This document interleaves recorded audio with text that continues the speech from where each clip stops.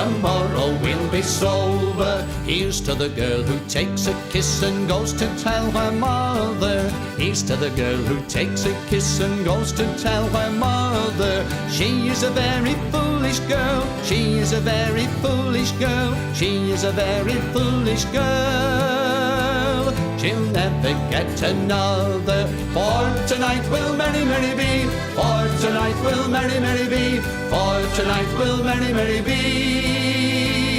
Tomorrow we'll be sober. Here's to the girl who takes a kiss and comes back for another. Here's to the girl who takes a kiss and comes back for another. She is a boon to all mankind. She is a boon to all mankind. She is a boon to all mankind. She'll very soon be a mother. For tonight will merry, merry be. For tonight will merry, merry be. For tonight will merry, merry be. Tomorrow we'll be sober.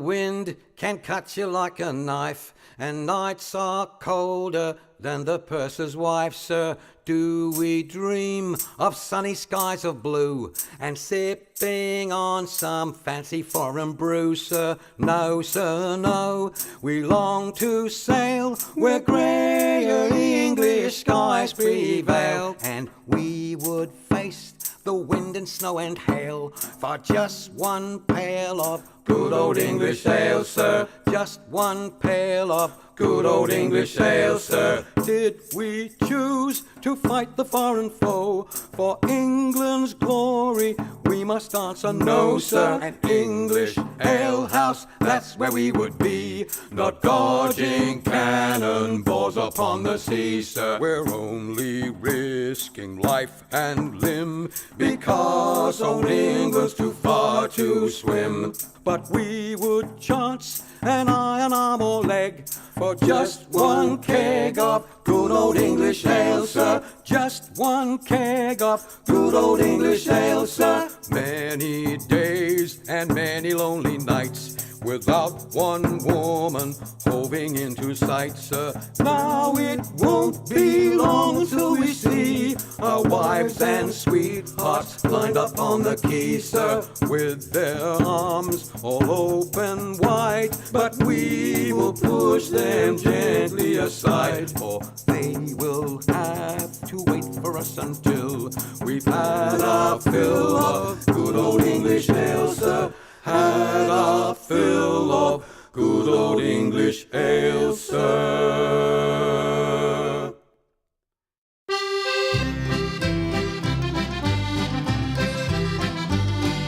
The keeper did a hunting go, under his cloak he carried a bow, oh, for to shoot at a merry little doe among the leaves so green. Oh, Jackie boy, master, sing ye well, very well, hey down, ho down, derry derry down, among the leaves so green. Oh, Jimmy, hey down down, Jimmy, ho down down, hey down, ho down, derry derry down, among the leaves so green. Oh,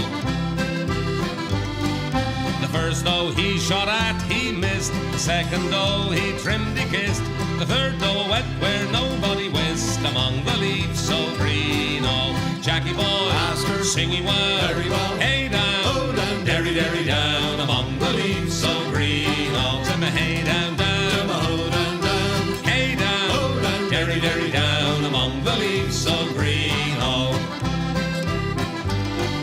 the fourth though she did cross the plain, the keeper fetched her back again, where she is now she may remain, among the leaves so green. Oh, Jackie boy, master, sing ye well, very well, hey down, ho down, derry derry down, among the leaves so green. Oh, Jimmy, hey down down, Jimmy, ho down down, hey down, ho down, derry derry down, among the leaves so green. Oh, the fifth though she did cross the brook, the keeper fetched her back with his crook, where she is now you must go and look, among the leaves so green. Oh, Jackie boy, master, sing ye well, very well, hey down, ho down, derry derry down, among the leaves so green. Oh, Jimmy, hey down down, Jimmy, ho down down, hey down, ho down, derry derry down, among the leaves so green. Oh, sixth though she ran over the plain, he with his hounds did turn her again, there he did hunt in a merry merry vein, among the leaves so green. Oh, Jackie boy, master, sing ye well, very well, hey down, ho down, derry derry down, among the leaves so green. Oh, Jimmy, hey down down, Jimmy, ho down down, hey down,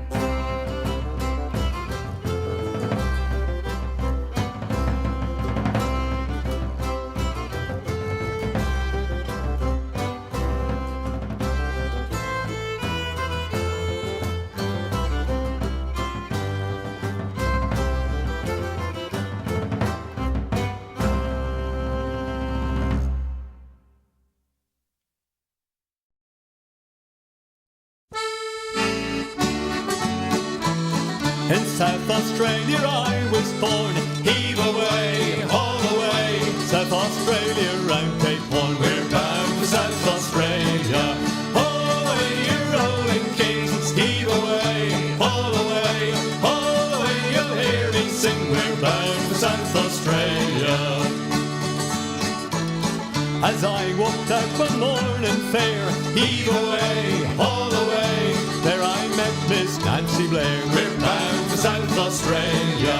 Haul away, you rolling kings. Heave away, haul away, haul away. You'll hear me sing. We're bound for South Australia. I shook her up, I shook her down. Heave away, haul away, shook her round and round the town. We're bound for South Australia. Haul away, you rolling kings. Heave away, haul away, haul away. You'll hear me sing. We're bound for South Australia. There ain't but one thing grieves my mind. Heave away, haul away, to leave Miss Nancy Blair behind. We're bound for South Australia. Haul away, you rolling kings. Heave away, haul away, haul away. You'll hear me sing. We're bound for South Australia. And as you walk around Cape Horn, heave away, haul away, you wish to God you'd never been born. We're bound for South Australia. Haul away, you rolling kings. Heave away, haul away, haul away. You'll hear me sing. We're bound for South Australia.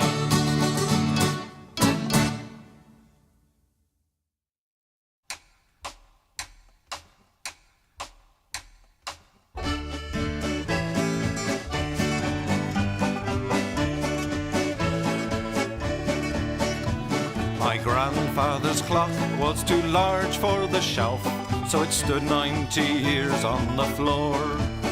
It was taller by half than the old man himself, though it weighed not a pennyweight more. It was bought on the morn of the day that he was born. It was always his treasure and pride, but it stopped short, never to go again when the old man died. 90 years without slumbering, tick-tock, tick-tock, his life seconds numbering, tick-tock, tick-tock, but it stopped short, never to go again when the old man died. In watching its pendulum swing to and fro, many hours had he spent while a boy. And in childhood and manhood the clock seemed to know, and to share both his grief and his joy. For it struck 24 when he entered in the door with a blooming and beautiful bride. But it stopped short, never to go again when the old man died. 90 years without slumbering, tick-tock, tick-tock, his life seconds numbering, tick-tock, tick-tock, but it stopped short, never to go again when the old man died. My grandfather said that of those he could hire, not a servant so faithful he found. For it wasted no time and had but one desire, at the close of each week to be wound. For it kept in its place, not a frown upon its face, and its hands never hung by his side. But it stopped short, never to go again when the old man died. 90 years without slumbering, tick-tock, tick-tock, his life seconds numbering, tick-tock, tick-tock, but it stopped short, never to go again when the old man died. It rang an alarm in the dead of the night, an alarm that for years had been dumb, and we knew that his spirit was pluming for flight, that his hour of departure had come. Still the clock kept its time with a soft and muffled chime, as we silently stood by his side. But it stopped short, never to go again when the old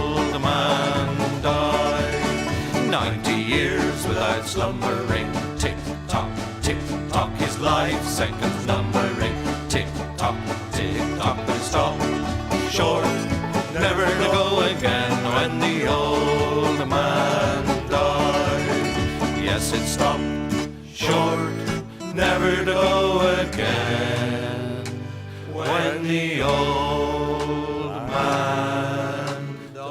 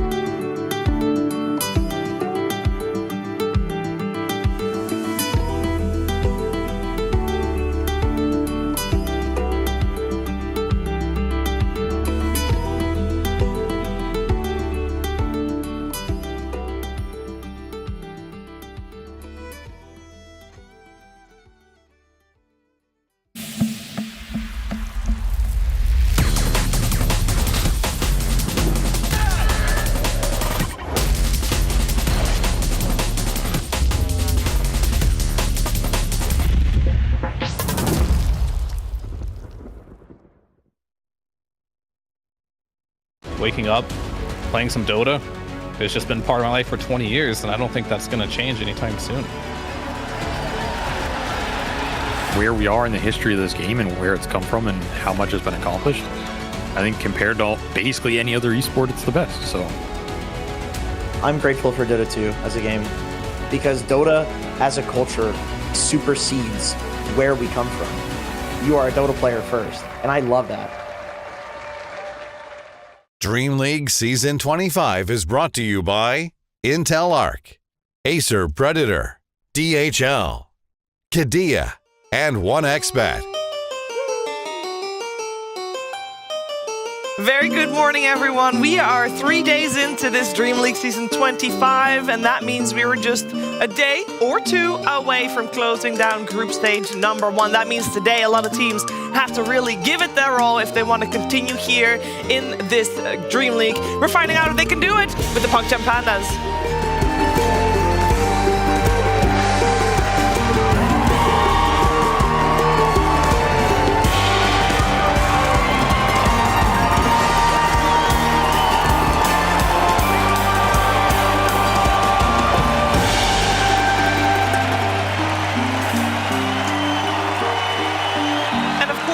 The greatest minds in Dota 2 to talk about all of this and more. Gunnar, welcome back. Good morning. Where are the greatest minds? Yes. You're part of that. Not anymore. I thought you said we are the greatest minds. I said, I'm like, where are the greatest minds is what I was asking. I'm feeling good. I'm excited. Today, The third day of the group stage is a scary one because it makes or breaks a lot of teams. So. What about the third day of the first group stage? And then the third day of the second group stage. What's scary, the third day of the first group stage or the third day of the second group stage? Well, the third day of the second group stage, at least you already know if you are in the second group stage, meaning that, you know. You got through the first one. Good, yeah. That's true. I guess it depends on what your expectations are. What are your expectations, Jenkins? I would expect Team Shopify to go all the way. Okay, Grand we'll talk finals. about that later. How you doing, Owen? Yeah, no, good. We had some pretty fun games yesterday. We had significantly, at least on the mainstream, right, less amount of PA as opposed to day one. So looking forward to see how that continues into this day 3, if we continue to just sort of get like first phase PA bans across the board. And of course, just counting down those days to the patch. You know? Yes! We should be close, right? Should be Thursday. It is close, right? Guys, Thursday, right? Oh, yeah. Well, that's this what we're Thursday, hoping right? for. Surely. But Surely. with that in mind, I left the couch, by the way. I moved here because we are all hoping for a patch. Now, I will preface this with saying we have no idea if it's coming this week or next week or in a month from now. You know, it's... Who knows, really? But I figured we're gonna, you know, patches like Christmas. And Christmas gives you normally a wish list. We're gonna make a wish list. Now, we already have got a couple of pro players that gave us their wish list item in terms of what they want to see in the patch, and we're all going to be adding to it. So, Owen, you guys, you can decide first. You only get one thing. For all three of us. No. Every one of you gets one thing. Otherwise, the list is going to get too long. Oh. I'll write DM and Boxy down. Oh wait. DM said aesthetics cap. Yeah, he did. Okay. That's like a ridiculous thing to say. I still can't wants get to over remove that. it? No, he wants it to be nerfed. He said like this is the most busted neutral item, the aesthetics cap. I mean, it could do with enough, but I don't know if that's priority I don't think that one. changes the patch. Yeah. If the patch was only one thing, right, that wouldn't actually change the game compared to, you know, Yeah, but you can start small, leave the big stuff to other people. I mean, he can have his wishes. People Sure. go to a well, they toss in a coin to your witcher, and then the wish is not always going to be the same. That's okay. But if somebody goes and tosses a coin in there and they say, I wish I had 1,000 sheep in my house. I'm gonna go, you don't have a field. What are you gonna do with 1,000 sheep? And they go, oh, I want it. It's okay. Okay. You can have it, but it's stupid. Like I think this is stupid. I think stupid's a strong word. Okay, it's unintelligent. Okay. I don't know if that's any better. It's not better. I think that's worse. Yeah. I think misguided. Brian says it back there, muted. Thank you, Brian. Okay, did you guys come up with one already? Oh, we were supposed to come up with one. I want Agdib's Lab standalone, full game release. That's just a small ask. That's a small ask. Bro, a small that's ask, not a just patch. That's an entire. I want a full I mean, at game. that time, Its own client. Where is it? I think to be Everything. fair, I want Ag's Lab. the last few Valve shipped solo games have gone really well. So I do think that the Agnes Labyrinth. What's funny? I'm not laughing. Actually, I didn't realize who's laughing. He was laughing I'm back barely there. watching. I think if we cared about his opinion, he'd be down He'd here be with down us here with on the us, yeah, panel. yeah. Well, he's above us. Okay. I actually think that's a great wish. I think it's a good. I like that one. Like, it's like when you see what somebody else orders at the restaurant. You're like, I want that. Yeah. That's what I want. Yeah. You choose yours. I got. I want the tanky strength heroes to be nerfed, like Alchemist, Dragonite. Heroes that build HP and damage in one way is not that fun. It's like you take Centaur, he's just tanky. Tanky items, tanky heroes nerfed? Yeah, tanky heroes nerfed. Damage, just their damage. I want carries to feel like they're actual carries. Yeah. If anything, I'm happy about Phantom Assassin. Even though she's so OP, she's a real carry to some extent. Sure, but you like like the squishy. fact that she doesn't need to build damage and she still does insane I like her damage. I like the that's ideal kinda wild. design, but I don't like Yeah. that she can also just build tanky and do damage. Yeah. She should Sure. be squishy again. Yeah. Make glass cannons Great Dota again. again. Okay. I think that's good. I would go add funny facets. I like the funny ones. Okay. Like what? Give it. What are the ones you do like? Like the Venomancer putting wards on other guys and on that's pretty himself. good. This is Yeah. funny. And like it unintentionally led to like some really ridiculous play styles happening, like cutting killing the first wave and just standing behind the tower. Like to me, this is what Dota's about. It's about these like edge cases that nobody thinks about. And I think if you go with like funny facets, that's how you end up like design wise coming up with by accident these like fringe cases. Do you have any ideas? For like funny facets? Just one funny facet. I think like Pudge Hook, being able to get people on the way back and you can move and then it curves. No, I mean no. It should just be vector targetable, so you can like draw. That would be Like cool. the puck curve? Yeah. Like you Yeah. do the puck thing as a facet. Yeah, for Pudge. yeah. With Imagine. the hook. Yeah, that'd be So you can curve hilarious. it around the creep wave and grab him. Did you Yeah. ever see the one on Reddit from the Squirrel Beastmaster? That he gets a new like pet. It's a squirrel and it like taunts people to chase the squirrel like a dog chasing a squirrel. Oh, that's a that's good kinda cool, idea. yeah. That's a good idea. I like that one. I added mine as well. What was yours? I went for nullifier nerf. Mostly because Nullifier? no, hear me out. I'm anticipating the nerf for the Glimmer Cape But as a support, what am I going to buy? Glimmercape's going to be shit. And everything that I buy is going to be countered by Nullifier. And I hate Nullifier as a support. Every support. And then I have to buy Shadowblade. I don't want to buy Shadowblade. Maybe so Nullifier nerf so that my gold is valuable. Support should be killable again. They are killable. You just buy a Nullifier and they're all dead. Just buy a 5,000 gold item, guys. Maybe like just one more item that's not nullifiable. Yes. That would be nice. I would like that. Like what? Should we add Brian's? Like what? I've got one. Oh. Maybe Eon Disc shouldn't be nullifiable? No, it should. Mine would be timing-based objectives pretty much removed from the game.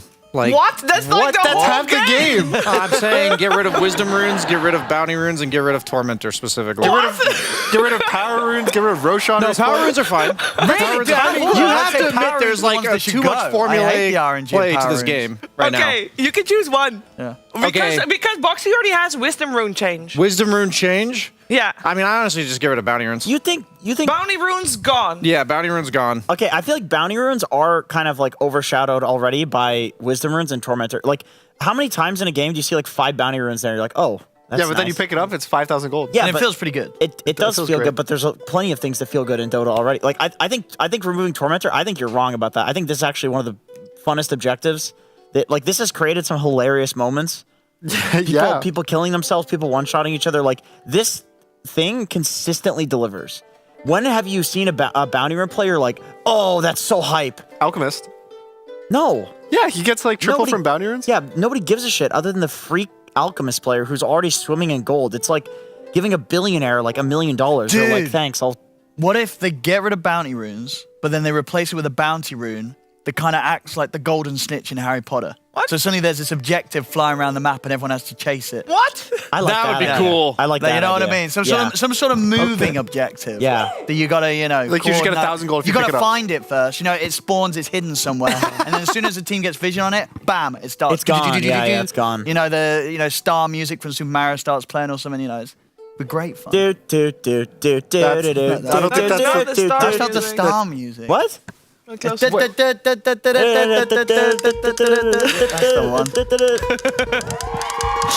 Exactly. I think we're good. Obviously, this wish list will be filled in as we come closer to hopefully patch. I mean, where's the patch? Thursday. We are sure. They heard it here. We don't know. For sure. We'll hold you I'll to that. once again reiterate. It better come. We actually have no clue. Gunner does. He just said. He just swore on his life. Gunner swore on his life. My last name's actually Valve. Yeah. Oh, there Gunner you go. Valve and, Gunner Valve, yeah. Thursday, guys. Nicholas Valve. Money back. Nicholas Valve. Yes. Nicholas Valve. We should be talking about the tournament that we have as well, other than the patch. I mean, patch, very exciting stuff. But we're also here to be talking about Dota 2 because this Dream League Season 25 is stop number 3 rather, on the ESL Pro Tour. So it's time to look at the leaderboards, what people are fighting for. This is the current leaderboard. Paravision very high, of course, because they won ESL, won Bangkok, and LAN events just give more points than anything else. Also keep in mind that this leaderboard is very important when it comes to being invited to the next event. Now I will say for ESL 1 Rally, the invites are already done. It's the top 4, I believe, that gets to go without having to qualify. But it also counts for the Dream League afterwards, so all the points you get are very, very important. And you don't just get points. We have to talk about the money. Now, I know we haven't done that yet, but there has been a change. So there's one thing that was kept the same. I'll mention that first from last Dream League, is that if you the points that you see here, if you come top of your group in Group Stage 1 or Group Stage 2, you get extra points. We'll talk about that some other time, but that is very important, and we'll probably talk about that a lot today, considering the amount of points teams can get. But the most important thing that has changed for this Dream League, Jenkins, is the club reward column. Can I ask for a little bit of clarification on the club reward, just because I'm... just in case the audience doesn't understand, of course I understand. This is, if they come first, the club gets this, not the players? Yes. Okay, so this is not like tweeting and social media stuff and like the club. Okay. No, this is let's say Team Liquid wins. Team their Liquid players or whatever they have in their contract, because obviously we don't know. It could be different. It could be different. But let's say the players all get the prize money there or whatever they get from their contract. And then the 40K is specifically, hey, Team Liquid, that's just for the org. Like a bonus. This is very important for the sustainability of the scene. I mean, maybe because it's split, it looks more boring from like it's a business perspective thing. But I just know from all the hubbub behind the scenes that it's pretty hard to run an esports team. But this is something that is very necessary for the scene to thrive. So this is something that could actually help the little orgs like break into the scene. It helps sustain the teams. Yeah. It helps sustain the teams. Like teams have to have social media, they have to have, videos. Like Dota has had a scarcity of YouTube content and like content in general, and I think it's hurt the game a lot when compared to He Who Shall Not Be Named, the other MOBA which exists. Like the content over there is great. Have you seen Arcane? Have you seen Arcane? I have seen Arcane. God damn, this show is good. And I think it all boils back to like everything being weighted on TI, and this is something that like naturally was going to happen to the Dota scene eventually. That we're going to become more healthy, but this is steps in the right direction. Yeah, I think it is. I think it's really important, and I think it's really cool. And we will highlight it more often as we keep showing you the graphic, because some people that tune in today or tune in tomorrow might not have tuned in today. So be prepared to hear this more often. Now, one thing you will also hear more often is us talking about Dota 2 and the teams and how they're doing, because it is a very important day. Gunnar already mentioned how important a day 3 is, and especially knowing that the group stage is only 4 days long, Owen. But so far, these are the results of Group A. Where does your attention go when you look at this? I mean, honestly, my instant kind of reaction really when I look at this is that this is sort of what I'd expect. I guess outside of maybe Falcons not being in the top 2, in this 4th position where they're 4 and 4. I think, and Shopify, I think that would be the 2 teams that you maybe have expected to be switched around coming into this. But outside of that, I think this is kind of like the expected performance. Tundra, BetBoom team, 7-1, 7-1. No surprises there. So yeah, I'll be interested to see if this changes up, and I think the most focus is going to be around Falcons in that middle spot, because they're still in a position where they could end up in the bottom 4. I would say swap Heroic and Falcons, and then where Shopify is where Falcons should be, and then everything looks normal. Nobody expected Shopify to do this well, but NA's been a dying region for quite some time now, Gundaddy, so thank you for that. Like a phoenix, we're reborn. Like a phoenix, we are reborn with Pakaz. With how many North American players? P-God. Pakaz is honorary North American. Okay, and then? Yamato is North American. Okay. Oh, sorry, Yamato. Yamato. And then the other gentleman, I think they have residency. There's some residency. Yeah. It's 5 North Americans on the North American team. It's in the procedure. The government's dealing with it right now. For you guys' information, Shopify and Falcons, they will play each other later today. So that will be a good one. That will be a very important one to watch. Of course, we'll go through all the schedules so you know exactly where to watch that one. But let's take a look at how things are going in Group B, as we have got 8 teams there. The split is a little bit more straightforward on this one. And I don't think, Gunnar, it's very surprising that the eye normally gets pulled towards Yakult Brothers and Chimera. Yeah, I think as well, it's kind of a similar story. You see Gaming and Liquid in 5th and 6th, which is a bit surprising. But again, I think Yakult and Chimera are both really good teams. This group to me looks a lot closer in terms of the skill with how teams are performing recently. So the big standout is Spirit, being 8-0, and I think today honestly can go any direction. Liquid can kind of come back, or maybe a Colt goes 4-0 today. So I think Group B is, for me, it's the group to watch today. This is the exciting one. Yeah. I have no read on this group whatsoever. Well, I will say that the reason this looks like this is because yesterday Team Liquid got 0-2'd by Chimera. And I think that is the result that made this... Right, he doesn't like that. He's a Team Liquid streamer. Disappointed. That made that result the way it was. But it is still very close. A lot still can happen. I say very close. I do know that there's a couple with 1-7. They can come back. Technically. They're not out. They're not out. I think if they win it's happened before. Game, they're done for. But you can't they're done for. It never happens. No, it's happened at least once. It happens. At least once. Yeah, and we have a full day on Thursday, maybe to reach Pat. No, Fingers crossed. But we have a full day for tiebreakers on Thursday, so there is a chance that we're still gonna have things sorted out then. By the way, for Group A, there's one result that we already mentioned, Shopify Rebellion doing as well as they do. I do want to highlight that a little bit because I do feel like sometimes we joke about the team a little bit here and there, you know? Bulba. I love Bulba. That's the punchline. Yep. No, they played very well yesterday, and I think especially in their series against Tundra, they really showed us what they've got gunning. Yep, I think just watching them is pretty impressive. I was a little skeptical of Pakaz, to be honest. I didn't know how well he would fit in offlane because it's very recent, right? He just started playing, what, 2 weeks ago? Offlane? Yep. And so I know the transition is really hard to start learning offlane these days because so many people who play it have played it for years and years. So just to see them having success already, I think is a really good sign for the future of the team. I do think the offlane, though, right now, correct me if I'm wrong, is it kind of like another carry role. It's close enough to carry that it's like Sanj and Yasha simple on enough every for carries to offlaner. learn it. Yeah. Yeah, like he's playing a lot of Lycan, and you just play it like. My hope, honestly, is next patch, if I could, have a second wish or change my wish, would be for offlane to be more Tidehunters and Abyssal Underlords like auras and stuff. and tanky initiators, and not tanking away where you're taking 2 damage with the Sanji Yasha and Echo Saber. I miss the old school offlane because there's like a homogenization of the roles that has happened, which I think to a degree is nice. Like for instance, support's getting more farm, but when it's happening to the point where like a carry is just an offlaner and an offlaner is just a carry because everyone's getting Sanji Yasha Glimmer, I agree that could be fixed, but. It's working out great for Shopify, though, considering they got one of the strongest carries in the world as their offlaner. And, the reason that made him a strong carry clearly is allowing him also to transition to the offlane. He's just a good player. He does his research. He knows what he's doing. Yeah, it's working out. They are the only team so far that's been able to take a game of Tundra. Very commendable.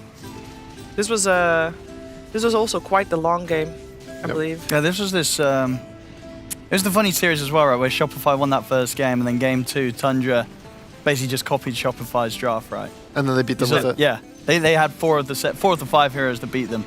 So as I think the panel was saying yesterday, it was actually, even though they lost game 2, it was 2 draft wins for Bulba that series. Nice. Yeah, that's a win in Bulba's book. They copied his, they just took his draft. You know? It was like, Let me take your homework. You guys missed the Bulba Storms for every game. First pick, Sumail Storm. It might come back. You think so? So many games Storm? to play. I feel like Boy likes his Storm. He likes it, but I feel like it's not the same as the golden days. No. I miss the golden days. Maybe a couple days. Or in a week's time, or in a month's time. Maybe with patch. Let's take a look at what is coming your way today. We still have a day filled with 4 streams with each 4 series. All series are 2-game series. These are the series on the Ember stream. And this is Falcons, Mudang Warriors, Chimera versus Gaimin, Tundra versus Extreme Gaming, and Team Liquid versus Avalos. And I think especially in this one, eyes on Team Liquid. I feel like they kind of dropped the ball yesterday, and if they still want to have a shot at making it through, they don't have to straight up win out, but they have to show better. Yeah, and I think Avalos is a good enough team that they could beat Team Liquid, even though their score is not that great. This is also something that maybe given their last couple of tournaments you would expect, but given their overall performance as a team, like you don't want to underestimate them. I also think Chimera versus Gaimin is a big one there because they're very close in the group. So if Gaimin can get a 2-0 there, then they're actually going to swap spots with Chimera. Very true. Let's take a look at the next one on the I believe Storm stream.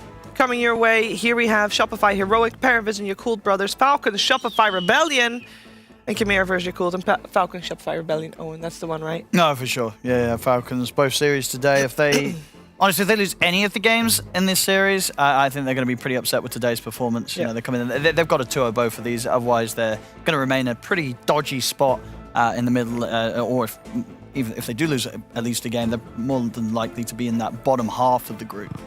Yep, let's take a look at Earth. Gunnar, which one stands out for you here? We got ourselves a 9 Pandas doubleheader and a Boom doubleheader.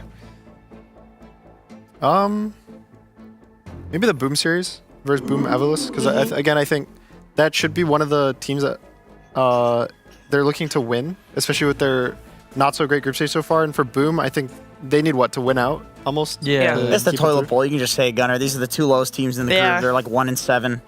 So but imagine a 2-0 starts the comeback. Yep, that's true. That was very true. And then on the mainstream, we got Spirit Game and Heroic BetBoom, Spirit Liquid, and we are starting the day with BetBoom versus Tundra. And other than the first game of the day, Jenkins, which one are you look forward to most? Oh, I always love seeing Spirit play. I mean, Spirit Liquid, like, you got TI winners versus TI winners right there. You know, it's like outside of the context of this tournament where Liquid maybe is not in a great spot, Spirit is 8-0.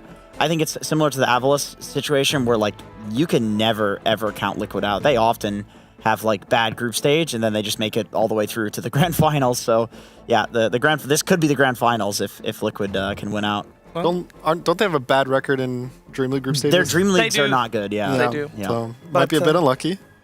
They just need a couple points here, though. So maybe if they still come top 4, they still... The thing is, you get so many points off the top of the group, actually. That's such a waste if you don't get to the top of your group. We'll talk about that another time. We're going to talk about the upcoming series because we do have ourselves BetBoom versus Tundra, gentlemen. Thank you for joining us this morning. Jenkins, we are moving back to talk about our upcoming game.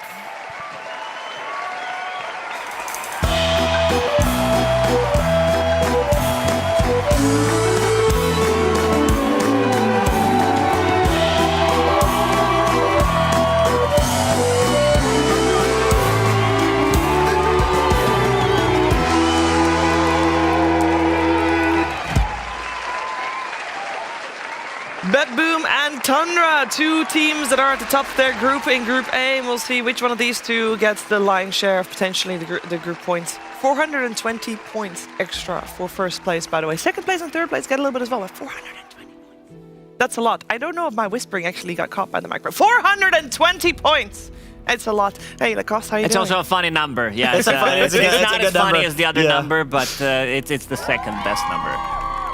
I'm doing good, I think this series is going to be fantastic because we have two teams that are looking pretty unstoppable as well. And the BetBoom team, they are also playing with the full roster. We saw them play with their old teammate during the Blast Slam, which they didn't do too well. And I think it shows the difference between two players, because Kataomi, he's been owning recently. This guy is super aggressive. There was one game during Fisher Playground where he was Fisher Playground presented by Fisher, there of course. We go, yeah. of course. And they did really well. He was like level 7 Lich at 7 minutes, something that you really don't see. So this guy is super aggressive. I really love the aggressiveness duos from both of these squads on the offlane. Yeah, we're going to see if we can get some aggressive game today as well. Before we do so, we're going to check in with Brian, who has something prepared for this series. Thank you, Shiver. I'm going to be talking the Tundra Tormentor timing, as when 20 minutes rolls around in the game, you can bet that they will be eyeing, if not only one, but both Tormentors to be taking. So far, this event, they've already given us a slew of clips to provide for you with varying results of exactly what happened. So let's go ahead and pull up those clips, as you're going to notice each time, no matter what, they're down 30-6 in kills, down 12k, and at 20-05, they take their own Tormentor. This time around, they're invading Heroic's Tormentor, up by 7k, and this is a common scenario that Tundra finds themselves in. 33 even memed about it in his interview from yesterday, where they get a little bit overzealous and it goes the wrong direction, losing the Aegis. Beastmaster is going to go down again, and they even proceed to lose more heroes afterwards. So the Tormentor can be a double-edged sword here. In this last example, we see that they are considering invading the enemy Tormentor, but 9 Pandas, they're onto it, and Tundra decides to dip out, but where do they go exactly? Well, of course, they're going to TP 2 of their own cores back to their own Tormentor. Maybe a little bit tardy this time around by Tundra standards, taking the Tormentor at 20-45. But so far, Tundra, they will prove that they've done this almost every single game. So going into this series against BetBoom, how is BetBoom going to be prepared for this? Will Tundra look to invade? Will BetBoom even predict that Tundra will do their own Tormentor and invade theirs? We'll just have to see. Mind games upon mind games I'm expecting here, Brian, because if you think they're going to do the Tormentor, you're going to prepare to do the Tormentor, and they think that you know that you're going to do the Tormentor. No. What's going to happen here is they're not going to do anything about BetBoom's Tormentor, because BetBoom's Tormentor is going to defeat themselves. That's true! That's true! This is their arch nemesis, pretty much. So you don't have to do anything. 2 heroes are going to die, maybe even 3 heroes, depending how BetBoom is going to approach the Tormentor. Funny how they've changed players, and it's still their arch nemesis. emphasis. Yeah. Yes. Well, they have gone back to some players, though, actually, which I think probably helps. I think the 20-minute timing is like, not only is there the Tormentor that's spawning there, there's the Wisdom Rune in like 1 minute. Yeah. It's all of this crap that's like bundled up in the corner of the map at that time, and there's the Juicy Ancients as well. Put it on the board. That's what we want to see changed. The 20 and 21 minute timing. Yeah, it's way too important. Yeah, it definitely is. You want specifically, but because I could make a whole list. Like no, but you're not only allowed to put one thing in. And Boxy already said Wisdom Rune changes.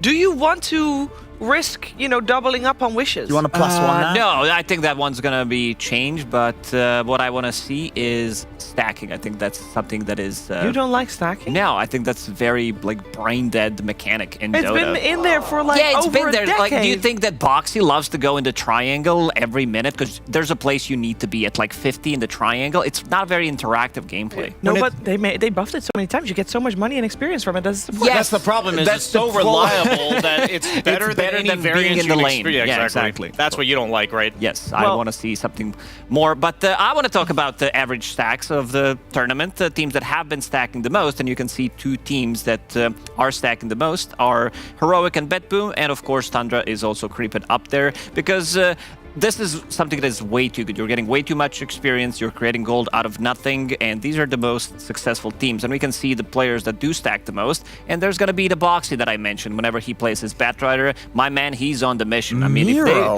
Miero is the one that is the maybe with surprising Beastmaster one. Boar or something like that. Because it also comes down to what Save is playing from the position 4, and he's not playing other than Batrider, not playing these position 4 heroes that can stack a lot. So Miero is on a duty stacking for himself, something that usually you don't see in a top 5, that you have off-lane player who is prioritizing stack. That's how good it is. You know, the other thing about stacking that I think makes it so busted is that it lets you pick heroes that are just good. It's not like you can not pick a hero because, okay, this hero's really good if we get through the lanes, but it's not good at laning. So, what are we gonna do? Just stack. You don't have to lane. Either that, mid, for instance, or bring back the boys. If you bring back the boys, which boys? The boys, the satyrs. ancient prowlers. No, not those boys. These are the ones that can kill you. Yeah, I was gonna say it's very painful. You go for the stack and just get rooted amongst 15 ancient creeps and just die. Yeah, but it doesn't just happen if you go for the stack. It also happens if you're trying to stack sometimes. That's what I'm saying. Yeah,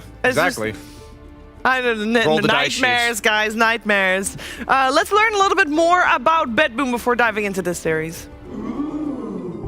BetBoom are undoubtedly one of the strongest teams to come out of Eastern Europe, and they have been for quite a while. But it's not all good for BetBoom, as they've had their struggles, always getting close to winning events, but never actually managing to take it home. I carry difference! Get on my level! They've made several roster changes in the past couple of years to try and fix their allergy to winning grand finals, but nothing seems to work out for them. They finally did win an event in December of last year, Blast Slam, with GPK as a stand-in. They were perhaps more disappointed, once again getting close, but not quite making it, ultimately getting knocked out at 3rd place. Sorry for losing today, guys. With this in mind, GPK rejoined the active roster to replace Kiyotaka in the mid lane, joining the rest of the boys, Pure, Miro, Save, and Kataomi to form the 1000th iteration of almost the same roster. Can they replicate their success from Blast Slam? If I were a betting man, I'd say, I don't know. Maybe. I respect it, though. They kind of know what they're going for, and you don't want to change too much because they almost have a winning formula. So they just change one little piece. You also don't know what you got until it's gone, Sheev, so sometimes you got to bring back the classics. Yep, or sometimes you just form a team from scratch, although 33 has reminded us that it wasn't some grand vision that he was going for. He just liked the players. It's the classic genius thing where it's like, it was super obvious. I just kind of felt it out. I didn't think that hard. It's really not a big deal, even though you're the only person that can do it, Jenkins, you can relate to this, I'm sure. Yeah, I'm surrounded by a lot of geniuses, actually, so I definitely understand and relate to that, Brian. Yeah. Very good. We are moments away from the draft, as you can see, so I want to talk a little bit about what we can expect from this series. Both these teams have been doing so well so far here in this DreamLeague. They obviously both are fighting for that top spot for the groups. I will reiterate, a lot of extra points, which is very needed to not have to play qualifiers, and both of these teams will want that. What are we thinking, Lacoste? How do you feel like this game will go? Do you have a favorite going in? I'm gonna even say, I mean, it's a BO2 two-game series, so probably gonna be 1-1 in my book, but I would give a slight edge to BetBoom. I've been praising this team for a really long time, but I also want to touch upon something the way Tundra is playing. They know how to slow the game down, something that we've seen yesterday, especially game 1 when they were playing against Heroic, where they're losing kills, but actually gaining net worth. And I had to check some of the stats. The reason why this is happening is Saksa, has the second highest death of all players at the tournament. So he's the one tanking that bullet, saying, you know what, I'm going to be the one on the other side of the map, whether he's playing Nyx, Bounty, Ricky, being very annoying, getting a kill, dying afterwards, and giving his team enough information and enough time to get the farm. Yeah, I feel like every time I watch Tundra, it's Sox setting up a solo kill with Nyx and an Invoker Sunstrike, and then dying to 4 heroes. You know what I'm saying? It's like always a positive trade that you look at it on paper and says, this guy's dying a lot, but when you think about the way Tundra plays, where they're even farming Whitemon on Phoenix, one of his signatures, a very scaling support that clears waves, somebody has to be providing information, somebody has to be tanking the ganks, theoretically. Like, the cores on the other team are doing something during this time, and they're just killing Soxa. Yeah, Soxa is almost always getting a trade, even if it's like stealing a Wisdom Rune or... Yeah, he's very successful in that regard. You could definitely say that. He does this thing on Nyx where like he uses the Vendetta to get in, but then he only goes for the Vendetta attack like right at the end of the Vendetta cooldown, so he has it up to get out of the fight and like scurry over trees. So a lot of the times like he's getting gone on and he's actually just surviving as well. Were you the one saying that when you attack out of Nyx's Vendetta, if it's super early on, you still have the free pathing? Yeah, you do. Oh my god. Yeah, it's Is that intended? Probably not. I don't know. I'm not sure. But it's like you have the free pathing. It's a feature, okay? You have the free pathing for like 15 seconds after you press Vendetta, regardless and of it has using nothing to do with the Vendetta itself. You just gain free pathing when you press the Vendetta. Because I feel like they're abusing that part really well. Definitely. Yeah. I agree. Well, they gave Tundra their first Doom pick of the tournament. Otherwise, like, Doom's been first round banned every single game. So they took Nyx in preparation. I assume they knew Tundra was going to take Doom. You have the Carapace against the Scorched Earth into the follow-up stun and damage. So one of the best ways of dealing with Doom is to just burst him. Now I need to see what's the planned follow-up from the side of BetBoom team. Problem with the Doom nowadays, like this is a trend that started a month or two ago. It was ATF who started to build SNY on Doom, and now you're gonna throw in a casual Glimmer Cape on top of that, so you're definitely not gonna be dying having that status assistance. It's just way too good. It's the best item in the game right now. People talk about the Glimmer, but I would say that SNY is much better. It's really insane. Yeah, I agree. I will say though, Nyx plus some other high damage dealer is one of the few like combos that can kill a Doom. The Nyx alone, like because of the SMY and the Glimmer, you're never gonna be solo killing Doom unless you're very far ahead on Nyx. But I also think that argument applies to pretty much every hero right now because every hero is getting SNY Glimmer. So Nyx Assassin, like I think you always want to pair it with an Invoker or like something that can at least like jump in and play with the Nyx. I mean, this is the kind of situation where I would love to know what these teams are thinking because Tundra pretty much picks Phoenix whenever it's available. They were dealing with Nyx being picked on the other team a lot when they were picking Phoenix. They would even like sometimes double pick Phoenix Nyx. And I'm just thinking like Phoenix Nyx. Yeah, exactly. Phoenix. Yeah, exactly. Good one. But so they banned out Phoenix this time around, and they actually pick Elder Titan for the first time this tournament. So they think like Phoenix is good enough to be banned, but they don't want it. So yeah, I'm just wondering what their thought is of like why Elder Titan against Nyx. Is it just to dominate the safe lane, chase after him? Is he a good hero for preventing creep cutting, maybe contesting stacks or something? What do you guys think? Like why Elder Titan against Nyx? This is something that Whitemon loves to play. Usually we see Whitemon on healing fives, but this is one of the more aggressive ones. We see good ways of disengaging. They could also be prepping maybe for something like a Centaur that could come out because Miero loves to play the hero. It's very effective against the Doom as well. That's so random. This is very early Drow Ranger pick.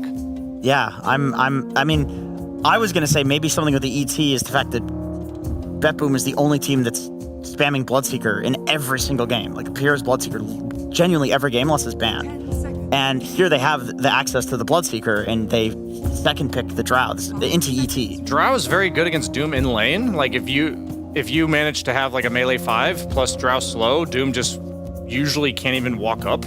So maybe their idea is, like, no matter what happens, yeah, so they go I was for the gonna say ogre. Yeah, yeah, ogre any hero plus- with a slow is nice. Like, you Drow Undying is like the classic, but I actually don't want a 5 without a slow, because the whole idea of Drow and Doom, he walks up to the creep wave with Scorched Earth, creep aggroes, drags the creep back, and then gets himself to safety, and with Drow Ogre, you just can't, I don't even think he can walk up. These are the games I watched 33, and I've seen him like jungle on Lycan level 1 or 2.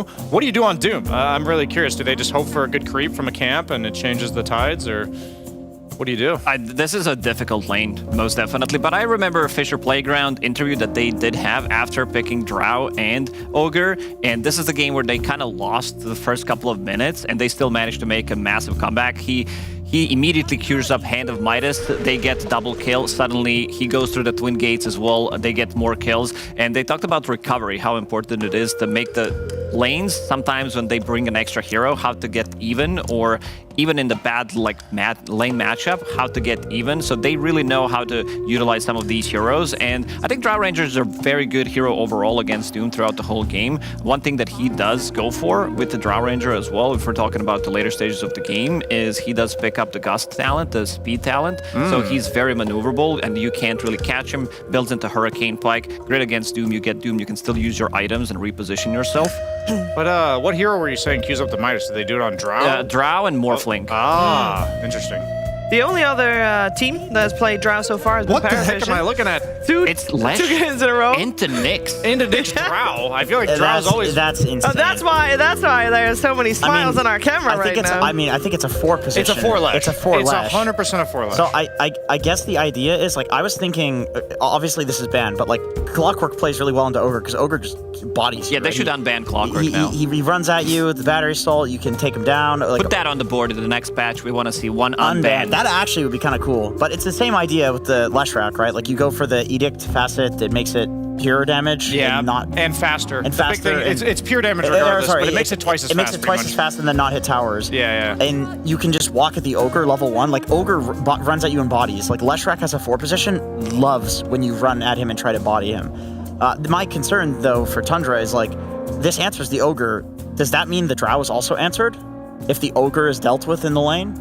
I mean, the way you play this, I think, is you just have to get level 2 as soon as possible, and you just play super chill until then. By then, like, as long as Doom's not significantly ahead of the Drow at that point, then I think you're fine. But it really does determine what is the status of the lane when BetBoom gets level the creep 2. that he's going to be looking to get is the Purge creep, so he can remove Ignite. Level 2, basically... Oh, yeah, the level Purge creep is 2 pretty broken Ignite here. at level 2 doesn't make sense, but Ogre with the learning facet does do that. So definitely want to remove that, maybe even remove Bloodlust, because I think you want to be getting that on Ogre when you have Drow Ranger in the team to have that extra move speed and extra damage. Would that be in the laning phase you're talking about, or more so later Yeah, on? I think he's going to keep that for a really long time. Yeah, that's a very good... It's good against Invoker, Cold Snap, and all that, too.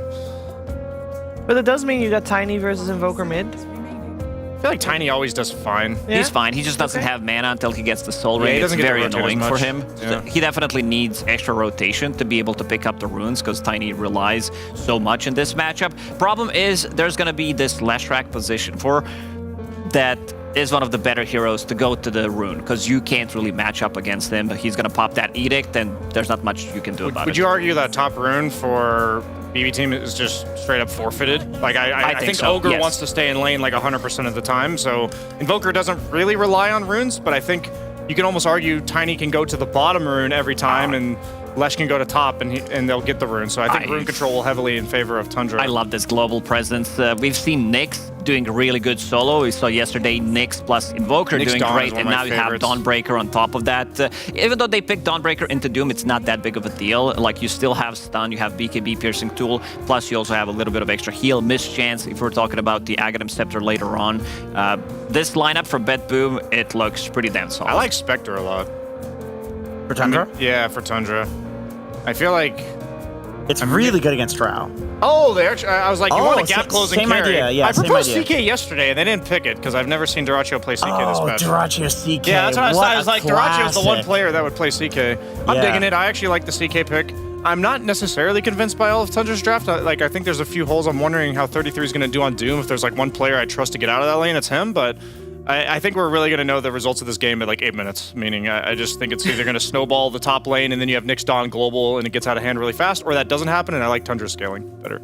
But we did say that we like the Drow late as well. I'm skeptical of the Midas spread. I do like this Drought from BetBoom more than I do like from Tundra. Okay. CK, it's something that Drought doesn't really deal well with, but this hero is also not that strong. I also want to see, maybe the casters can tell me which facet did he go for on CK? Strong Illusions or the one that gives him Silence Disarm? At the moment, he's on Irrationality, so yeah, the one that gives the random debuff. No way! He's on it. But it's still on the choosing bit. So But that means that's the one he had by default, Yeah, that's the one he had previous game. Did you tell him about it, Jenkins? No. I told him about going for the other PA facet and with Conda Rapier, and he did it in a pub. And he said I almost griefed him in an official because he almost forgot to change it. I mean, that facet's good. I think in this game, it's silence for the Nyx assassin, maybe kill or the invoker. And there's a chance. I think it's good too. I have heard it theory crafted. It's good. I've seen CK people do players. it, but also It can be good. It can be good, but your illusions, they melt so quickly if you don't go for the other facet. Maybe you just don't play with the illusions. Oh no, that's CK. It's the only way that you know. You happy with it or not? Did he go with it? I believe so. Yeah, they loaded in. Can we zoom in on Gunner real quick? Can we get a zoom on Gunner? Yeah, he has Irrationality. Yeah. Okay. CK Irrationality. W. Yes, Jenkins. CK, the other facet. I don't remember what it's called. I don't even Phantasmagoria. I can't read it. It's better. But this one's good. It's going to cook. Okay, that's all we want to know. It's going to cook. We're going to have a good game on our hands here, and we're going to head over to game number 1 via the PogChamp Pandas.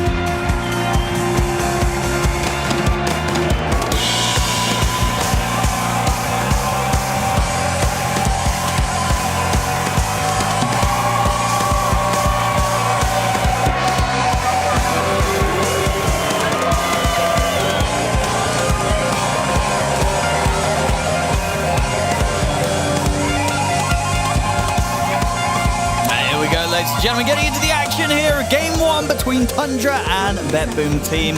And yeah, Gunnar, what do you make of this? I feel it's kind of fresh. It's kind of exciting, right? I feel like we're seeing 2 teams coming in with a few different heroes across the board, but in particular, 2 different carries. We're getting Drow versus CK. What's going on? Is the new patch hit and I wasn't aware? There's also Leshrac 4 as well. So some new heroes. I like it. I always like when there's new heroes. Absolutely. New ideas brought into as the group stage goes on, you kind of decide stuff in the scrims, or you watch the officials, you're like, oh, if they pick this, we'll pick this. And it's probably, I would assume the Drow was a response to Doom.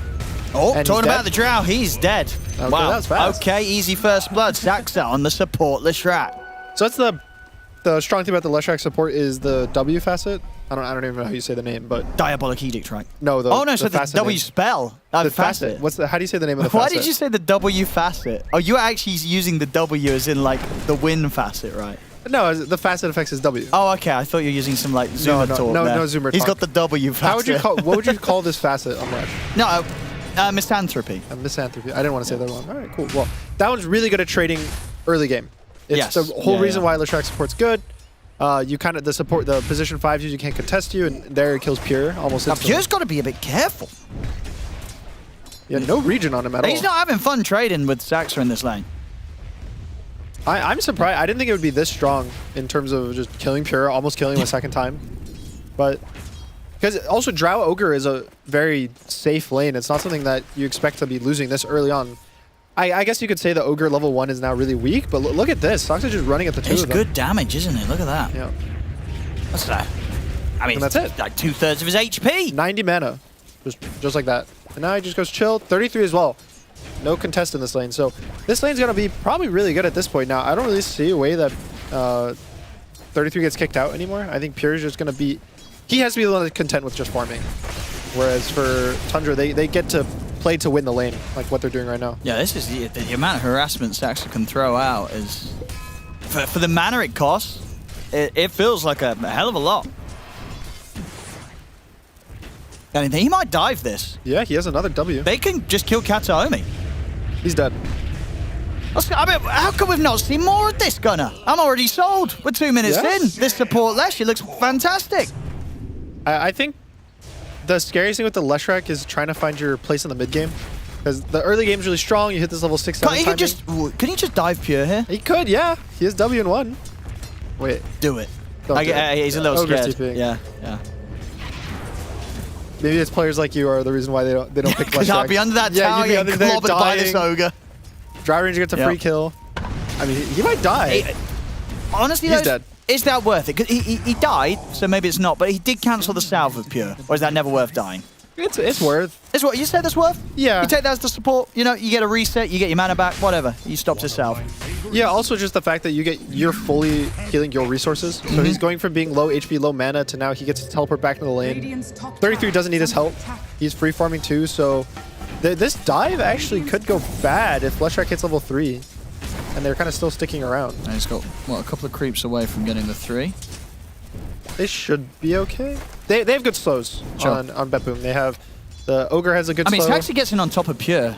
Okay, yeah. Good use of the multi-shot there from Pure just to make sure Saxon can't get too close.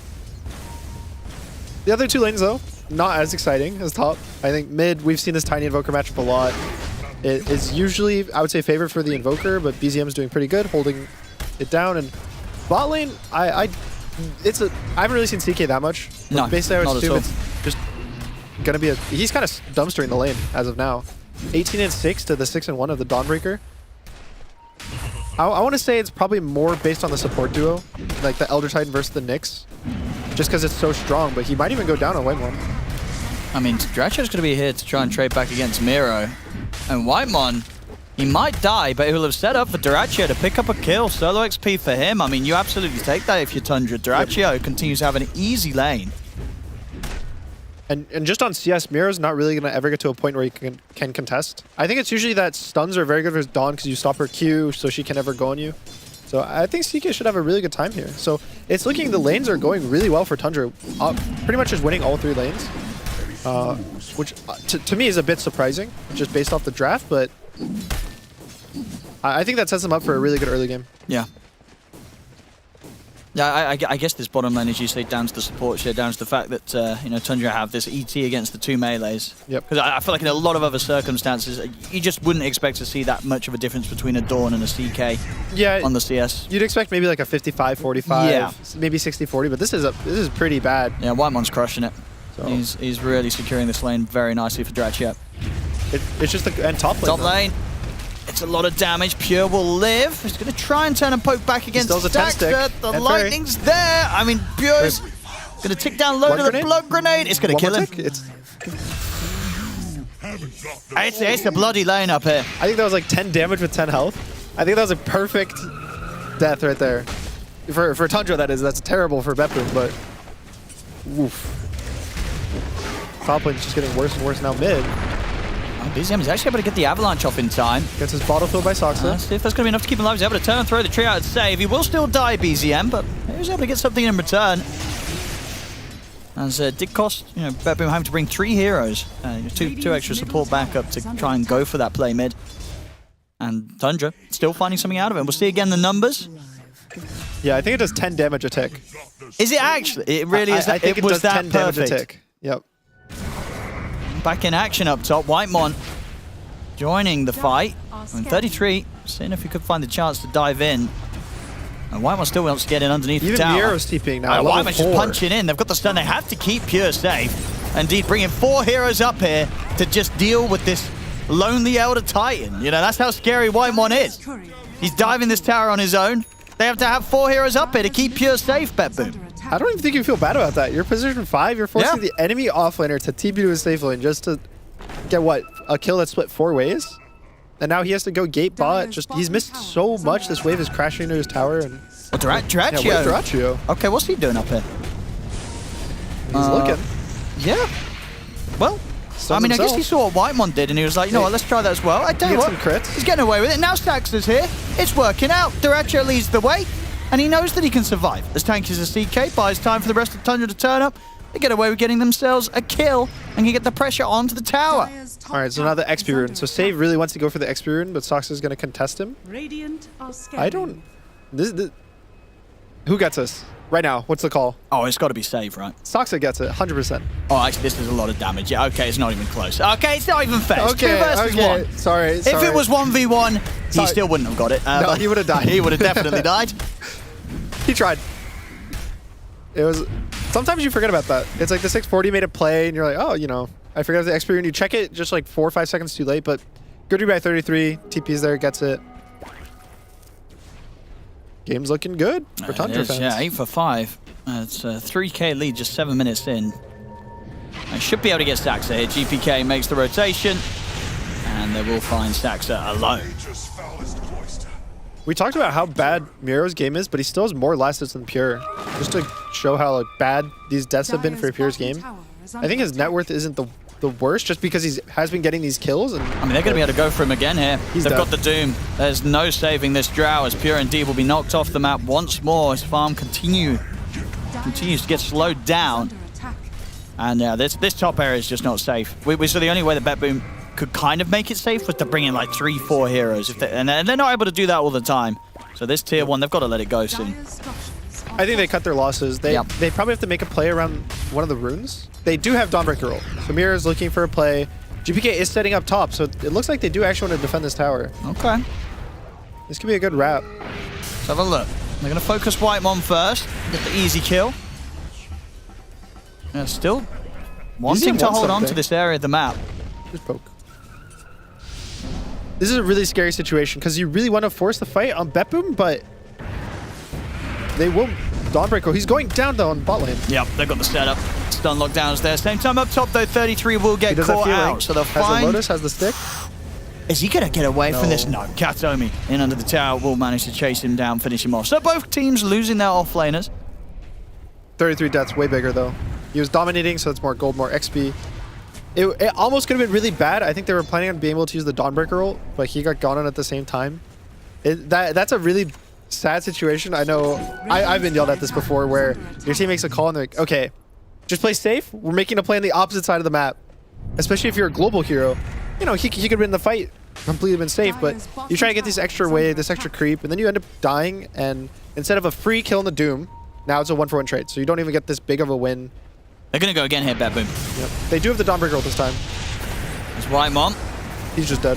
He's not able to do anything to help out here. 33 can't be saved. It's BetBoom team. Yeah, the way that they want to approach this is really by trying to brute force this top lane back under their control, and it's working now. A couple of big kills now, taking the Doom out. Yep, that's back to back. These kills matter a lot. They've basically gained 2,000 gold just off the fact of camping this lane top. The biggest one it hurts is pretty much the supports, just in terms of experience levels, but Save is almost level 6, so he's going to be able to start making his moves. It's not an Exort Invoker, so there's no stun strikes so far, but I think they're hitting their stride of timings. They're going to find him. First Vendetta. It's just the thing, of course, we did see that great damage output that Saxa could offer in those kind of controlled positions in the lane, but when it comes to being out on the map, this Leshrac dies pretty quickly. Yeah, this is the issue with Leshrac support. It's you hit the mid game. Sure. Even the first 2 minutes looks great. It's like, what? Diabolic Edict, look at this. And then, you hit level 3, you feel so good, but now you're so squishy without the core items. You compare this to a mid Lesh. Ooh. Good Doom. Oh, it got cancelled. They've got the stomp downs for 2 of them. They should be able to easily clean up GPK and have a chance of chasing down Save here. Pulse forward, Save to fall as well. Tundra get the 2 kills. No Solar Guardian is going to be able to turn that one around. I looked bot, and he was silenced by the facet. By the rift. I don't know if it was a stun into a silence to cancel it, but I did see him silenced while it was canceled, so could have been something cool. Ooh, and look at that! BZM! Nice catch. Cancelling the TP of Pure. Keeping the show going here on the Tiny. BZM 2-1-4 so far. Solid start. I'm actually surprised. I feel like I keep seeing Tundra get kills, but the score's actually 13-10. Amira's just dying to these illusions. He's dead. There's the rift, the drag back. Unless? Ooh, TPs are coming in. He'll live this time. He certainly is. BetBoom should have a pretty solid chance of punishing him. And Amira even able to turn around. Oh! He throws in the hammer. That's one of those situations, right? I don't even, I've definitely done what Mira did there as well. Minimal HP, you're like, well, I can still throw a hammer out. I can outplay him. But definitely underestimated the drag, the cast distance there of the rift, which is fair, most players haven't played against CKs in quite a while. You're not seeing a lot of them. But yeah, a little bit of an unnecessary death there from Miro, because I'm pretty sure the other two heroes probably had Duracho on lock. Yeah. It's just a funny one. Yeah. Because he didn't even need to pull himself back. I think every player does that. Yeah. Every player is, they want to play at the edge of their limits. Yep. Do the best they can, eke out every bit of damage, and then it's always really funny. Because it happens, it's so often. They can just kite, leave the fight. You do it for fun, though. It's a game. Now, with that said and done, Tundra back to maintaining this little bit of a lead here. 3k advantage. All three of their cores in a very good spot. Blink Dagger almost done for BZM. Glimmer Cape soon finished for 33. My favorite timing in the game. The Glimmer Cape offlaner. It's a big Glimmer game. It's very as most tend to be. Yeah. But this one, yeah. Going on mid. I don't think they can kill him. He has a shield rune too. Where do they get their damage? That is my big question for the BetBoom team. I mean, because how long is it going to be until Pure really feels like ready to turn up to the action? It feels difficult, right? When it's a game where there is this sort of Blink Tiny in play, and also just even the threat of like the Astral Spirit into the Stomp that Whitemon can constantly put on top of the Drow. Yeah, it just feels awkward. Tundra has really tanky heroes. They have a tiny... These kills, if they get them, are so good when they're split. They're going to get Duracho, but can they get out? BTM's in with a two-man avalanche combo here on towards the both of them. Look at the stomp follow-up from Whitemon. Here comes the splitter. GPK is dead alongside Kataomi. They may have lost Duracho, Tundra, but they strike back hard, and they'll indeed be able to look to chase down Miro as well, surely. He's got the hammer. Drag himself down to the low ground. BZM's got the toss forward. Keeps Sax in on top of Miro. There's no escape for the Dawn either, as Tundra, they may have lost the carry, but they make it all worth it. Has he got any way out of this? He's got Carapace and a stun. I don't think so. Yeah, BZM's got him with a combo. Wasn't ready there, save, so they're losing 4 heroes. And that just for getting Duracho. All part of Tundra's plan, and BetBoom need to be a bit more careful about going for these moves that, at the end of the day, it seems to play out as a bit of a bait. Yeah, I was just about to say, I think they perfectly have the damage for solo kills. You see a Doom by himself, a Tiny, a CK. You can pop everything and kill that one guy, but the second it's a 3v3, a 4v4, their damage starts to fall off because they really have this one round of spells. Tundra's going to be half health, and the only hero that has like a round of spells is Tiny. But even he does more damage than most of the BetBoom team heroes. Look at this. They know exactly where Pure's going to be farming, trying to recover. Duracho, will he get the pullback? He will. He gets the opening. Pure, is there anyone that's going to be able to help him save? We'll be able to hold back BZM with the stun. That will stop him from being able to get the jump combo onto Pure, so it gives the space for Pure to escape. BZM will turn, though, towards save with the help of 33 to kill him off instead. Same time, though, GPK was able to catch out Saxa. So BetBoom, they find a trade, and they're able to keep Pure safe in a situation that looked to be very close to him getting jumped by Tundra. What a funny facet. I think this Drow could have died if it was the silence one. Because he wouldn't have been able to push back the CK. Yeah, what is the RNG? Is it what, 50%? So it's no, it's 33% duration. It's 33% for break or disarm or silence. Because it used to be there's 2, and then the third option was nothing. Yeah, oh yeah, that's true. They did buff it because that was when it was like just really bad. It was bad because there was a chance it could just do nothing. Yes. Yeah. But now, it always does something. I mean, the biggest one is silence this game. Sure. Break doesn't do anything really because the only one that would get has a passive is the Drow, but it breaks anyway by being a melee range. So the biggest one, also disarm, is honestly not bad.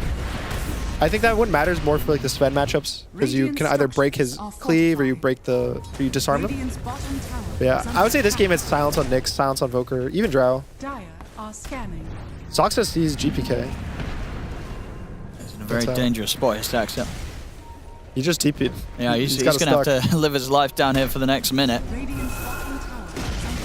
I'm interested to see how Soxa wants to scale. He's going for Blink. So I think he's accepting the fact that he's going to have 1,000 health and... YOLO it in on top of the Drow. Just jump on the Drow. Yeah. It's not some survival... Sure. Because usually you see Leshrax, it's mid with a Bloodstone. And they end up being really tanky. They go in, they start the fights. They can't die. But... he's going to die. He's going to end the game, what? I think double digits? Maybe at least 10 deaths. And win. That's my prediction. I can see it happening. He's calming down a little bit. Yeah, Tundra's finding it a bit hard to kind of get these jumps. I think BetBoom team is playing pretty good around each other, especially because Tundra's feeling forced to have to constantly group. There's a Nyx Assassin hunting, there's an Evoker hunting, and there's also the Dawnbreaker to bring an extra hero. So Tundra does have to play a bit more grouped up, whereas BetBoom team has the ability to split, be a little more greedy on the sides, and that's going to lead to just a slower game to some extent, just due to the fact that Tundra's winning. If it was the opposite where Tundra is losing and they have to group, that's where they get caught, they keep taking team fights and dying. But now it's only basically jumps on tower dives. Ratchet. I believe we got lucky there with the silence proc, as you mentioned. Makes it very easy to kill the Nyx Assassin and get that with the Rift.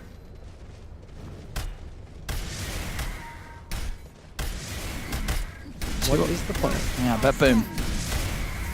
I know you get that Ags, well, halfway on the Aghanims here for Pure on the Drought. Yeah, I think the Ags is probably their big timing to kill the tanky strength heroes. Underneath, they should get kills there. BZM underneath the tier 2 tower, yeah, that's not going to fly. They'll get the 2 of those. I think he got baited by his jump a minute ago, because he jumped the Ogre, messed it up, and still lived, but it was because of the haste rune. So now when he does it again, there's no haste, just one single TP, one Dawnbreaker, and he's dead. And these kills can't really afford to happen, I would say. A lot of the games, when one team's ahead, they end up tower diving tier 2s. And if they die once or twice in these tower dives, they lose the games. We'll see here as well. They get the setup on towards Dratcho. Oh, no, they find him at the side of the tower. They just turn and kill the CK immediately. A big catch for BetBoom. They get the Deafening Blast pushed back onto 33. There's BetBoom. The space to take the tower and get a big kill on the way of it as well. Yeah, Dratcho, he was not ready for them to find him like that. I think they're playing a bit... I don't know the right word. It's a bit greedy. They're just very split. They're not really respecting BetBoom team's 5-man of all heroes on the same page. And they keep going one by one. Like, they're defending this tower with 2 dead. They're down their Elder Titan and they're down their Tiny, and they still really want to defend this. Dratcho goes down. It's... To be fair, they're still ahead. The game is still fine. They group up as 5. They take these fights. But, you know, you make these mistakes 1-2 more times, you're behind, and now you're the ones who can't really team fight them. So you can't get picked off, you can't team fight them, and I think the game can start getting scary if they keep making these mistakes. Also, I do want to point out there's an Echo Saber. I was going to say, is this because eventually he wants to get the Harpoon to get on top of the Drow? Probably. I don't think I've seen him buy it yet. I guess it's just an evolution of the Sanji Joshua Doom. It was just an evolution of the offlaners, right? It's like, what are you playing on the offlaner? Okay, buy Echo, buy Harpoon, buy SNY, you're going to be good. Get a Glimmer in there as well, job done. But it is a lot of kind of the sort of similar tier items, right? If you're going for the Echo and the SNY and the Glimmer. Yeah, it's a lot of buying these small items. The nice thing about Doom is the Facet. He can buy all these small items and just sell them. For sure, you can cash it in. So, if there was one hero to buy, 5 really small items, it would be Doom. Absolutely. Yeah, I've never seen... I'm excited. He hasn't right-clicked a hero yet, but he does have the Alpha Wolf crit. That's true with the crit. And having couple of hits coming in. Yeah, this was what double the chance of getting in with a big hit. Yeah, Amar was cooking this. Yep. He wasn't going Echo or Glimmer, but he was going... It was Sanjin Yasha into the... I think he was going AC some games, and Scotty, Abyssal Blade, which is right-click, full right-click Doom build.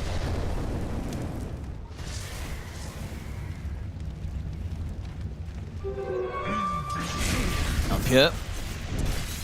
As the Aghanim's done. So, will be a bit of a chance of... Now, if he's able to find his position in his fights, he can be quite annoying with the build-up of the damage and such, but as we mentioned, there's just so many ways that Tundra can kind of just throw heroes at him or jump him. The BetBoom are going to have to set up these team fights very carefully to ensure that their Drow gets to stay in a safe spot. BZM has got the opening onto GPK. The rest of the backup there not quite in range. So GPK is going to walk it off, throw him out tip. Team just wasn't able to be close enough, I think. There's no blink. Pretty much it's just BZM for the fights now. 33 is going no blink on Doom. He's just going to go tanky. This is the other kind of meta shift, I would say, for all these tanky items people are buying. There's a lot less blink daggers. It's a lot of, I'm going to go Sanji Joshua Glimmer and Walkie would be tanky. But that kind of leads to these catches being more on the backs of the supports. A lot of Nyx Assassins are getting picked. And I would say that's like the biggest reason why people are picking Nyx. It's specifically to catch and kind of make up for your cores not having their own catch. Which for Tundra, their supports don't catch in the side lanes in the same way. Elder Titan you could say is catch, but it's not going to catch an Invoker there. So this whole game is really on BZM to just find good fights outside of, 33 randomly getting Glimmer Cape initiations. Let's see if these two have got the damage taken down. Okay, with the backup of the Dawnbreaker, they certainly do. Good setup from Save, finds 33 alone. BZM's in top. Can you get some more? I mean, with the splitter coming down on towards GPK, they certainly can. And now turning towards Mirror. Have they got anything to stop this? They don't. So Mirror will escape. Picking up the GPK kills pretty huge. Dracho, though, is on his own down bottom. Katomi leads in. Armor toggle. All right, can he do it again? More toggling? Oh, that's the Aegis you got to Storm too. So what they want to do with round 2, yeah, Katomi wants to get out of it. Same to be said for Pure. Doesn't want to mess around with Duracho a second time.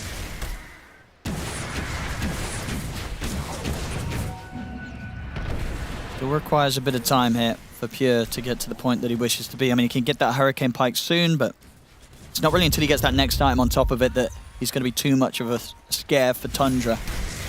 Yeah, I mean, I'm honestly impressed with how Pure kind of caught back up into the game. I thought his game was going to be really bad, really far behind, because Drow doesn't farm particularly fast. She's a, relatively slow farmer, but the fact he's basically even with Duracho after all this, I think a lot of it, again, goes to these dives and the free kills that he kind of got in his mid-game. Duracho wants to get on this, but it's difficult. BetBoom are grouped up, and BetBoom's ready to start running towards him, but the blink up's there in time. Duracho gets away of Mirror. These fights are not easy for Tundra to actually take. They get kited. There's so much just kite on BetBoom team between Drow, Invoker, even the Nyx Assassin that if you walk in just straight up, I don't think they'll win a fight. It's a lot about, I would say, again, BZM.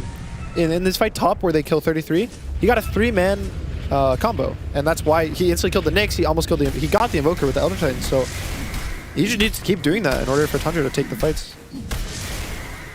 There is Duracho Blink, so they do have a second way to initiate, but still, again, no BKB on Duracho, and as you saw the last fight, he just goes down.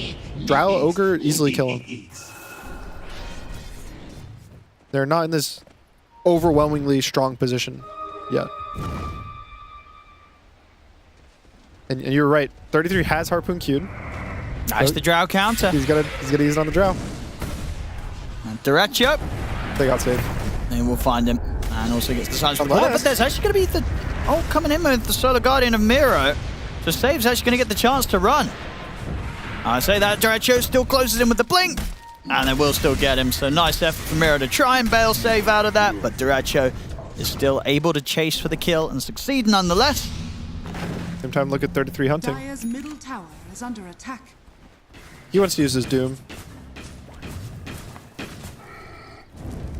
It's been difficult to find Pure though. These last few moments, Pure being in pretty solid positions for farm. Not being able to slow him down, and as you say, just keeping on par with the farm with Duracho's CK, despite what happened in the lane. Eyes on the mid, 33 doesn't want to go for Miro quite yet. I think this game pace is actually favoring BetBoom team a lot. They scale pretty well, I would say. I think the Chaos Knifer's Drow matchup in theory is really bad because she doesn't deal with the illusions, but if she ever takes one fight where she doesn't get jumped, it's completely free for her. She'll kill all the illusions with her Ags kind of bursting on them. And I just think the way, especially maybe if Miro gets an Ags, which he is working on right now, I'm potentially getting a bit scared for Tundra. I know 33 is going to be really strong, and Duracho is obviously going to just one-shot the Drow if he gets on him, but it can head to a point where you take one bad fight for Tundra and you're just completely behind for the rest of the game. BetBoom, they're not scared of a fight right now with the 5 of them grouped up. 33 would be a big catch to get the setup. Opening stuns there, easily enough damage to take the Doom down. BetBoom, so maybe see if they can turn this into more. BZM's hovering around, he wants to try and jump in on this. Did he get him with the combo to save, but it's not enough to take him down solo. BZM has to back away. His Avalanche was still cooldown for 1 when he jumped. Otherwise, the Nyx was just dead. Yeah, 33 dead. This is kind of what I'm saying. I think at this point right now, any hero walks in and just dies. They don't have this strength hero that is too tanky. I would say the closest is BZM, especially when he gets his BKB. But I think they just haven't really taken a good fight on the side of Tundra.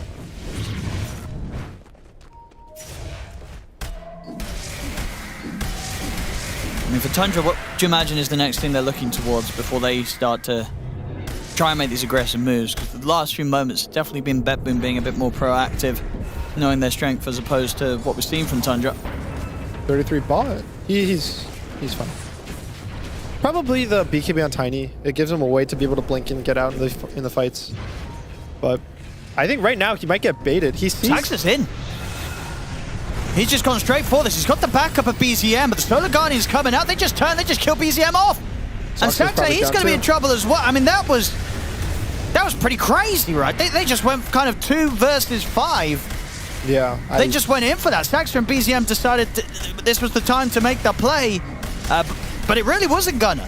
They were more than ready for that BetBoom. To the point where I think BetBoom, they were probably surprised that Tundra even tried that. They're like, what are they doing? I was gonna say, oh, they're getting baited by the Drow.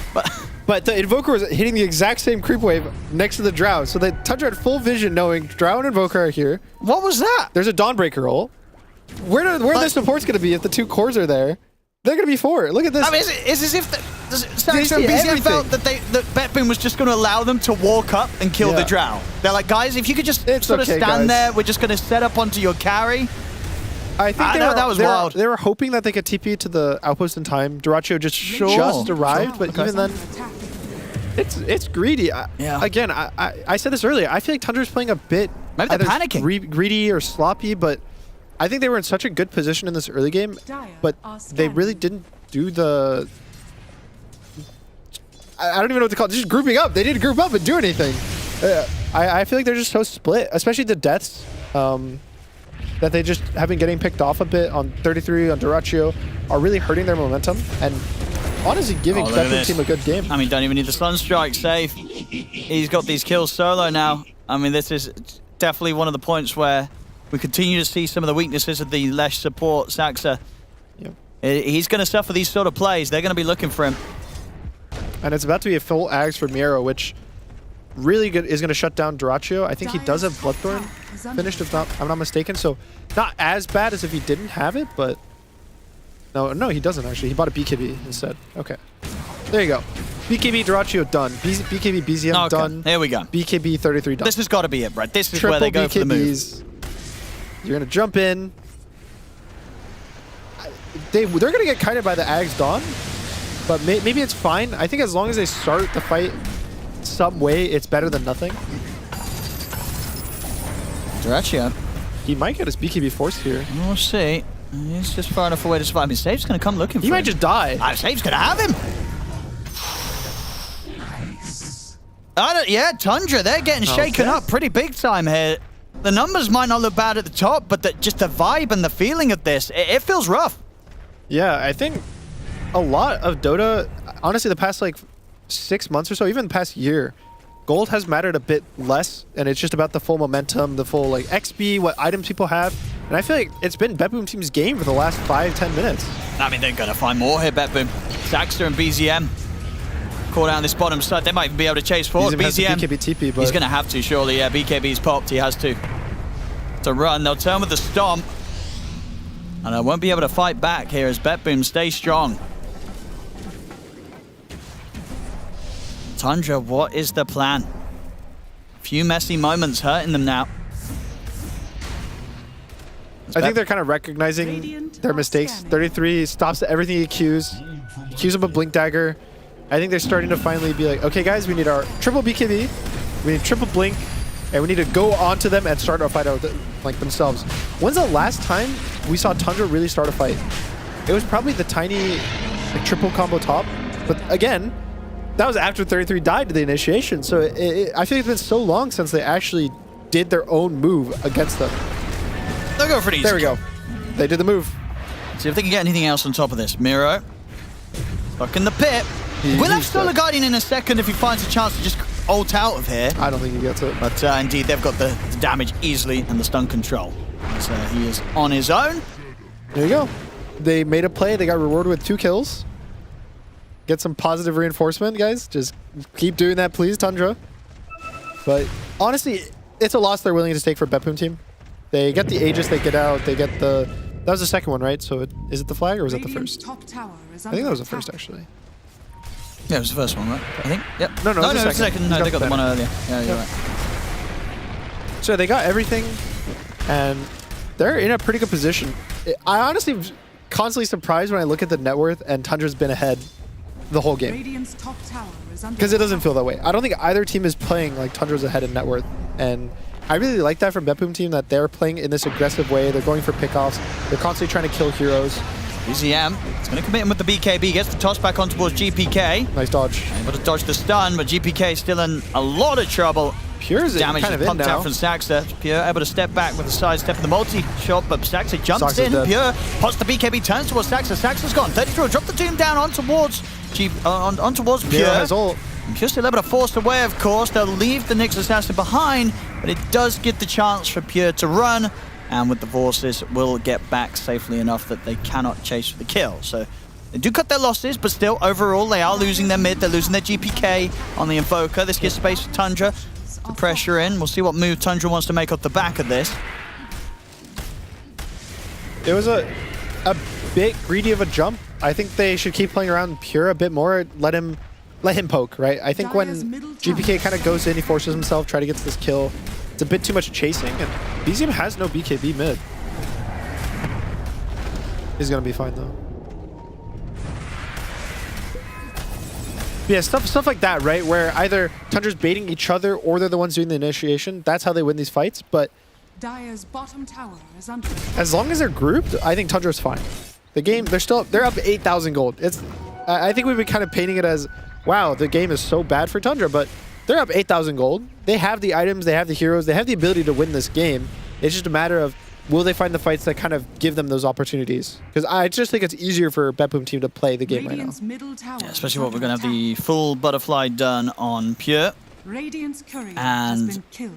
I mean, that's a little bit of a painful courier loss there, because BZM was, what, just like a few hundred gold away from having the AC. And they did have the buckler on that courier, so even when he has the money in a moment, he's going to have to wait 2.5 minutes until he can get that AC completed.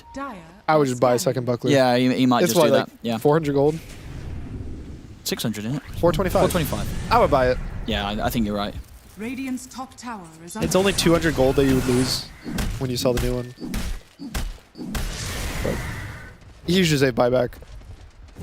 I think BetBoom team can kind of just go high ground if they really want to. Ooh. Good jump onto Mira. Dracho. Not if Mira goes down though. Got the grab on him. And indeed, they'll be able to clean him up easily. Dire's bottom tower is under attack. That's a really big pick-off. That's the next whole minute that BetBoom team shouldn't really feel comfortable to fight, to push, do anything, because a lot of their ability to take these fights is off the Dawnbreaker ult. Oh, okay. It's not an easy life for Saxa on the Lesh against this Nyx Assassin. Dire's bottom tower has fallen. He is at 10 deaths. He got to the double digits. This is part of the plan, as you said. Double digits, I said then double win the digits game. into a win. Yeah. So that's what can you do? It's, you're a Lesh. This is He's every an Nyx Lesh assassin. support game. It's gonna happen. Every Lesh support game is the exact same way. It's amazing early game. They're gonna try and start the fight here. Let's jump onto both supports here. Direction on to save. BZM onto Katsomi. Katsomi is able to get away though. They'll leave save behind. These are good kills. They can keep chasing. BKB's gonna run out soon. Of course, Pure feels strong. He's still got 30 seconds left on the Aegis. Dracho, he wants to get back in. BZM's in with the combo, but GPK is happy to step out the side, turn with the tornado. They get the silence, push back on towards BZM. 33 is in on a GPK, drops down the Doom. GPK will fall. Now they can turn towards the Drought. Pure, he goes for the BKB TP out. If they've got anything to put in it, stop to it. They do not. Katsomi as well. Also will manage to escape just in time. Tundra, yeah, holding back, able to push back and make sure those last few moments, the Aegis don't result in anything more than the tier 2s, but they did get both the tier 2s, of course. BetBoom team with that, the mid and the top were claimed. I thought it was a bit greedy for them when Dawnbreaker dies. Oh no, Saxa, not again. If he's able to get up with the blink play, might just be enough to save him, yeah. No further way to chase him down, so Saxa's fine. This time, no save around to hunt him down, with save still on the sidelines. And with this, it's actually got time for Tundra to sweep over. There's no BKB on Drow. See if Dracho can find the catch. They'll find Katsomi. Katsomi's going to try and juke them out, but the blink 4 is there from Saxa. Pure will be lucky to live. He gets back to base. Tundra, though, really starting to bump up that lead. 12k advantage now. I think a lot of it is based on this Miro pickoff bot.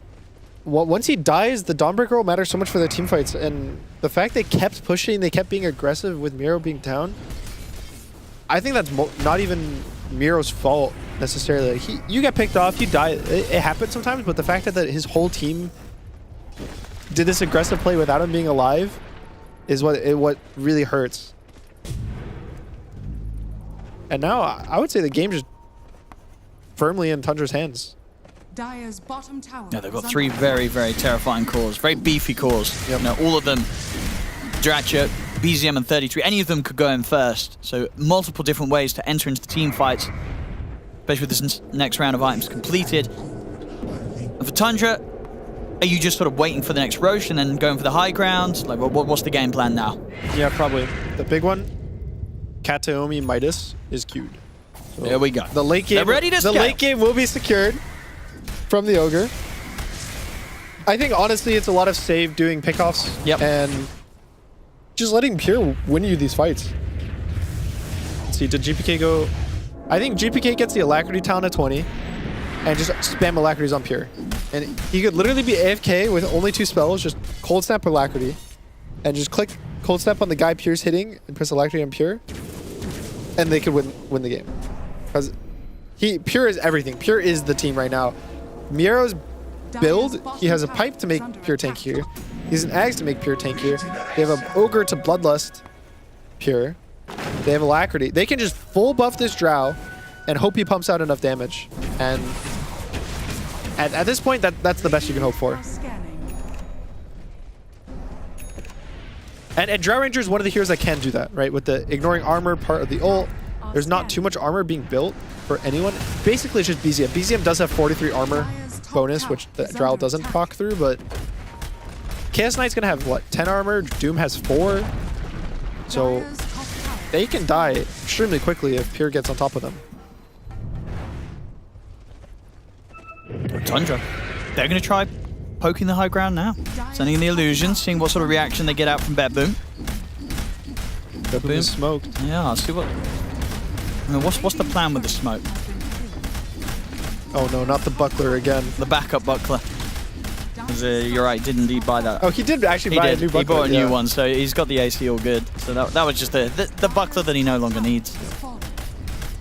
And they're getting away with this rack siege. I'm surprised that they didn't just wrap with the smoke. They still don't have time. I guess deciding that it's safer to defend from inside the base than do a full team fight. That's the range tracks down. Tundra, they won't try and force their luck too much. They know it's coming up to the timing where Roshan will be back in play soon. So they can look to settle for that first.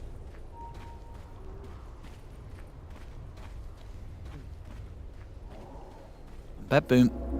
I mean, I'd imagine they want to try and have something to say about this Roche, right? They can look for a Roche fight.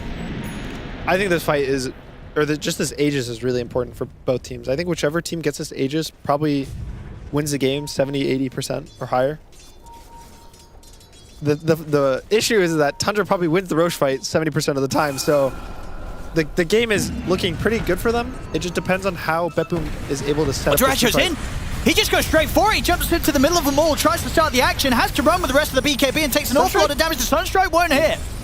Dracho, he should be fine. Oh no, he's not. Saves there. Picks him off of the backline. He was ready. And now the Solar Guardian is coming from Miro. BetBoom, they could try and turn this into more. They're going to drag back on towards BZM. They're going to focus down the Tiny. BZM able to get the BKB off. The Doom has been dropped down onto Pure. Pure trying to run, but he will fall as BZM turns, takes him out. GPK ults for the BKB TP away.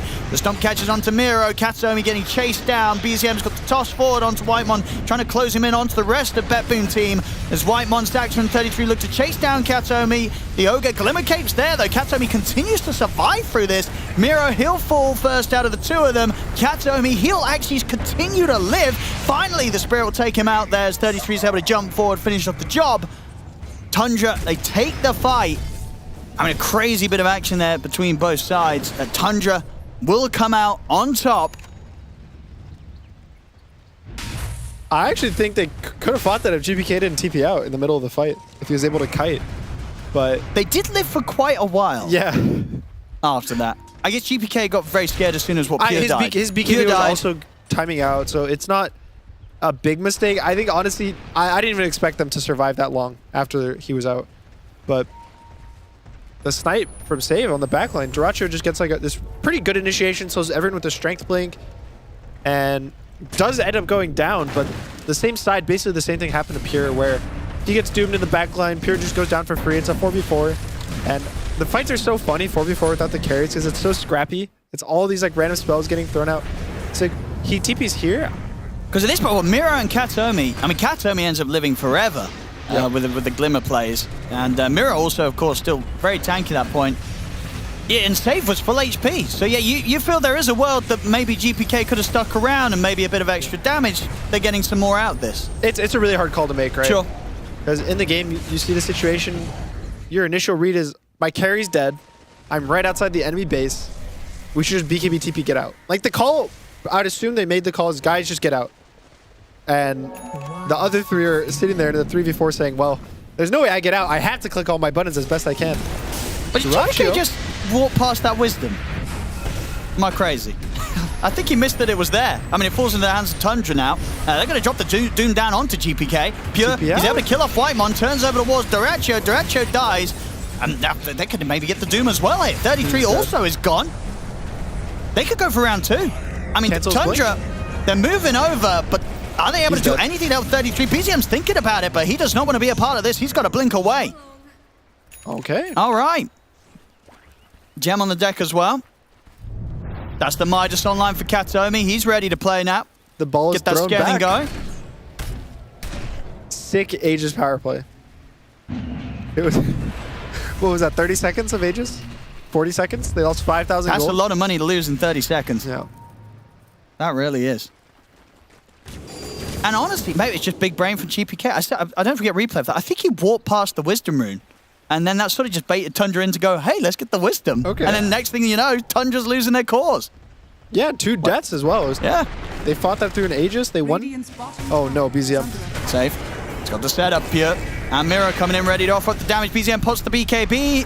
Close with the Avalanche, but this damage from Pure's flying in. The multi-shot's got the reach. BZM, he's gone. And a Tormentor? They'll take it. And just like that, it's only a 4K gold difference. I mean, this is the thing, right? The overall feeling of this game has been that even when Tundra's been ahead, have they really? Because BetBoom's plays, they seem to deal with any sort of net worth lead or item advantage that Tundra have built up pretty easily multiple times now in this game. They've managed to knock them back down pretty successfully. Yeah, I think, honestly, a lot of it is off the Drow. I think Drow is just able to kite these fights out so nicely. We haven't really seen Drow, so I don't really have that good of a read on how strong she is in the meta, but in this game, she looks so strong. But again, she's buffed up by her whole team, right? You got everyone besides Save is pretty much there to buff Pure. Sure. And Save's job is to just randomly get solo kills for some reason, because Nyx Assassin's a fun and balanced hero. Also, again, Save has 12 deaths, but I feel like he has just killed so many heroes just by himself. Yeah. It feels like he has no deaths. No, every death's been very much worth it for him. Don't do it. This is, I mean, insanity. Easy kill. Can they get out there? Duracho, he's going to try and jump out and look towards Save. Pure's in prime position on the high ground here on his cliff. He's got the amplified damage. Duracho's just dead. Miro's probably alive. Yeah, he's alive. I mean, just these little... Okay, Pure stepping up. He's okay. And what the Yule's set up, but indeed, I ain't going to do anything about that. BetBoom's going to be in with the push onto towards this tower, biting it down through the backdoor protection. Who needs creeps? They got the damage here. Fortification has to come out from Tundra. But yeah, a crazy aggressive move there from Save. I mean, staying out sort of every play, every death is worth it. He doesn't even die in that one. Yeah. It works out perfectly. It's just baiting Tundra into these unfavorable situations. You know, Duracho, he wanted to get in on that. Pure, he was perfectly ready to turn and fire back. And look again who it is, Save. He's just trying to cause some sort of commotion outside of the fountain. They will kill him eventually. They're having to use like the 33 BKB. And the space is there for the racks to be taken. You know, this Nyx Assassin is fantastically annoying, Gunnar. Yeah, he just keeps going in. And Tundra, I think, is just taking the bait over and over. And even sometimes it's not a bait. Save just goes into 5 heroes by himself, gets the kill. Also, the other big thing, Miro got doomed and also lived. So you get Duracho to blink in, die. You get 33 to press Doom, gets nothing from it.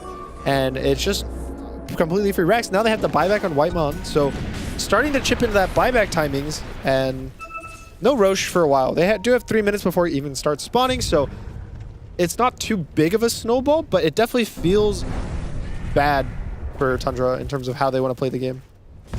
And look how strong Pure is. 33,000 net worth, 8 is Ags, got a full Lincolns now. And again, if the whole game plan was, all right, guys, we just have to kite off our Drow, let her kill everything.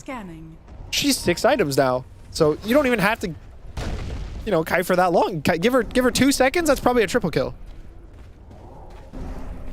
Yeah, level 26, and he did go the Alacrity talent as well on GPK, so even more buff. I don't know. Let's see. Did Katayomi go the buff talent too?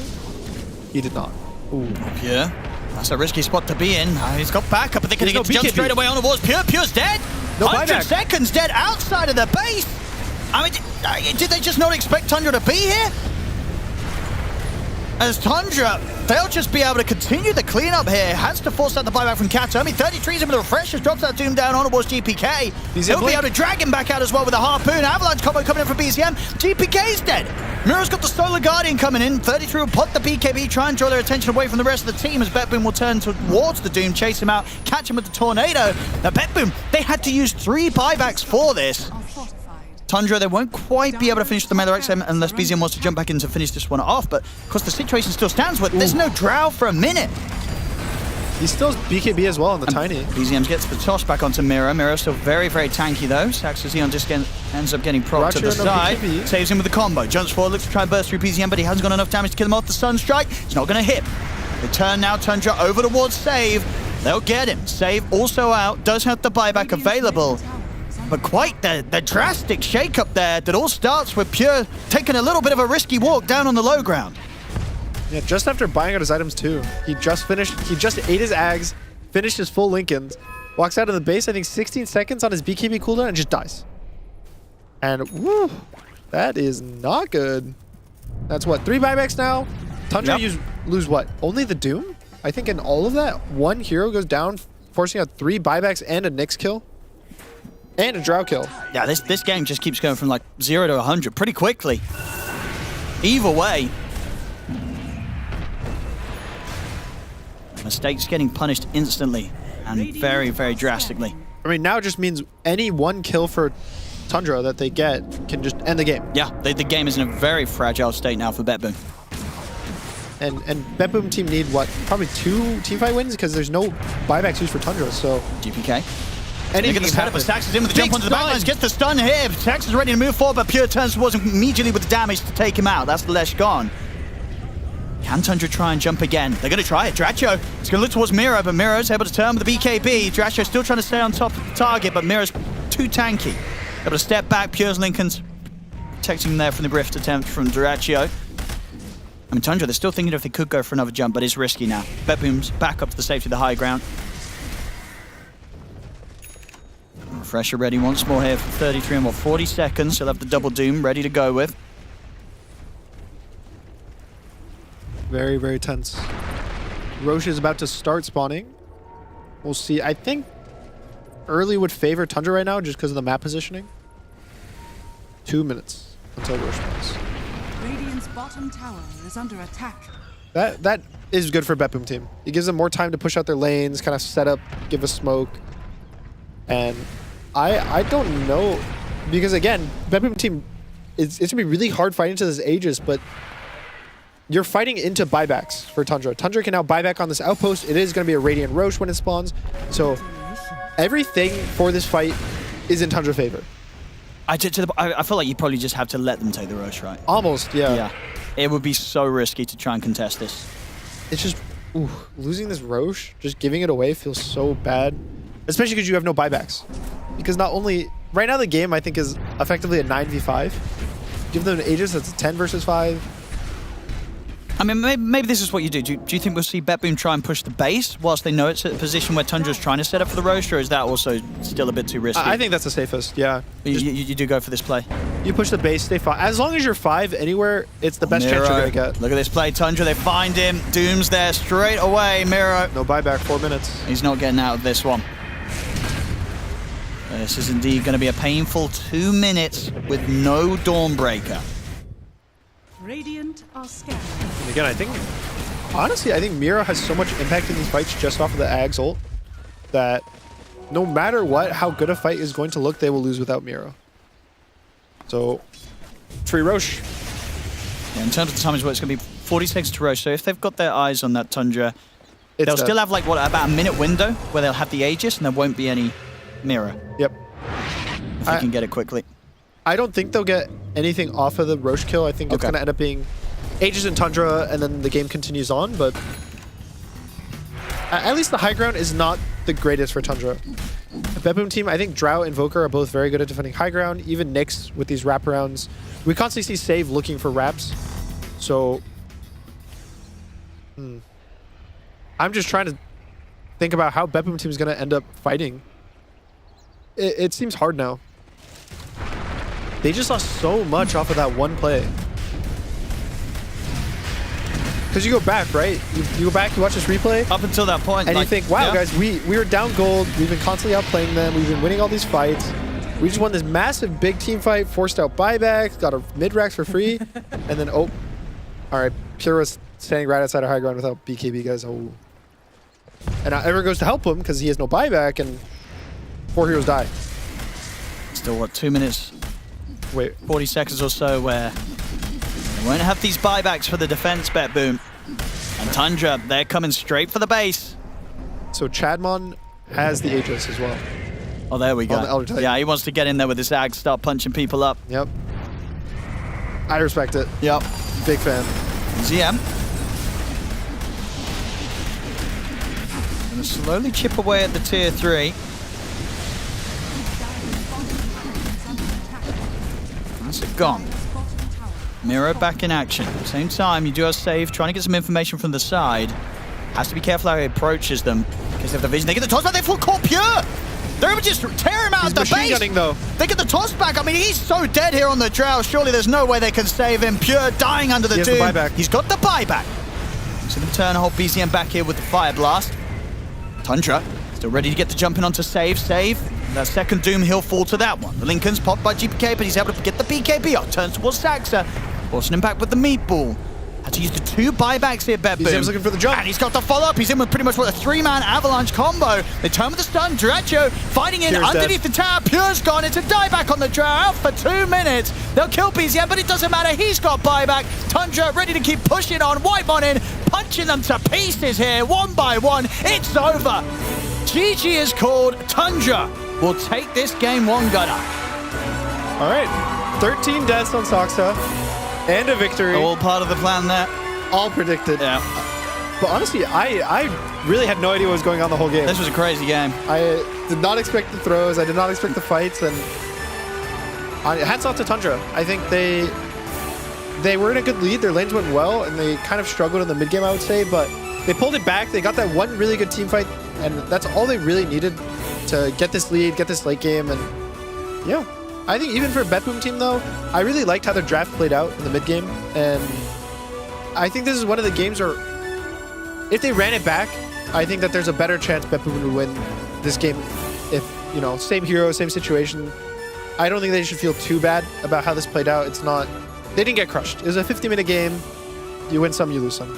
Yeah, I guess this is always going to be the struggle, right? When you have this Drow lineup, right? A lot of pressure is on the Drow, right? So in these last few fights, as soon as the Drow's gone, it's kind of fight over, right? That the rest of the team is going to really struggle to pick up the pieces. Whereas with Tundra, they have the luxury of making these moves with all 3 of their cores independently, and up until the end, the supports as well. You know, we have Whitemon charging in there. Sax, of course, the mid game with his Blink build, being able to throw himself into the front of the fray. Just multiple different ways to play the team fights. And yeah, BZM clutching it up at the end. These sort of moves, just getting Pure out of position. Game's over at that point. You catch the Drow, you punish them. It's impossible to play for BetBoom team. But as you say, they did a great job. It was a close game. I can't wait to see what they do in game 2. I mean, I don't know if anything will necessarily change the judge. I feel both teams kind of tried something different here. Yep. And they're not going to be unhappy with what they picked, right? There's just going to be criticisms of some of the moves they made in this game. Yeah, I think I don't want them to go too far from this, but any evolution of this would be good, because I think both teams are happy with the draft and kind of how it played out. Absolutely. Well, there we go. Ladies and gentlemen, crazy game to start the day. Tundra, they'll take the victory. They do. It was was a close game, though, and we have a lot to break down on this one. I'm going to start at the very beginning. It was actually Brian who said that at 8 minutes he could tell who the winner was. He ended up being right. I will point that out. But the game played out a little bit differently than some of us were expecting. Lacoste Tundra winning at the end, maybe not that surprising. What do you think of this first game between them? Close game as expected. These two teams, I would say, are evenly matched in skills. Drafts were... I favored BetBoom's draft because it looks more like... normal looking draft. I was not a believer in CK, but he did a lot throughout this whole game. The illusions still are the question mark for me because you don't have that extra 20% damage reduction because he did go for the other facet. But he didn't play off his illusions, and he also did have Tiny to back him up. Really love the itemization coming out from Doom, where he's like building all these small items, selling them, and in the end getting Echo Saber into Hurricane Pike so that he always has something to break the Lincolns. And in most of the situations where Tundra were dooming Pure, they were winning the fights. When they didn't doom the Pure, it was BetBoom who was winning the fights. Yeah, I agree. I think 33, we talk about his captaining, of course, but... he's one of the best offlaners in the world as well, mechanically speaking. He really carried this game. His double dooms were extremely important. I love the Echo Saber as well. It really plays into this idea of you get the Alpha Wolf, you get the Sanjin Yasha, and you just stay on top of somebody, hitting them over and over and over again. And not only are you the one that's dooming them, reducing the healing, but you do the damage and kill them full to 0. You get the refresher. This is 2 heroes that are going to die. But he went... Brian insisted that I talk about this. Okay. Because he's got a segment, but it's not this one. He said, you need to talk about how 33 went treads for the lane, sold the treads, then got phase boots for the game. That's how much this guy is min-maxing his items. And he's not losing that much of a gold if he sees the value in it, because he only lost 150-ish gold for that one. Yeah. Brian also did the math for this one, so I didn't have to do it. Brian's actually a really cool guy. We don't have to do any type of work. Yeah, he tells us what we need to say on the panel in our nasal voices, and that's about it. There he is. Am I putting out Whitemon? Yeah, no, not... He's back there. No, it's good. We're going to hear from him actually right now. Oh, that's the segue. Okay. So for this game, the Kadia award of the game, I wanted to highlight a award that shows really Tundra's playstyle in the game, which is all about these like 2-man pickoff squads. And it's a award that gets placed on the bottom lane. You're going to see it pop up here. And it's going to provide them information to make these type of plays where it's these long, drawn-out chases where you're, as a spectator, I'm thinking, where is the rest of a BetBoom team? Why aren't they responding to this? But this ward is allowing them to know there's no reinforcements. Duraccio feels confident to blink after them. And whenever I'm watching Tundra winning, it's not often in the late game team fights like we just witnessed. It's in these random skirmishes that suddenly they go from a 2K lead to a 7K lead. It did happen a few times this game. Felt like BetBoom was fighting an uphill battle the whole time. But nonetheless, chaotic game, and that's what Tundra is going to provide for us.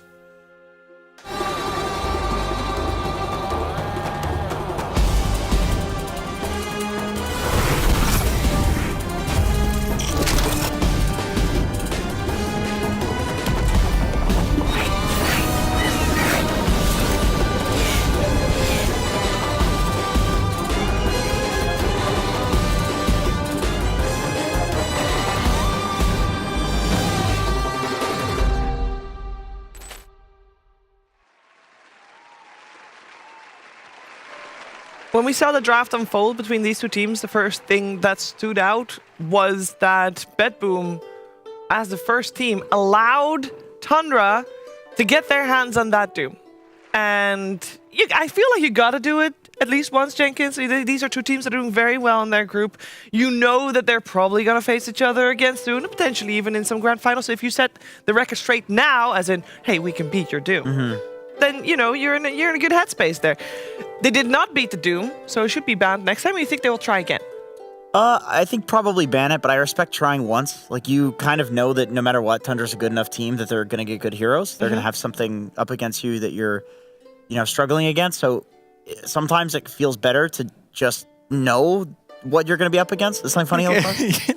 No, I just can't take it seriously with this mask. I'm a very serious guy. You realize back in the day, this is what if you had the plague, I would be... You would be the plague doctor. I'd be the plague doctor, saving you.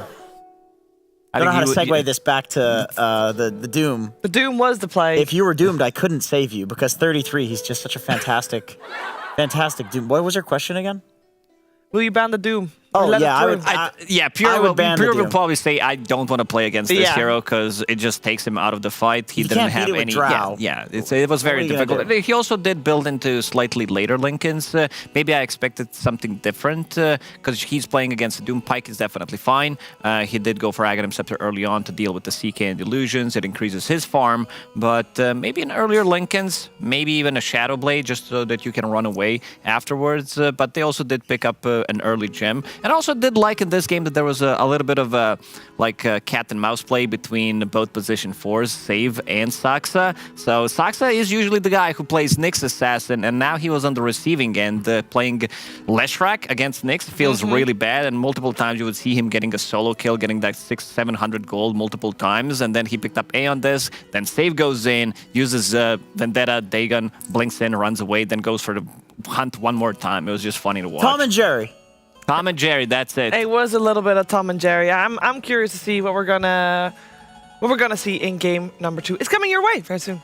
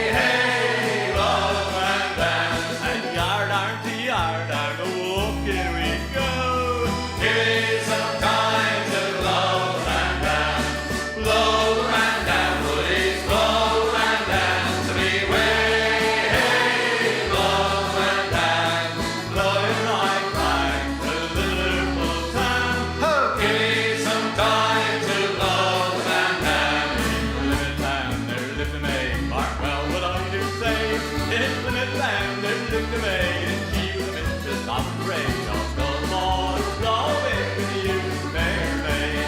The rowing, she's rowing to my ruin. The water flowing with you, fair maid. I took this fair maid for a walk, mark well what I do say. I took this fair maid for a walk, and we had such a loving talk. Out the water flowing with you, fair maid. The rowing, she's rowing to my ruin. The water flowing with you, fair maid. Oh, didn't I tell her stories true? Mark well what I do say. Oh, didn't I tell her stories true? And didn't I tell her walkers too? Oh, the water flowing with you, fair maid. The rowing, she's rowing to my ruin. The water flowing with you, fair maid. What do we do with the drunken sailor? What do we do with the drunken sailor? What do we do with the drunken sailor? Night in the morning. Way hey up she rises, way hey up she rises, way hey up she rises early in the morning. Put him in the cover of the hole, my bonnet. Put him in the cover of the hole, my bonnet. Put him in the cover of the hole, my bonnet. Early in the morning.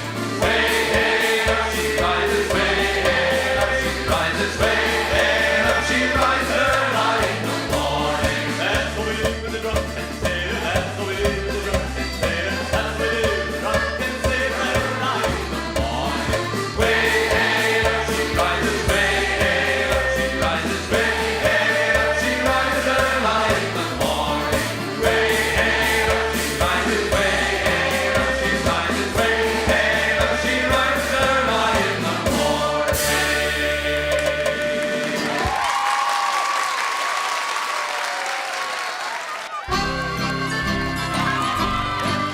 Now me grandmother, she at the age of 83 took sick into her bed and her died. And after she was dead, why the will of course was read by a lawyer as we all sat by her side. To me brother it was found she'd left £100. Likewise to me sisters I declare. But when it came to me, the lawyer says, I see she's only left you her old armchair. How they tittered, how they chaffed, how me brothers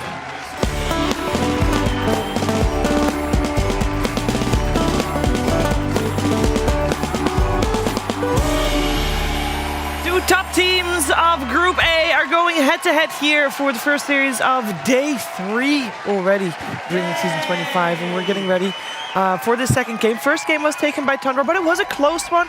Could have gone either way, and we did see BetBoom just trying to see if they could deal with that doom.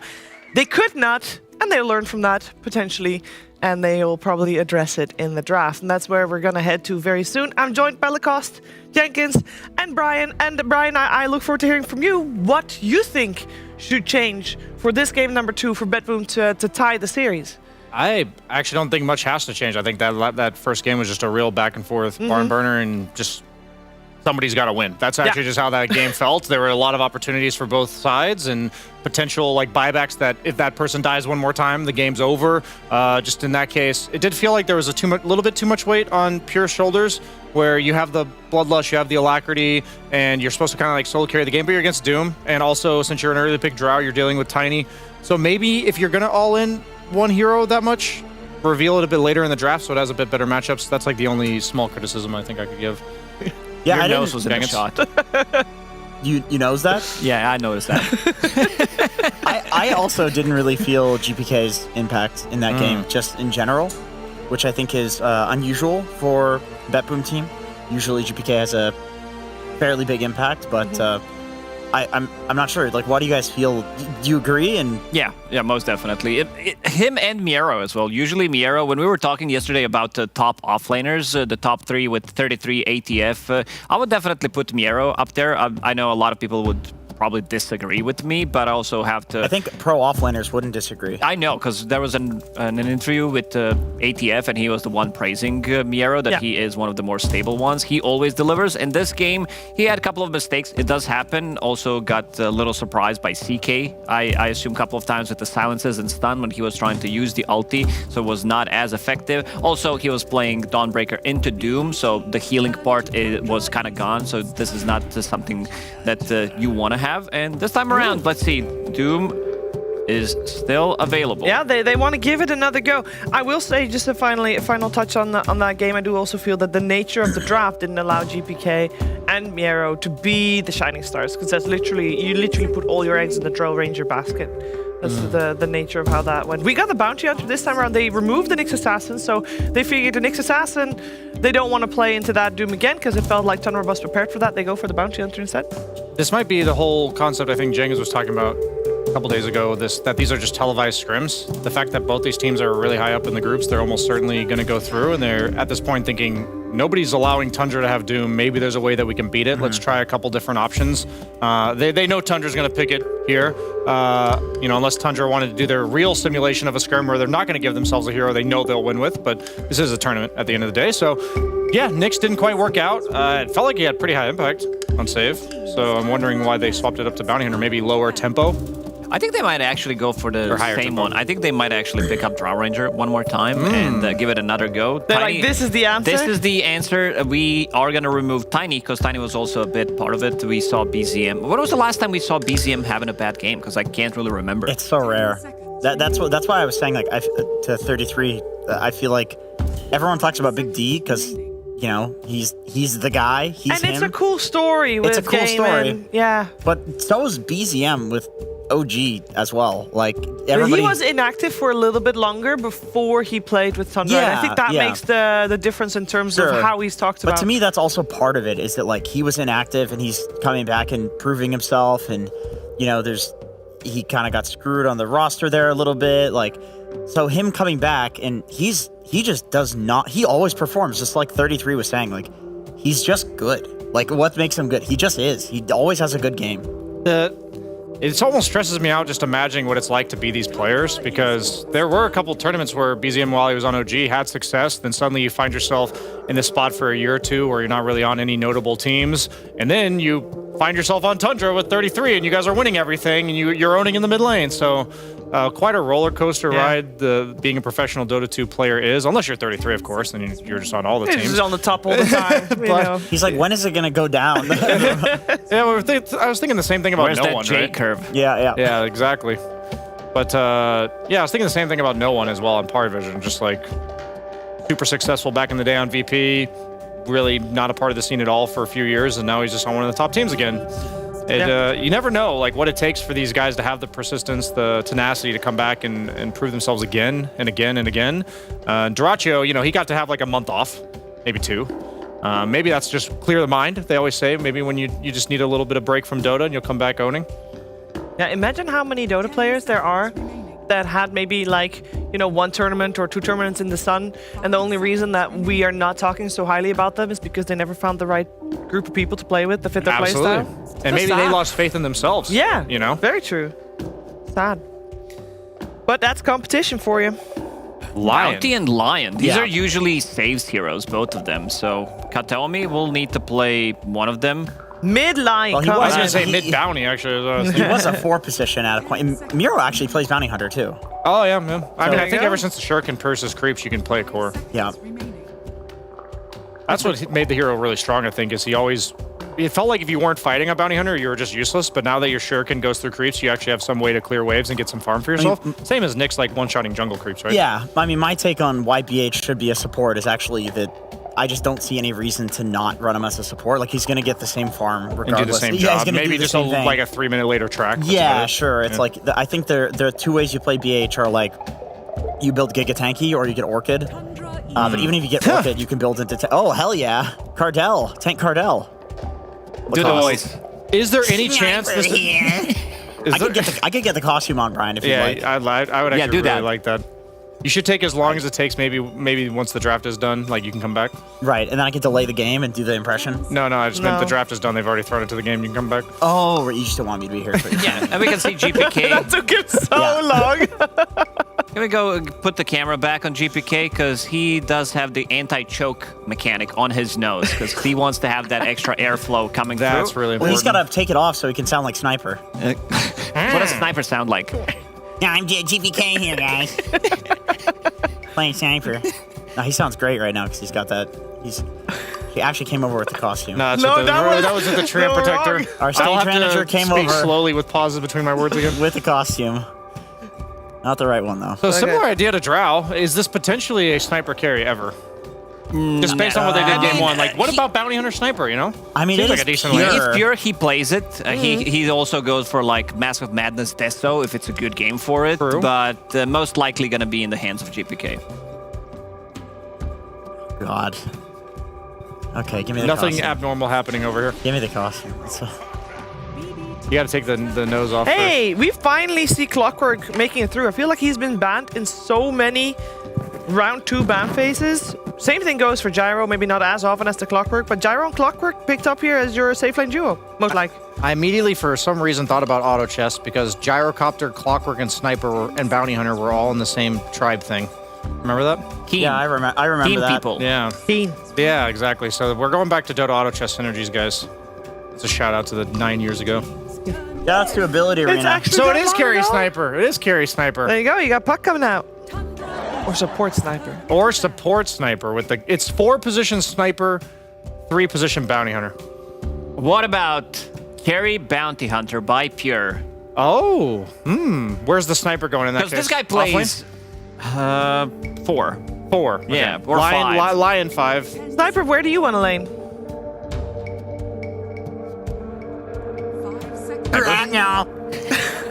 I'll go carry, I think, here. I'm gonna go. What are you laughing at? What's funny? You put so much effort into that. Just to say shrapnel. Yeah, what's the problem here? It's my sniper impression. I think you should go off lane.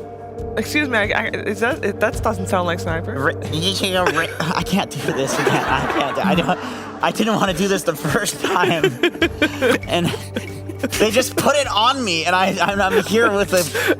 You were the one that alluded to it. I did. It was just a joke. It was a bit. And then now I have a beard.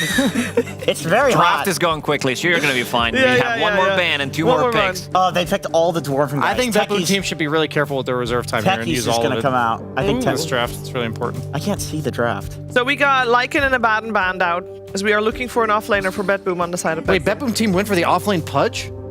Gangets? What do you think about that? You're kidding. Man. Oh, man. We got Tundra still needing a mid laner. Got him. We'll be laning against the Puck. And Invoker is still in the pool. I mean, the only reason I thought Sniper might go carry was they seem to have this idea of ranged carry with slows that punishes the Doom in lane, and the Drow didn't work out very hot. So they went for the Sniper this time. I also think they could have tried Drow again with the Tiny ban, because I think Tiny's a crucial component of why Pure had such a hard time positioning last game, but I definitely feel Scrim vibes here from BetBoom team. They know they're going to pick Doom, and they're just trying things out. What's the Puck counter if Tiny, Earth Spirit, and Earthshaker are out? Sniper. Dragon Knight? Sniper's the counter. Well, you think GPK is going to play Huskar? It's not GPK, it's BZM. I can't see with these Han. You're right, that makes sense. Pure Sniper. BZM hero, good. Void Spirit? Void Spirit's fine, yeah. I'm fine with that one. I would love a Void Spirit. It's against Sniper. It's hard to gank with the BH. You could just go Storm as well, even though you're against Puck. I wanted to see Centaur in the previous game against Doom to have that extra bit of a protection. Not the easiest lane, because he's going to be playing into Clockwork and Gyrocopter, so definitely not the easiest lane for him. But they picked it more for the game rather than what he's going to be able to do in the lane. He's really reaching deep. Oh, they do go for the DK. Okay. That's an exciting pick right there. Yeah, that's the most boring counter, but it is El Clasico. So they will be farming. It's a blink stun. It's tanky against the Lion Puck. It's good in laning against Puck. It makes sense. Potential Mage Slayer. Do you think you go Mage Slayer in this game? That's the DK mid. DK yeah, will probably. be. Yes. Yeah, probably. They have a lot of magic damage. Centaur and Bounty Hunter still also have magic damage. Either that or he picks up Orchid because they are lacking a little bit of Orchid control. is good. Yeah, I like blink that into idea. Orchid. It's either like it's Mage Slayer SNY or like Orchid BKB. I think those are kind of like the two options you could go. We could test to see which one is better, actually, which build. Yeah. Can we get a quick zoom in on Gunner? Can we get a zoom on Gunner? Mage Slayer DK. Orchid DK. Oh, okay. So there we go. He's going to go Orchid. We're going to see the Orchid here, yeah. 100%. 100%. What are you thinking, Owen? Yeah, no, I'm looking forward to this. I think, pure on the sniper as carry is going to be a lot of fun. I don't know if it's going to work out, but I hope to see it does, because I think it's kind of fun to play a sniper in the carry position, but I just don't know if I think it's any good. I think it's a really risky carry to be playing right now. Okay, fair enough. Risky carry to be playing. How do you feel about being called risky? I thought you were more the reliable guy, sniper. Yeah, I'm very reliable. Thank you, sir. Which spell are you going to max in the lane? No. I'm gonna use all three of them at the first blood. What are you laughing? This is a good impression. And which facet will you go for? What are they called? Ghillie suit. Ghillie suit and Ghillie shot. so you can't see me. We're gonna head over to the game via the Puncture Pandas.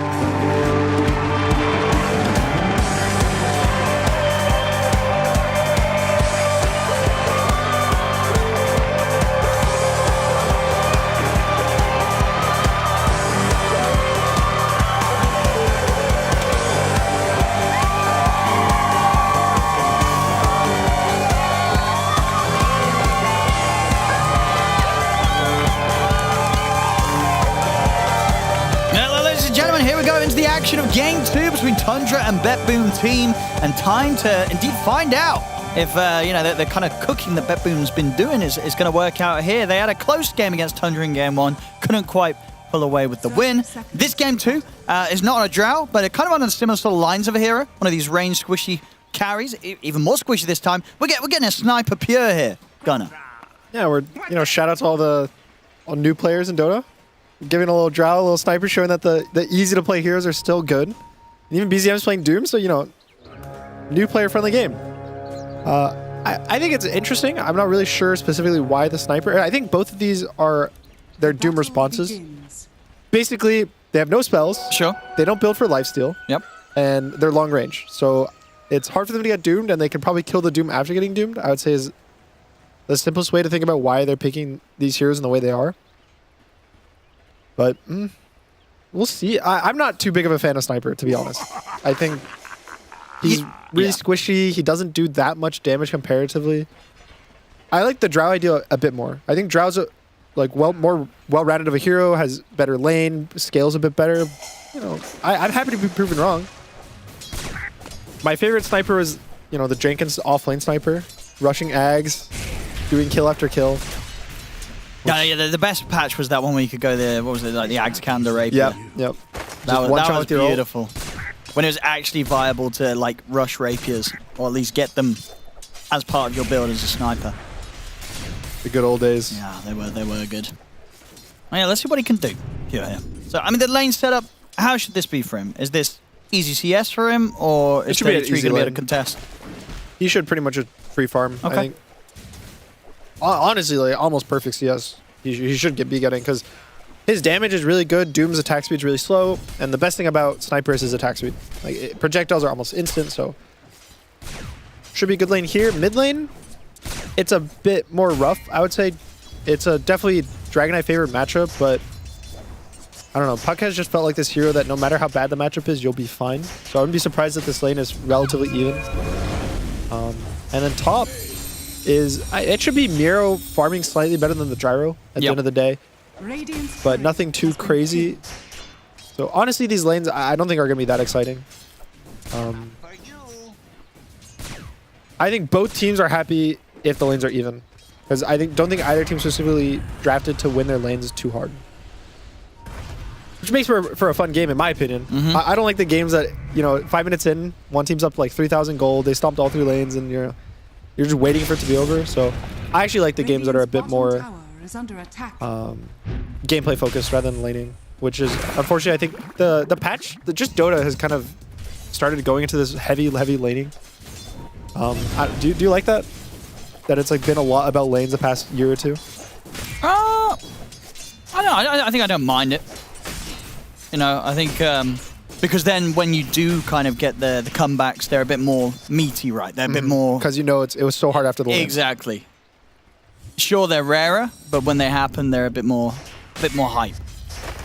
It just sometimes feels bad that you got countered in the lane and you almost just will lose the game because you forgot to ban a hero, or you messed up the second creep wave and the games get hard. Sure. So you would like to see the comeback mechanics get buffed a little bit. I just want the lanes to matter a bit less. Yep. Bot lane. Bottom. That was a good cogs. Very good cogs from Stack, so they're going to get a fair bit of damage onto Pure. Not enough to kill him. Just good harass. Also forces him to kind of push the wave with the shrapnel, so now lane's a bit more awkward, meaning that next time it's probably a free kill if they get on a Pure just the same way. I guess ultimately as well, right, in terms of the carry matchups, Sniper, would you consider having that edge against the Gyro? Gyro, yeah, you can just kind of peep him from a distance and he can't peep back. Yeah, Gyro's a very short range carry. He needs to get on top of you. Obviously, he gets on Sniper, it's good, but Sniper these days has so many ways to disengage. You got your shard, you buy Pike. Honestly, even the Ghillie Suit Facet sometimes lets you start a fight off without instantly getting jumped. So, but right now he is getting jumped. He should be okay. There's a cogs from Saksa. Yeah, beautiful cogs. It might be a double kill. They're able to drag both of them in on this. They'll get Pure for sure. Kataomi, I mean, yeah, he's going to live, but only just does actually have a salve with it ready for himself. But there's first blood for 33, and indeed that's the salve put to a stop there. Very nice moves from Saksa to shake up this bottom lane. I think that was a 33 blood grenade to cancel the salve too for Kataomi. So now he has no HPS to sit in the lane, and they can even look to dive a second time right now. They certainly can. If Saksa can get in on them, it's going to be able to get the courier of Pure. I mean, Pure, yeah, it's just a dangerous place to be, especially once these levels start to come in for 33 and Saksa. They will be in underneath the tower looking for this Sniper. Wymon's here. As Pure, I mean, is there any sort of saving? TPs are coming in. Can they even do anything to help him out of this? He's just dead again, right? Pure. He's going to get the help from the stun from save, but it's not going to stop him from going down. Pure dead again out the lane. He's going to get the help from the stun from save, but it's not going to stop him from going down. Pure dead again out the lane for 20 and without a TP. It's the Tundra move. Every time I watch them, I feel like I just am watching a replay of they get one kill because 33 and Saksa might be the best double melee offlane laning combo in the game. Just the two players. Every time I see them, they somehow win their lanes with two melee heroes, which is always like just really cool, and it's based on movements. They get this one kill, Wymon instantly gates, kills the carry again. And they just kill Kataomi again. All right. 3 kills. 2K lead, 5 minutes in. I'm just impressed. Every time I watch them, I'm honestly just impressed by... I feel like there's so much you can learn by watching this offlane pair. They're both just so good at laning in general, specifically. Yeah. And you say, well, they do it with kind of setups and against matchups where you just don't expect it to be that strong. Because usually the formula has been melee hero plus a ranged hero. But they just do it the double melee, which usually you play to sack the lane, kind of play a bit slower. Top side of the map, BetBoom trying to go for a similar sort of move, diving in under tower to try for Duraccio, but they can't really threaten Duraccio. Duraccio just ends up being able to turn and chase down Kataomi. I mean, this started with 3 of BetBoom's heroes trying to kill him. And he just turns and gets to kill himself, Duraccio. Oh, not again. Pure. He's in a lot of trouble once more, right? I mean, at the least he can run, but... Where does he run? He's not hitting creeps. I mean, he has to get denied. Or, like, denied. I mean, he might just want to die quicker than he... You know, he needs a quick way out of this. There's no escape. Uh-oh. This is what it feels like when I pick Sniper carrying my pups. You know, it goes downhill pretty quickly. It feels rough. And you know that the morale of the team's not going to be good when they see their safe lane Sniper dying 3 times in 6 minutes. Yeah, he's having a rough one. And even then, also mid... Dude, look at the net worth as well. Mid is down 600 gold, 700 gold, so... Sax is about to overtake Pure. Even in XP, he's not that far behind. Okay, Duraccio's underneath the tower for some reason. Okay. All right, never mind. That happened. BetBoom get himself a kill on the board. Having fun. Yep. Mistakes happen. He's still up 1,100 gold on the enemy carry with Big. So why am I here? This is not my tower. He's just used to diving. I like the drums. I think the interaction's still in the game where if you disassemble the drums and then reassemble, you get full charges again. For specifically gyro because of his innate ability. And you can use it to very effectively get the S and Y. Yep. You disassemble it, you get the... Because you disassemble the treads as well, right? Yep. Switch the... Alright, Soxy just solo killed him. Yeah, that's rough. This is going to be quite the comeback if Pure's able to pull this one off. 4 deaths already, getting completely bullied in the safe lane as the sniper. Radiant's middle tower is I mean, what do you do? Like, what do you do? I mean, doesn't jungle that well. You get 1 shrapnel every 35 seconds, so you farm 1 camp every 35 seconds. That's not really sustainable for a carry. Usually you pick sniper and the goal is, I'm going to stop the lane, sit here, they can never kick me out. Almost like a life stealer in the sense where you want to lane as long as possible. And so if you see his movements, he keeps TPing back bot to lane, but... Oh no, Miro. They have got the Dream Coil as well at the same time here. We see BetBoom punishing Saxa. You know, GPK has to make this sort of moves just to try and get this area a bit safer. 33 did drop the Doom down onto Pure. Won't be enough damage to kill Pure. And, well, as it is, 33 actually looks like he'll get away. GPK didn't stick around, wanted to go back towards the mid. 33 goes for the TP out. Kataomi not going to get there in time, so 33 is fine. But that was, at least, you know, on the upside for Pure. It was a win. Yeah, Doom was expended, and it didn't kill Pure this time. So Pure lived, Miro lived, and they killed Soxa. So basically 3 wins across the map for them. Unfortunately, I would say they're the like most Pyrrhic victories they could get in the sense that they gained nothing from it. They just didn't lose more. But that's what you need, right? In these situations, if you can just slow the game down, they can just stop the gold advantage from Tundra and oh no. I mean, Whitemon, he did come down here, but it looks like he's actually gonna. Oh no, they're bringing him more. And they saw him with the rocket. Oh no! They know he's here. Uh-oh! 7 seconds on. Yep. Okay, they got the Stampede. All right, Stampede. Is that going to be enough? They're chasing him. He's fast on Doom. Nope. He's going down again. Same time though, Dream Coil in the mid. BetBoom. They'll be able to get the kill against BZM, but they carry Pure 0-5-0. The deaths continue. It's never a free win for a BetBoom team. You know, it's not like, oh guys, we got the Dragon Knight. Perfect. We did this one play. It's always, oh, we traded Sniper for Dragon Knight. Across the map, sure, but still just gameplay wise, it ends up being a 1-for-1 trade. And I think the big thing is trying to make sure that they need a clean win. Whether it's a tower for free, a kill for free, everything they're getting is just a trade-off. It's never an advantage for them so far. And Tundra's back to mid. BZM has ult again. They're probably going to look to take the tower with this mid siege. Radiant's bottom tower is under attack. I wouldn't be surprised if Duracho actually ends up TPing here. I think they can take this fight, and it's getting dangerous for him. See what sort of read Duracho makes here, because they are looking for him. He's on a sentry. He knows. He's probably calling for the TPs. TP's coming in. He'll get the cooldown off. I mean, backups here. Saxa's ready to help out. Kataomi's just kind of dying, and Duracho's able to kill him off. Duracho survives throughout it all. Miro's not able to close in upon him. The Doom's dropped down on the Pure. Pure, he's going to die once more as the hookshot comes in from Saxa. They get Duracho, but as we kind of saw last game, okay, they also managed to pick up Saxa at the side, but GPK does have to drop the Dream Coil for that one. Miro no TP, he's juking him. Not for long. Okay. Oh, that's the Who Stomp used. He's got Stampede up there, so he should be fine. Yeah, just using it feels bad. Oh, come on. Is this going to... I think if he chased on 33... Dude, that was a cute play there. He's going to try for the TP out, but the Stomp, it's there. Miro's caught. Wait, now Kataomi has no invis, 4 seconds. And 33 will run him down. Saves here to help out. There's no way, okay. But they get Miro. He used the Stampede and still died. Earth splitter. It was. To cut him off. Yeah, that was pretty big brain from Whitemon. I think a lot of people in that situation... Just give up, right? Yeah, he's gone. He's gone. I haven't got any stuns, no interrupts, but no, he knows he lines that up. Escape shut down. Very smart. But GPK is actually getting a lot of kills. He is. He's 3-0. Yep. Even after that's rough. Oh, not again, guys. Not again. Oh, no. I mean, that was just a dangerous place to be. I mean, he's 1-6-1, now he's 1-7-1. You can't be farming in the river like that, Gunner. That's risky. You know, he's sniper. He's not shotgun. You got to step back a bit. Keep your distance. This is a rough one. I mean, okay, what's he thinking right now? What? I don't even know what you're thinking as sniper in this situation. You're like, Again, he needs to kind of farm lanes, but he can't. Because every time he farms a lane, he gets jumped. He can't ancient farm, so it's not like they can do stacks to get him back up. There's one ancient stack, but he doesn't farm it quick.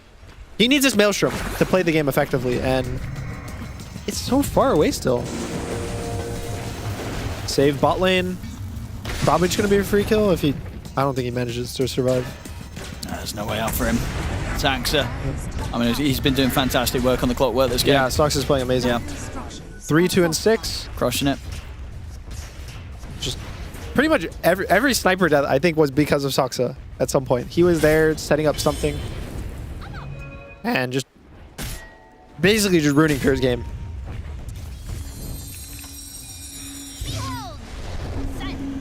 Alright, big timings. There's Witchblade finish for GPK.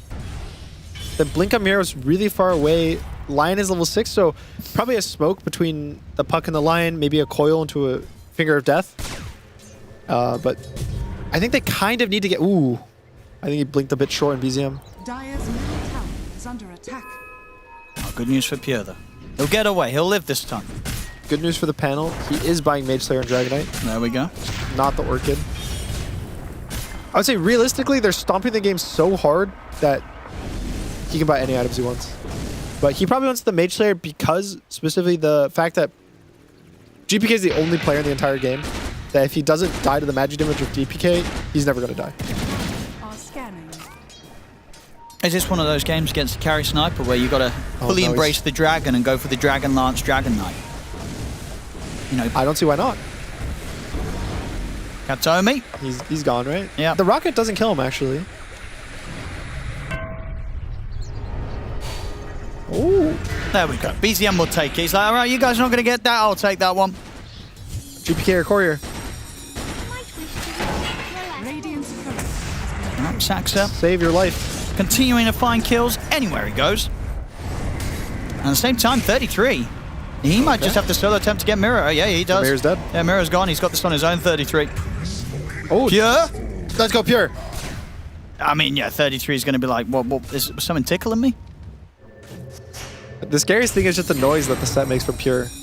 The noise? Yeah, the little like space noise. I think if he had no set, he wouldn't even have noticed he was there. Because at least you see like purple beams and like a laser sound. Oh, Dragon Knight done into the stomp. Not enough to set up onto GPK. GPK's actually going to consider turning. Gets the coil out on towards him. Have they got enough damage? Earth Splitter. And Safe does have the finger. Finishes off the job. Whitemon wants to fight back, and he's got the back of Duraccio. It's a good cooldown. Coming in onto the three of them. Beautiful angle there with the ultimate from Duraccio. It's going to allow them to take down both Katomi and Save. Sox is looking. He has hook in 3. Oh, if he hits this. The big snipe. Do it. Is he going to go for it? Are scanning. Oh. Ah, doesn't go for it. You miss every shot you don't shoot. Wait, Pure? Okay. I just get scared of Pure when I see him next to Soxa on my screen. This time he's got backup. Miro and GPK here. He got him. To keep Pure safe. Make sure he can safely take down Saxa. Get a little bit of revenge for the pain that he's endured thanks to this clockwork. Another thing is Soxa is actually the one buying the Orchid for the puck. So they're going to end up having an Orchid, and he's basically so farmed he's almost going to be a core at some point in this game. Double damage. Ooh. So many just random kills across the map for Tundra back to back. Duraccio also getting a 4-stack of Ancients right now, farming it, has his full Ags finished. So issues are rising for BetBoom team. Yeah, a lot of pressure on GPK to make the calls, make the plays with around his Dream Coils. Their strongest chance at actually having a chance of finding some sort of action and setting up fights that might just allow Pure to safely stand at the sidelines, get some damage in. Saxa's got his eyes on Pure.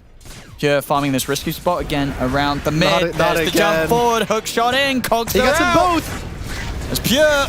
He's gone. Save as well to fall. Double kill for Saxa. My goodness, I think, you know, Saxa, when he saw that there was a sniper in this game, he must have been licking his lips because he's having a great time against him. 2, 8, and 1 on the sniper. Radiant's middle tower is under attack. Radiant are scanning. He almost half the deaths of his team. Pretty much. It's getting there. If he gets what, 2 more deaths, I think he's... Yeah. It's close enough. But not a good sign. Yeah. Does have the Maelstrom finished, so he actually can start farming the jungle, start kind of catching up. But I don't think Tundra is going to give him that space. You see, they're already smoked up. They still have the Doom. This is what probably they're looking for something on the Ancients. Dire are scanning. But nothing's here. No one is home.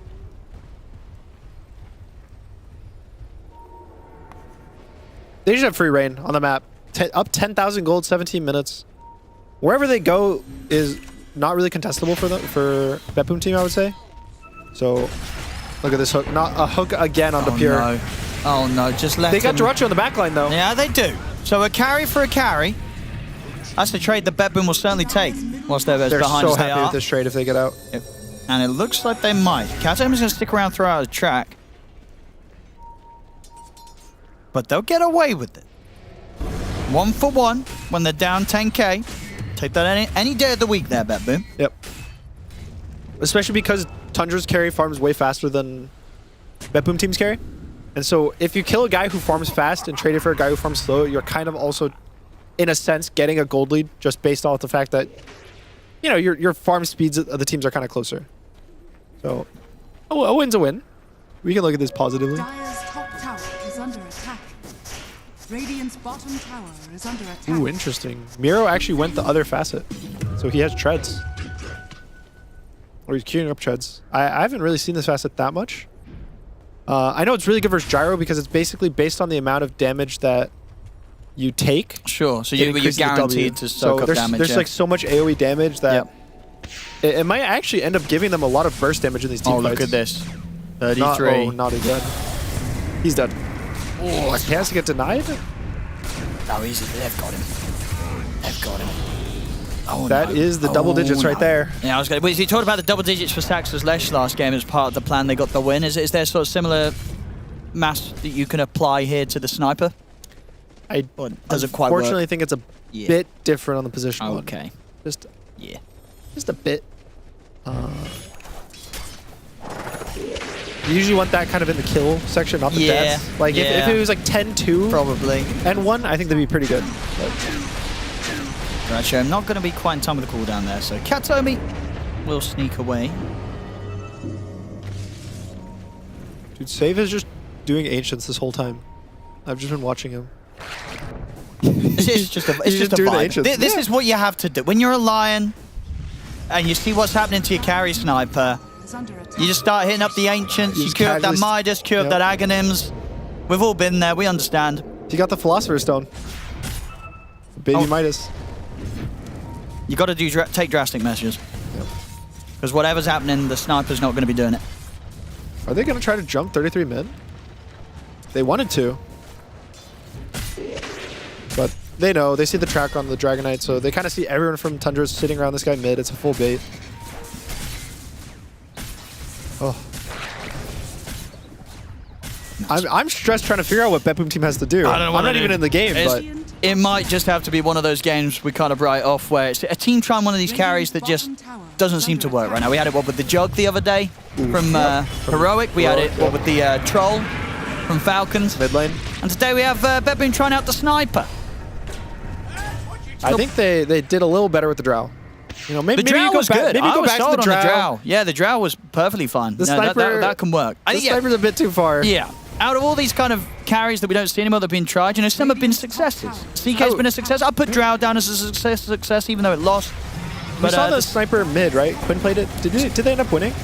I want to say no. Sniper's win rate as a whole has just been kind of rough on the last few tournaments, even in the non-carry positions, as we have sometimes been seeing it. I just think it's hard to pick these heroes that are naturally glass cannon carries in this current meta. Sure. Because even, you know, Phantom Assassin, you think of her as a glass cannon carry, but what's her build? It's Saji Joshua, Glimmer Cape, Satanic, you know, all tanky items. If you build on a Sniper, he has no built-in damage. If you look at him right now, he has a Mjolnir. Same with the Jug, right? Jug goes Battle Fury and doesn't really get tanky until later in the game. So you compare it to what? Duracho, he's got drums, he has an Axe, he has 2k health, he's buying a BKB. His damage is all kind of built in to some extent. And I think that's what you really need to succeed. 33. They found him. Should be a pretty safe kill here. They've caught him out alone. 33 will slowly but surely fall here to the full team of BetBoom. Big stuff as well. Just being able to secure that last hit as well for Pure. Making sure he gets that burst of gold that he needs to try and catch back up into the game. Look at the tower on top of it as well. Obviously, oh no, oh no, oh no. 2, 3. There we go. We don't. Do we have them all? This is the. That There's was no way we death. have them all. We have them all. That's 5. I think we might have them that was all. 10. That was 10. Okay. We Wait, that's 10? What kind of math's that? Oh no. I am from North America. Yep. You tried. I think I can count those on 2 hands. Radiant's bottom tower. Well, I think. It could always be the beginning of a turnaround. Maybe, you know, we're just watching those death highlights because that's what we're going to see. Bot lane. Maybe Pure will never die again this game. Yep. As long as I can count his deaths on my both my hands, there's still win. a chance. There's still a chance. Wait, didn't he die 11 times? Okay, no, It's he died 10 no, times. he's I was fine right now. concerned then. He's fine right now. Okay, 10 times. I think when it's like nothing more, more, nothing less. Yeah, more than one person can count is it's a bit rough. Now Roshan for Tundra. Could be an easy grab here. Doesn't look like BetBoom are going to try and make their way over. Also, he did get a grow bow. He did. Perfect RNG on his item. side. Yep. Everything is looking up for Pure. Gonna get a tower too? Hopefully, maybe. Who's taking this ages? Dracho? Dracho. Give it to the Jara. Yeah. They can even look to push high ground soon. It's always hard call to make versus sniper, but are you scared of the sniper? Do you look at this game, the sniper, like, guys, we can't high ground. They have a sniper. I'm just thinking, all it takes is kind of a good hook shot from Saxa. Yeah, he's not gonna have any HP for a while. Yeah. I think if he wants a pike, that's probably his best bet, but... Because the only save really they have to get him out of the cogs right now is what the 1-4 stuff on Katomi. Yeah. So pressure's going to be on Katomi to bail Pure out if he does get jumped by Saxa. Bottom tower has fallen. I almost want him to go BKB on Pure. Oh, before getting the Hurricane Pike. Yeah, I think it's just there's way too many random damage spells, random nukes that... GPK's in with the jump. All right. That's the Aegis gone. Nicely dealt with. He does have Hex on safe still. So if they want to go for round 2, they do. Hex into the stomp, but BZM's going to come with the Dragon Tail. They've dropped down the Doom on the Wars Mirror, but BetBoom, they've got the kill. They take Dyrachio out. I'm going to try and turn over towards 33. They're bringing them low. They're pushing forward. They're chasing them out pretty nicely as Tundra are dropping low. Assassinates there from Pure. Double kill for him. Tundra, they have to continue to back off. BetBoom, a solid hold there, instantly pushing back that attempt to push with the Aegis. It was a bit too greedy to push without the Dyrachio BKB. Because he has BKB there, right? He BKB second life. The game's probably over. I don't think that there's a way for BetBoom to fight when they commit in like that, but a really good defense. They take down 2. They only lose, what, 1 support, 1 offlaner. Also, the Aegis are just out. Yeah, just gone. Straight away. BetBoom dealt with him very, very quickly. Now Pure.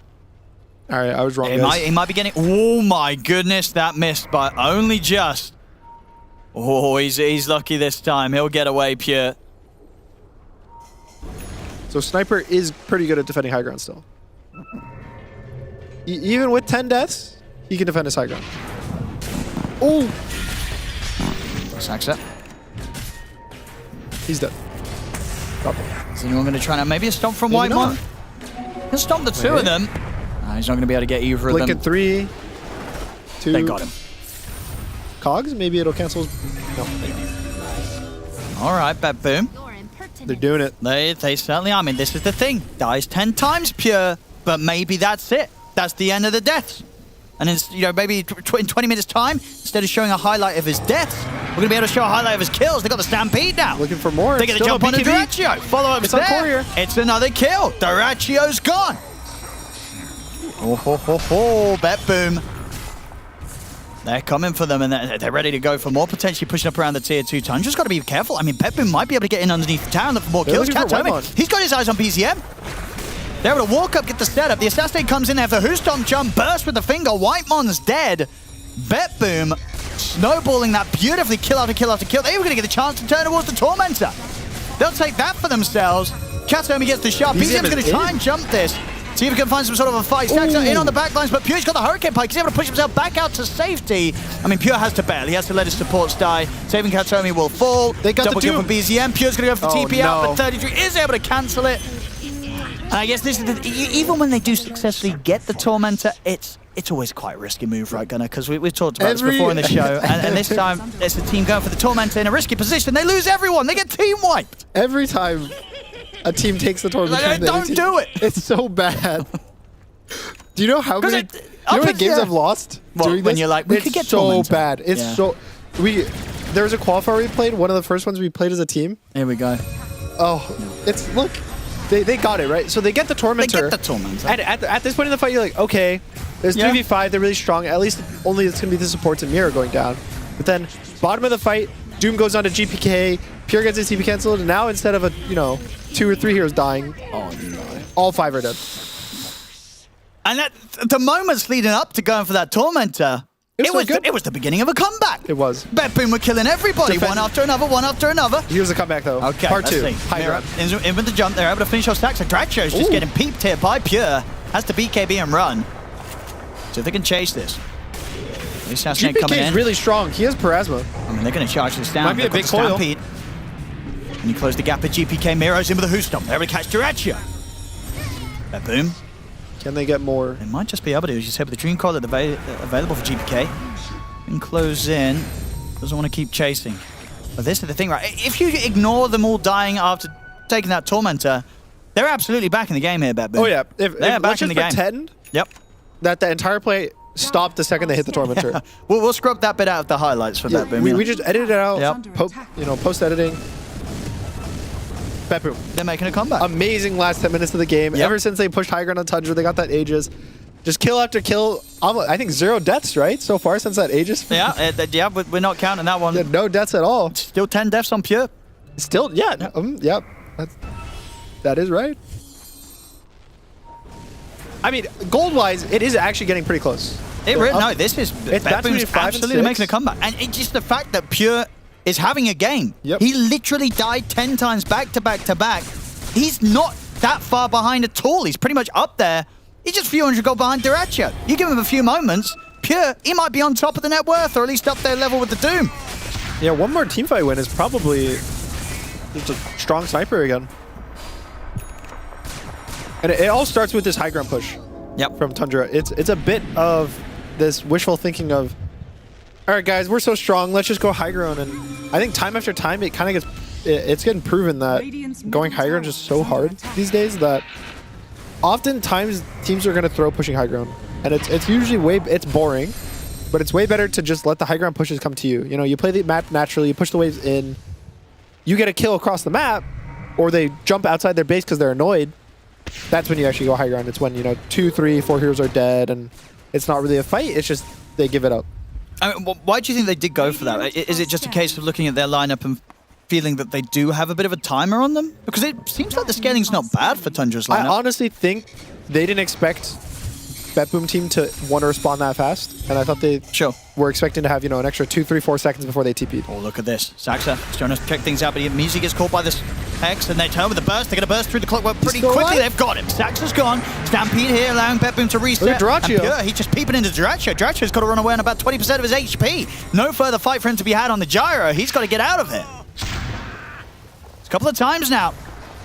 With how much Pure's been able to catch up and stay level now with the farm of Duracho, we're seeing that matchup play out where this gyro does not have a good time in a team fight where the sniper's getting the chance to just sit and freely shoot at him. GPK. He's got the region room Duracho, so he is full health. He can maybe This is 4 versus 5. 33's going to opt for the Doom drop down to the mirror, but indeed Safe was ready for him. Turns with the Hex straight away onto the Doom after 33 tries to jump in. BZM is going to try and chase down Katomi. They've got the missile heading the way of the Bounty Hunter. Stun onto Pure, but they're able to force him back to safety. Doom is about to wear out on Mirror, so Mirror could look to get back involved in the fight. Blink of stopping 1. Draining the mana here of 33. Pure's ready to turn, but the blade mail's out on 33. Pure's got to hold back on fire for now. BZM jumps forward, they kill off Save. Pure and Katomi will continue to retreat. So Tundra, despite being 4 versus 5, they find an angle to get back in and pick up just the 1 kill, but a little something, and stop BetBoom team from being able to push for more whilst they were lacking a hero themselves, Tundra. It's so scary. Pierre has no BKB. Just if he catches some random clockwork hook, even just a Dragonite stun, I think it could just be the end. So his positioning has been really good these last few fights. Basically, always in an area he's able to hit, and he's not completely useless, but also not getting jumped for himself. It's leading him to these good fights. The outcomes of the fights are very good, just based on the situation of the game. Absolutely. I think Tundra's definitely going to be sweating a little bit when they're looking at this sniper and being like, after what we did to him in the early game, these constant kills, he's now you think it's like a buff? Absolute threat. It really has. It's a mental buff. You know, you're like, everything gets thrown at you. You died 11 times. Yep. And they can't stop you. It's got to feel good, a bit good for Pure. And you ever play those games you feel like you win your lane so hard and then it doesn't matter? Yeah, they hurt the most. Those are the bad ones. You think Tundra's feeling a bit bad? Well, 33 is like, guys, come on. I just killed this snipe. Soxa probably feels the worst. How many solo kills? How many times do you have to solo kill the enemy carry? It's definitely one of the games where the support has been like, I was absolutely killing it. What's going on? Soxa doesn't lose his Q, guys. Oh, here's the jump. They get the opening on towards the bounty straight away. Pure's in good position though to stand his ground and fight back. Someone's going to get on top of the sniper, but they can't. Pure in perfect position to just shoot at them. There's Saxa trying to get the gap closing towards him. This Whitemon does get the sleep on towards Pure. Can Pure separate himself from this? He can. Pushes back in with a Hurricane Pike. He can turn Pete back into Saxa. Saxa's gone. But BetBoom ultimately losing the majority of the numbers, and with the stomp into the stun, Pure, he's dead. Tundra able to carefully take that fight. Even as long as it did take them to get to the sniper, they were able to kill everyone else quick enough. And BZM, it's got the...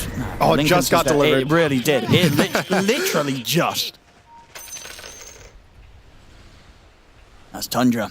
That's the kind of fights they're looking for. Yep. Not going to go high ground, but... Top tower is under attack. Good fight. It looked a bit scary, honestly, at the start. When Pure was getting a lot of space. Got a lot of damage off. Did 4,000 damage, but wasn't enough at the end of the day. I thought when 33 went down, pretty much clicking no buttons, that the fight might look really awkward.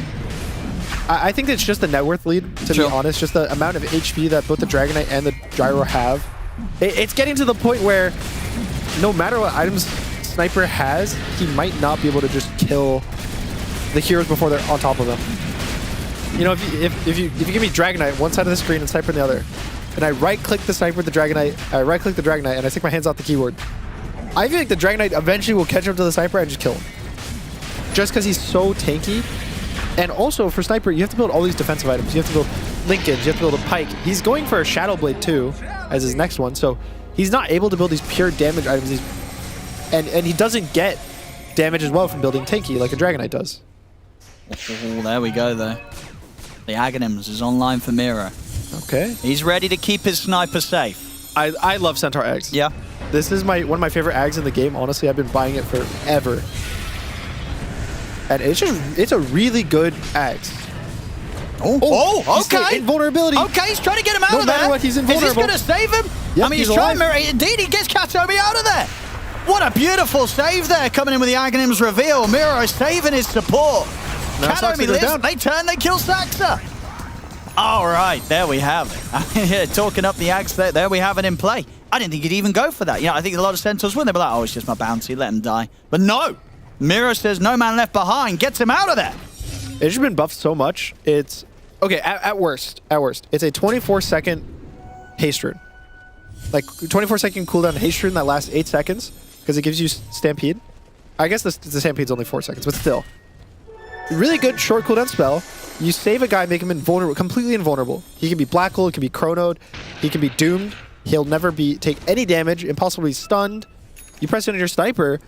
What do they do? If Sniper is the entire goal, you know, guys, just jump to Sniper, kill him. Now you have to kill Centaur to just start dealing damage to the Sniper in these fights. And that's hard. Because in terms of heroes, it's what you're looking at the Gyro or the DK to try and get anywhere close to the Centaur, right? The other heroes, they're not going to be killing this Centaur anywhere quickly. Yep. Like, Miro's going to get to play his hand. And it's not just, you know, the Centaur's just completely alone. It's a Centaur with a Sniper, a little turret on his back, ho-ho-ha-haing, and just kind of shooting everyone. So, look, slightly biased, but I will root for the Centaur eggs, because every time someone buys, I get a little happy. And we just don't really see it, even in the games with Centaur. There's many a Centaur player that will ignore the Ags. And maybe they're getting it as the 6th item or taking it from the Roshan, but... Of course. Yeah. I just think it's good whenever you get to the point in your item build that you're tanky. Because it's really bad if you go in, you put a guy in the cart, and then you just die anyways. But I think in this game he feels tanky enough with the blade mail, with the pipe. Even the trickster cloak is kind of helping him out with this. That he goes in, he saves someone, and he won't instantly get turned on and bursted. They won up this fight. They're scouting this out. They've got the setup on towards Duracho. They're going to look to try and burst him. Duracho's just gone the once. That's the Aegis gone. Okay. And BetBoom team this game. Something about when Tundra gets the Aegis is BetBoom, they just take it away straight away. Without Tundra being able to do too much in that little bit of an attempt to the push. A big power play. Minus 1.7k net worth. Have Aegises done any good in this series? I think they just have lost the team's gold. Stop going Roche, guys. 2k MLR players are right. Taxa.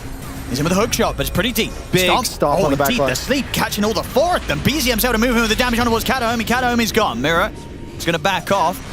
Pure will be forced back to safety. 33's going to jump in, though. Close the gap on the Pure. Stampy's there. They'll get Pure back to the fountain. They do not want to risk their sniper getting caught. So they just settle for that. GPK poking back at them. 33 did commit the BKB to try to chase. He still has the coil. I think the Ags for Puck is their next big timing, I would say. If he gets Ags, even I don't think he'll get 25 anytime soon. They probably need to win a fight for him to just get that amount of XP, but you know, you bait them in, he does a lot of damage on the Puck.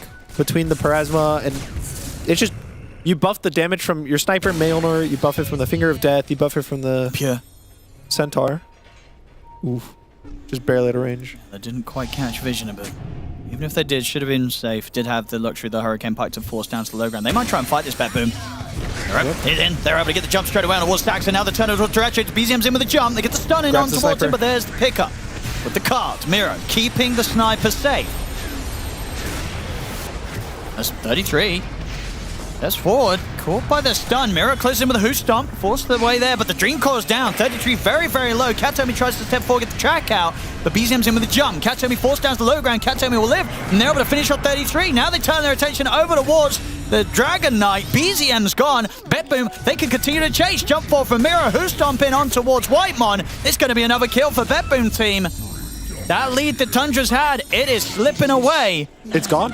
And BetBoom, they're absolutely doing it. Pure on the sniper. I mean, they might even get more. They're chasing down Duracho. He does have BKB TP. I mean, Pure's bringing in the damage. Yeah, he has to. Duracho's got to leave this area. As the Agnim's goal done for the Puck. And Tundra, this game is now going to be absolutely a struggle. You see sort of the struggles on their faces while on BetBoom team. GPK having a great time. I mean, he's done fantastic this game, of course. He's really been sort of the one that's kept this game alive whilst the rest of the team were slipping behind as much as they were. GPK on the Puck, of course, only dying the once and making a lot of these crucial moves just to open up the map and give that chance for Pure to have made this recovery that he's been able to get away with. Yeah, honestly, I'm impressed. 12 deaths on a carry. It's impressive. That's my kind of carry. Yeah. It doesn't normally work out for me like this, though. I mean, especially, you know, it's DreamLeague. These are some of the best teams in the world. Yeah. I feel like generally you look at this, you see a carry, you know, 10, 12 deaths, and you're like, oh, it's impossible to win the game. So, a good lesson, guys. Never give up. Games are always winnable. Maybe deaths need to be nerfed. Yeah, maybe. It's too good to die.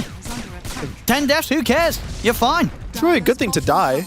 You're getting free teleport scrolls every time you die. There we go. You get to, you know, reset health and mana. What's the negative? That's true. And you get to make the enemy team feel like they're winning. Exactly. There's a mental, and also you give them more gold, more XP, so when you kill them back, I mean, that is it's giving you even more gold. That's not even a meme.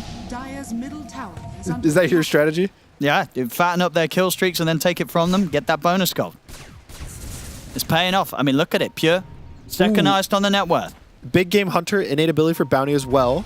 when he gets a killer assist on someone that has a killing spree, he gets 20% extra gold. Dude, you've just exposed their strat. That's it. That's it. That's the plan. So Pure would feed to give them killing sprees. Yeah, to exactly. give gold. Because of the bounty innate. It's big brain. We figured it out. You caught him. Yep. Nerfed, guys. Nerfed And it's this. working. It has to get nerfed. Next patch. Pretty much dead even on the gold now. I really like the shard usage from Kataomi. It's where you can apply the invis to your allies. They're just constantly scouting out. Ooh, that BKB. Well, that was a quick BKB. He needed to do that as well. Yeah, he was probably dead. Yeah, if they can get the opening lockdown, Pure in the position he was, he obviously has the Chrysalis, nearly has the Daedalus on top of that Shadow Blade. But yeah, anyone that catching a stun, Pure will have the damage to kill. Wait, I think they know BZM's here, even though he's smoked. They are surrounding him. I mean, if they find him, that's going to be pretty crazy. Surely they're not going to check this area. No, he's fine. It was super close. Roshan almost an instant respawn. I think it was at 10 seconds. Heads up. Neither team knows, though. The instant respawns are actually the worst, because no one assumes it'll instant respawn. You always, I would say, give it like 30 seconds off the timers. Because probability-wise, it's so low chance for it to be there in the first like 5-10 seconds, but it was there, and the BetBoom team actually all gated away. So they're gonna go back, check it, and I think Tundra gives us up. I don't know. The game is getting into this really awkward position for them now.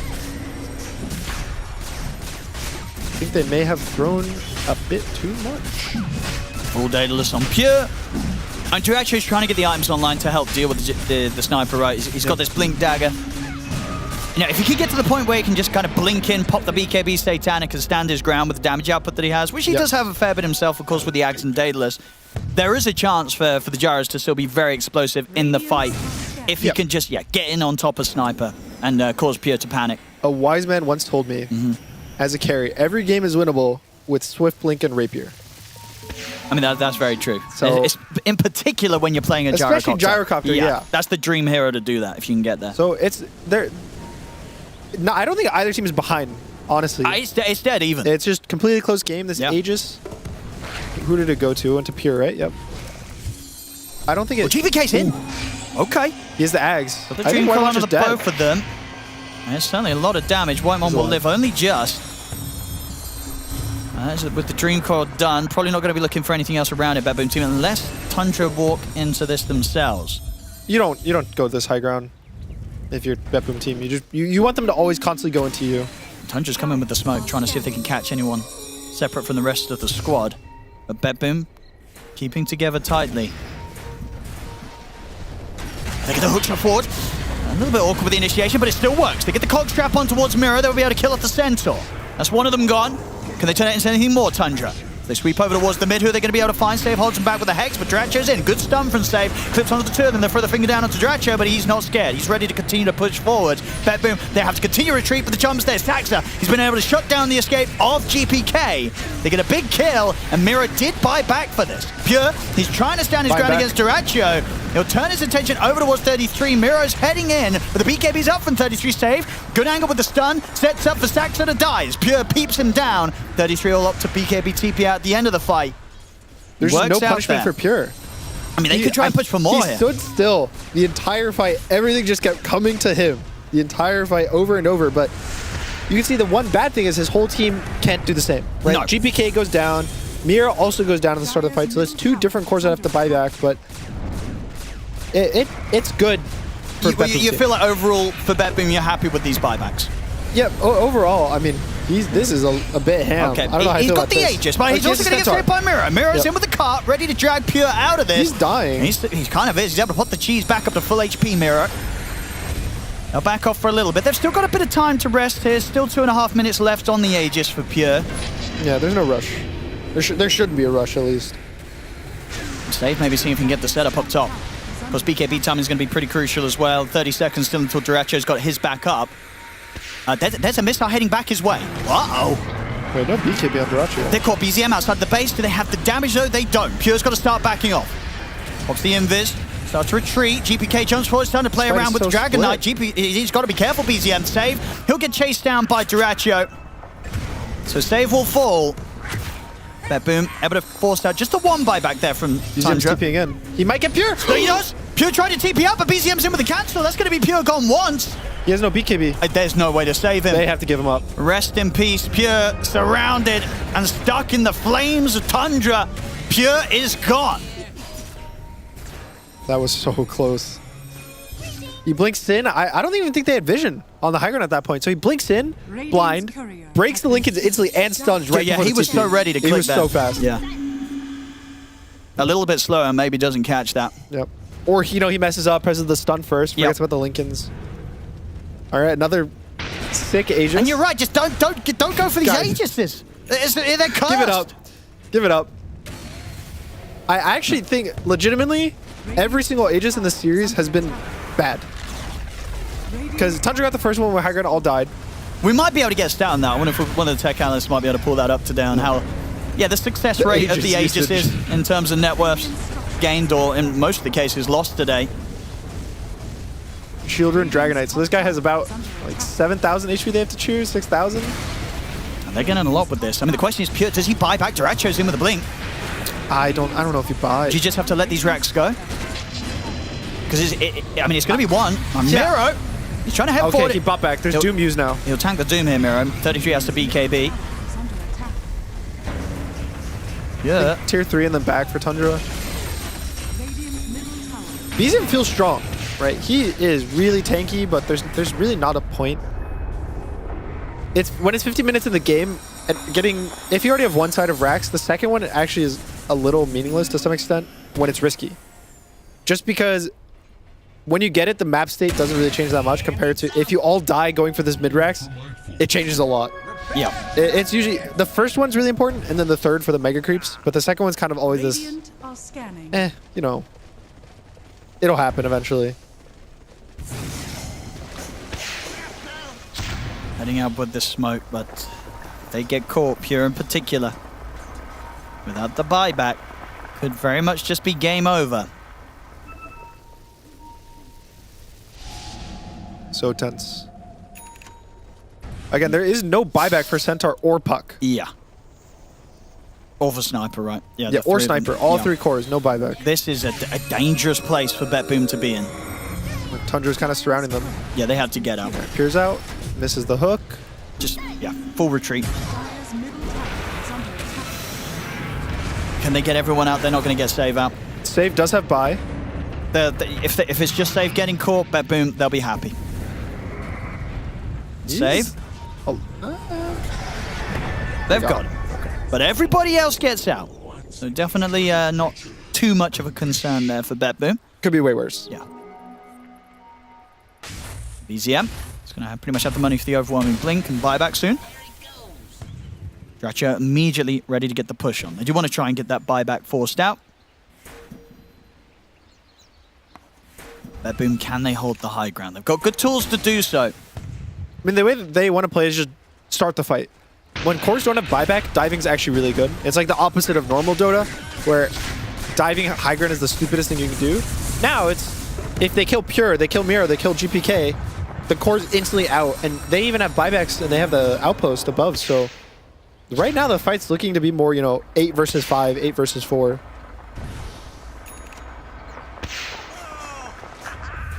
Depends how bad they want this win right now. Now 1 minute until we'll see potential Roshan back up. Will what be the third one, so could very much be worth Tundra just waiting back for that one. They still have a little bit of a window where, I guess it depends on how quick the spawn is, where they might be able to get that and buyback status will still not be good for BetBoom when they're defending. Revenant's Brooch done on GPK, so pretty serious damage now coming out for this Puck. I also do have great news. Pure's going for a rapier. There we go. And he's not too far off it. Yep. He's going to have to sell something, right? He's just swapping out the treads, playing without the boots. Yeah, you probably sell the treads over the Shadow Blade. Yep. I think just having the invis is really nice these days.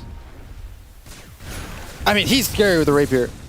I think all the other fights we were watching, he was still just this turret that was hard for Tundra to fight into, but you know, if the fight went long enough, they'd be okay to survive this damage. But with this rapier, it's kind of a you kill him or you lose the fight. They can absolutely hold, especially because he has such a reliable save in the form of that centaur, right? Yep.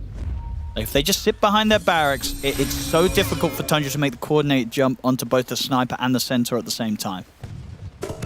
Yep. And now Miro has his BKB, so pretty much, like you said, a guaranteed save. GPK is that level 25, so he does have the BKB piercing coil. There are some really scary buttons. Yeah. It's not easy for Tundra to close this up and go to the high ground. Did he indeed just sell the treads out? Yep. He did. So Rapier's in. Tundra will know. They just saw him right-click once. I don't think there's really anything you do knowing that there's a rapier, and there's no blade mills people are going to buy. But it's a lot about forcing yourself to have to jump to sniper every fight.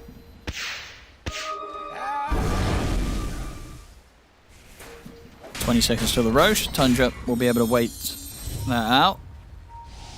I mean, BetBoom, do they try some sort of out of the base move, or now with this rapier, is it just sit back and wait? You just sit back. There's no rush for them. At some point, Tundra has to win the game. You know, it's not. There's no GG timer. There's no, you know, eventually this happens. At some point, Tundra are going to have to walk up to your high ground and try to kill your throne. And Sniper excels at that. So the BetBoom team, basically no one's going to have fun besides GPK and maybe Pure for the next however long. And Taracho wants to give himself the Wind Waker to finish things up. Do you understand why he wants to go more the defensive way rather than himself going, hey, you know what, Sniper's got a rapier, I want one too? It's the only way to survive a coil at this point in the game. You can't BKB dodge it, so usually oftentimes cores should or would buy a Wind Waker versus Pub because it completely counters the ultimate. You can break it for free because you can move, you dodge all the auto attacks. It's just a very nice interaction. It just feels good, right? It's one of the feel-good items. Are you spending up on it, or do you still want to play with buyback if you're Tundra? I would buy it. Yeah. But I think the safer thing is... it's an argument, right? If the Gyro's dying twice, especially with his Aegis, is he really going to buy back and be able to make a difference? Probably not. If you're ahead at this point in the game, I think buybacks are better or are worse than an item usually. Because if you buy, you're so far from the fight, you don't really get to have this impact. Tundra not rushing straight towards the high ground. Got this 4 minutes of Aegis. BetBoom stepping out. I have been hit by the scan though. Tundra know that BetBoom's making this play. Pure having this rapier. Game's in a very delicate position for him. He cannot, whatever happens, be caught in the same manner that he was caught in game one. Which did very much lead to the demise of BetBoom's performance in that first game. And if it happens again here, if he gets caught, it will absolutely be game over once again. He's walking the exact same path. This is it. The mirror of the dodgy position. If he gets caught, he's going to feel pretty rough. So I'm sure Pure will be that little bit more careful this time, as it's even more apparent the weight that rests on his shoulders in having this rapier. Pure, how many deaths at the end of the game? 13, 14, or 15? I think anything more than 13, it's going to be a loss for him. I don't think he can afford to die again. Like this, now he's got the rapier. Sure, he's close to the buyback gold, but if he loses that rapier, dies, then Tundra should easily be able to clean up right. Yep. So I think, Pure can't afford to die anymore. This is it. This is the limit. If they want to have a chance of turning this game around. They're down 29k right now, BetBoom team, but there's always a hope and a dream for a sniper and a rapier. There is always a hope and a dream. 30,000 gold and Aegis. It was what, Refresher Shard? Yeah, Refresher Shard on 33. Ooh, a lot of buttons. Is there a limit for yourself how many actives you're happy with in your inventory, Gunner? Not really. You could do with six you can roll with? Yeah. Okay. All right, Mr. I think Professional. six feels like a lot. Usually, sure. I think most players kind of have one of their item hockeys is like a passive item hockey. So when you get to that, for me, it's like the bottom middle one. I think I usually don't put active items there. It's like Alt S for me. Oh, you got the Alt keys for for all of your items or just a few of them? For 4 of them. Yeah. I have like Alt Q to E, Alt S, and then I have mouse 5 and I have C. Mouse 5 for the important one? That's for like the point and click, because since I'm aiming with my mouse, I like using my mouse hand to... So your Yules and your Dagons. It's like the Sheeps, Dagons, X's, stuff like that, And then C is my Blink Dagger hotkey, or Manta. Yeah, like nice and easy by the instant thumb. reaction. Yeah. You got any cool ones? No, mine's pretty boring. You use like the ZX ones? The default? exactly, just the line. You know, ZX to EXC, VBN, just that whole row. It's not very efficient, because I have to move my thumb between them. But we make do. 1 minute left on this Aegis, Tundra. They're smoked up. I mean, you can feel the fear. You know, they are far ahead, but there's a sniper with a rapier on that high ground. The sniper. Even GPK is really scary. He does a lot. And he still only died just twice this game, which is very impressive considering everything else that's gone down. BZM's up. He's going. Never mind. Okay. And that Aegis is going in 30 seconds. All right, just wait tier 5 items. At this point, you just wait. Yeah. All right, I have a question. If I say someone has to click this button, do you imagine me saying that in terms of they have to click it with their mouse, or just it's another way of saying to press their buttons? I was having this discussion with some of my friends. Wait, what's the difference? If I'm like, you got to click your BKB. Oh, you're saying is it specifically mouse cursor clicking? When people say clicking their buttons, do you think about like using the mouse click? No.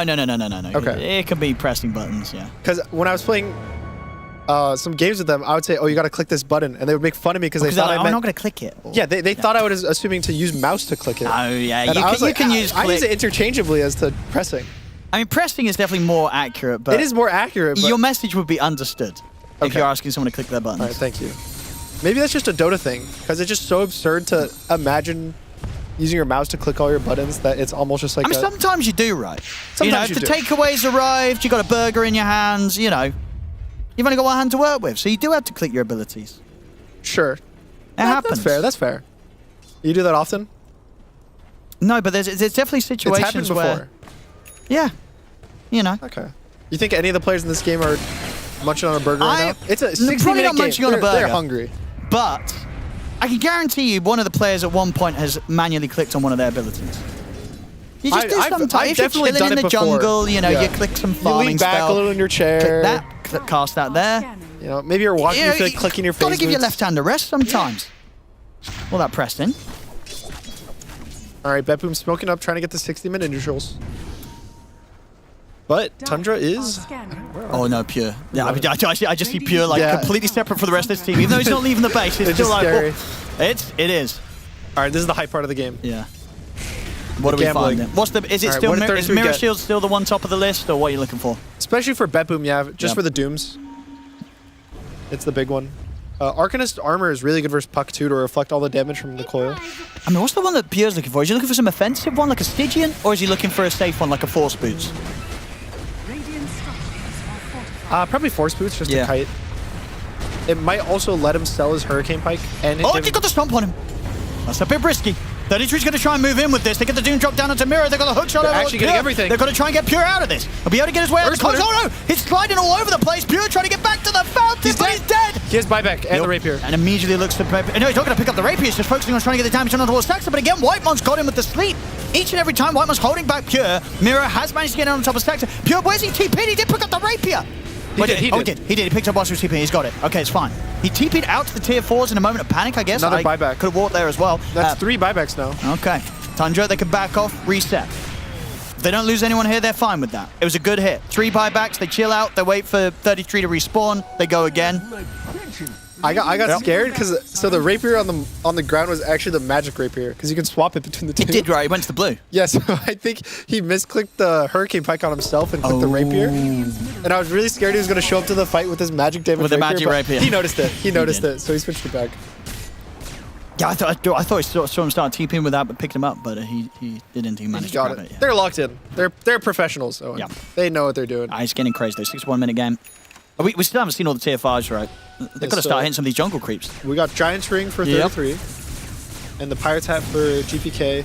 It's because the Giant's Hat, or the Pirate's Hat is very good because the coil attacks are based on Puck's attack speed. So this bonus attack speed from the Pirate's Hat, really nice. And people just aren't picking their items. Oh, there's Pure's tier 5. Let's see. Is he going offensive or defensive? I wish you could see their options. I've always wanted to be able to see options. No, there's a force boost. I think, you know, it's the safer bet, even if you did get some of the offensive options as well. It just feels nice. Just it's for the good. fact that he actually has moon speed and can dodge these stomps. And get out, have an extra way of getting Another away from the cogs. staff. Yep. All right, so then... And do you like the switch up of the Silver Edge into the Swift Link instead for his inventory? Yeah, I like it. Yeah. I think even now there's an argument to say he could switch out Pike for BKB? Just because you have the Force Staff from your Force Boots, right? I don't know, the extra... I don't know. It's always a hard one to let go of as a sniper, that Hurricane Pike. It feels good. And then what else? We got Giant Ring for Miro. Pirate's Hat for save. Force Boots. Force Boots are also really good as a supporting item because you can use it on other heroes. BetBoom's going for the risky move.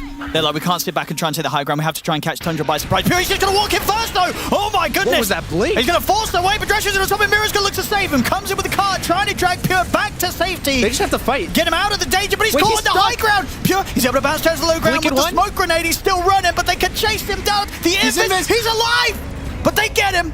The detection's there. He's out. It's over. GG is called. Tundra will be taking both games today against BetBoom team.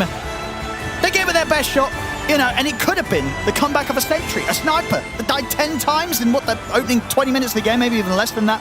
But no, Tundra, they were able to eventually shut this one down despite BetBoom's best efforts to hold on.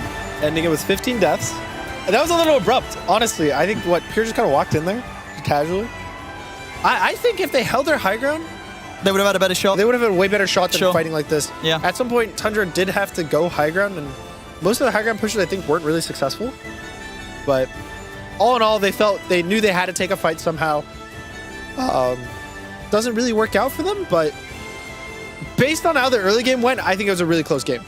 And it definitely a winnable game. You don't really see often that carries have double-digit deaths and play a 60-minute game.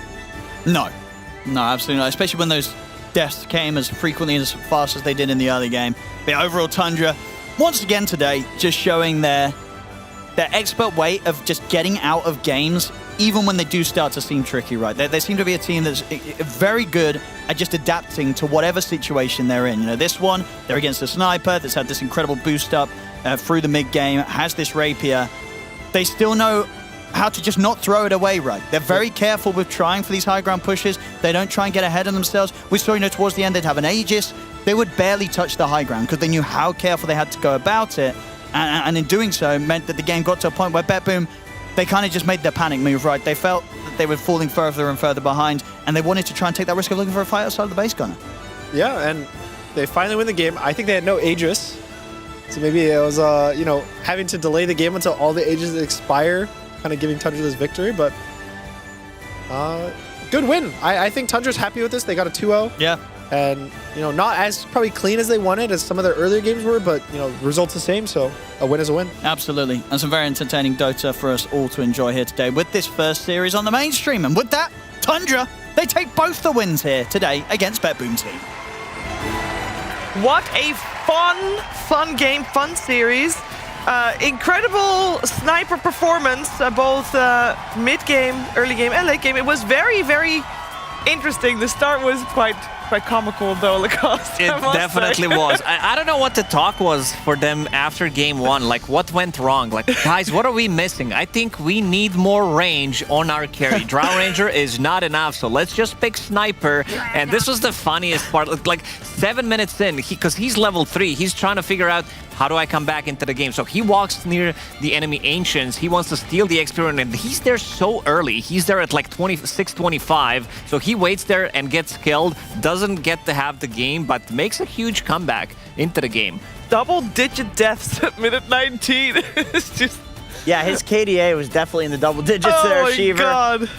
Oh boy, that's just, I mean, it's just fun. Kudos to Tundra for obviously pulling through eventually, but I also want to credit BetBoom because I really thought this was going to be a 20-minute game and it was going to be an absolute stomp, but they were able to hold at some point around minute 25. They held the high ground and there was like hope of a comeback for them. It was pretty close. And you said it was comical. Here he gets stuck on the high ground, and also what happened with the Divine Rapier. He drops Divine Rapier. It's in magic damage instead of the physical damage, and he dies in the end. But yeah, I think this game also shows how I would say that Aghanim Scepter and Centaur is definitely one of the better out there. It's just slightly underrated because we don't see Centaur as much as an offlaner, because it lasts for a really long time, gives you another stampede, gives you a save. They can't target that hero, and that's exactly what you want to have. It also stops the damage from the Doom. So very good thinking coming out from Yarrow, but it was not enough.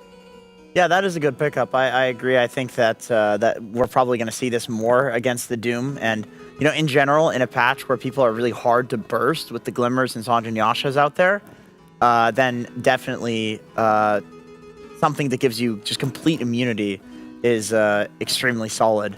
I do want to give a special shout out to Sniper. No, that was not a great sniper. That was a good sniper performance. It was a great sniper game. I would blame the rest of his team, of course, for being taken down in that game, because I don't think that was Pure's fault. I think Pure basically played that flawlessly. Yeah, because the thing is, like, if you're letting your sniper die, you know everybody's going to go on this guy. Sniper actually has a hidden innate people don't realize, and it taunts the enemy team towards you. It's kind of like the Enigma black hole. The threat of a sniper is bigger than the threat himself. of the sniper. The threat of the sniper is not very much, actually. It pulls everybody on the map towards you slowly, and then they try to kill you, so that way they don't keep getting pulled towards you. Yeah, well, there's a lot of talk about sniper. I think Brian actually went for something other than the sniper for his Acer Predator head-to-head. I absolutely did not do that, Shiver. As for my Acer Predator head-to-head, I have chosen Pure versus his arch nemesis, not Dyrachyo, but instead Soxa, the Clockwork. We got the KDA of the 4-position Soxa versus the KDA of the 1-position Pure. Looking pretty equal other than the assists and maybe the death category. Might be the most deaths I've ever seen on a carry performance, not even taking it away from Pure, as we're going to see some clips from the early game. This is the taunt that Jenkins was talking about, as Pure had all the attention focused on him with these ridiculously long chases that were happening. This chase even started like 15 seconds ago. This is a bit of foreshadowing for what we're going to see. Lacoste mentioned the Wisdom Rune, where he seems to be avoiding exactly what's happening here, as Soxa seemed to be having his number throughout the course of this entire laning stage. Keep in mind that this is right after Pure respawned from the previous clip that we just saw. And yeah, that's exactly, the shrapnel is exactly how he sounds right now, as Soxa, it felt like he was just this wall that was closing in on Pure throughout the entire course of the early game. I think he got his steps in for the game, at least. He may have gotten his deaths, but he got his steps, Sheaves, and that's our Acer Predator head. Pure. Sorry, buddy. Head to headshot. That was the... Well said. Tough game, like the way it started, because he's paired up with the Bounty Hunter rather than having Clockwork maybe for himself, or having some Ogre, any kind of stun 5 that can make his... Because you want to run at him at early levels, and that's exactly what they did. The lane after he died, which Brian just showed, the lane is pretty much over. It opens up the map so much. If you want to use Twin Gate rotation, bring in position 5 as well, he can't lane. This is also not a hero that farms the jungle that quickly, but also a little bit surprised that they gave Tundra Doom 2 times in a row. Yes. Like the first time, okay, we want to test it out, see how it's going to go. Second time, they give them Doom again. Different way to counter it. I like the Centaur approach. This has been used throughout Dota history as a counter to Doom, but yeah, still not working out. Something just terribly went wrong for them in both of these games. If you could interview Whitemon, would you ask him about the Doom? Oh, I definitely would. Okay, well, that's great, because we got actually Whitemon with us here today. Hi, Big W. How you doing, brother? I'm good. 60-minute games and Tundra. What's going on with that, man? Why are you playing so many 60-minute games? Why are they going so late? I mean, we're playing against BetBoom, you know, Pure. It must be a cinema game. Can you explain to me, in Game 2, when Pure has died 10 times in 10 minutes, what what was the comms like for you guys? Were you laughing and having a good time? I mean, we're just playing our game, you know. Mm-hmm. We're not like laughing, and we still respect them because I feel like they still can win the game. Mm-hmm. Yeah, we just play. Okay, makes sense. So of course we're very professional analysts. We know exactly what you guys are doing, what you're thinking. So we understand the Elder Titan picks, but I wanted to know from your perspective. You guys picked Elder Titan second pick twice in a row. Maybe the viewers don't exactly understand why you picked it. Can you tell me why these games were good Elder Titan games? I don't know. I just like the heroes, and I feel like against kind of like the BetBoom teams, I think it's good that you have like control and team fight. So ET is one of the heroes. Yeah. Okay, so they're like a team fighting team, and you want to take advantage in team fights against them in particular. Yeah. Okay, that makes sense. As a support position 5 player, the greatest position 5 of all time, as you've stated quite a few times, you probably stopped saying that. What do you think about the Glimmer Cape meta? If this item gets nerfed, are you going to be sad about this item getting nerfed? Should it be nerfed? I mean, I don't really care because I'm usually not buying it. I always buy the Solar. Mm-hmm. It's just my core always buy the Glimmer, so... So you get the armor version of it, okay. Yeah. Fair enough. I'm going to send you over to Big B for some smart guy questions, Waimon. Thank you, Jenkins. So, Whitemon, you've been supporting several different carries over the last few years, and I'm just wondering, as a 5 position, how does it play in the what hero you're picking? Like when your hero gets picked in the draft, what's the communication like between you and Dyrachyo specifically, and all that kind of stuff in the safe lane? I mean, usually we just like talking about landing, and then like talking about the heroes pair. We're talking like between me and Anton and Moon Meander usually, like which heroes is good when we play together, something like that. And which heroes is good for the landing, something like that, yeah. So when we see the Elder Titan and you say it feels good, is that something that, like, do you feel like that particularly matters what carry player you're working with, or is it just a vibe check that you have? I mean, usually it's good that you have like aggressive player when you play ET, because ET just like you want to keep like punching enemy on the lane, and also you want to like play behind on the team fight, and you just want to throw your spell, something like that, like keep poking. So I feel like depends on the carry, yeah. Thank you. Whitemon, I wanted to ask you one more question, sponsored by Acer Predator, sponsored by, of course, ESL. We're doing a patch wish list. We've been asking people what they want in the patch. We have a whiteboard of this. What do you have for your wishes for the patch? For the patch? Yeah, one thing. You can only pick one thing. One thing. I don't know. Maybe map changes. Yeah. Map changes, Shiver. Map changes. Okay. Thank you, Whitemon, for your prediction on the patch. Thank you for the interview. We appreciate it, and we'll see you again. Thank you. Good luck. All right. Map changes added to the list. Lacoste remove Lotus Pool also added to the list. And hopefully this list will be fulfilled. We'll see who gets their wishes fulfilled. And hopefully we get a patch soon. But I know one thing that we are going to get soon. We're going to get Liquid versus Spirit very soon.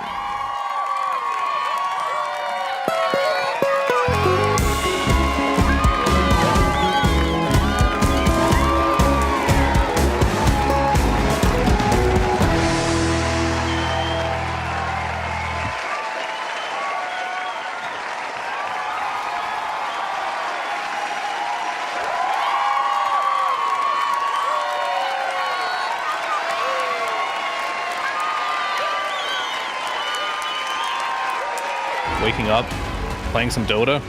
It's just been part of my life for 20 years, and I don't think that's going to change anytime soon. Where we are in the history of this game and where it's come from and how much has been accomplished, I think compared to basically any other esport, it's the best. So I'm grateful for Dota 2 as a game, because Dota as a culture supersedes where we come from. you are a Dota player first. And I love that.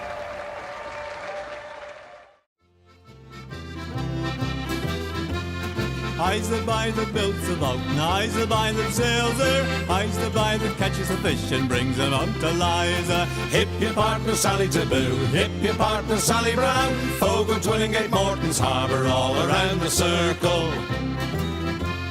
Sods and rind, a covey of flake, cake and tea for supper. Codfish in the spring of the year, fried in maggoty butter. Hip your partner Sally Taboo, hip your partner Sally Brown. Fogo, Twillingate, Morton's Harbour, all around the circle. I don't want your maggoty fish, that's no good for winter. I can buy as good as that down in Bonavista. Hip your partner Sally Taboo, hip your partner Sally Brown. Fogo, Twillingate, Morton's Harbour, all around the circle. I took Liza to the dance in faith that she could travel. Every step that she did take was up to her knees in gravel. Hip your partner Sally Taboo, hip your partner Sally Brown. Fogo, Twillingate, Morton's Harbour, all around the circle. Susan White, she's out of sight, her petticoat needs a border. Old Sam Oliver in the dark, he kissed her in the corner. Hip your partner Sally Taboo, hip your partner Sally Brown. Fogo, Twillingate, Morton's Harbour, all around the circle.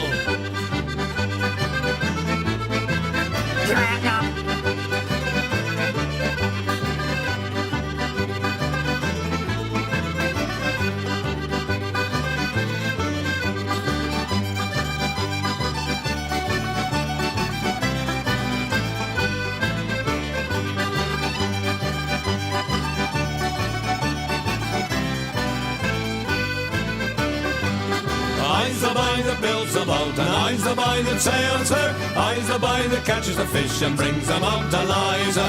Hip your partner Sally Taboo, hip your partner Sally Brown. Fogo, Twillingate, Morton's Harbour, all around the circle. Hip your partner Sally Taboo, hip your partner Sally Brown. Fogo, Twillingate, Morton's Harbour, all around the circle.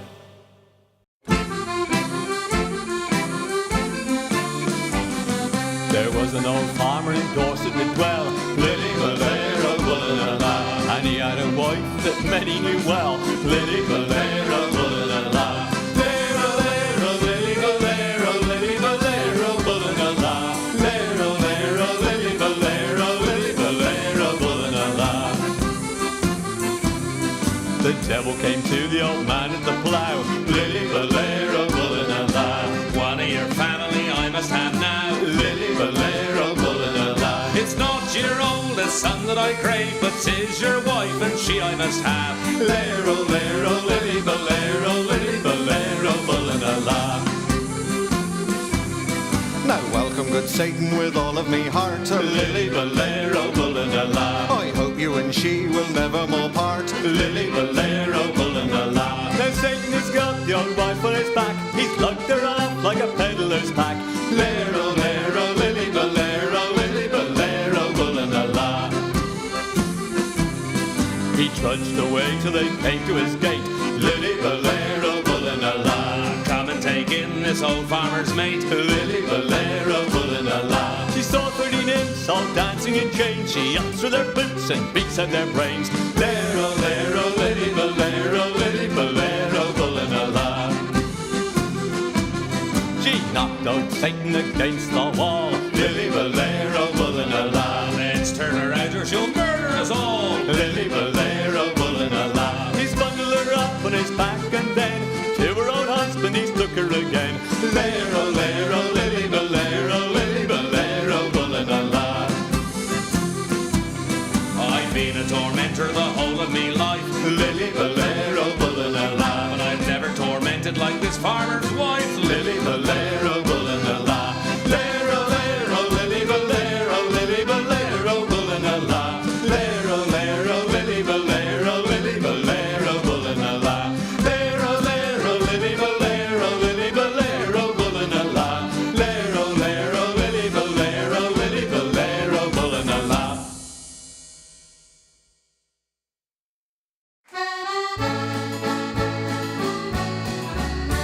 I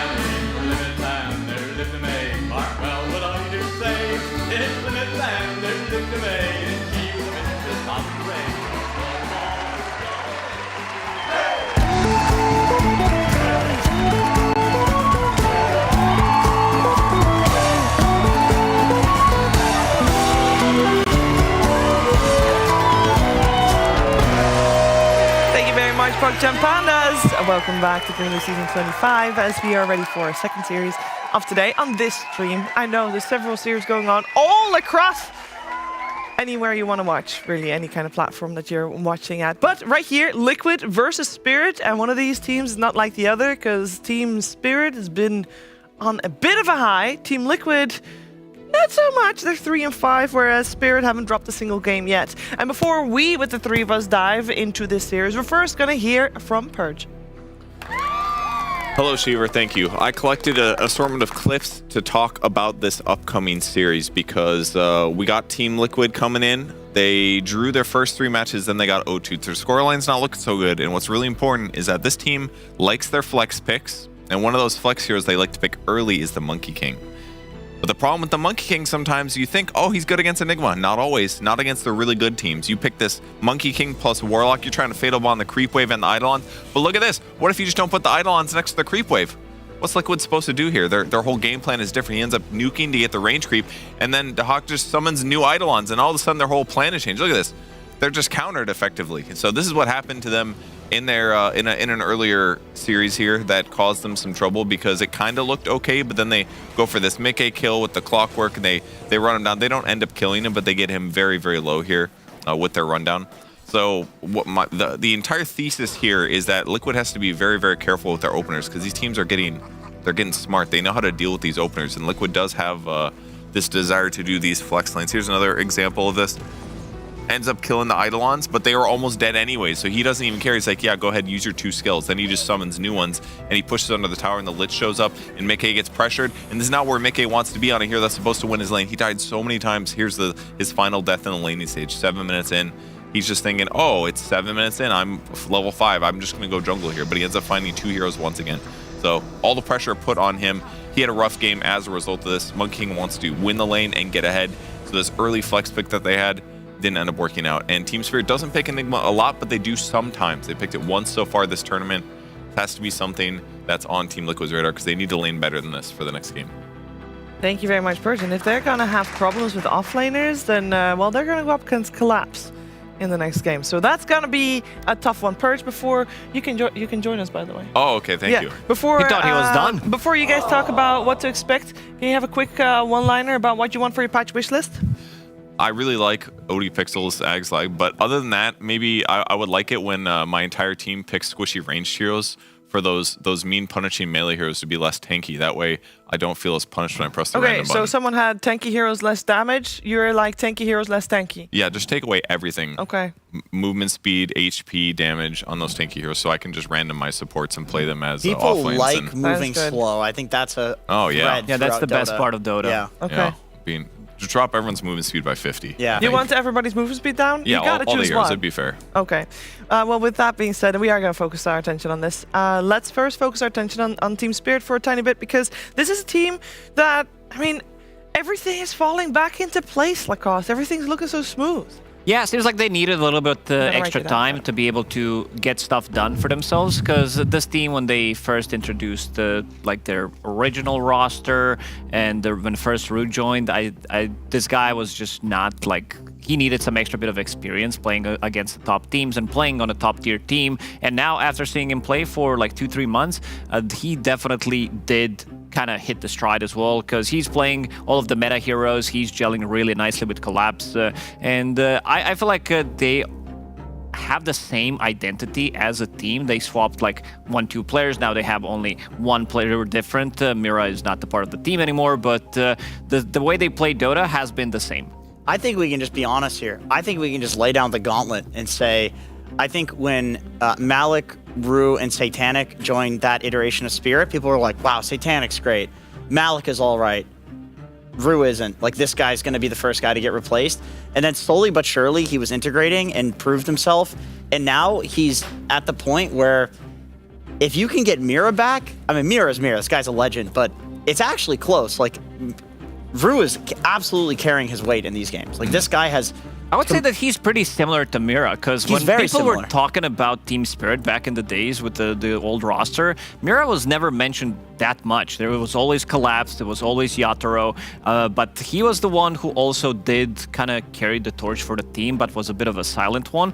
And we can see the total number of games for these guys, almost 2,000 professional games on Mipushka, holding almost 40% of the team's professional games, because Rue is the new one, as we expected, playing only 260 games, and Collapse plus Yatoro, they have been playing together pretty much on the same team ever since they've been playing on Yellow Submarine. And I think that sometimes the change is necessary, because you do want to have this combination of old and new, because they don't have Mira, and this time around they picked up a new player that not a lot of people believed in. Same goes for Laurel, who also, when he first joined the team, people were like, why did they pick him up? Because most of the people didn't see what they see in him. The same thing happening is... Then he wins a TI. Now. Yeah, that... Yeah. That helps. You just have a little bit of extra street cred.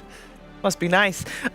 In this matchup, though, these two teams are very familiar against each other. So maybe Liquid's standings and results so far, Purge, do you think they're a little bit... Like, do you think we can forget about those going into the series, or you feel like Liquid's heavily out... I think Liquid's doing fine. I mean, they took games off of very, very good teams so far in the group stage. Their scoreline of 3-5 just looks bad because they had one series that they got 0-2'd, which is kind of the story of a lot of group stages when you're playing BO2s. You need to 2-0 at least occasionally, and if you just draw everything, all you need is like one unfortunate series where they have your number and your scoreline's going to look weak. So I think Liquid should be able to win at least one game here, but I think as a whole, Nisha's been underperforming just a little bit. Pretty consistently. Like, he's playing just a little bit worse than usual, and normally he's like, people are like, he's the best player in the world. He does that, though. Like, he does have a history of doing that and then picking it up, like, halfway through the tournament. Like, this is a classic Liquid group stage star. The only concern here is historically, DreamLeague's not so good for them. Yeah, they do have a tendency of just being a little bit below the line of making it through this first group stage. Only 4 teams per group move forward, so that's a hard cut. 8 teams per group, 4 teams go home. As in 8 teams go home, because we got 2 groups. That's math for you. We got ourselves a game on our screen. We got Team Spirit on the Radiant side with second pick, therefore overall last pick. Liquid's Dire with first pick. And we are in it. Let's see what's still in the pool that is... to be honest, is Doom... We know it's a big issue when you give it to Tundra. Is any other team you're worried about giving Doom away? Because so far it's ignored, but... I'd be a little bit worried giving it to Falcon sometimes, too. I feel like a Mars Doom is really good. If the teams are good at avoiding bad team fights and taking team fights that are at least neutral to them, I think Doom is always going to give you a big upper hand. Because if you get the Doom off on the right hero, then you're already in an advantageous position. But if you get kind of rolled in lanes, then Doom doesn't feel so good. So if you're playing against those tip-top teams that are going to be good at maneuvering, it's a good hero to have for sure. Spirit has played so many heroes in this tournament so far. I feel like they have 100% win rate on all of them, huh? Yeah, they do. They're really bumping up the win rates for everything they've picked. Yeah, I mean, I feel like Collapse Doom is very good. Liquid, of course, Monkey King in lane, very strong against Doom, but this is something that can be solved from the support position. But yeah, like I said, they have so many options. Okay, this is something that Collapse has really been enjoying lately as an offlaner, but also something that Radon can play, so flex potential there. Yeah, he's definitely coming into the Fisher Playground. This guy played almost 20 games in 1 week of Terrorblade offlane because he wanted to learn how to play the hero. It was definitely not a hero that we kind of connect Collapse to. It's mostly these Blink initiators, but right now he's back on track. You want to have that flexibility. We talked about flexibility a lot, having that in the draft. One thing I did mention multiple times is that Voxy is the guy that really stacks a lot, especially when he's playing hero like a Batrider. This time around, that's going to be banned, but this is something that is very exploitable, I would say, knowing that the support at certain point of time will be in the triangle, which allows you to play aggressive onto the mid laner as well if you're making a rotation, and also for coming out from your safe lane, knowing that the hero is definitely missing, so not an easy one. A little bit more about Team Spirit's hero variability. It's actually wild to be in that position where you are winning every single game and you're picking different heroes every single game. That makes it so hard for your opponents to play against you. They almost, because you don't really know what they're going to go for. I mean, maybe there's some patterns there, but if you have 2 player positions that are picking different heroes every game, it's really truly up in the air. The Magnus and the PA, and like these are Team Spirit heroes, right? You see Abaddon Beastmaster and from Liquid, and it's like, does Collapse play Abaddon? Well, he does now. But this was not really, Collapse has always been like the Marses and like Lacoste said, the Blink Initiators of the world. But since he's come back, he's actually been playing a lot of like the Summons, Beastmasters, the TB, which is not like a Blink Initiator at all. It's kind of like a carry. Dawnbreaker, which is like a save hero. So he is just maybe it's because he was bored and he just wants to have fun now, so he's learning new things. Maybe it's because he thinks it's good for winning. Whatever it is, it looks really good on this new Spirit. I mean, every time that a period like this happens for a player like Collapse, where he does step out of his comfort zone and learn those other roles, it just makes their team so much more formidable for the next 6 months, because now it's not just like, oh, Mars and... Yeah, ban the Blink Initiators. Yeah, and the Centaur and the Magnus. And now they have to worry about the on-meta, but slightly different hero playstyles. Yeah. And I'm sure he'd be happy to buy an Armlet sometimes on those offlane heroes. Armlet TV, Blink Armlet. And Armlet Dawnbreaker. Yeah, it's true. That's actually good. Well, we got the Invoker picked up by Team Spirit out of the banning phase. They did remove that puck to protect it a little bit. We got the Phoenix picked up now by Liquid. The support secured. A lot of team fight between these two heroes. I wouldn't say lacking control, but you have Monkey King, you have Phoenix, so you have good protection for the egg, of course.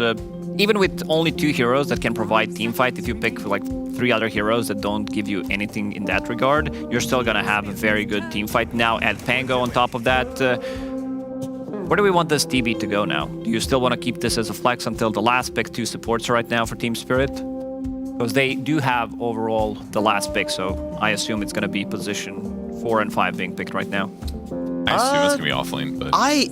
I'm not sure, because the Bloodseeker is probably going to get banned if they do that. And maybe they're fine with like any 2 picks coming. I feel like Bloodseeker is not really hard countered by that much right now. No, I think there's also a very good chance that Spirit will go for Ursa, because it's such a good Ursa game. You're playing against Phoenix, you're playing against Monkey King. These are one of the few heroes who can stand inside Wukong's command and take a fight against Monkey. Yeah, I agree. I think the Ursa probably could come out as like the last pick, right? They go for the Muerta first. Okay, well that's an egg killer. Yeah. They wanted some like Atos or position anyway, so... Clockwork is still available if they want to snatch it. Because Muerta gives you super strong laner from position 4, gives you a good amount of control, something that Pango doesn't like to play. The reason why I like Clockwork is it's good against all of 3 of their heroes, especially good against Pangolier, and you have also BKB Piercing Tool. It's not like the best one against Pango's Rolling Thunder, but you also might want to have something. Yeah, they don't have great initiation right now either, so it would be good. The other one is Winter Wyvern, something that they also did play. So if they want to go for that one, good way to disengage against the egg, against the Rolling Thunder, and also Monkey King's Wukong command. But they are lacking a bit of a front line, someone that is going to be tanky. Terrorblade does build into pipe, does build into tanky items for himself, but I'm just thinking about how the mid fights are going to be played out. I think Winter Wyvern does have good potential, but that hero worries me because sometimes you can just have a really, really atrocious laning stage and then your hero feels useless for the whole game. Yeah, this is the better option. By far, yeah. Yeah, you're definitely right. The clock is fantastic. It's being used by a lot of teams. Part of the reason some people even pick Zeus is you don't have to worry about getting trapped to death in the laning stage. Yeah, so this means they want to see the final 2 picks go for the last pick carry, and they think they have a lot of good options. I honestly even think for Spirit, the Beastmaster carry is not that bad. Attack speed for the egg and roar for the Pango. What build would you go as carry, just eggs? I didn't see when they played Beastmaster's banned. Yeah, he's banned. Oh, okay. But they go for the same item build from the offlane, pretty much. You're getting that Aghanim Scepter, you're getting BKB Shivas. Gotcha. Let's see, what does Liquid need at this point? This is such a strong kill combo between the Clock and the Muerta with Sunstrike coming in as well.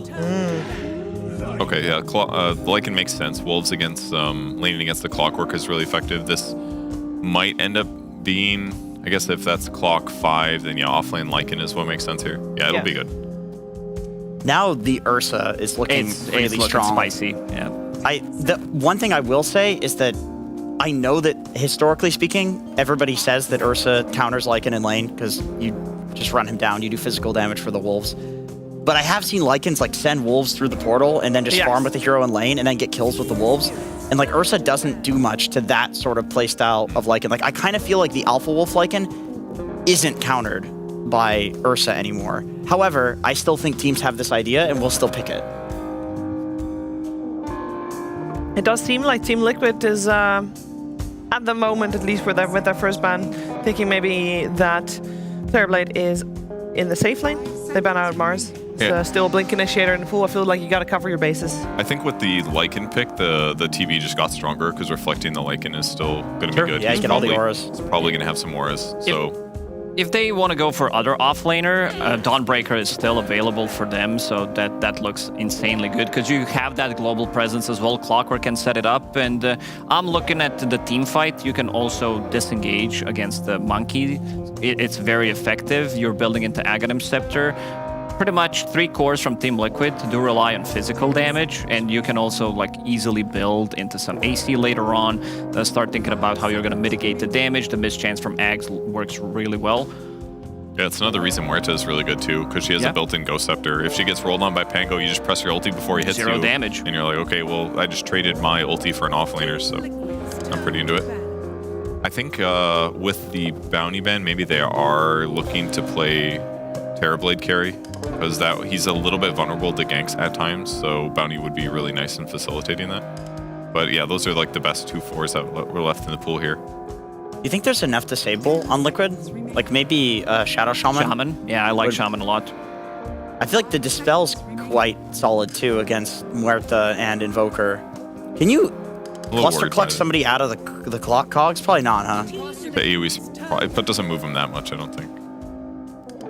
Maybe out of the small cogs, out of the big ones, I don't think you can. Yes, cogs are too small. I don't have that much faith in Shadow Shaman yet, though. Like, I know teams are picking it sometimes, but I feel like it loses by a lot every time. It looked good. I'm fine with Shaman. I'm also fine with Lion, just so that you have something against TB and the Illusions. Gonna be Hoodwink, slightly stronger laner coming out of the 2 that we suggested. I think it's better against TB carry as well, because you can land all this disable from so far away that you're never really in threat, and you have this like AoE stun that can just blow up his Illusions and get that follow-up kill before he sunders. Is it strong enough to push the Terrorblade back off lane? Or not? I'm still feeling that it's a free Ursa game. It's a free Morphling game on top of that as well if they want to run this Terrorblade from the offlane. I still think Bloodseeker's good as well. It's good against Lycan. He runs hasted move speed. You can rupture him. Amazing to have 3 choices. Yeah, that's exactly why they left the carry pick here. They can pick like the perfect game for Yatoro, and historically speaking, he's been the best player in Dota to give the perfect game. You know, what was that TI 10? He had like the largest hero pool ever at TI in the playoffs or something. Yep. Different hero each game, so he's the guy you want to be last picking in this patch. Or he's the guy that people think you want to be last picking, and then, you know, you mask it with the first pick. You got to keep the flex open, you know? There's not a flex if you always put it in the same place. Let's see, though. They are out of bonus time, so he is talking. It's a Dragon Knight that comes out. So that's a DK carry almost certainly. There's no way. I would think so. Yeah. I mean, it's safer. We already talked about how much physical damage Team Liquid has, and he just has this built-in plate mail and a half. Yeah, that's why I suggested Morphling as well, something that gonna be soaking up all of that damage. Like even position 4 is dealing mostly physical damage with Hoodwink. There's some magical on top of that, of course, but yeah, I'm really digging this Team Spirits draft. I feel like Collapse is gonna be on Terrorblade, not the usual hero that we see him on, but yeah, very easy to itemize knowing that you're playing against all of these physical damage cores. So yeah, Liquid, they're gonna need to step up pretty hard in this one. One thing in retrospect that I feel like I should have considered is the fact that we talked about how Muerta and Clockwork are such a good support duo together. So pick a carry that means the Clockwork can leave the lane and play with the Muerta. That's DK, right? So Clock can go through the portal and terrorize the other heroes with the Muerta. Like, this gave Spirits such a solid early game, and I felt like they already had good late game with their picks. Yeah, it felt to me like Team Spirit set up everything to have these heroes that are just good at physical damage, and Team Liquid kind of fell into the trap by picking the Pango after the Monkey King that they probably expected, and the Lycan just made it more obvious. So yeah, they have really good picks to deal with the average heroes that they're playing against. Lacoste, you want to do the honors? Can we zoom in onto Gunner real quick?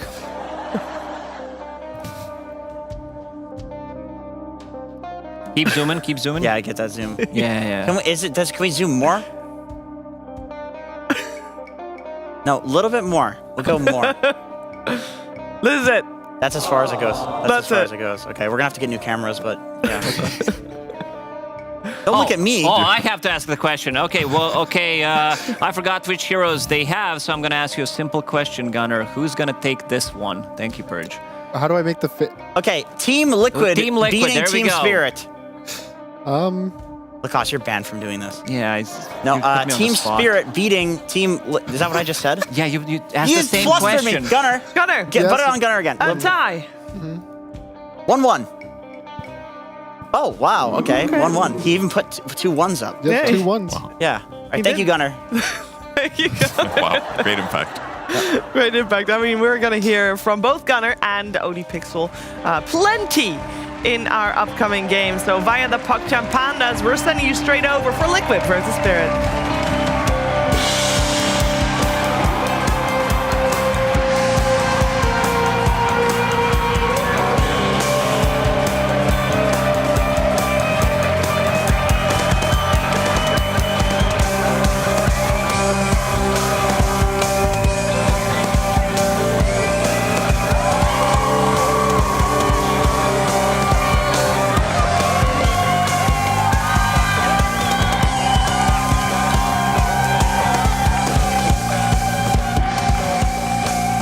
Here we go, ladies and gentlemen. Game 1 time here between Team Liquid and Team Spirit.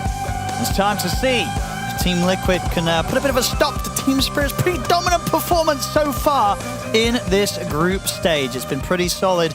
And draft-wise, we heard it from the panel. I've got to say, I've got to agree, Gunnar. I'm seeing Spirit. I'm seeing multiple teams I've heard recently still getting the chance to get this last pick DK. I feel like we've also sort of this focus on like the PAs and such. People are kind of forgetting about the DK, and teams, they keep getting the chance to pick it up last, and it always feels like a great last pick. Yeah, I think it's a first phase ban. It's from my experience, it's on the same level as Alchemist. So the fact they're getting it this late in the game, where it's a good Dragon Knight game too, it's not even oh, you're picking into Timber Saws. The only bad one is Phoenix, so to say, and then I don't know. Phoenix is just kind of an OP hero right now, so everything's bad versus Phoenix. I like Spirit's draft a lot. The only question mark for me is Terrorblade, which, some people, if they know me, probably think that's crazy. I'm saying Terrorblade is the questionable pick based on the fact I played like 50 games of it in 2 weeks. I like Terrorblade offlane a lot. But it is a bad Terrorblade game. It's bad versus Pangolier, it's bad versus Lycan, it's bad versus Phoenix. But the hero, I think itself, his goal is just to build a pipe, be kind of tanky. Maybe he does like one center swap aggressively or on his teammates, and he'll have impact. This hero is just really stable as an offlaner, in my opinion, and usually ends up just getting farmed in some way or another. And what do you sort of make of the offlane on the other side of the map here? Today for Liquid, it's another more common one that we see. Yep. The Lycan for Saberlight. How's things going to look for him this game? Honestly, this is probably one of the harder Lycan games that we've seen. Both supports have ways to deal with creeps to some extent. In worst case scenario, Muerta can press ult and survive. I think Miposhka actually is bad versus Clockwork. Bad versus Lycan as Clockwork. It's a really bad matchup. The Wolves kill the cogs in the lane, so every time he presses cogs, it's probably just 45 gold for free to go into Saberlight's pocket. The Wolves also, for some reason, have 70% magic resistance, so you can't even kill them with the battery assault. So basically, Miposhka is going to be really sad, but I think the other 4 heroes are all pretty okay versus Lycan. Especially Radon. Yeah, no, for sure. Yeah, Radon is going to be pretty chill in this lane. And yeah, most parts of the game you would imagine on the Dragon Knight hero that's just seemingly in very few matchups feels rough to play. Yep. It kind of does everything. It used to be in the past that the only way you could farm is with once you're level 12 with the level 2 ult to get it red, and then you get the splash, and that was it. And even then, you would scale, but it was just so hard to farm. People used to buy, I think, Maelstrom just to be able to farm efficiently, or even Midas. A lot of the mid Dragon Knights would go Midas. But nowadays, you're a Sven. You have a built-in cleave on your passive. You farm even more whenever you have ult. You've innate ability to give yourself armor and HP regen. So there's just a lot of things that make the hero just stable and good. In the sense, it never feels like Dragon Knight is going to have no impact or be lowest on net worth. He's always going to do something. Brute. he has a shot. He's been found here, and indeed, doesn't he actually even need to use it there. Liquid not able to chase him out completely, so Rue will live. So far, looking at the lane situation, the biggest difference right now occurring in that middle lane. 9 and 3 on Lal as opposed to Nisha getting 16 and 8 on the Pango, having a very good start. I'm impressed. I think this lane is slightly Invoker favored. Nothing like crazy. But usually Invoker, this early lane isn't his forte, the first 2 waves. So I wouldn't be surprised if in the next like 2-3 minutes Invoker kind of catches up, goes back to even once he gets this level 4, level 5 timing. Well, we'll see. It is a pretty hard Pango game for Nisha. There's stuns on 4 heroes on the side of Spirit, and the only one that doesn't have a stun has 500 armor. So he's never going to take physical damage from Pango. Pango's all physical. The only benefit is that if Pango is rolling, he'll pretty much never get stunned by Collapse and can just chain stun Collapse into death. So, you know, that's one hero he's good versus on Spirit. I think it's just a stable hero, right? It's been meta for, I want to say 5 years now. And the last 5 years you pick Pango and it's okay. Yeah, even with sort of that phase where he's kind of getting nerfed after nerfed, Every single patch there's a nerf. And it really didn't matter. Sure, we don't see it like every game and every draft, but it's more balanced. Absolutely still pickable. Which I guess, if anything, just shows how broken it was in the past. Yep. I remember there was a time where Pango would get nerfed, and then I think all the mids collectively would go, okay, thankfully, guys, I don't have to pick this hero again. I can play something fun. And then 2-3 weeks would pass. You'd play versus Pango once in your pubs. It would be the exact same hero. And then you go, oh, okay, I guess back to playing Pangolier every game. They even did the nerf where they made it go from 4 charges to 3, or 4 slashes on the Q to 3. Yeah, pretty significant. Which you would think that's a really big change. But then people realized, oh, if each slash does more damage, the Ags just does more damage now. So it actually buffed the Ags by nerfing the Q so that it scaled even better. But yeah, thankfully it is not the most broken hero in the game now. It's just a really solid hero. And even this year, it's been really popular with the double jump facet just earlier on. We see Nisha does have the Thunderbolt, so not this double jump. And that one's been nerfed too. Sure. So not as broken. You used to be able to, you could chain stun and we're go going in circles. so fast, right? Yeah. Yep. But nowadays, I think it's more just to actually hit the initial stun rather than permanently chain stunning. I would say for Liquid, we have to look at what Meke does for his roam. I think every time we see his Monkey King, he's really good at moving around the map, finding kills here and there, showing up to the power runes. So far, it's been a bit of a slow game, but I think that's kind of to be expected. Lycan is really bad at setting up ganks in his own lane. And so the only lane Meke would gank is mid, and I think Invoker's really good at counter ganking himself. We're going to try and go for Collapse This here. is pretty deep. Yeah, Rue's in with the backup. And Meke will get the boundless strike off, but won't be able to continue to push for the kill. See how this top rune goes? I mean, Nisha can't get it. Collapse will grab it, but it's going to give Meke the chance to build up the Jingu Mastery. Put the Lotus Collapse, but he surely should be pretty dead here. I don't think there's any way out of this. It's insane here. Meke shows. Ooh, the cogs. It might be 2 hits. Oh, he's going to get the first blood first. Yeah, you're right. It's going to actually be Spirit in the mid. They do get the kill against Collapse top there with that boundless strike, but indeed not before Lal got the first blood mid. That was really sick by both Laurel and Maposhka. Basically, he tornadoes him, gets this amplified damage rune, fights him with the cold snap. It looks like he's going to die at the very end, but Cogs like blocks in Nisha perfectly, forces him to kind of just take the double damage right clicks from the Invoker, and he might even get Boxy now. Yeah, good moves from Maposhka. I mean, Boxy will have the bushwhack to hold Maposhka back. Or the XP rune. He's got 10 seconds to get that. Okay, he gave up. He's just going to try and waste Radon is here. time. Dragon He's Tail. going to get Boxy. Free Fire will do it. Maposhka is cooking, guys. I tell you what, and he's cooking pretty good. 2 couriers. He got and not only any old courier. That was the courier with Saberlight's Midas recipe. Oh. Say it ain't so. That's a painful one. I mean, Maposhka did more than enough there. Yep. He dies, but getting the couriers, getting the Midas courier. And also, Radon got a kill. Yep. You got your carrier kill, solo XP, free gold, free lane, you know. This is Radon's ideal game. 43 last hits, 10 denies, completely free farming. is basically set up to have a completely free game. And even now, again, the panel talked about how Dragon Knight sets up Miposhka to roam. So Miposhka TP's bot, and he instantly gates top, and now he's behind Mickey top. And they might go for a kill on him. Yeah, Mickey looks to... He kind of knows. Yeah, indeed, be a bit careful about this. And he's going to have some backup himself. Mickey Insania returns towards the top. He runs into Insania. Yep, they'll see Miposhka here. In fact, they maybe see if they can set up themselves onto Miposhka. Mickey. He is pretty deep. But again, I mean, this is Miposhka kind of creating space. Making space. Even if he does die here, it's going to take a fair bit of time for Mickey Insania to run him down. Like dies bot. Indeed, meanwhile, Radahn gets a chance to kill Sable Elf. Was that solo? I think it had to be. It was right.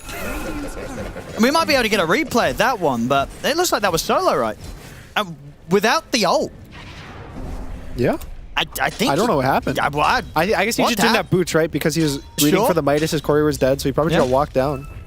That's rough. That's bad. That is rough. Radahn, he's going to have big smiles on his face there. And Armlet, nearly done. Just a recipe away from him now, thanks to that kill. Yep, he's already up 600 gold on the Monkey King. Having a great game, and like I was saying earlier, Dragon Knight isn't this fall-off hero anymore. Where he used to be a core, and we can see now, yeah. Oh, it was with it was the last few moments of his ult.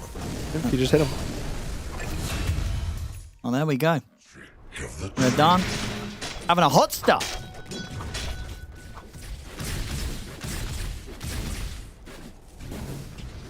Still close overall on the numbers, but yep. Not too bad so far. No. Overall, when you look at these two lineups, is there a specific one that you would say is more comfortable with having like a slow-paced game, or are both fine with this? I would say Spirit's better at slow-paced game. Yeah. You got Terrorblade offlane who transitions into a carry. You have Dragon Knight who's going to farm faster than any other hero in the game probably. And Invoker scales really well. Even the supports. Muerta also becomes a core. So they have kind of 4 heroes that are going to eventually transition into a core. Whereas Liquid, you could say the same, right? For the Hoodwink, and the Lycan's a core offlane, but I feel like it's not the same strength in terms of team spirit. I think Liquid really wants to be able to make this defusal timing with Pango and the Monkey King kind of hit like both at the same time and get kills back to back. Poshka. It will dive for that one. Diving in a little bit too deep, trying to find some sort of setup through the trees. Didn't really have anyone else that was looking to get in that far with him. And Mickey gonna have to start being a bit careful around this tower. So heads back, starts to stick to the camps. Bottom lane, Saberlight, he gets caught under the tier 1. He'll get the ult off, but the tornado's there. He's gone. Another kill for Radahn, this time with the helping hand of Lal. But a couple of back-to-back painful deaths there for Saberlight, where Radahn's able to slow him down and keep this edge and have this continued very solid start as the safe lane DK. Yeah, these are really deaths that you can't afford if you're Liquid. Just dying solo to a Dragon Knight almost... I mean, sure, the Invoker TPs, right? But that's not a sacrifice he's making. If a mid TPs to a side lane and gets a kill, that's a bonus. It's better than creep wave farming, so... Pretty big deaths as well. It's using his ult, so that's a lot of pressure that he's going to be losing out on. And the other thing is the new build on Lycan is all about getting this level 11. Because you want these wolves to be maxed so they actually have impact. So every time you die, every time you miss a creep wave here or there, it's just delaying your big timing by 30 seconds, by a minute. And maybe by the time he's 11, the wolves might not be enough. Maybe there's Ghost Scepters, Glimmer Capes on the supports. They actually can do something. They're not as helpless. Now Liquid, they'll bring the numbers. They'll get in under the tower, take out Miposhka. And we'll be able to push down this tier 1 here. Saberlight gets the helping hand here with the rest of the 3 of them. They'll take the tower, but at the same time, Collapse pretty much on his own will take that top tier 1 tower as well. So they'll be able to match the pressure. And Nisha does have his defusal. So this is, from the way I see it, this is kind of Liquid's first main power spike. It's going to be the Nisha defusal and then maybe Mickey if Mickey wants to join. He's going for Maelstrom and he has it. I don't think he needs to force stuff, right? I don't think he needs to follow around Nisha, play like a position 3. But I definitely think they should try to connect, maybe on like Radahn, right? Radahn's by this top tier 2. And so if they get Radahn here with a slow on the Pango, that is exactly what they need. It's just a question of if they actually find the kills or not.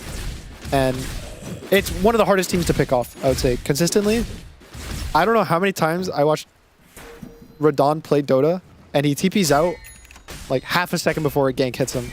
It is so hard to gank this guy. His map sense is so good that there's probably a reason why they're 8-0 in this tournament so far. Liquid, they're going to try and do what you say to be quite the challenge here and see if they can catch him, but Radant already back on his safe side. Yeah, it looks like they're going to completely with the smoke. Yeah, I mean, it's as you say, just sort of, what, 10 seconds or so ago, Radant would have been up there. They might still find the chance to get over to him now. Depends how deep they want to go. No, he's aware. He did see them, though. I think he can kind of bait. He's so tanky. He's going to immediately try and react. They're going to bring him back up as well. Try and fight this to get the silence. This could be bad. Good dead shot as well. They control Nisha. Tornado's there. They'll be able to shut down the Pango. Beautiful follow-up there from Ruse. The silence there is the pushback of the dead shot. He just controlled Nisha perfectly on this Muerta. And just as you say, just the perfect bait. It was... Yep. They were so ready for that on Spirit. Immediate reaction.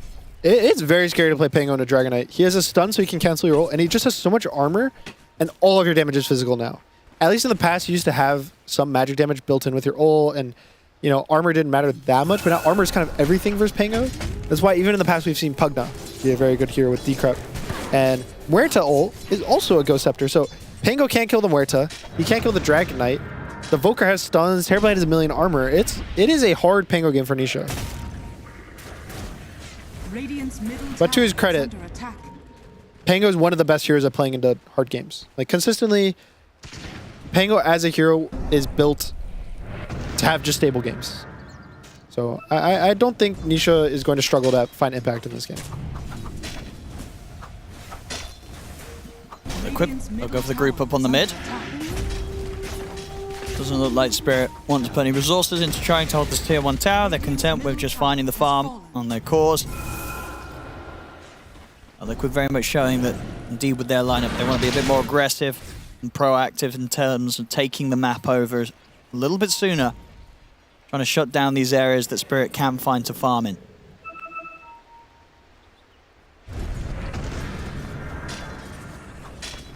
Saberlight is getting close to his level 11. That's his big timing. But again, I'm honestly curious as to see what he can get done with the Wolves. Because a lot of times in the past when I'd watch Lycan games, he gets 11 and he actually would just get 2 kills by himself. We saw it was Gaming Gladiators versus someone, and Quinn was just getting mauled by the Wolves every single time he would try to fight. He'd even die to 1 stun plus Wolves. This game, I don't think it's the same. The squishes is probably Laurel and Raposhka, but even that, they're not the same level as Squishy. Like, look at this. Rue presses ult and walks away. Very casually. Okay, should still be able to get him under the tower. I like this. It's not that casual. Little things like this as well. Collapse was able to get around, farm those Ancients, shuts down a bit of the area that Saberlight would have looked to sort of settle in, and that's Collapse's item complete. Orchid online here for the Terrorblade. I'm surprised at how much more the cores of Liquid are farming, I would say, than Spirit. Specifically Collapse. I think Terrorblade is really good at farming usually, so I think it's a bit surprising to see him solo on the net worth comparatively, especially with his lane being pretty good. Spirit. Easy support kill. Also able to get the immediate D-ward there. The box he tried to slam down. Maybe they can look to try and push in themselves now, Spirit. Obviously, with the space that's been granted and the slow pace of the game, Mikkei's been able to finish up a solid timing on his Miyone, so his farm will start to speed up pretty drastically now. Has a chance of catching up to Radant. Yeah, he's having a great game. He's going to go for the BKB second. I completely agree with that. And now I think Team Spirit's feeling a bit like they have to do something. Not any crazy. They don't have to force something stupid, but they do have the Orchid on the Terrorblade. So he's not going for a Yasha. He's not going for a pipe. This is a kill item. Purely to kill enemy. Oh, no, Raposhka. All right, so the Wolves. He is level 11. I mean, they definitely know not to overstay their welcome. And I'm not trying to finish off that tier 1 Team Spirit. Even with Radant being as strong as he is, I mean, the amount of XP he's getting is kind of crazy. He's level 15 at the moment on this Dragon Knight. Look at the side of Liquid. The closest is, level 12 on Mikkei. So already, like, nearly a 3-level difference, really, between the carries. is just that massive. BKB's done for Radahn. I think it's a lot about the ancient farming. If you notice, Mickey's been basically in his own big jungle, farming out top, pushing the wave out, whereas Radahn's been able to sit in his tri-camp and farm the ancients every minute, and that's the biggest XP you can get is farming ancients. So to probably give Collapse credit, the reason why he's so low in net worth is because he's had to give up his lane to the Radahn and his whole ancients area, so he's kind of been struggling finding a place for himself on the map as to where he can farm. And I think it's okay because he doesn't need to be farmed. He is the offlaner on the Terrorblade. Dragon Knight is a hero that can solo carry games, so this farm distribution is okay. And honestly, this is really common. It's a lot of the time games is a funny trend. It'll be one carry of a team, then the next 3 heroes from the enemy team, and then the rest 2. Because if you're giving all of your resources to one guy, it's hard to keep getting your own gold. Spirit. Ready to lead him with the smoke. And they'll find Boxy. Not Hoodwink. Ooh, it's a quick jump back though with the sharpshooter, and that means hookshots off the mark. Not able to connect them with Poshka. So good reactions from Boxy. We'll keep him alive. They do get the tower. Yeah, they get the space mid. That's Ruzite done as well. Has the Atos for that further bit of setup. Radiant's top tower is under attack. They don't have the best Roshing lineup. I think they just keep taking an enemy. I think this is going to be a farm fest. I think we got at least 5 more minutes of farming. It's just awkward to take these fights. There's a lot of ghost push for both teams. You have Lycan Wolves on one side. Even Monkey King I would kind of consider ghost push with the new shard that he doesn't have it yet, but you can one shot. And then for Spirit, you have Invoker who pushes out lanes. You have Terrorblade Illusions. Even to some extent Clockwork, if he gets Rocket Max, he'll push out lanes. And Dragon Knight, if he's pushing a lane, he's a ghost because you're not going to kill him. He's in and out, and there's nothing you can do. So no one really needs to fight for wave control. No one needs to fight for objectives because there's not really a Rosh that's going to come out anytime soon. So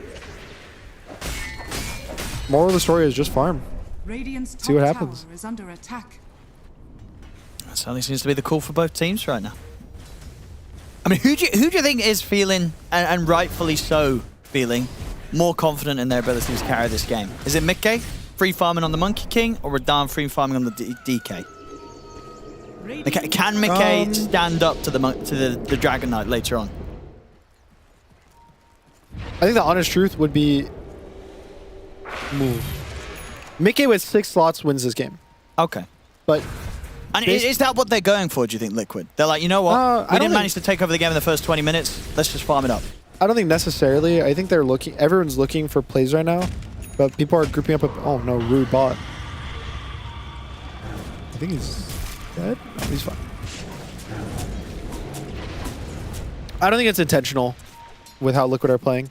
I think they're looking for kills. They're trying to make pickoffs. It's just both teams are kind of playing a bit grouped because they don't have to split to push these lanes out. So anytime people get caught, it's abnormal. He's fine. He's not fine. They've got the Boundless. Mickey, he's around. Gets involved, make sure the Lard doesn't get the easy escape. And this has set up for Liquid to be in position to head into the Roshan pit. So we'll see them look to do that. And Spirit, they are not going to be interested in heading down here anytime soon. So this should be a free Rosh for Liquid.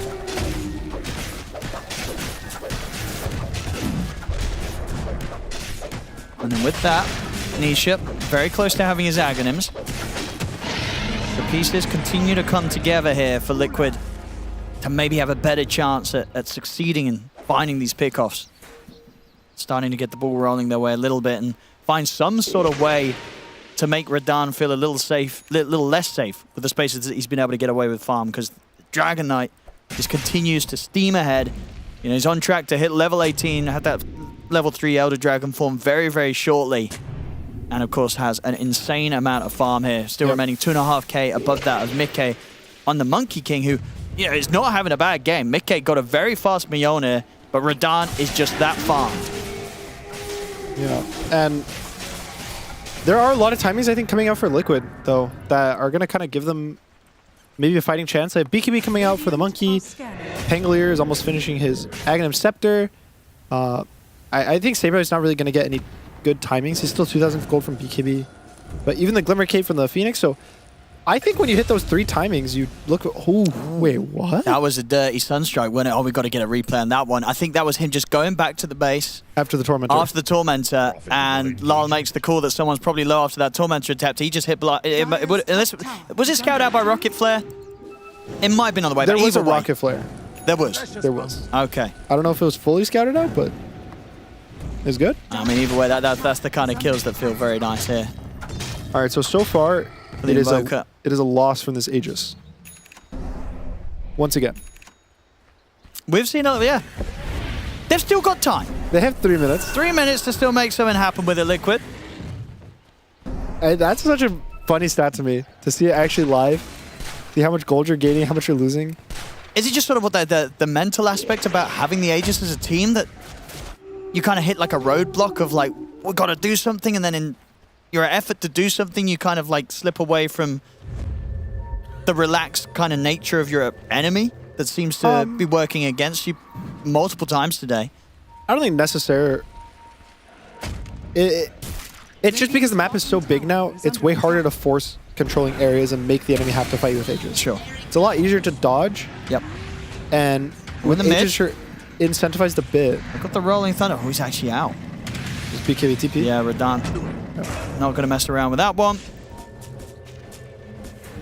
And now they can set up around the mid here, Team Spirit. So Liquid, they've still got 2.5 minutes left on the Aegis, but Team Spirit's ready for them. Tornado's going to be off the mark. Might not matter though. Yeah, dead shot. It hits perfectly. They've got the dust in. Nisha's going to jump forward with the shield crash, but Box is already dead. Lal is able to get out of the Wukong's command in time. In fact, the entirety of Team Spirit's able to back away from Mikkei's attempt to get stuck into the fight. Oh, he cut the tree. He's able to cut it. Miposhka steps up. He's got battery himself from the Hydra. The sun strikes in. Radahn commits forward to Mikkei. They'll kill him off. Radahn gets the double. I mean, excellent cut there at the tree. Nice dead shot. Completely ruins Mikkei's attempt to try to stand his ground in that fight. I think Pangalier's ult is so important for these team fights. Oh, Nisha top, don't die. I mean, on his alone, surely Collapse didn't have enough. No, not quite. It was close. But yeah, I think them trying to force this fight mid without the Pangolier ult gives a lot of their control. We'll see it again. And the way that this sort of was going This is down. after his ult too. And then the monkey's trying to get out, gets his tree cut. I think really nice read by Radahn, jumping past the monkey to kill the Phoenix. And you see, even with the BKB, what, 3 hits? And he's dead? So this is the net worth advantage that Radahn's been basically working towards the whole game. Yeah, he's crushing it. I mean, it really just goes back to what I was saying at the start. It's like, how are these teams getting last pick Dragon Knight? Sometimes you get bored. Yeah, you're just like, you know what, we'll just leave it in, see what happens. But it's multiple times it's happened on these last few days.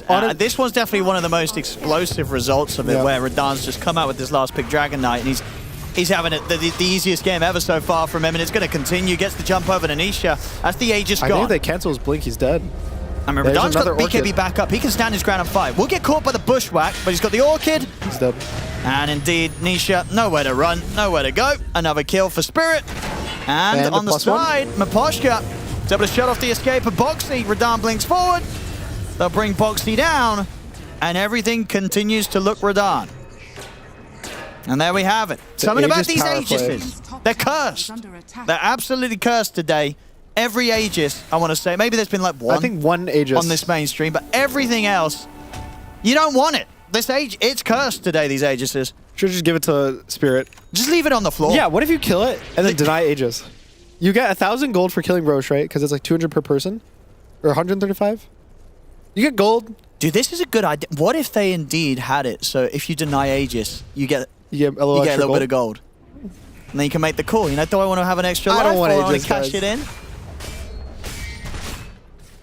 It's like it's the team thing. It would help. Would it help late game? I feel like by the time that you're giving Aegis to supports, you don't need gold. No, that's true. Yeah. It would be really funny. People would grief, kill the Aegis. In a pub, they just kill the Aegis. You kill the Aegis because you're really mad, and then you're like, guys, I'm not griefing. I just wanted to finish my BKB. But this game is going a bit into the favor of Spirit. Yeah, quite a bit. It's strange because the gold lead doesn't feel correct. You know, like if you asked me the game state watching this last 5-6 minutes, I would not say, oh, it's a 3K gold lead for Spirit. I would feel like it's way more. I just think that effectively the entire gold lead is on Radahn. And he's using it perfectly. But that's the thing, right? It's not a bad thing. No. Radahn, he's probably in one of his most sort of relaxed situations right now. Like, I feel like everything that's going on in his head, it's telling him that this game's in the bag for him. Yep. You know what I mean? I can't imagine there's much doubt from Radahn right now. Level 20, absolutely massive. This is probably the carry that if you're like, I need to be carried. Yep. He's probably the first one that comes to mind. Just play any hero, get Rampage so many times at TI. He's put in the work. And how do Liquid stop him? I mean, what are their best tools for bringing down a stacked DK? Killing the rest of his team probably, just like this. And Poshka. I mean, Radahn's here to help him out.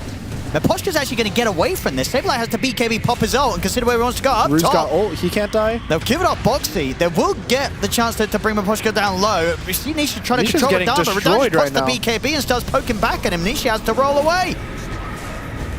As Mickey is caught in the calling, he also has to BKB and run. The Supernova's there on the high ground, but they can just turn and kill it. The Supernova's dead. Mickey's just in. He's dead as well. There's not a chance for him to try and stand his ground here in the river. They just can't fight them. Liquid, for as close as they kept the gold for the first 20 minutes, they're starting to look a little bit helpless here, Gunnar. Yeah, I just think it's it almost feels like they're a full physical damage team. Lycan, Pango, Monkey King, it's so much physical damage, and Team Spirit have almost the perfect draft for anti-physical damage. Dragonite, high armor, Terrorblade, high armor, Muerta becomes invulnerable to physical damage. What more do you want to ask for? Like, oh, Miposh could be playing Pugna. That's it. And even that Clockwork, he survived the entire time. He gets gone on, he turns his jetpack on, he solar crests out, doesn't die, so it is a damage issue right now for Liquid. I think a lot of it rides on Insania, on basically the Sunray actually dealing enough damage in these fights. But that also is honestly really hard, because Phoenix is a very kind of stationary fight hero. You want everyone to fight in a line so that you're Sunraying everyone. You want to egg, have people fight around you. But if you look at the Liquid cores, they're the complete opposite. Lycan's going to be ult hasting, running at the enemy. Pango's going to be rolling around in circles, just dodging everything. And you have a Monkey who's just jumping from tree to tree, you know, going on the backline. So his cores aren't really there to protect him either, which, if you see that egg in that last fight, it was just completely off in the corner and dies alone. Oh no, Nisha. Sunstrike hits. Soulburn damage from the Orchid. It's going to bring him down low. Collapse cleans up the kill. What the? Yeah, I don't know. It's hard. What do you do if you're Liquid? Boxy is a Chad. He's just taking the Lotuses while dying to illusions. And meanwhile in the mid, no way he gets solo killed. He's going to be fine. Oh, he's going to be on a Poshka. Hits the hook shot. He's dead as well. And they're losing the barracks. Oh, this is just... Oh, okay. Well, honestly, everything. You know, maybe you kind of deserve this if you let Radahn have last pick Dragon Knight, you know. It's you know, this is just par for the course. Mid lane's getting taken as well. Rue has no ult. Sableye might kill Miposhka. Okay, never mind. Glimmer's up. He's not even going to get that. And they've just lost 2 sets of racks. Chasing. They're losing the base. He's got him. No, he's going to get Miposhka. He's got him. The Bactress Soul. Solar one? Oh. It's the little victories for Liquid here. It's a win. But yeah, 2 sets of racks gone. Just like that. A win's a win. It could be worse. They could have lost 2 sides of racks and got no kills. That is true. Always a silver lining. The other saving grace is Roshan will spawn in 50 seconds, and it looks like Team Spirit will get it. So that means that Liquid's probably going to start winning in about like 3-4 minutes. Dude, if Spirit get the Aegis, and then it has a negative net worth, that is, we're going to know for sure. There's no way. Yeah, is the Aegis curse strong enough to bring down Spirit today? We're going to find out, because you're absolutely right. They're going to be able to set up and get this. There's no way they're right. There's no If this Aegis leads to a comeback, a turnaround, something's up with these Aegises. Check the Aegis' PC, please. So we'll have 13 seconds until it's up. See how long Spirits stick around to search it out. The Liquid's going to come for the fight, though, by the looks of it. I mean, they've got to take a risk now. The game's gone into a very messy spot. They're down 2 sets of racks. They're down 14k. Yep. They should take this fight. Yep. But I think Team Spirit actually made a read that it's going to be a late Roche spawn, which is wrong, but their read is we're just going to push top instead. So They're probably expecting all of Liquid to be going to this bot area because they feel like they have to contest Roche. So now the top side of the map is completely open. They do have a siege creep as well, so they might actually just go for megas. And this is the other thing that Liquid has to fight them. You can't give up megas casually. So this could be the final fight of the game if they choose. Sunstrike for the setup. Hook shots in with a follow-up. Redan jumps forward. Does get held back by the Boundless Strike, but he's going to be able to continue to commit in on towards the Pango. Not enough to kill him. Nisha, he might still die to Lars right clicks. He rolls away. The Rocket Flare gets him. Aposhka finishes off the job. Nisha's gone. Has to buy back immediately. Supernova's going to go off successfully, but doesn't catch anyone in the stun of it. He has the Collapse. He's backing off with the sharp shots there. They're able to snipe Collapse, take him out. It will put a stop to the push for now. Spirit, they lost one. Maybe they're losing more. Nisha rolls forward, gets the angle on towards Rue, turns towards Redan. Redan's able to blink over him. Redan goes straight over towards Mickey. Sunstrike's going to be off the mark. As Liquid are able to force Mickey back to safety, Redan, he's going to go for a TP out with the rest of the BKB. But the BKB comes to an end. The root's in play. Redan's going to be left behind. Can he fight back? I mean, he's standing his ground against Mickey. Mickey will pop down the Boundless Strike, but Redan should get overwhelmed here. I say should. He's surviving. Can they kill this Dragon Knight? Surely they can. Eventually. It took a lot. Eventually. But they're able to do it. They bring him down. A lot of money for Mickey. Liquid, they're whole. Liquid, don't go for Roche, guys. Oh, no. Oh, yeah, don't touch the Roche. Don't do it. Especially after they just made that little bit of a comeback. They've managed to knock away the victories, the early lead that Spirit had against them. Nisha did have to buy back, but absolutely worth it. They're going Roche. Oh, don't do it. It's okay. This is it's different today. We'll see. This Aegis has not boded well for many a team today. They're going to get it in time. You don't think Spirit can contest this? They're running. No, their cores are still dead for 20 seconds, 35. What about a hook shot? I mean, if he steals the Aegis, that's a bit crazy. He shouldn't. They should just give it up and maybe look. Oh, he's in. But the pickup's already there. Mickey has the Aegis. We tried. Rue. Ooh. And they might find Rue. Swashbuckle did hit. Yeah, they're going to catch him. Mickey's really low. Oh, Mickey is very low. Ooh, Mickey! My goodness, he's going to be able to keep that Aegis safe for now. The glimmers and the heals. He turns with the Boundless, picks up the kill. Mickey will reset, get the full heal back at base. Doesn't want to mess around on the map, whilst there would be maybe the potential for another Sunstrike. Heals up. So let's see. Let's see what Liquid can do with this Aegis. They managed to pull their way back into the game. They've gained 3,000 gold so far. That's a good start. I think that's the biggest gain all day so far that an Aegis is given. So, beginnings of a comeback. They're only down 3k gold, but it is still a hard game. Redan is still really strong. He was literally in a 1 versus 5 situation and almost 1 versus 5. Yeah, it was kind of close. So I think the biggest thing was honestly not respecting the buyback enough. And then Collapse didn't really get any buttons off. He didn't get stunned. He got bursted. And I didn't really see what happened with Laurel, but he missed the hook. Oh, that's a nasty dead shot from Rue. It's going to go down. It kind of grieves the Sunstrike a bit. That's the gem. Yeah. When supports lose gem, it almost feels as bad as a core dying to some extent. Because you lose all your wards, you lose this ability to take good team fights. So, and again, Insania has so much of their damage. Even in that top fight, I feel like that laser saved heroes, it killed heroes. So 30 seconds now for Team Spirit to get whole control of the map. We'll see. Any crazy items? Sanji Yasha's almost done for Monkey King. It's done for the Lycan, so they're hitting their peak timings. Lincoln's is going to be finished for Nisha. I think this Ags on Saberlight could be something big. Okay. Like, you use it on the Monkey King, he gets hasted, maybe he's able to kite the Dragon Knight, and Monkey King still does a crazy amount of damage. Just between, you know, if you get a ring on this Dragon Knight, he will die. He can't sit in there and fight it. So, I think now it's kind of on Spirit to kite. Saberlight will be able to BKB and run for now. At the same time, they do lose Maposhka to Boxy. Saberlight's going to be fine. Is he? There's a blink in one. Oh, that is true, actually. He might catch him on the angle. Redan, he knows exactly where he is. Couldn't have been more perfect there with that blink, and indeed the soul burn there from Silence coming in afterwards with the Bloodthorn kills him off. Nisha's going to try and set something up in return. Doesn't want to mess around. Radan's immediately out.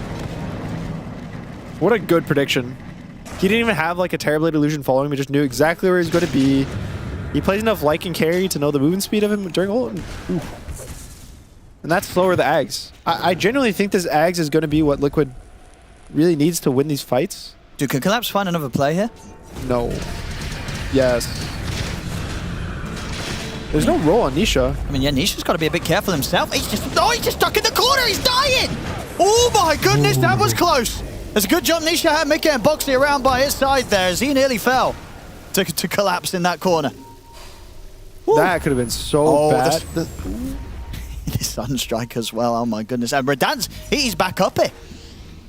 He's looking. He is waiting. Wait. Is Mickey going to go for this wave? Radiant are scanning. There's a gem on Boxy. And BKB's on cooldown for Radan, so Radan might have to be a little bit careful, but already he's in with the jump. Boundless Strike holds him back. Nisha's ready with the follow-up. No BKB, no BKB on Radan. He's caught in the middle of the Wukong's command. They're going to have him. Mickey brings him down. Nisha rolls over towards Rue. Might be able to set another one up here for Mickey as he closes in on the Muerta, but Miposhka, he's going to go aggressive with a hook shot because backup's in from Lal. They've caught Nisha in the cogs. Nisha will fall. Miposhka able to help Lal bring him down, and now Lal pushes back Mickey. The Mickey has Sableye by his side. Mickey claims the life of Lal. And he's ready to keep looking for more. Chasing over towards Rue. Boundless Strike off the mark, but still the gap closes there. Double kill for Mickey. As Mickey takes over, level now in that top spot with the farm of Radan. Making the comeback here, Liquid. I think a bit over-aggressive from Spirit. They could just accept, all right, Terrorblade, you know, kind of got picked off, but he almost killed 2. He did kill the Phoenix and just kind of accept that. But Radan goes in, I think, not either expecting the roll, not expecting them to all sit there together, and has no BKB. There's so many times that cores are getting caught with no BKBs and just going down, and the rest of the teams try to help them survive and back up 1k gold for Liquid. So actually ahead finally after what feels like forever in this game. And look at that. A team finally able to make magic happen with the Aegis. A lot of teams struggled today, but there we have it. Liquid showing how it's done. A crucial part. And not only getting gold, but getting gold with being so far behind. It's not like, you know, they were winning and they won more with the Aegis. It's they got the Aegis while behind and they kept coming back during the Aegis. Ooh, we got a game. Ags is now finished for Saberlight. Lincoln's is finished for Nisha. Even, I think, is this another Lincoln's for, yeah, Lincoln's for Mickey as well. So big items. Even the E-Blade actually from Boxy. It's out. Radan and the boys, though, on the hunt once more with the smoke. See if they can catch Liquid out. It is still all about this jump. They still have the Dragon Knight just bursting with the Bloodthorn. They also have a Hex now, just finished for Laurel, just right after the last fight. So even with all this strength for Liquid and, you know, all the items they're getting, it is about the initial jump. Basically, whoever gets a clean jump off at the start, gonna get at least 1 kill, maybe 2. And it's really hard to kind of come back in that fight because you can always just BKB the ring, the roll. And so it's all about who gets a good jump or not. And the other way, you know, if you jump, you kind of mess up, they get 4-staffed out, and you're committed, wasting your BKBs, then that guy kind of gives a window to the other team to chase.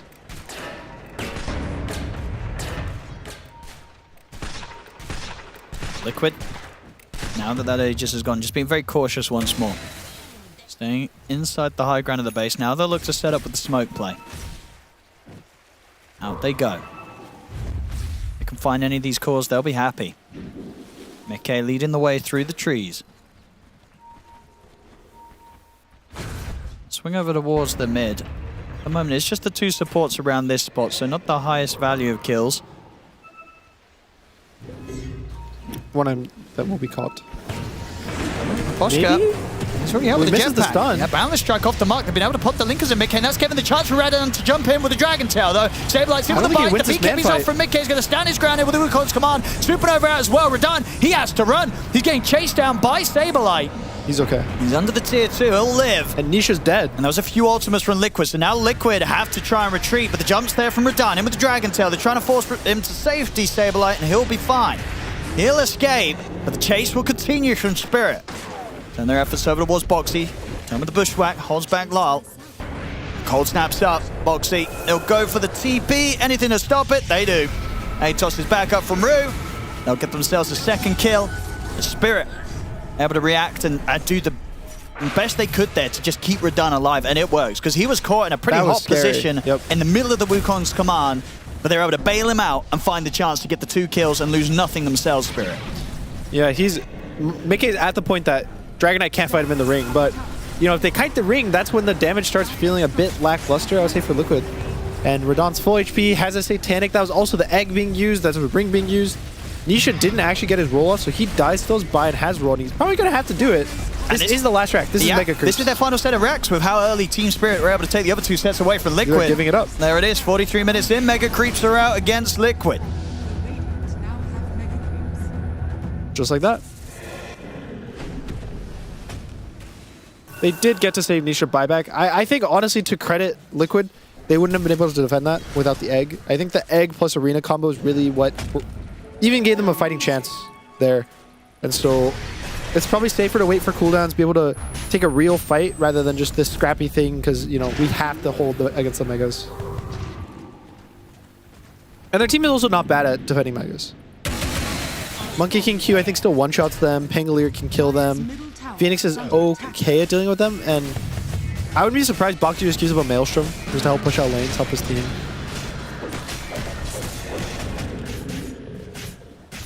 I mean, that is the thing, though. Yeah, pushing these lanes out is not going to be easy, especially with this Ags clock, right? Constantly rocket flaring the waves. That on top of the fact that the Megas are pushing in against you.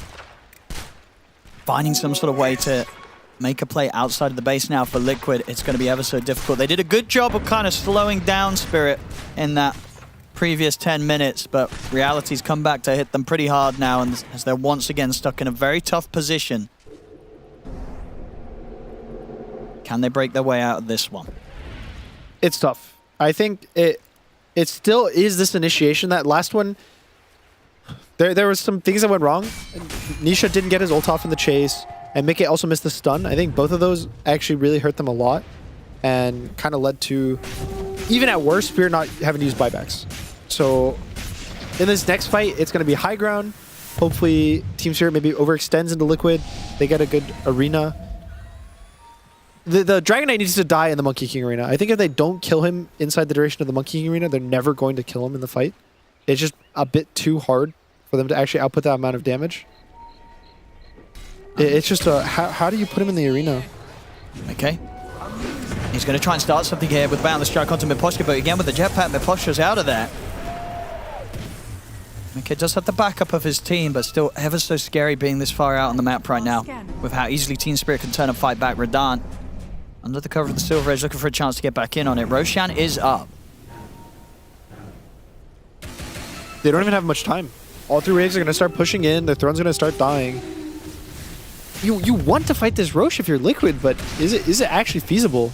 I don't think it's realistic. They have maybe 20 seconds before their base starts getting attacked by double waves with siege creeps. They got to give it up.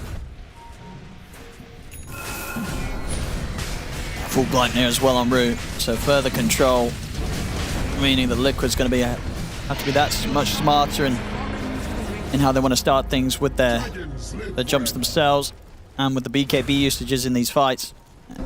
The Aegis on Radahn. Also got that Aghanims as well.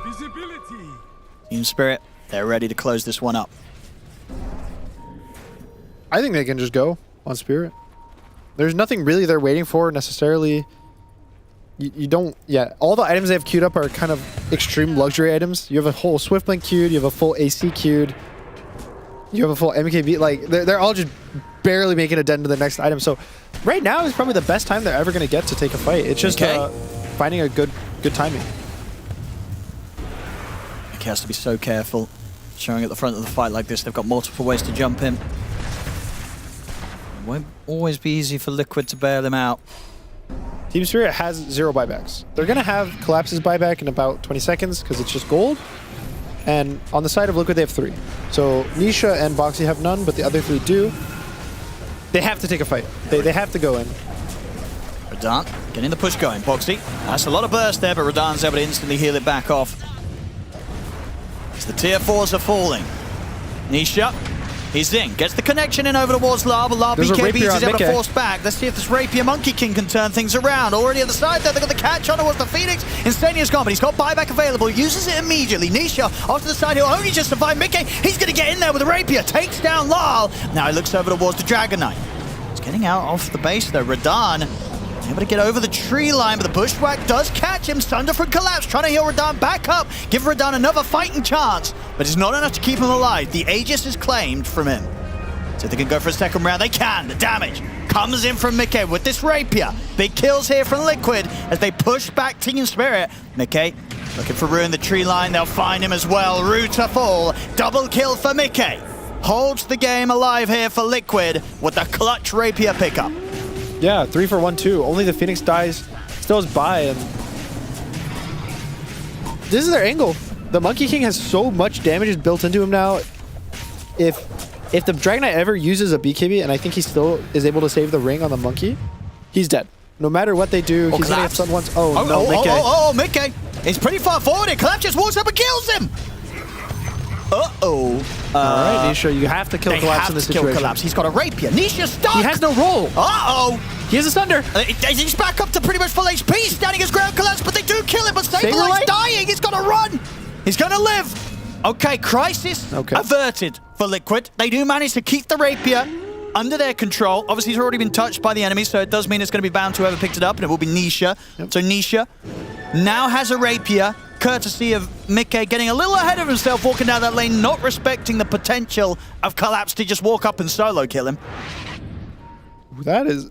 I mean, the issue is sure they get the Rapier, but they're losing it on the Monkey King, which hurts them a lot. And they needed it on Mickey, right? He didn't even get the talent. There's a 20 talent on Pango that gives him even more percentage damage on Swash. He didn't go that because it's worse. Strictly speaking, it's worse than the shield class, their shield crash. But, you know, now you're regretting it, right? You feel bad. You're like, oh, I should have taken this one and hoped for the Rapier. Well, see if Mickey can farm up another one. Yeah. Or Nisha gets got it queued up. Or if Nisha dies and they're able to kind of feed the Rapier, claim it back, get it back on Mickey. Does he have buyback? Okay, do you think there's ever an angle where you like kill yourself to a Tormentor or Ancient Creeps? Because Tormentor's up. No, you're absolutely right. Yeah, of course, because it's already switched both sides. They can indeed. Yeah, he can just drop. He can just drop his items and die to Tormentor. I feel like it realistically you actually is should fine do that if he has buyback. Yeah, why would you? Yeah, you have to use your buy. Oh, sure. You have to use your buyback. But I think just the ability, it's an argument, right? Because you could say, oh, it's better for... But I guess Nisha should have 2 lives in a fight rather than Mickey have a full fight with a Rapier. Yeah, I just think that the damage... I'm not sure, though. I think the damage of Mickey's Rapier actually matters so much for Liquid's ability to take the fights. I would take the gamble. The game's already really hard. Your first Mega Creeps. Yeah, it would be quite the call to make because you're giving up one of your Pango's lives. They have some time to discuss. Make the call, guys. Yeah, I don't know. They're not gonna do it. If they do, it'd be the one time that a core dying to Tormentor at 50 minutes is the correct play. Well, not correct play, but it's not a mistake. If it was someone worse than the Pangolier with the Rapier, I could see it. But the fact, he could still, it still benefits him. Sure, the Swashbuckle, it's what? How much damage is it? Did they remove it fully? No, it's just damage per stroke, right. So it's, if anything, shouldn't it be on blue? Am I crazy? Do you not just want the spell amp of the damage that the Swash is doing? I thought there was attack damage built in. Is it only the talent? I guess it's only the talent. Yeah, so with that, because otherwise it's bad on Pango. It's bad on Pango. Let him die to Tormentor. To the Tormentor. Go Tormentor, Nisha. Get that buyback right now. We're waiting. Imagine Mickey's telling him that. He's like, Mickey's please, bro, drop the Rapier. Please, I need that Rapier back. They're not going to do it. But I mean, no, you're right. Yeah, it's just it doesn't really do anything, right? Unless he's in with actually doing some actual right clicks. Everything else is set, and he, as you say, just doesn't have the talent to push some of the attack damage in. It's on the ult. It does the rolling. The ult does physical damage based on Pango's right click. That sure. Okay, yeah. Okay. Okay, but it's still. It could be on a Monkey King. It could be on a Monkey King. It could be on a Monkey King's ult also does damage based on Rapier. But then you don't have buyback. Who needs buyback? Yeah. Well, let's see if he can get some good hits with that Rolling Thunder. He does have a refresher, so he has 2 ults. He's gonna hit. He's gonna roll over people. Yep. And you know what? The game slowed down again. Mickey might actually be able to farm up another rapier. How close is he? He's half. You know what I mean? Halfway. That backup rapier could. They're gonna get the chance. It's because Spirit kind of slowing things down. Yeah. After they that rapier slipped back from collapse back over the. I think they pushed high ground with 0 buybacks on their whole team. No one on Spirit had buy. I think maybe collapsed. That was it. And whenever you do that and you get full 5-man wiped, you get a bit stressed. You don't want to make that same mistake because there's a world where Liquid actually was able to walk down mid. If Mickey didn't get solo kill by collapse there, maybe they walk mid, quote unquote forced buys, but thankfully they didn't. Yeah, look at that rolling damage. One shot in those creeps. Easy farm. That's the rapier.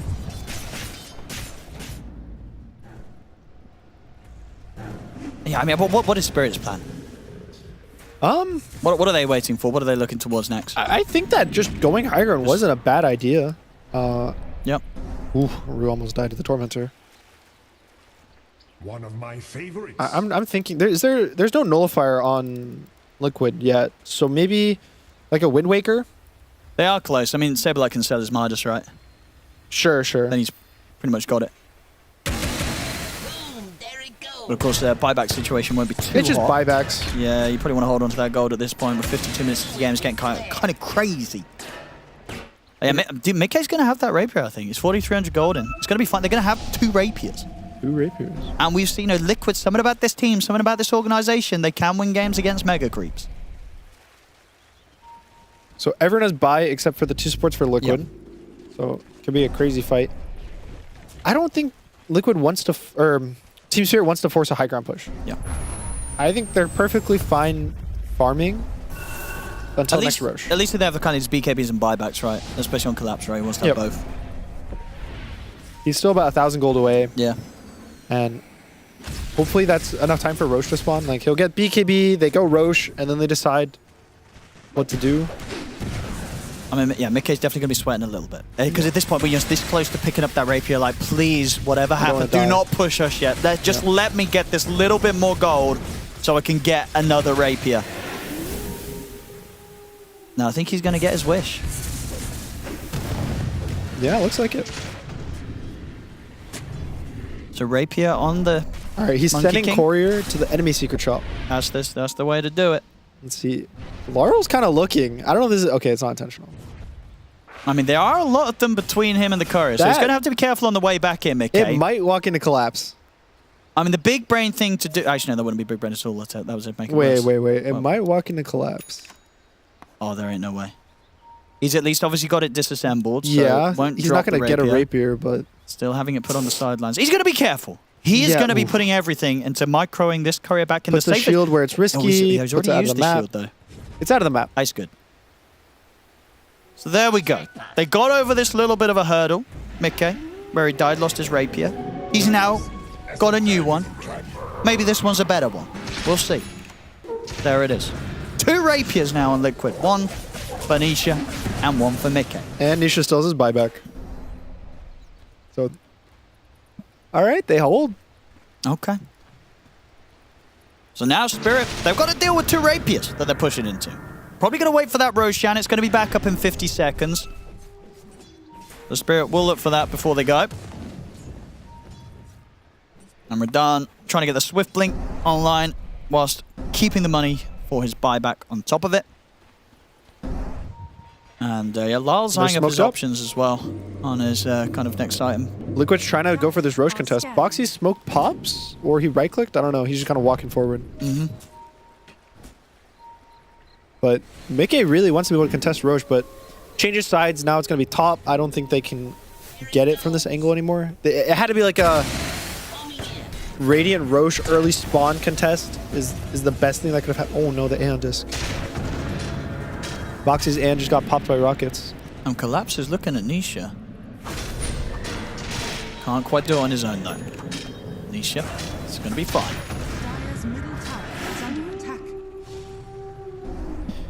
Tier 5s again. We got 5 minutes. Do you think tier 5 items are strong enough?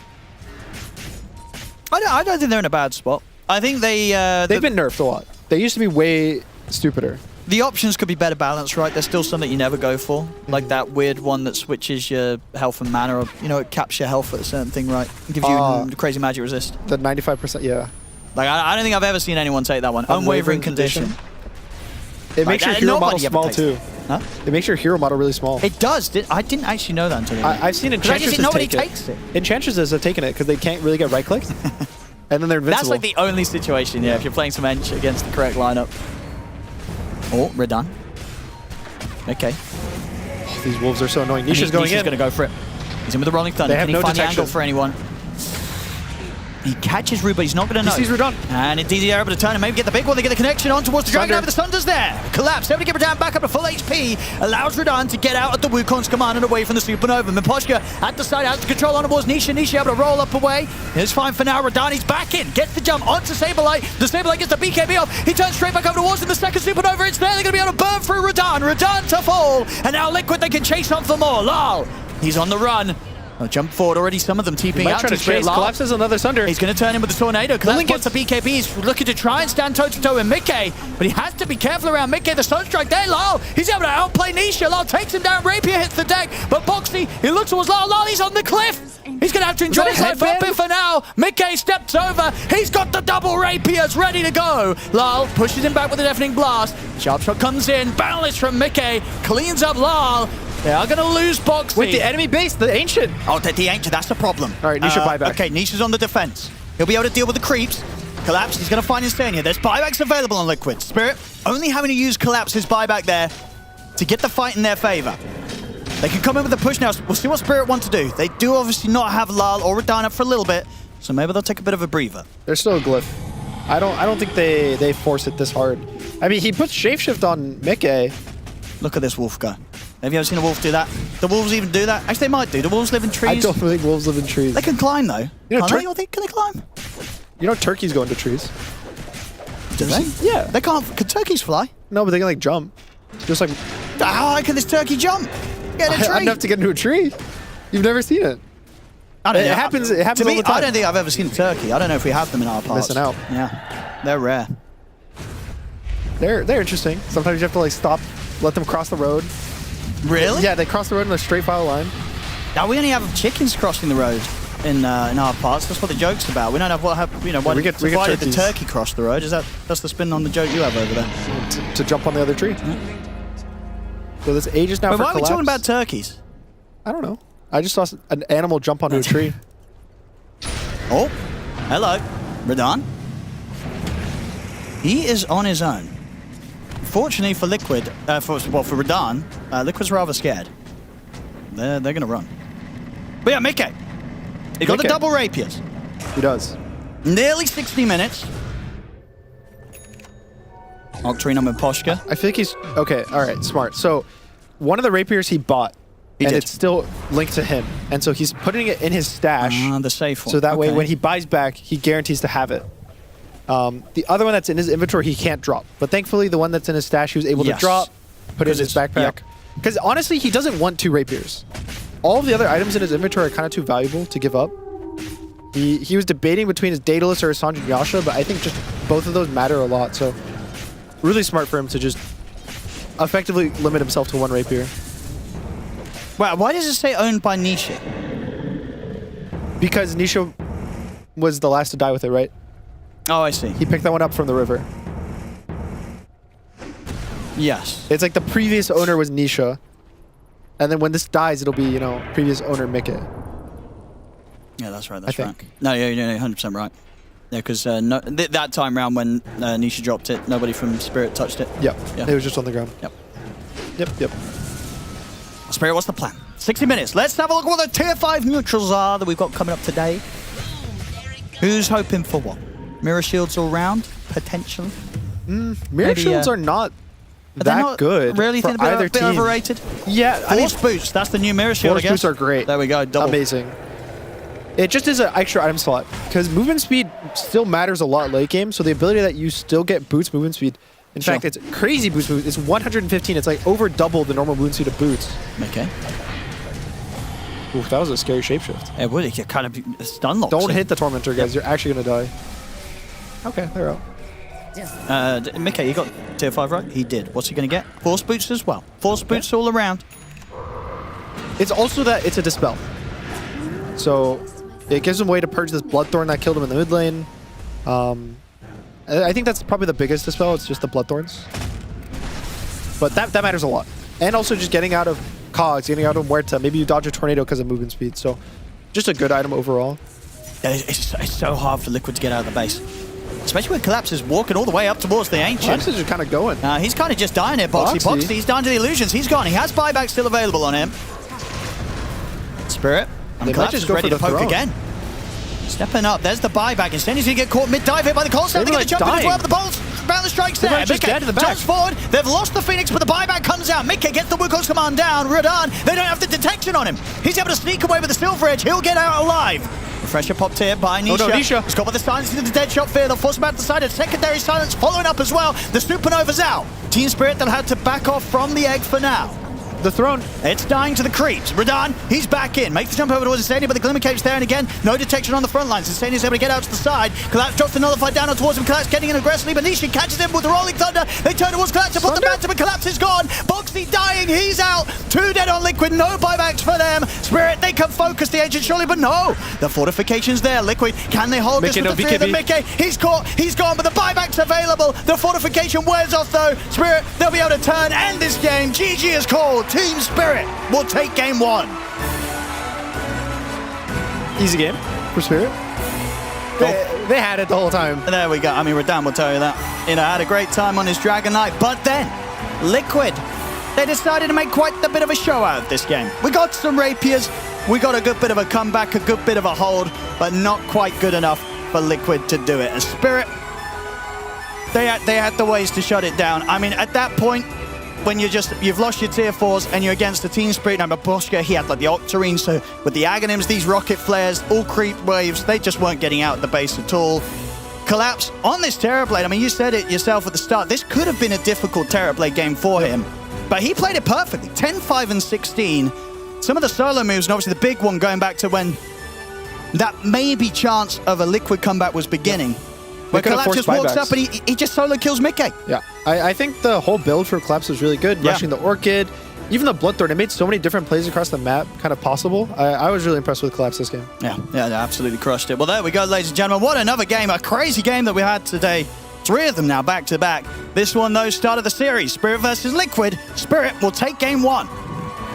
Yeah, we got some great entertainment coming our way with these teams going head-to-head. Happy to know that there's another game coming, as this was only game 1 of a 2-game series. Lacoste, this was mental. Oh, absolutely. I mean, the game did slow down between like 40 and 55, but the game was pretty action-packed, which I really want to see. There's some really nice plays coming out from Ruerta. He was the one who was knocking down Monkey King from the tree and also setting so many kills. We had people getting stuck on like the most random things, like most random places in the map, but these 2 Divine Rapiers keeping them in the game for longer than I expected. Team Liquid with some nice moist moves, making a little bit of a comeback in the mid game, but it was not enough because all they have is pretty much physical damage, and you're playing into Terrorblade, you're playing into Dragon Knight. These are the highest armor heroes in the game, on top of the Morphling as well. You have Muerta, who has a built-in Ghost Scepter. She can't be attacked. Very, like, on paper, I think this type of a lineup from Liquid should have lost in 35-40 minutes. I made a couple of mistakes from Team Spirit, but yeah, took them another good 20 minutes to close it out. I do like the 60-minute games, though, because I feel like you get some insight into the decision-making of the players. For example, like you had not Team Spirit, you had Saberlight from Team Liquid. He built into the Revenant's Brooch on Lycan to try to deal with the armor situation. And then Mickey in the late game, when you put the one rapier that, I think it's the one that you buy, you can put in your stash, but the one that drops and then you pick up again, you can't. So he stashed the one rapier, but before that, he was moving in and out the Daedalus for the Sange and Yasha. He was moving out the Daedalus when he was fighting, and he was moving out the Sange and Yasha when he was out of the base and in a spot where he could get jumped. So it's just really cool to see these like little decisions that they make, because this is stuff that's happening a lot in the early game, but I feel like it's just amplified in the late game. You have to make really, really interesting decisions. Because any kind of little mistake you make could be the end. Oh yeah, it could be the end. Yeah. Do we feel like a little mistake cost them the end, or was this just a slow, like, we're up against mega creeps, so we don't really have that many ways to deal with it, and the throne is exposed, and we gotta go back? But I do like that, like, Pango was the one who picked it up, because his ulti deals insane amount of, like, it deals 100% of your right-click damage, so you could still feel him getting in with the refresher. Even on top of Dragon Knight, he gets a couple of rolls, couple of connections. Yeah, it was doing good damage, actually. It was quite a lot of Damaggio coming out from Pango, but just not enough. Here's a question. If you get a Daedalus on Pango, can you crit with the roll? You can't lifesteal, so I assume you can't crit as well. I don't know the answer. Because I tested out Satanic to see if it works. Satanic. Yeah, I'm guessing I forgot about Daedalus. I'm guessing the crit probably doesn't work. But still, Rapier's like solid on Pango. Spell amp as well, a little bit of that. Yeah, it was a great game. Had some great moments, and I'm sure that Purge is going to highlight one of those great moments for his Kitty Award of the game. That's right, Shiver. Warding is a very big deal. It's how you give yourself opportunities to get pickoffs on the map. And this great ward was placed over here. Look at the scene where Saberlight is running, getting ready to go for some jukes possibly, and Radon estimates his position perfectly and ends up getting the pick off with the Bloodthorn. And then as he runs to the left, he ends up pressing BKB and TPing out to safety. So very, very nice pick off there, all because of that nice ward on the cliff. But that wasn't the only thing that it accomplished. It also spotted this kill on Insaney. Here's Collapse, the offlaner, getting a solo kill on a support. And then Collapse is like, nah, I'm very strong. I'm going to continue to fight here. He was ready to carry from the offlane. That ward really helped out in that. So that's why that was the Kadia ward of the game. Thank you.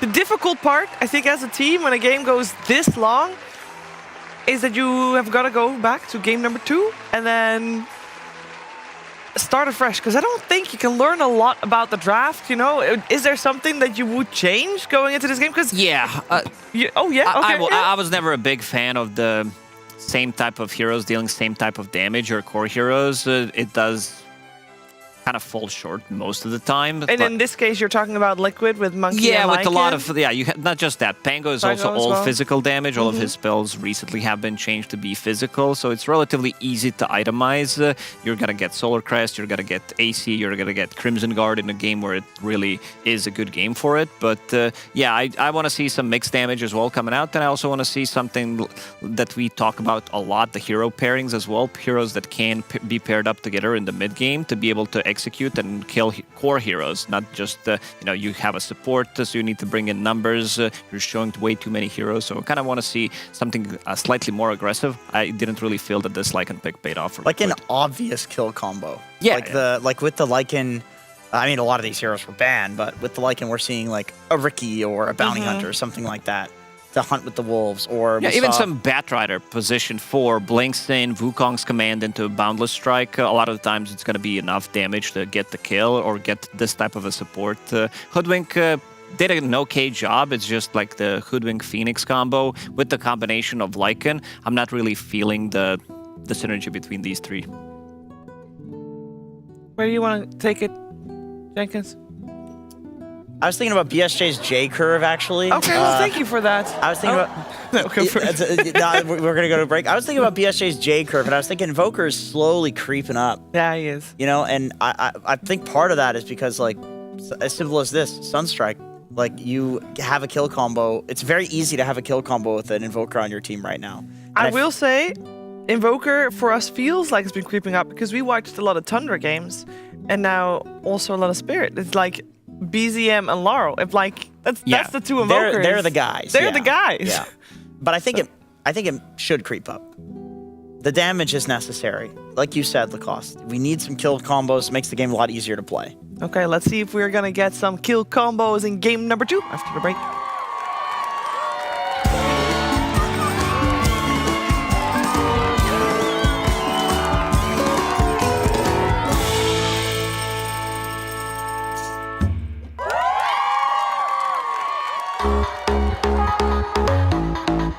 We have it here, the golden ticket to the DHL Super Drop. I'm gonna get the box over here.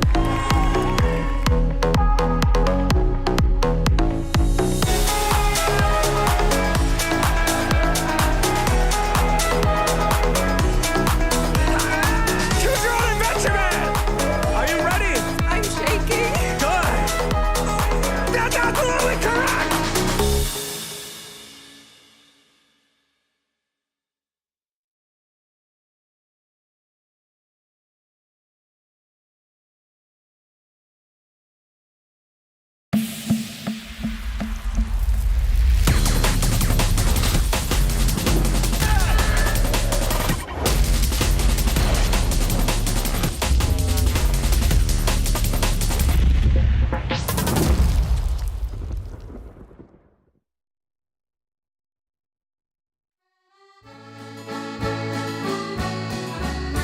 As I was a-walking down Paradise Street, to me way, hey, love ran down a pretty young damsel I can't pardon me.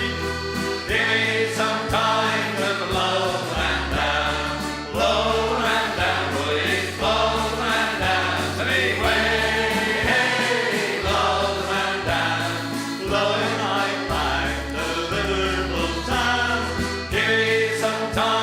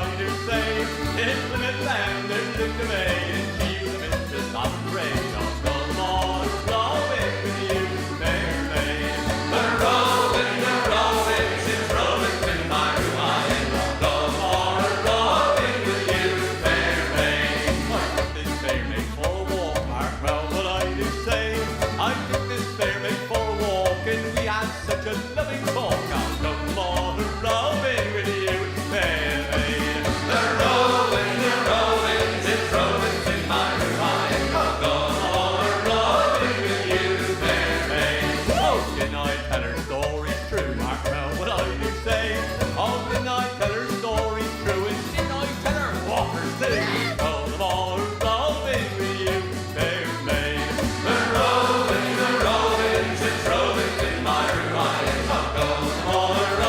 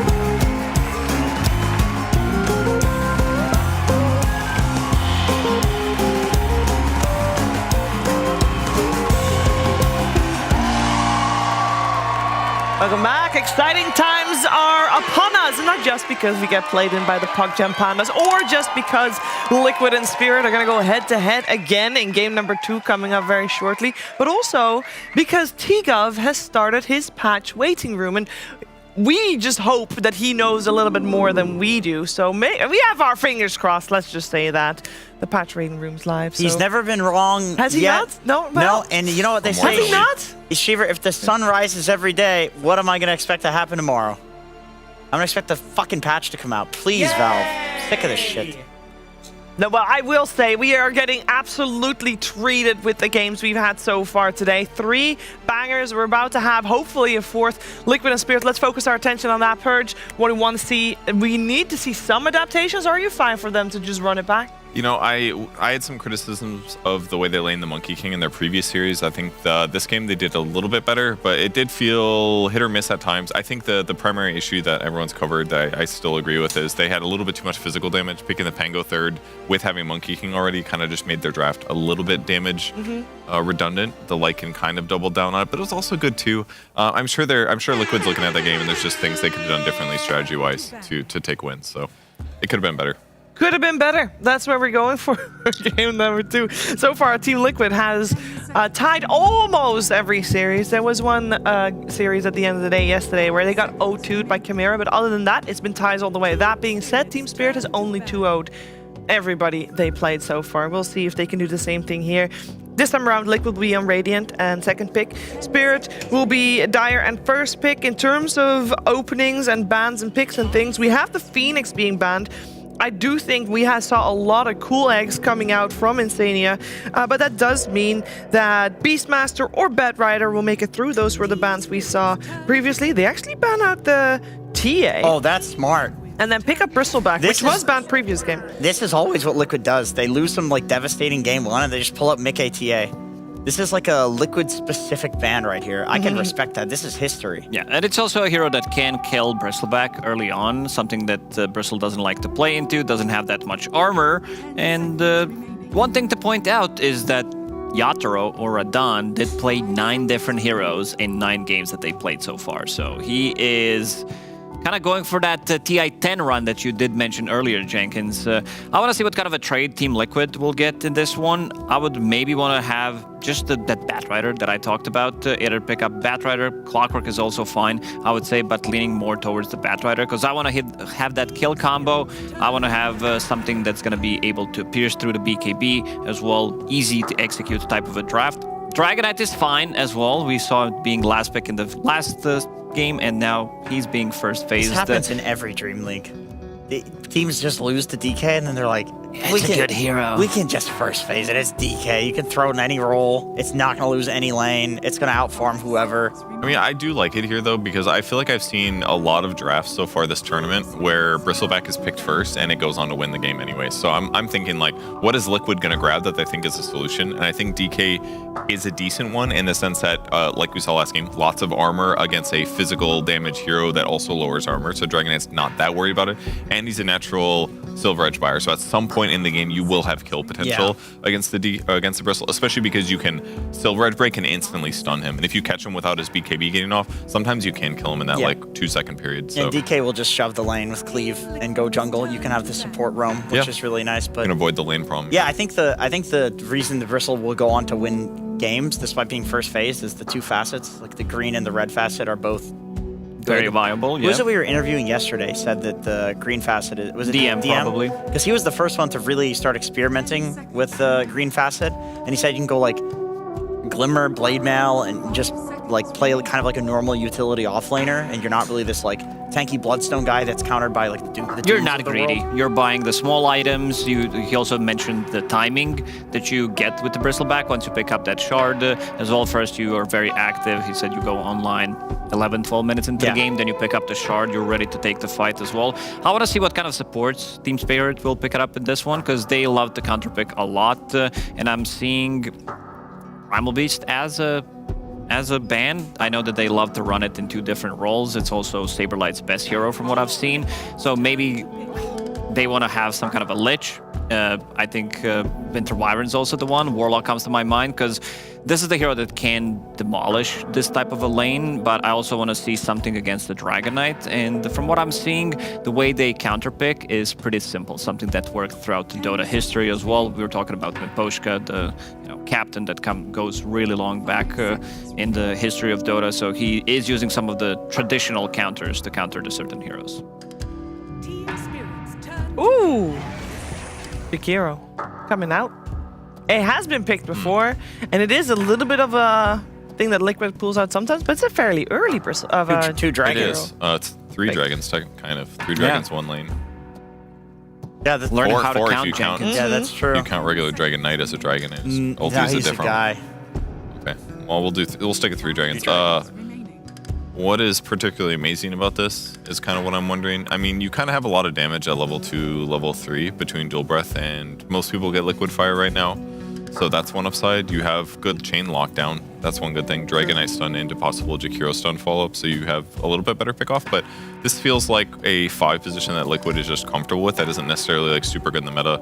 Maybe the Shard is particularly good against Bristle. That could be like one thing that Maybe, I could yeah. see, but I feel like they're just waiting for Spirit to reveal something about their draft, and they asked Aiden, like, what do you want to play? Like, or he said, like, you can just pick me Jakiro right now. It solves the problem that we had in game number 1, where they only had mostly physical damage. That's a lot of magic damage coming from one hero. It is. It's also really good follow-up damage, because if you pair up these 2 heroes, most of the time you will have enough damage to kill heroes. Maybe not Bristleback, but eventually, if another hero joins, you have enough definitely to kill any hero on the map. yeah, there's a lot of like mid heroes that Jakiro's really happy to play against if he doesn't get going on first. Great follow-up if he's got enough cast range. So against the Hoodwink, not too bad of a matchup for Hoodwink because Hoodwink doesn't care that much if your attack speed is slow, but they're going to pick a Ricky instead, so maybe it's a Ricky 4. Yeah, this is Miposhka's specialty. If we go a couple of tournaments back, he was the only one who exclusively played position 5 Hoodwink, kind of doing the same thing as a position 4, playing it greedy. Now you have break mechanic as well. You have the scouting tool from Ricky. Dragon Knight, not a hero that loves to build into MKB by any means. He's more of a Blood Thor, but this is also not an item that he buys early on. So this Cloud is going to be very valuable coming out from Ricky. Surely you take, like, if you're Liquid, you kind of have to take the Lycan right now. Or you think about taking the Lycan because just so they don't get it. Yeah, you have the Ricky plus the Lycan Wolves combo, which we've seen be completely devastating, and then the Bristle being bitten with the red facet is like, this is one of the best wolf pigs like you can come up with in the game. Is there still something in the pool that you'd want to pair up with the Lycan? The Nyx Assassin is still in the pool.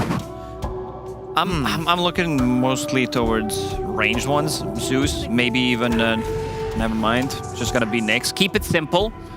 I was thinking maybe they want to have a slightly more vision. Shadow Shaman would also, for me, be a good one because you can save people. Not after he gets Shard on Ricky, but it also has break mechanic against Bristleback on level 15. I mean, I honestly like Nyx against Ricky because you have the innate that literally just gives you a built-in gem around the hero. Like, this is one of my favorite heroes, and because a lot of people have been spamming Ricky and BH in pubs. You can just pick the Nyx, hit invis at like a choke point, and Ricky will eventually show up, and you can full to zero him. They also have like a giga amount of stuns on Team Liquid right now, some of which can't be stopped. So like if they do go on Bristleback, he's going to be stunned for like 5 seconds straight between these 3 heroes. They go Nyx Dawn. Okay. And now pairing the Nyx with the Dawnbreaker and the Dragon Knight, that's perfect because Dawn can ulti combo off of Nyx somewhere on the map, or you can ulti combo off of Dragon Knight Initiation. So I really like their lineup, like 10 times more than what they had in game number 1. This is very easy, simple to execute. You have Dragon Knight, who's going to be farming self-sustainable offlaner. Jakiro, one of the better position 5s that can rotate. We're talking about like Clockwork Enchantress rotations through the Twin Gates. Jakiro is definitely the one with enough slow. You can go through the Twin Gates, throw Blood Grenade. Plus, you also have Dawnbreaker and Nyx Assassin. These 2 heroes are very capable at killing anything that is in the lane, pretty much. You have more than enough damage with the follow-up stuns. It's slightly harder for me to see the Team Liquid value, though, because I've never played a lineup like this. Usually my teams have 0 stuns, and this is a lot on the same team. Is it easier? Yeah, if there's makes more it a lot stuns. easier. Prefer like slows that are ideally countered by 1 Manta style. Yeah, or the Blacking Bar. Oh yeah, yeah. Is that a good item? I never buy that one. That's a good one too. Yeah. Oh well, that goes through BKB. Yeah. Well, And that's a stunner. There's no. Perfectly Well, reason. there is a save, I guess, in the Dawn. I mean, I honestly like Beast against Nyx. I feel like you're gonna roar yourself, but the Ags damage plus your summons will kill him, and he can't really walk away from you. I mean, maybe it's different if you are saving your ulti to scuttle away from Beast after the roar. That seems so scuffed. Like, you will die in a roar, pretty much, guaranteed. And there's a new trend as well. We've seen BZM yesterday playing Bristleback from the mid lane, so that's definitely an option for Team Spirit, because I'm looking at what Laurel has been up to in the last week. He played 2 games on Bristleback, nothing too crazy, but seems like... Because I don't think you need many games to Look what they get the banned, feeling too. of Bristleback. I think you're right. They banned Earthshaker. Like, surely that's a hero that would be pretty good against a Bristle Yes, in the mid lane, of course. Yeah, they don't have enough stuns yet, so... Would have been good for Liquid. Well, they this have the would be something flexibility. that Liquid knows. They could... We've seen Beastmaster being very flexible. Position 1, position 3, not a mid Beastmaster at the moment, but Bristleback can be played at 3 core roles. True. Another reason why he's first pickable and still winning. Good point, Jenkins. Back to you. I really thought you were going to have more of a No, sentence I was just trying to throw it back to you, Purchase. You were gesturing your gun at me, and it Yeah, I just pointed at put you. fear into me. Should be used to that as an American. That's how we communicate. It's our sign language. Right. Wonderful. Invoker banned, so they are banning out mid-heroes still. There are still a couple of niche classics in the pool, of course. Are there heroes that would do well against the Bristleback in the mid lane regardless? Because I'm thinking Anisha Classic is Puck. Yeah, that is I still was- in the pool, and but then you wouldn't ban Invoker, I guess. I was thinking that too, but I don't feel like Puck does that well against Bristol, and then Ricky is like completely devastating. That's for true. Puck. If there's ever like Ricky +1 stun, you're gonna have a bad time. Yeah. But they do have saves. Like, But they already have a Ricky +1 stun, so is there anything that you The problem be is- okay buying for stuff in? The problem is, like, Ricky counters every mid, so unless you're going with like the tanky ones. I mean, Earth Spirit is the other one that I can think of. Yeah. But then you're running like what about 3 Viper? melee. It's not a niche hero, but Viper maybe. It's good against Bristle. Gives you another break. I mean, he has the last pick, so he's gonna see the whole draft. Yeah. He'll know if he's against the Bristle. Let's think for Spirit. What can they play? I mean, they have the flex potential we have to think about. So it could be a Radon hero, it could be a Laurel hero. They ban out the sniper. That makes me think it's gonna be a Bristle mid.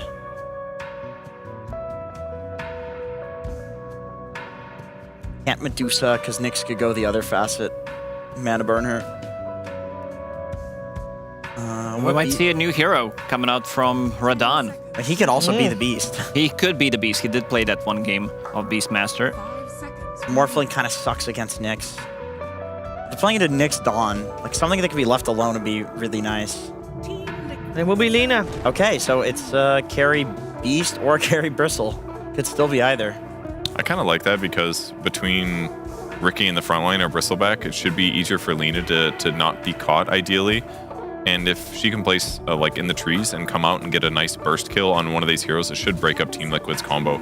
Like, Dawnbreaker can't save somebody from taking like 1500 magic damage, you know, unless they buy a Glimmer Cape, then there's no problem. But for sure, I think it does fit what they need a lot. They have a lot of tank. They need a little bit more burst. It'll line up well. The Nyx Lina matchup is so annoying. Like, if she has the magic resist from her cloak, you can't kill her. If she doesn't have the magic resist, you can usually full to zero her. They go for the Ember. I mean, it's more disable, it's more catch, it's poke. It's also a hero.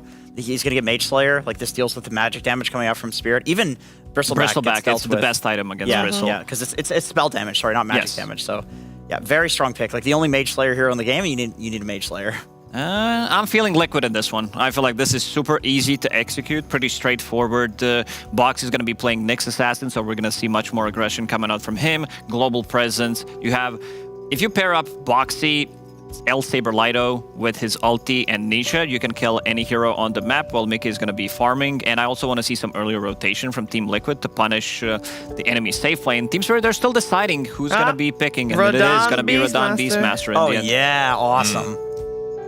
Now it's really hard to make a prediction. Actually, Do you wanna have a fifth person? I think we could go for a fifth person. Production computer, go ahead and load up Gunner Zoom.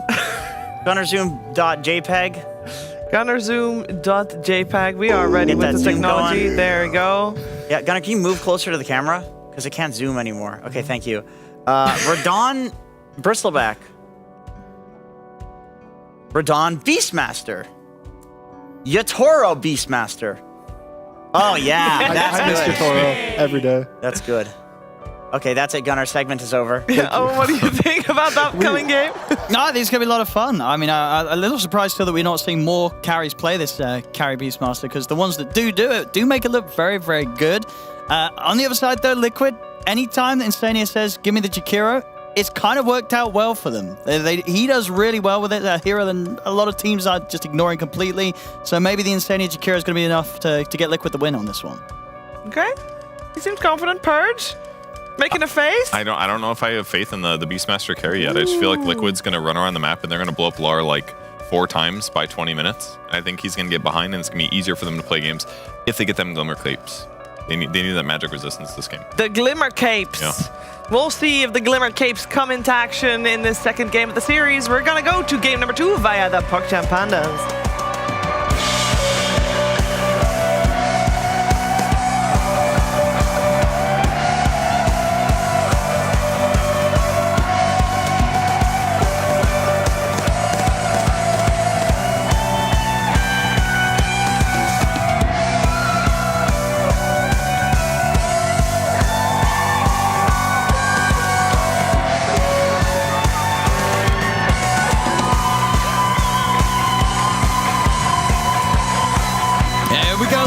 Gentlemen, we've had some amazing games so far today here on the main stream. Let's see if we can get another 1 hour long one here in this second game of the series between Team Spirit and Team Liquid. Gunnar, what do you make of this? Indeed, we're seeing Radon bring out his carry Beastmaster. And then on Liquid, as I say, the one that sticks out the most to me is it's just the Jakiro. It's Insania's specialty. Not others. Others are possibly just not touching this hero. But Insania, he brings it out and he wins with it. I am a really big fan of Insania Jakiro specifically, and kind of speaking of, just to go back, they're under award right now. Okay, they did award it, but that could have been really scary for Boxy. Going back to the draft, yeah, I really like Liquid's draft as well, like the panel was saying. I think all of their heroes are really solid, really stable. Probably they have, what, like top 3 to top 5 heroes in every single role, except for Jakiro, I think a lot of people would argue. But they picked it for the Beastmaster. For specifically the lane, Jakiro is really good versus Beast in the lane. And Team Spirit, I think their way to counter is to dodge. So now they're going to have Collapse playing his Bristleback, which should do pretty good bot. So unless he gets first blood. Yeah, who they're able to give it to? They're able to give it to Lyle. Very nicely controlled there to make sure that Lyle starts off his lane with quite a bit of a boost. Yep, the panel is not a big fan of Laurel Lina in this game just because he's versus Nyx, he's versus Dragonite, he's versus Ember, even the Dawnbreaker role. They said, what, 4 deaths in 20 minutes? I think Laurel might pop off. There's a chance of that. I was watching a heroic game yesterday of Analog playing Lina. I think he ended the game 19-0. Maybe not that explosive of a performance, but I would be surprised if he just has a really good game. He has 2 frontline cores. He has the Beastmaster safe lane, he has a Bristleback offlane, even Ricky to scout for him. So even though he himself has maybe a rough one in terms of his matchups versus the enemies, I think he's good enough to dodge, and he can carry this game. Yeah, the surprising thing is Radon Beast. I don't know if he's played it competitively. He's a bronze Beastmaster, which actually matters a lot. I don't know how much you guys pay attention to the hero levels, but I'll have a look at some stats. Especially for Radon. Yeah. He's the type of player that plays so many pubs. He plays the game a lot. So anytime a hero's not even silver for him, it means that he hasn't really practiced it that much, I would say, which isn't a negative. I don't think Beastmaster is this extremely complicated hero, especially these days. But, you know, maybe they're practicing scrims, because there are some times where he could have played 30 Beastmaster games in scrims, and he would still be level 1 on the hero in Dota Plus. So we'll have to wait and see. I'm assuming, I haven't really watched too much of it. I guess it's just offlane Beast, right? Like, I don't know what else you buy. Yeah, you still go, yeah, just this Ags. You go Ags, you go, I guess you go Sanj and Yasha, but I think offlane Beast is going to do it anyway. He's going to look to get the kill, and he'll get it. He's got the E. I mean, surely he can't get out of this. Unless? He can't, but maybe Radon. I think Saberlight's dead. I think so. Radon can just chase him down with the boars. The axes are out. One more hit. He's got him. The cleanup's there in favor of Team Spirit. All right, Beastmaster carry, guys. I'm sold. But yeah, I think it goes to show about the carry and the offlane kind of being very similar roles these days. That realistically, gameplay-wise, they're going to be the exact same heroes. Bristleback's going to buy the same items. Beastmaster's going to buy the same items. It's just a laning stage thing. And already seeing, I think the Beastmaster in the safe lane's paying off. If this was a collapsed Beastmaster versus Dragon Knight Jakiro, he would not have all these kills right now. So all in all, the lane swap ends up favoring Team Spirit a lot. And I think this is pretty set up to be a solid early game for them again. Now, so far in the mid lane as well, it's been a little bit of a lead here for Lyle, 17-5 against the 13-2. You see, Radahn might be in trouble this time round. I'll say that the Starbreaker's not going to connect. Radahn can turn. They can fight this. Yeah, get another set of axes out.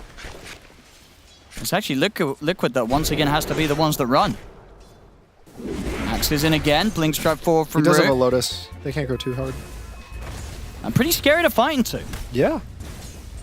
Ricky, his base stats are just so high these days that even as a support, you just trade really well. Naposhka, that was a very nice bushwhack there, which will set them up to take Mickey down.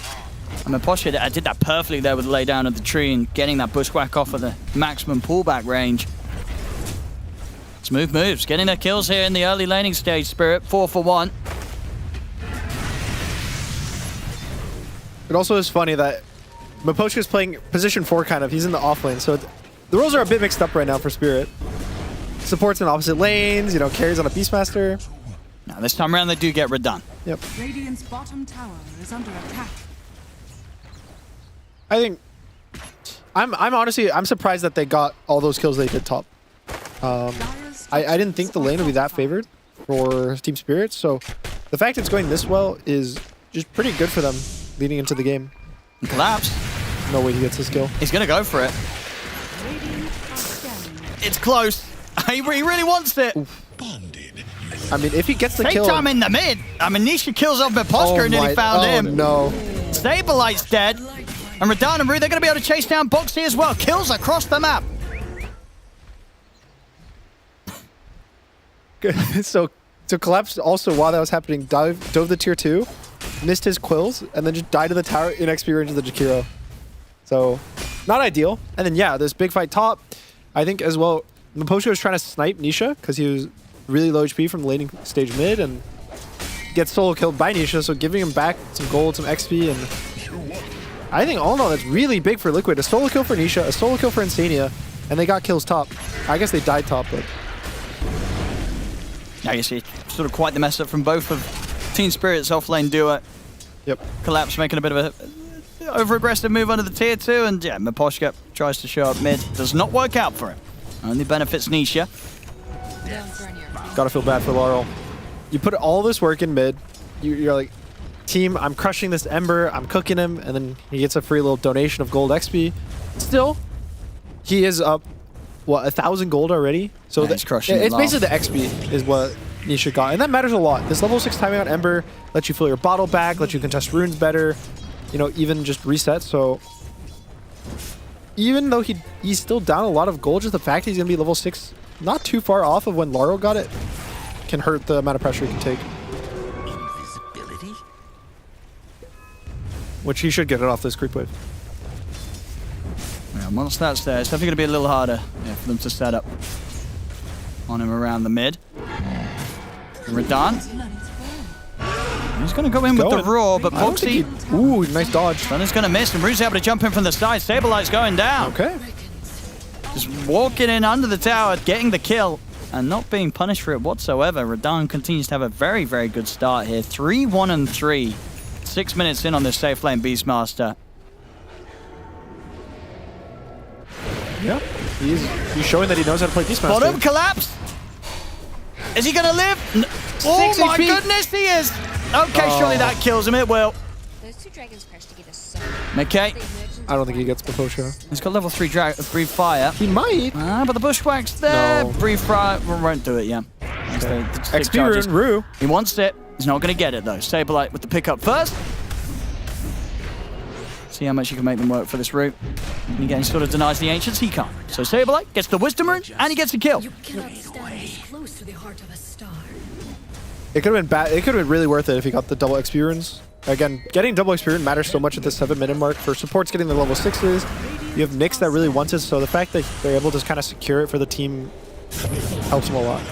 Nisha, he's found Lal. They still got remnants here ready to chase, but TP backup's coming in for Lal. The smoke screen's dropped down. Rue indeed fueling Lal back up. Nisha won't be able to continue to chase for the kill, and in fact, he's going to get chased down a little bit himself. Radan's also connecting, has a roar in 5. 4. I see how ready Nisha is for this. Radan trying to approach across the tree line. Can he get the roar off? Bot side, they use Dawnbreaker ult to get collapse. They do. So Liquid getting the kills, and Spirit weren't quite able to get the catch onto Nisha. Nisha survives, and the bottom lane of Spirit does continue to suffer. Who would have guessed, guys? Dragon Knight carry is a good hero. Yeah, Liquid, they wasted no time this draft getting that as the first pick. Yeah, they're like, not again. No, we're not letting this get anywhere further in the draft. Last pick in the first draft. Now what, first pick? Yeah, it was. Yeah, Liquid they weren't messing around this time. They just grabbed it straight up. It's always so funny how the drafts play out sometimes in tournaments. Because there's always priorities that shift, right? After the first day, the priority of PA became you have to first pick this, so now it's a first ban, and maybe because of that, it kind of pushes out Dragon Knight to this, this ban. It used to be, I think, the very first day of the tournament, if you look, it's basically the PA ban was swapped for Dragon Knight. There was that sort of switch up, yeah. And so now people are trying to remember, oh, right, Dragon Knight's kind of OP. There's a reason we ban this every single game. Nisha. I'm impressed with Nisha, even with the amount of... I mean, Rue, he gets the setup, the burst, it's there. You're trying to jinx the man or what, Yeah, it's my fault. I was going to say he's down 1,000 gold, but almost solo killing Laurel, continuously pressuring, but... I look at Boxy. Yeah. He might be able Collapse might go down here. Yeah, the Insane is coming in with the follow-up. He's going to stun himself? He's very dead. Okay. Collapse dealt with again down. That's 4 deaths. A rough start for Collapse on the Bristle. Liquid have done a great job of punishing him in this early game. Well, the question's, would you want your Beastmaster to be in this position or Bristleback? I honestly kind of feel like you would rather your Beastmaster be in this position. Sure, because you just feel that a Beastmaster can sit back, hit the jungle, recover easier than a Bristle can. You can let the Hoodwink stack Ancients, then the Bristle... So when Bristle does the Ancients, he has to take damage, because you want your passive to proc. And so it's way easier to contest. Whereas Beastmaster takes 0 damage doing Ancients, he just throws axes, and he doesn't feel forced to commit to it. So they both have the catch-up mechanic. I just think Beastmaster's safer at doing it. Nice pass there, Root. Can you jump away to safety?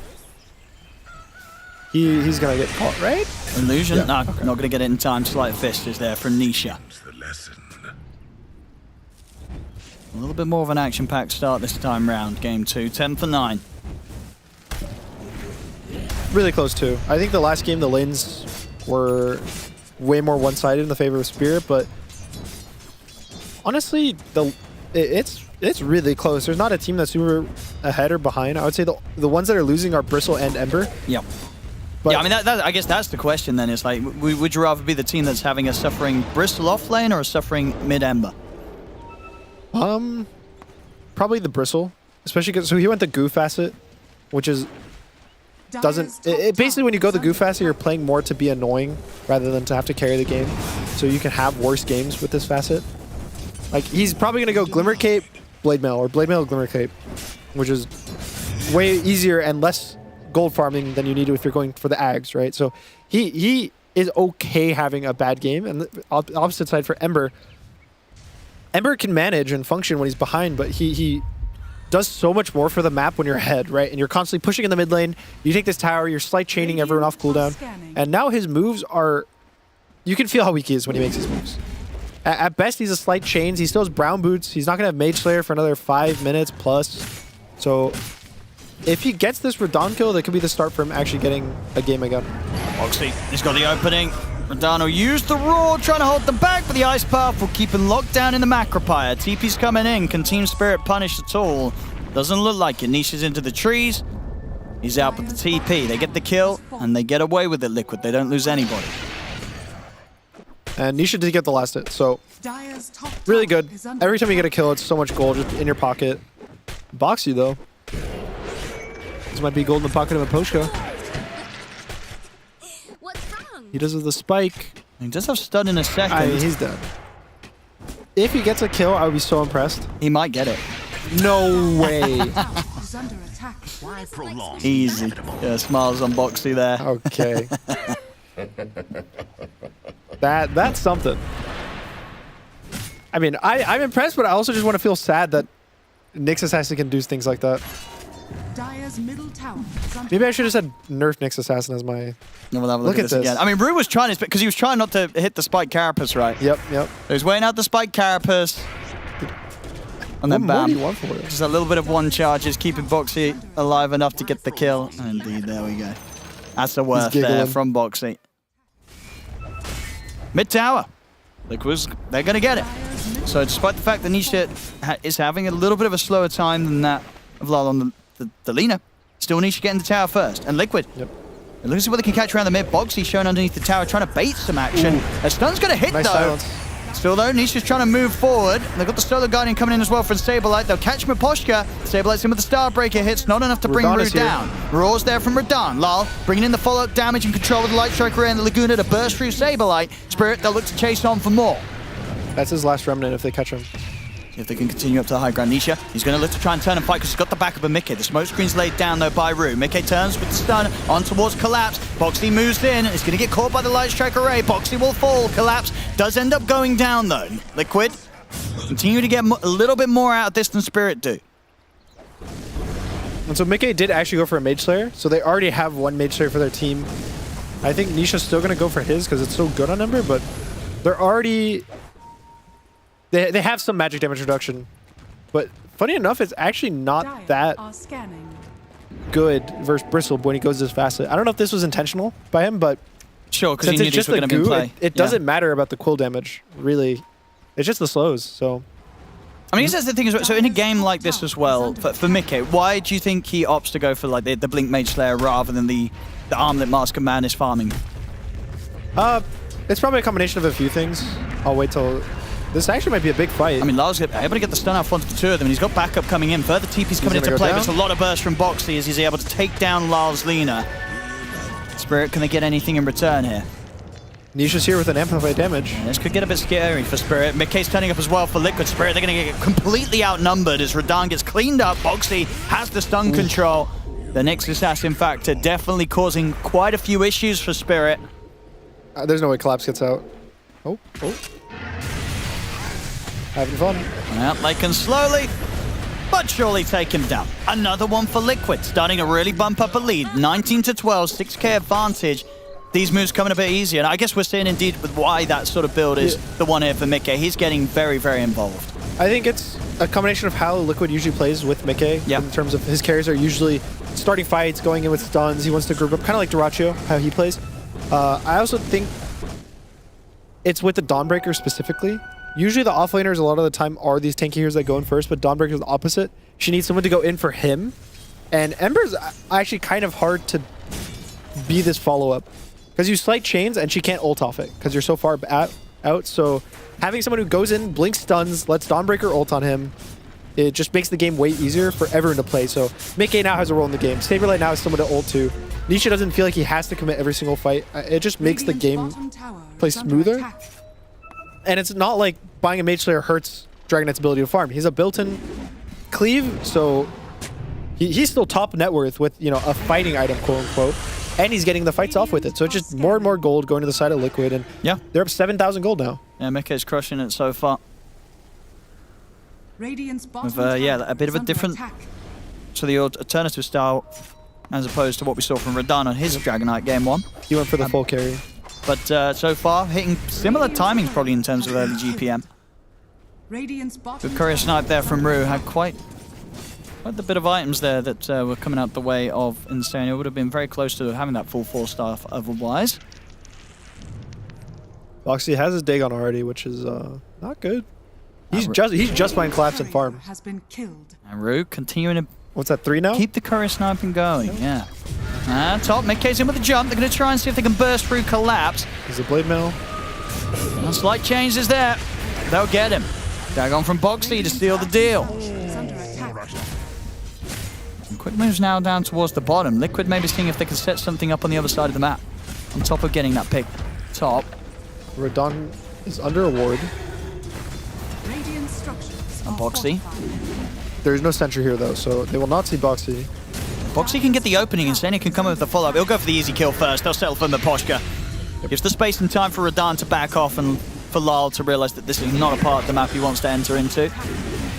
And keeping up this control, 21-12. Liquid not showing any signs of losing or letting that advantage slip away from them right now. I feel like now it's starting to either feel like the lane swap wasn't good for the Beast and the Bristle, because I haven't felt... Oh, the TP's so long! He's gonna get him!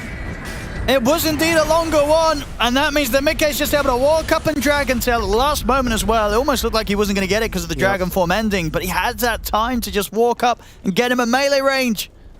Yeah, and I feel like his timings aren't faster than an offlaner.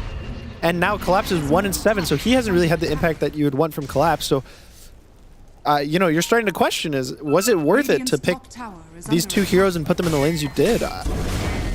Sure, maybe in the early game, Beastmaster had a better lane, but Radiant's courier has been killed.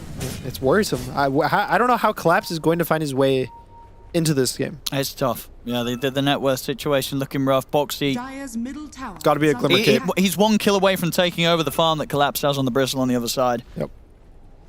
He's been having a great game on the Nyx Assassin. We've seen a few of these now here in DreamLeague. Just games where supports on their Nyx Assassins, they just pop off. Rue? Got Nisha's courier. He keeps getting the couriers. This time they should be able to make him pay for it. They're ready and prepared to deal with him. And this is going to be the test for Spirit. Can they turn this game around? It looks kind of difficult. We're only 19 minutes in and already the numbers don't look great for them. The Aghanims on Lal. Ags on Dawnbreaker as well. Collapse in the mid. I mean, they're just able to kill him. Dead. It's so hard for him to farm it anywhere. With the tough game that Collapse is having, he just dies so easily. And Liquid, they can start pushing multiple lanes at the same time. Mickey on the bottom tier 2. The rest of the team getting the pressure on towards the tier 2 mid. Yeah, what's the plan for Spirit? How do you slow this down? It's a lot on Laurel. I think he has to get kills consistently with his Ags. But it's a concerning sign when Dragon Knight's completely alone, hitting your tier 2. You have Lina Hoodwink. That's so much burst damage, and they walk away. They give it up for free. I mean, who do they kill? Do they kill this Ember? They might not even kill him with just Hoodwink Lina. They would need Ricky there too, and it's tough. It's tough. Yeah, this is it. This is going to be a challenge. And Spirit, so far, they've managed to deal with any of the challenges that have been thrown their way during the group stage. This game, though, could prove to be one of the bigger hurdles for them, as Liquid have come in with an excellent opening. Boxy, pick up another here. Mickey, he'll say, oh, that's mine. I'll take that. Around them, they're almost as if preparing. They know that Rue's going to be sneaking around here. Straight away, the dust comes out. They know that he's trying to play in this position. They'll kill him again. They've had enough. You know, no more couriers will die today on their watch. He's having fun, huh? I think... So, Beastmaster BKB is about to be finished. That's probably their timing. But the issue is it's not a timing that you force a fight, right? You keep playing the map. Maybe you get pickoffs here and there if you're lucky on Spirit, but I don't see them currently having a timing to go, all right, guys, let's go smoke into them. We'll take a fight and we'll win the fight. And just based on game state. So, maybe they... What do they need? I mean, this Aegis could be what they need. I think he's going to get away with it as well. Are they going to check this Liquid? Is anyone, do you think, sort of sensing, hey, you know what? Radahn on the Beastmaster might go for this sort of play? Probably not. It's a hard call to read, especially if Team Spirit's smoking mid right now. Which is a really nice play. Basically, Collapse is like pushing mid, making it look like there's smoke behind him, which they are. And then the opposite side of the map, Radahn's completely alone, soloing Roche. They do give up XP Rune and Tormentor, though, for it. So, double XP Runes going towards Liquid. But now what? I don't even know if they have the damage for... They have the damage for Dragon Knight. I'm pretty sure. If he gets, like, caught alone... It's going to be... Yeah, I mean, it's not going to be that quick, though. Yeah, especially if Ember's anywhere close and Mage Slayer applies them while they're going... I don't even think they'll die if Lina's Mage Slayer. It's what, 40% damage reduction? Rue? Got his eyes on this this Jakiro, but he needs quite a bit of backup even to try and tackle Insania. And even then, you know, Insania's got the 4-star for the ready. 4-staff, there's a Dawnbreaker ult. Yeah, ooh, he's going to know he's around. He's looking for him. Miposhka's here to help out. Just Dawnbreaker ult, guys. They'll get the setup. They'll kill him. Saberlight doesn't want to save him. Mickey is in with the jump. Miposhka should die in return. A couple more hits. Mickey gets him. At the same time, Saberlight puts a stop to the escape of Rue. They find something, Spirit, but as with most things this game so far, they lose much more than what they get. Bottom tower is under attack. And Saberlight saves the ult. Boxy. Ooh, no. He's found Maro low. can't die like this. Mickey's coming over with the damage. It's a very, very deadly. Boxy dominating on his Nyx assassin. It only continues here. And this is all moments where there is that Aegis. Will Spirit be able to make some sort of group up play around Radan's Aegis? Get something done. I don't see them getting stronger anytime in the near future. Radan's next item is a blink. They've got the jump on him. He needs help, and he needs it right now. The ice path there, as well as the macropile laid down. He's alive. They'll keep him fine with the glimmer cape. At the same time, Miposhka gets the catch for the 4-stars there. It's going to break Insania out of the combo. Nobody to fall. They keep the Aegis safe on Radan. It just feels bad when... So you're really far behind, obviously. Your damage is a bit low. They're all really tanky. So your Beastmaster is going Blink. Your Bristleback is going Lotus. Your Lina is going BKB. So they're not really getting more damage in their next set of items. It's just the ability to initiate. And again, the concern is right now it feels like they initiate and they're not going to have the damage. So I don't know if this next round of items is going to help them. It's probably better to just constantly look for plays like that right now, right? They're smoking and they're going to go for the guy who's solo. Yeah, this is a big catch if they can get Saberlight. There is no Blink Dagger, so. Rue's been caught out to the side with Collapse, but maybe the rest of the three of them can go for the BKB's already off, and that's complicated things. Spirit can't follow up on the Roar. Mickey's going to jump in return, caught by the burst. It's not enough, though. Mickey's perfectly fine. Solar Guardian backup coming in. They surround Radan. They're going to be able to get the both of them, surely. I mean, Radan's still alive. He's got to pop the Aegis to once. They'll get it.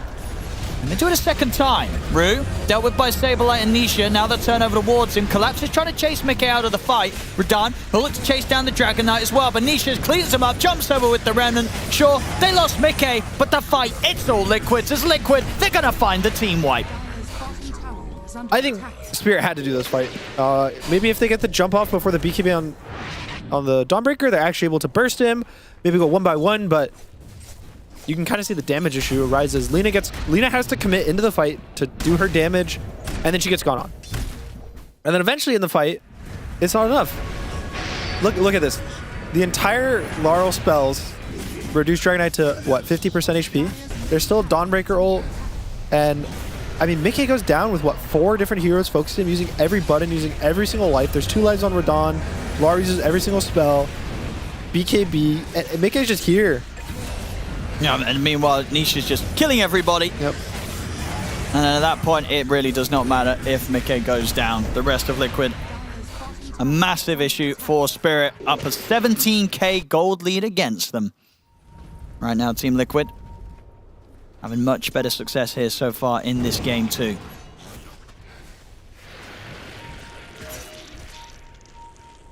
And so now, I guess if you're Team Spirit, you're kind of asking yourself, how do we play the game? And obviously the answer is really hard, but what they need to do is Boxy with another kill. I mean, yeah, Boxy just continues to find these solo pick-off plays. And Liquid, I mean, Mickey's charging in. Well, he's really charging in. There's a Solar Guardian coming in to help him out, but he went pretty darn deep here. They're going to try and turn and take Mickey down. Dragon Slave comes in. Mickey, he'll fall. They got him. Nice trick away over towards Saberlight, but the BKB's out. He'll pull himself over towards Radan. Buyback coming out now from Spirits to support. Saberlight swings in with the Starbreaker. They'll kill Radan off. Nisha turns his attention over towards Collapse. They'll hold him back with the Ice Path. Spirit, they want to try and chase this here with the support buybacks, with a slight change. Clips on the bow of the Boxy. He's ready to get back in with the Vendetta here, and the stun catches the two of them. They're getting cleaned up in Spirit. Rue and Lyle, the last 2 left remaining, but Saberlight closes in on towards Lyle. Lyle gets the light track array from Rue, does manage to finish Insania, but Lyle, he's going to get chased down unless Saberlight doesn't quite want to. No, he's not got the speed to keep on top of him, so Lyle's going to be fine. And Spirit, a little bit of a punchback, but they are having to use the 2 buybacks to make that happen. A bit of a crazy start, though, from Liquid on that one. Mickey, he just kind of goes in, and he really goes in. Yeah, he did what? Went into 4 heroes under a ward as well. I thought he would live. I think he probably thought he would live too. With the Dawnbreaker ult, with the Ags, but who ends up not forced enough. him? Who? Mickey? I mean, yeah, who forced Mickey? Wait, it was one of the supports. It was either Boxy or Insane. He just shoved him in. You got this. Yeah. I wonder if we get a replay of that. We'll see who did it. Somebody pushed him in real deep. It's hard when you feel this strong and this far ahead. It's really hard to hold yourself back. You always especially when your teammates are pushing in with 4 staffs. You know, get in there, my son. Let's see, Ruse amplified damage. Will he kill Mickey? Nope. We'll see in the mid. I mean, they might get the catch on Saberlight. That's the BKB. The roll's there from Radahn. So they can continue to chase down this Stormbreaker. Slight change to hold in position collapse. Mickey's here now. And Ruse still watching from the back lines, giving some pretty valuable information on the positioning of the rest of Liquid. Right. I hear Dagon and the Nyx W just somewhere across the map and I get scared. It like stresses me out. I assume my hero's gonna be dead every time I hear that. But he's just jungling. Alright, so Radahn is going Orchid. I think it's a bit interesting. On the mid, Rue. Stop the setup. They'll get themselves a pick-off. I mean, considering the lead that Liquid have, you know that every kill matters. That they're finding little bits of something, Spirit. Yep. And Poshka, he'll be finding certain death. A little bit of fire. A rude awakening there from the 2 cores. The rest of Spirit are hovering around there. They know that Liquid's a little bit split up at this point. The scan does hit, so Liquid, they should be prepared for anything that's coming behind the tower. doesn't have a BKB. There's a world. I mean, they know Rue's around it. They just hit this with the scan. They gave up. They walked away. Yeah. It's probably not this world, is the one that Dragon Knight dies. You kill him 3 times, you will not kill him 4. Another one for boxing. This matchup sucks. The Ricky versus Nyx Assassin. Yeah, you can't hide from them. Let's see. I'm trying to see the positives for Spirit. They got good vision now. They do. I mean, the Orchid is actually really interesting, I would say, from Radahn. To just based off the fact you can kill Nyx with it, you can kill Jakiro, you can kill Ember, has no BKB, and also most importantly, it's a Linken's Breaker, which means he can actually roar the Ember. I don't know if anyone else is going Linken's, but specifically Ember. Now you can Orchid roar him, and it gives you another tool to actually, do stuff yourself. It's also damage, right? And when the Orchid ends, they take a little burst damage. I think Bloodthorn as well, which he has queued up, is basically just the better version of it, where if you Bloodthorn a guy and you're actually able to hit him, it lets you kill these tanky heroes. I remember last year during or 2 years ago, during the whole Heart meta, Blade Mail Heart, it was the way you dealt with 4k HP heroes was you buy a Bloodthorn late game. And so I don't think that's really changed. The item does the exact same thing. It's a tanky killer, so maybe if Radahn is able to get to it, it is far away.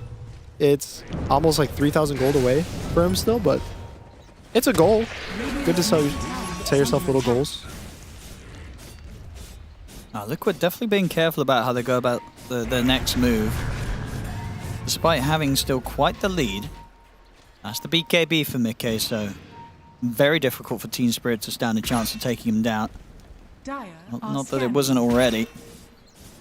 They just need a good jump. I think every single fight, Boxy's basically just getting a free jump.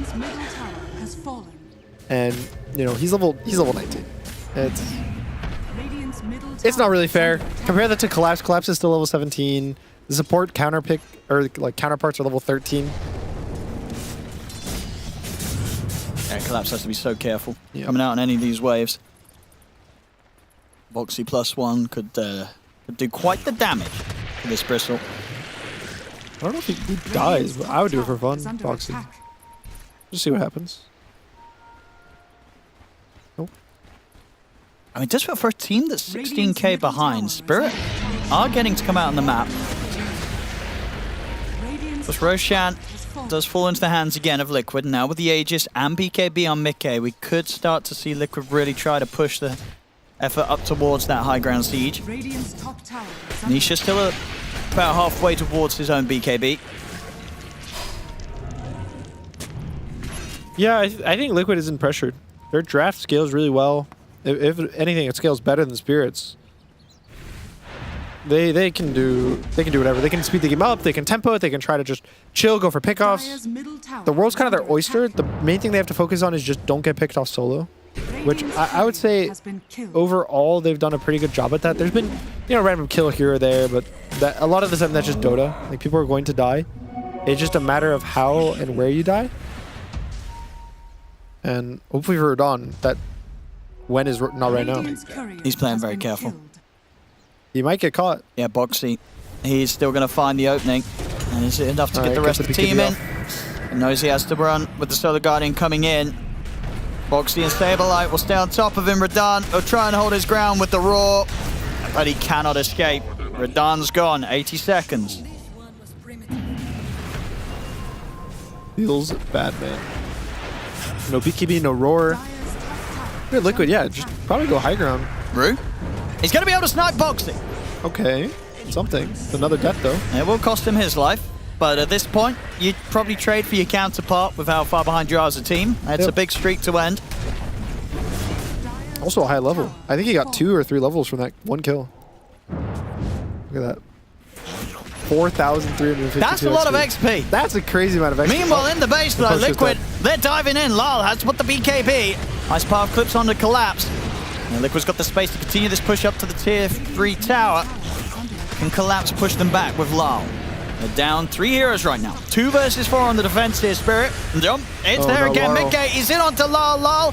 Nice D-Blade. That's not going to be enough to save him, though. Saberlight drags him back in. Starbreaker to control him. They bring Lal down. He's out for 80. No buyback on him. Collapse gets run down as well. Also out.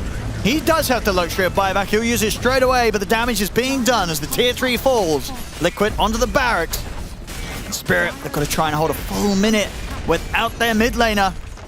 Liquid, they'll play it safe, get the melee racks back off. They know still how comfortable of a position they are in right now in this game. I think thankfully for Spirit, there's mid tier 2 still standing, so can't get 2 sides, but yeah, massive win. Honestly, Collapse also using his buyback. It's what? So Radon goes down top, Rue goes down for a trade, and then Mapoche gets 1 shot, and then it's just like 1 by 1. It feels almost 1 by 1, right? There's not a time where we're gonna bring 5 heroes, we're gonna stun you guys as 5, click all our spells, and whoever wins wins. It's a lot of Liquid just kind of catching them. And I think, again, to give Boxy a lot of credit, I think he's been playing amazing this tournament so far. And it's a lot on the Nyx Assassin getting pick-off after pick-off, the same way we saw his Bat earlier. And it's just really impressive. I think Nyx, obviously, it's a little unfair playing this hero right now. He does so much burst damage that it is easier, but I think just the fact that these are really good teams, they know how to position themselves on the map, play on sentries, get caught, and Boxy's basically playing around all of that, never getting caught in bad positions, and even when he does, he's trading kills. It's really nice to watch. Spirit, I've got everybody back up, but still having to fight into 1 minute left off the Aegis on Mickey. That's the Bloodthorn done. They got 1 good fight. See what Spirit can do. Boxy already setting up, making sure they have the vision advantage around here. He's ready to go and get some further information for the team. He's going to find the setup onto Rue. Walks in, gets the kill. He is going to get caught by the Roar on the Bloodthorn, but Solar Guardian backup coming in from Saberlight. Doesn't matter, won't save him. As they do manage to get the kill in return, taking down Boxy. Can the rest of Spirit get out, though? Collapse. He's caught outside of the base, puts the Blade Mail. Can he survive against the 3 of them? He's trying to run with the Lotus, but he will fall. Collapse gone for 90 seconds. As Liquid. See how much they want to try and jump in. Mickey, he's straight for it. There's no BKB on Radon. Get the Light Striker ready to hold back Mickey. Laguna Blade as well, but Radon slowly but surely dying. He's out as well. No buyback for him. Liquid, they've got the space to push on. Also have the fortification. Spirit, they've got to try and hold somehow. 70 seconds, no Collapse and no Radon. Again, thankfully for them, this tier 2 mid is still standing, so I don't know. That's one good thing. I don't know if Liquid has time to throne. They push pretty quickly here with the Dragon Form. Dragon Form's about to come to an end. Rue, attempting to slow things down with the smoke screen, but still a while until they have the full team back up. And they'll call it. They know it's over. GG's called. Liquid will take this game too. And they look great doing it. This looked fantastic from them. Nice they come in, back. and it's something about the Insania Jakiro. I'm telling you, I don't know what the win rate is in particular, but when he brings it out, they just always win those games. I also think that Nisha Ember, they had, I would say both of those guys, when you see them on Ember, you see them on Jakiro, they play really well around each other.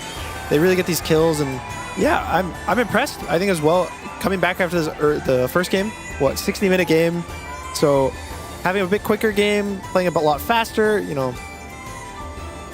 We didn't get, 3 60-minute games instead of 4, so... No, not quite. This one, indeed, Liquid speeding things up a little bit. And, Spirit, trying something a bit different, you said, with the sort of switch up, the switch around. But you feel that is going to be something they're going to look back at this game and say, you know what, it just didn't really work out this time. Yeah, I think, especially for Collapse, he just had a really rough game. He had a top 2-12-7. Just the offlane. If you look at the offlane duo between Rue and Collapse, I think Rue's, to some extent, less on him because he was just sniping quarters, and that was the best that they could do as a team. But yeah, for Collapse, I think it just ended up not really working out for him.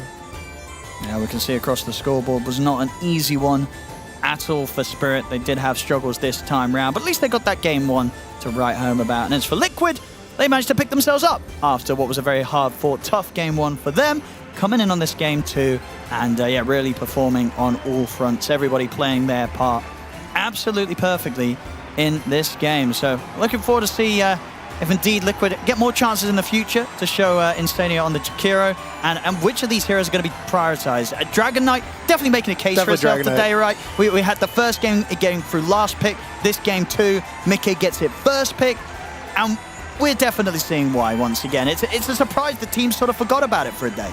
Yeah, I think it's just everything, right? Stable lane, can initiate, can just scale, he can do everything. And when a hero can do everything, you got to pick it. You got to pick it. Well, we're seeing why once again here. No surprises with the Dragon Knight win. Team Liquid will take this game two, leveling the series 1-1 today between Team Spirit. Team Liquid back to their 1-1 antics, and it was a good game. This was a very convincing game from them. It also makes me wonder if we're going to have the Dragon Knight get the PA treatment further on, but we'll see where that goes. This game overall, Jenkins, it was just very solid.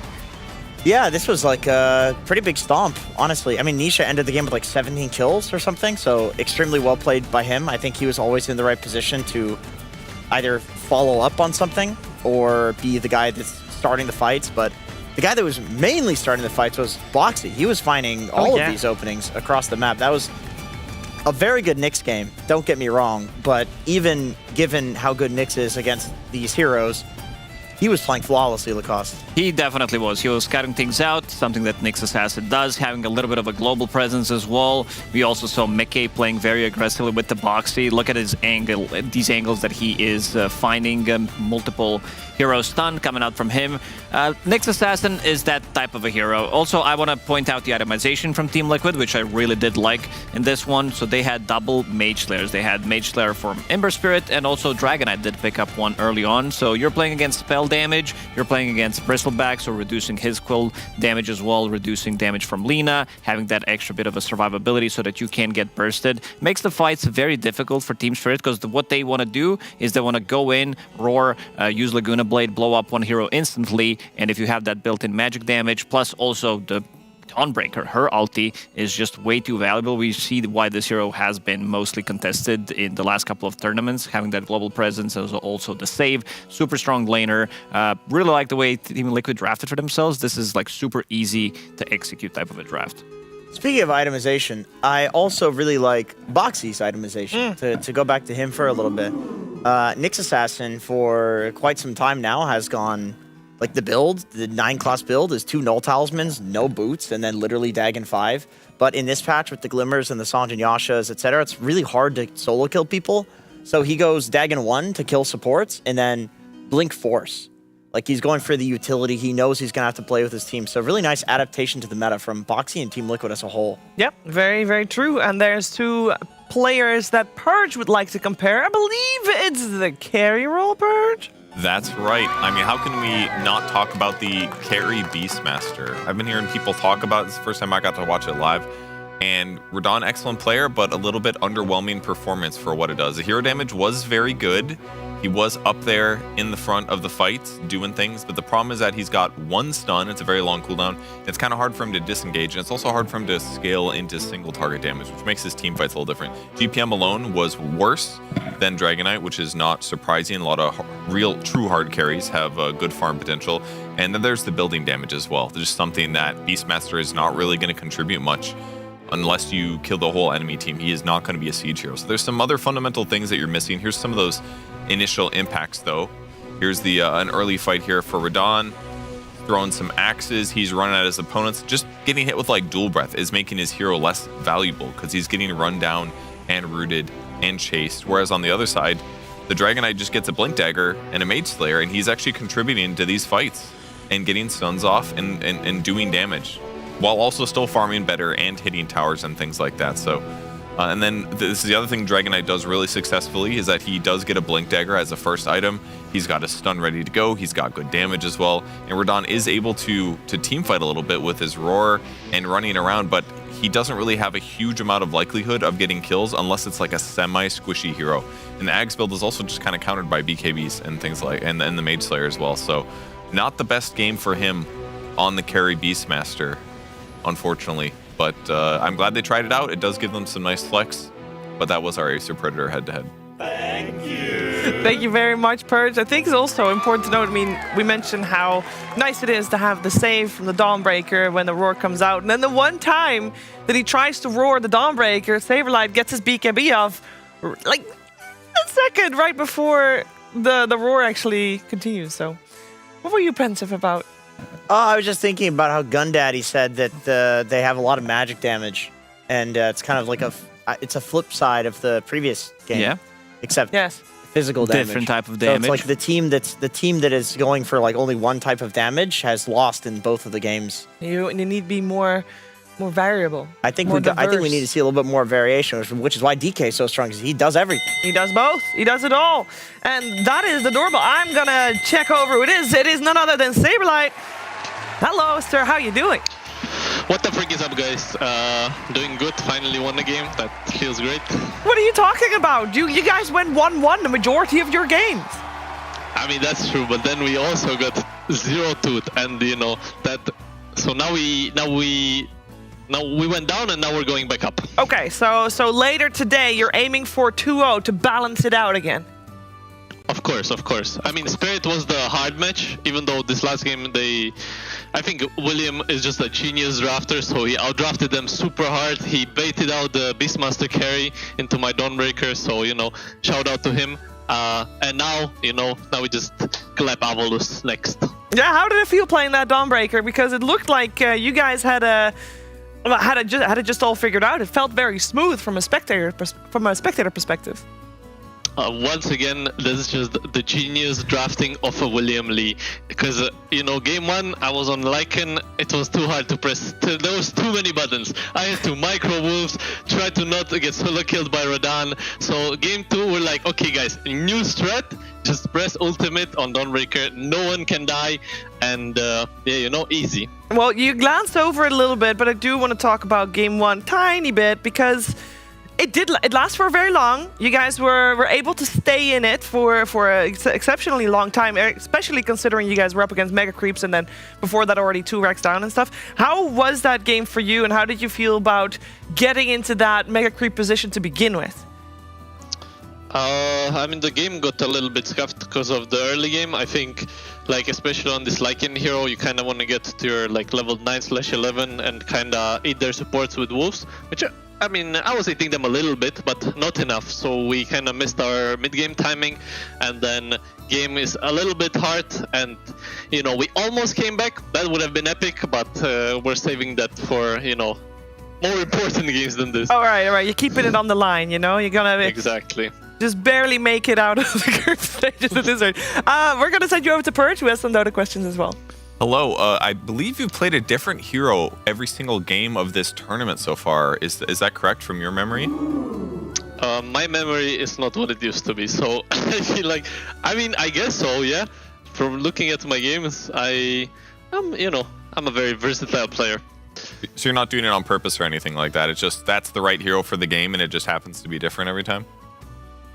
Kinda. I think it's just we're playing on this patch for quite some time, so there's like a lot of heroes that can work in certain situations, so we just pick them. Okay, and then one quick Glimmer Cape question. How do I decide between a Glimmer Cape on an offlaner versus a BKB? Is it just based on stuns or something more nuanced? Well, okay, I think Glimmer Cape is overrated. I'll just say it, guys. Don't buy Glimmer Capes if you're offlaner. Maybe it's like a carry item, but I think it's like a very specific. Maybe on like Bristleback it's fine, but I tried it on Primal Beast and stuff like that, and it never feels good because I Glimmer Cape, but they just root me and stun me, and I can't trample anyone. So I recommend, if you're an offlaner, just stick with the BKB. Maybe if you're playing some Bristleback, it's fine to get the Glimmer, but yeah. Okay, great. Thank you. Okay, I got one more question. We're making a patch wish list. We have a whole list already. We have Boxy saying that he wants the Wisdom Room changed. Earlier we had a couple more. I want to have yours. Just one. If you only have one thing to be changed in the patch. Just one. Well, probably map changes then. Maybe put the Tormentor in the middle of the map. Okay, because map changes, Whitemon actually also said map changes, so that would be exactly, but you can say Tormentor middle of the map. Yeah, it doesn't have to be in the mid lane, even though it would be kind of cool if it like spawns in the river at 20 minutes, and then you fight for it there. So, just putting it out there, I guess. Tormentor middle of the map. Okay, and only one then? Yeah. Only one Tormentor in the middle of the map? Or you just put two of them there. Fuck it, Just have two Tormentors there. Okay. Alright, we're gonna put it on the list. Thank you so much, Saberlight, and good luck versus Avalos later today. Thank you. Bye-bye. Thank you. I like the idea. Two Tormentors. No. I'm sticking with one. I know he went back to two, but imagine one in the middle of the map. It's like basically. Oh, I was supposed to write that down for you. Yes, that's supposed to be on the board. Oh my god, I wasn't paying attention. I'll go write it down. This man wants chaos. I'll go write it down. This is the type of answer that I do expect from Saberlight to come out. And map changes was the serious answer. The second one, you don't have to pull it up. I'm writing it down. Brian, you can wait. Oh yeah, this is okay. For people that missed it, we made a patch wish list, and we have a lot of people already putting their list in. Static cap nerf, Wisdom Rune change. You can read. I don't need to read it out for you. And you can read it because it's your own handwriting. I don't know if other people can. It's a nice handwriting. Is it that bad? It's good. I tried really hard. No, but in the middle of the map. It has to be added. Add middle of the map, dude. Come on. Middle of the map. That was his main point. No, come on. It's there. Okay, very good. We're going to check in with Brian as he's got something for us. Yeah, so for my social segment, Sheaves, I'd like to do a little social game for all of us here on the panel, but also for the people watching. I like to call this game Take Your Pick. I've got some of the Siggies, as Jenkins likes to call them, and also Lacoste, for these players that just got done with this series. We got a little trivia based on their win rate. Yeah, get down there, Purge, and join them. All right, I'll go down. We got some of their Siggies, and we're going to be showing their favorite heroes. We're going to do some comparisons between the players, between the heroes, and you guys have to guess which one is going to be one with the highest win rate. So there is an exception to this, and we'll get there. Okay. Well, let's go ahead and pull up the first example. So we've got Laurel and Nisha in the mid lane. I want you guys to tell me if you had to pick a spirit for them based on the win rate they have in their entire pro career, who would you choose for each one? Like who has the higher win rate percentage between the two? No, for each player individually. If you had to choose one for Nisha and you had to choose one for Laurel, who would you choose? I would choose Ember for Nisha and Void Spirit for Laurel. I would go. Are you? Keep going. Any other guesses? I'll go with Storm Spirit for Laurel and Nisha with Void Spirit. Okay. I don't know mids, so I'll just trust Shiver. She's got a really good memory. Shiver's is very good, I think, but I'm gonna switch it up a little bit. Let's do Storm Spirit for Nisha and Void Spirit for Laurel. Wow, a lot of Void Spirit belief in the panel here. Let's go ahead and show those answers. So based on win rate, Void Spirit's actually the lowest by far for both of these players, the only one in the 50 percentiles, while for Nisha, Storm's around 60, Ember 70% win rate on Nisha's whole entire career. Wow. For Laurel, Storm and Ember are about the same, but Storm beat him by about a percentage with a 68% win rate. That's very on high. Storm. Almost nice. Oh, so close. Indeed, almost nice. Go to our next example. Okay, so this is the one exception of the four questions. These are Yataro's 5 most played carries in his entire career. Which one do you think he has the worst win rate on out of all of them? Troll. Ooh, That's gotta be Troll. This hero is just No, bad. Void has been good when he's played it, I feel like. You think so? Troll's like always been bad. No, because there was a whole patch where it was Troll and Sniper. But he wasn't He was not playing back then. Oh, he's a kid. Yeah, he's only been popular. He's only been a only good pro for 21. like 5 years. We have to go true. Troll. It has to be Troll. It has to be. Okay, you guys, we seem to have a consensus on the Troll. Let's see the answer.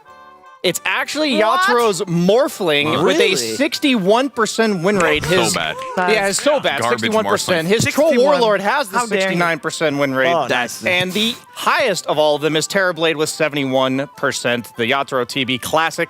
Go to the next question.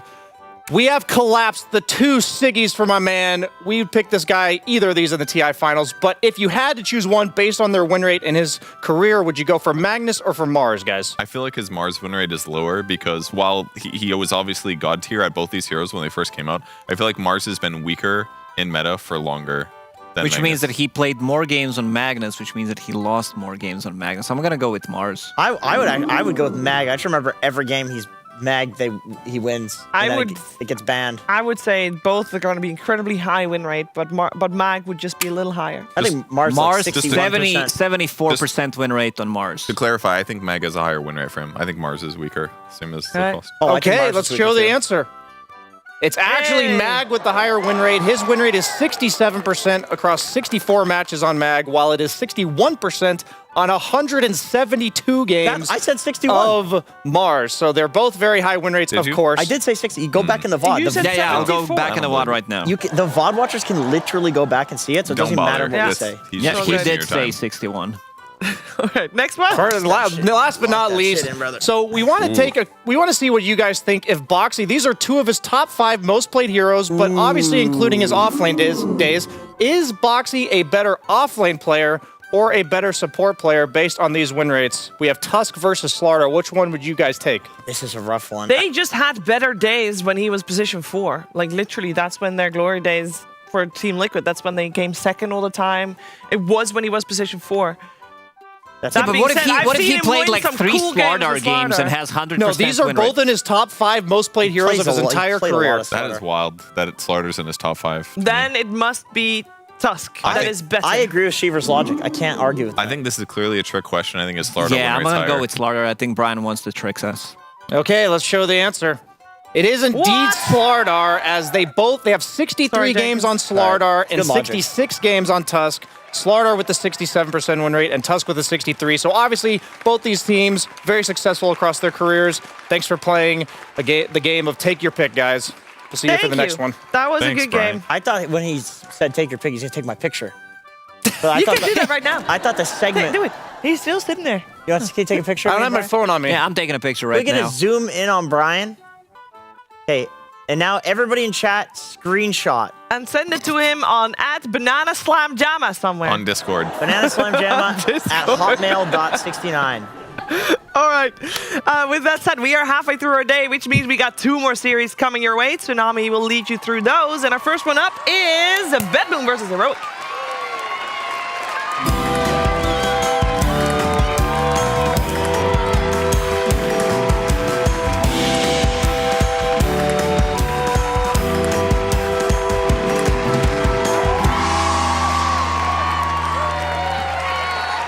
Waking up, playing some Dota.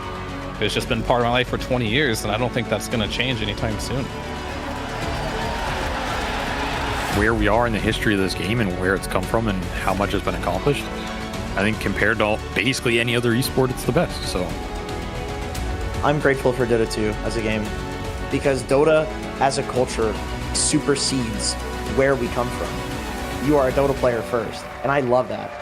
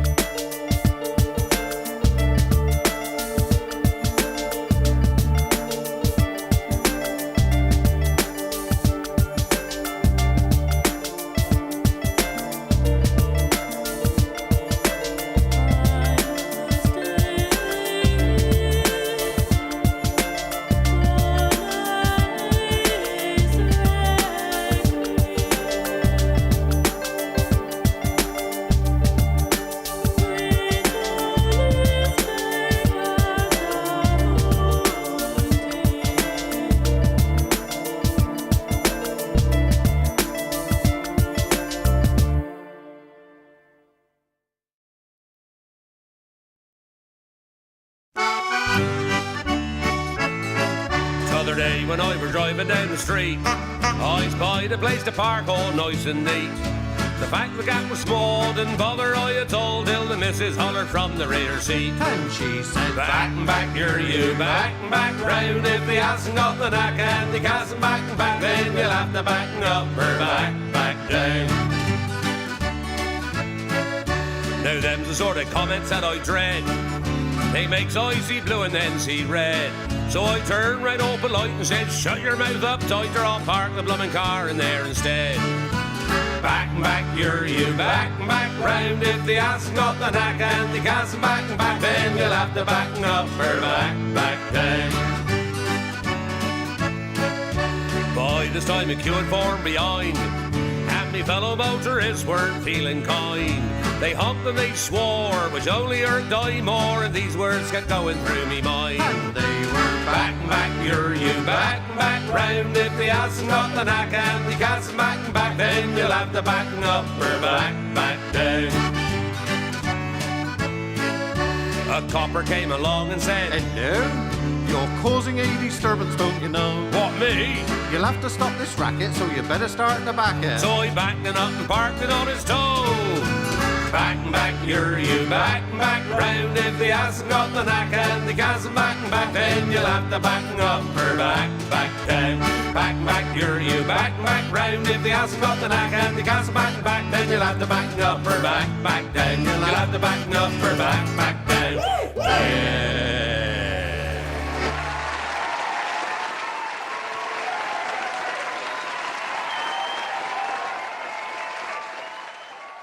DreamLeague Season 25 is brought to you by Intel Arc, Acer Predator, DHL, Kadia, and 1xBet.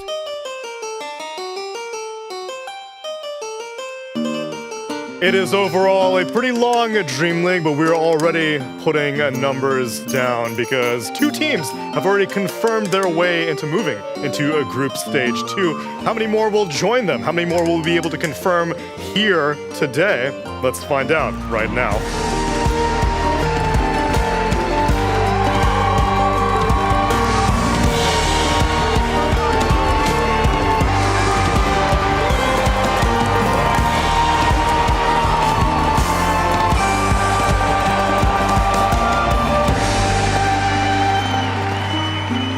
Welcome for now in the second half of day number 3 at Group Stage 1, DreamLeague Season 25. How many more numbers can I throw in there? Well, at least 2 more teams that we have not had the pleasure of capturing on this night shift will be making an appearance. It's going to be Heroic taking on a BetBoom team with a brand new panel as well. Fear. What a poet you are. You need like a feather quill in your hand right now. What do you mean? You're not British. Yeah, you're Australian. Are you being representation because Nat is not currently on this panel right now? No, I just thought how I should talk. Not ye oldie? Well, I don't know how to talk like that. He did his best. He did his best. All you can do is try your best, and people can't ridicule you for that. This is a safe space, Fear. We would never dream of such a thing. You look glorious. Effie, welcome back to more night shift action. Thank you. Pleasure to be here, as usual. You're studying right now? Yeah, just taking a little peek at the day. It's been a longer day already. We've had 2 back-to-back bangers. Very long games, very close. Hoping this one delivers too. Yeah, 60 minutes is now becoming somewhat of a normal thing around here. We had a record-breaking game yesterday, and now it just seems like that's commonplace. Tier 5 neutrals is just another day at the office.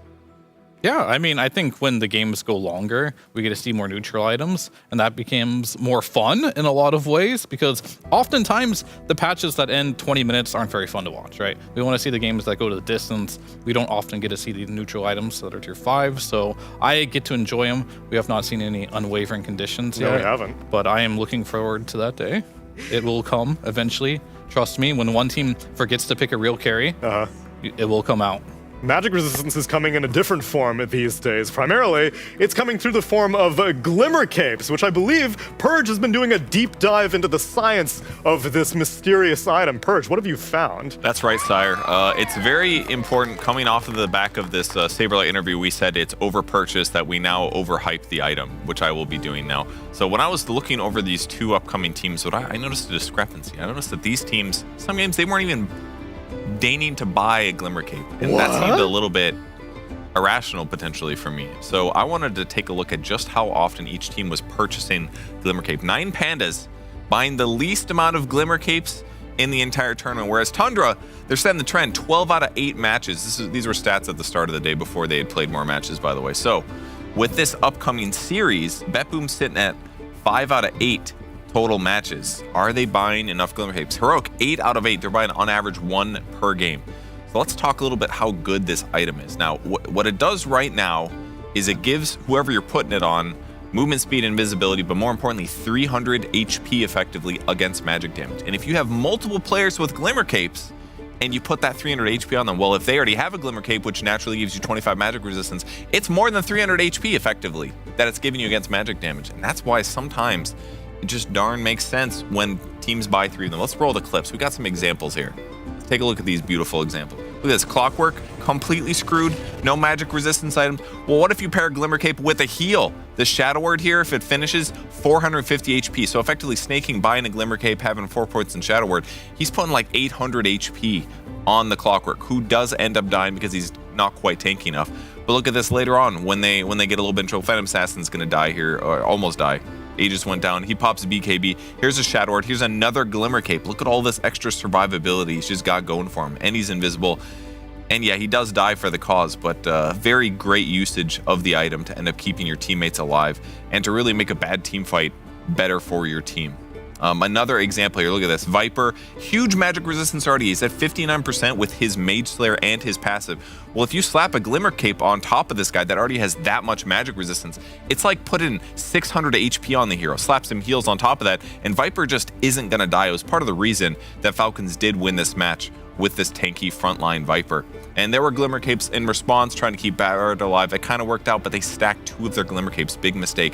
And now Sand King didn't have it to keep alive. Anyways, in some circumstances, it's pretty sick in terms of the temporary survivability that you can give your teammates, which is why some teams are going hog wild buying it. And we'll see how impactful it is in this game, because we're at make or break right now with the Glimmer. Is it overrated? Is it underrated? Teams think different things. And we may not even get much more time to figure out where the item stands. Thank you very much, Purge. Now, please, if you don't mind, join us. I'm good, thank you, though. No, I get lonely over here. Put your ass over here. There he comes. It's a lot easier to move today. Oh my god, you can actually, like, maneuver. Wow. Whoa, the flexibility Beautiful. on this man. Thank you. Exciting. We'll lock you back into your tight-knit thing tomorrow. But My right prison now, garb. Yeah, exactly. Thank you very much, because I feel like, supposedly, we are now on the maybe final hours of this patch, and I wonder that if we let this patch play out, would we see like a resurgence of maybe pure damage stuff? Because we're seeing Bloodseeker a lot. To deal with all this Glimmer Cape stuff, maybe like Timbersaw comes back from the grave. I don't really know how many more pure damage heroes are viable. OD. OD, yeah, OD has potential. I like that one. The downside, though, to those... Carry Silencer. Carry Silencer. Carry, well. Silencer is hit or miss, I gotta say. The downside to the pure damage is then they just won't buy Glimmer Capes. And then you've countered yourself, Neil. I think the downside of the pure damage is the pure damage heroes aren't good. Apparently. Yeah. That's Is also another Bloodseeker downside. the only one that's viable right now? He's so magic-based, though. Like, yeah, there's Rupture, but... Yeah. I don't think he's really picked for his pure damage. No, probably He's not. just picked because the Ags is really good right now, on top of all the other things you can buy Glimmer Cape. So I think just magic damage is so good right now. That's why Glimmer Cape is so good right now. That's so. And pure damage isn't great right now, so Glimmer Cape is great right now. Especially because Lina trended so hard like 3 weeks ago. Lina was like the scariest hero in the game. Yes. So being able to put a Glimmer on a guy and keep them alive through that one shot, like completely changes Lina's tempo. And I would just say that there's also an easier step, which is physical damage. Like you can always take it a few steps back and look Sure. at the older carries. I mean, we saw BetBoom, which is what I wanted to mention. Like today, they even ran Drow and Sniper from the safe lane. Like there are things that you can do to play around the Glimmer Cape. I don't think it's as difficult or destructive as people are making it out to be. How have you been feeling on BetBoom in general? Because that is the team that we're going to be covering in addition to Heroic. We have not gotten a chance to cover them on the night shift. I think at this point, most people are caught up to the fact, wait, did we do one? Because I feel like I talked to... We probably did. We talked about GPK and Kiyotaka already. Yeah. Were we satisfied with their performance overall? I mean, the game we did, they looked good. They did. Today, they got 2-0'd, but they still looked good. Like, they had interesting drafts, like I mentioned. They ran a carry draw. Haven't seen that in a while. Really fell off of favor. They also ran a carry sniper, and it didn't look good for a while, but it got to the point where Pure bought a rapier, and they may have won the game if they showed a little bit more patience. So their 2-0 today didn't indicate that they're not playing well and they're not being creative. They were playing well. So I'm actually feeling pretty good about it. I haven't seen any, rage-inducing moments from their mid laner, the things he's famous for. He's been looking pretty solid. Yeah, I mean, I think he's been through a lot throughout the years, right? And he is coming back to that form where he doesn't actually have those games where I feel like from, was it TI 9 or something, where he goes mid with Morph and buys a Midas and dies 3 times. I haven't seen that in a very long time from him, right? He's like very stable, level-headed. I'm sure he's aware, he has to be aware of the problems that are occurring with him specifically, and he's had some pretty good games so far overall, and I think that's what the team needs. That's why I mentioned last time, you need GPK to be in a situation where he feels confident and comfortable. We always see him as a stand-in. He pops off when he gets more comfortable in the team, not necessarily as a player. Maybe that's when tensions grow a little bit and performance might fall off, and that's what they need to kick if they want to win more tournaments.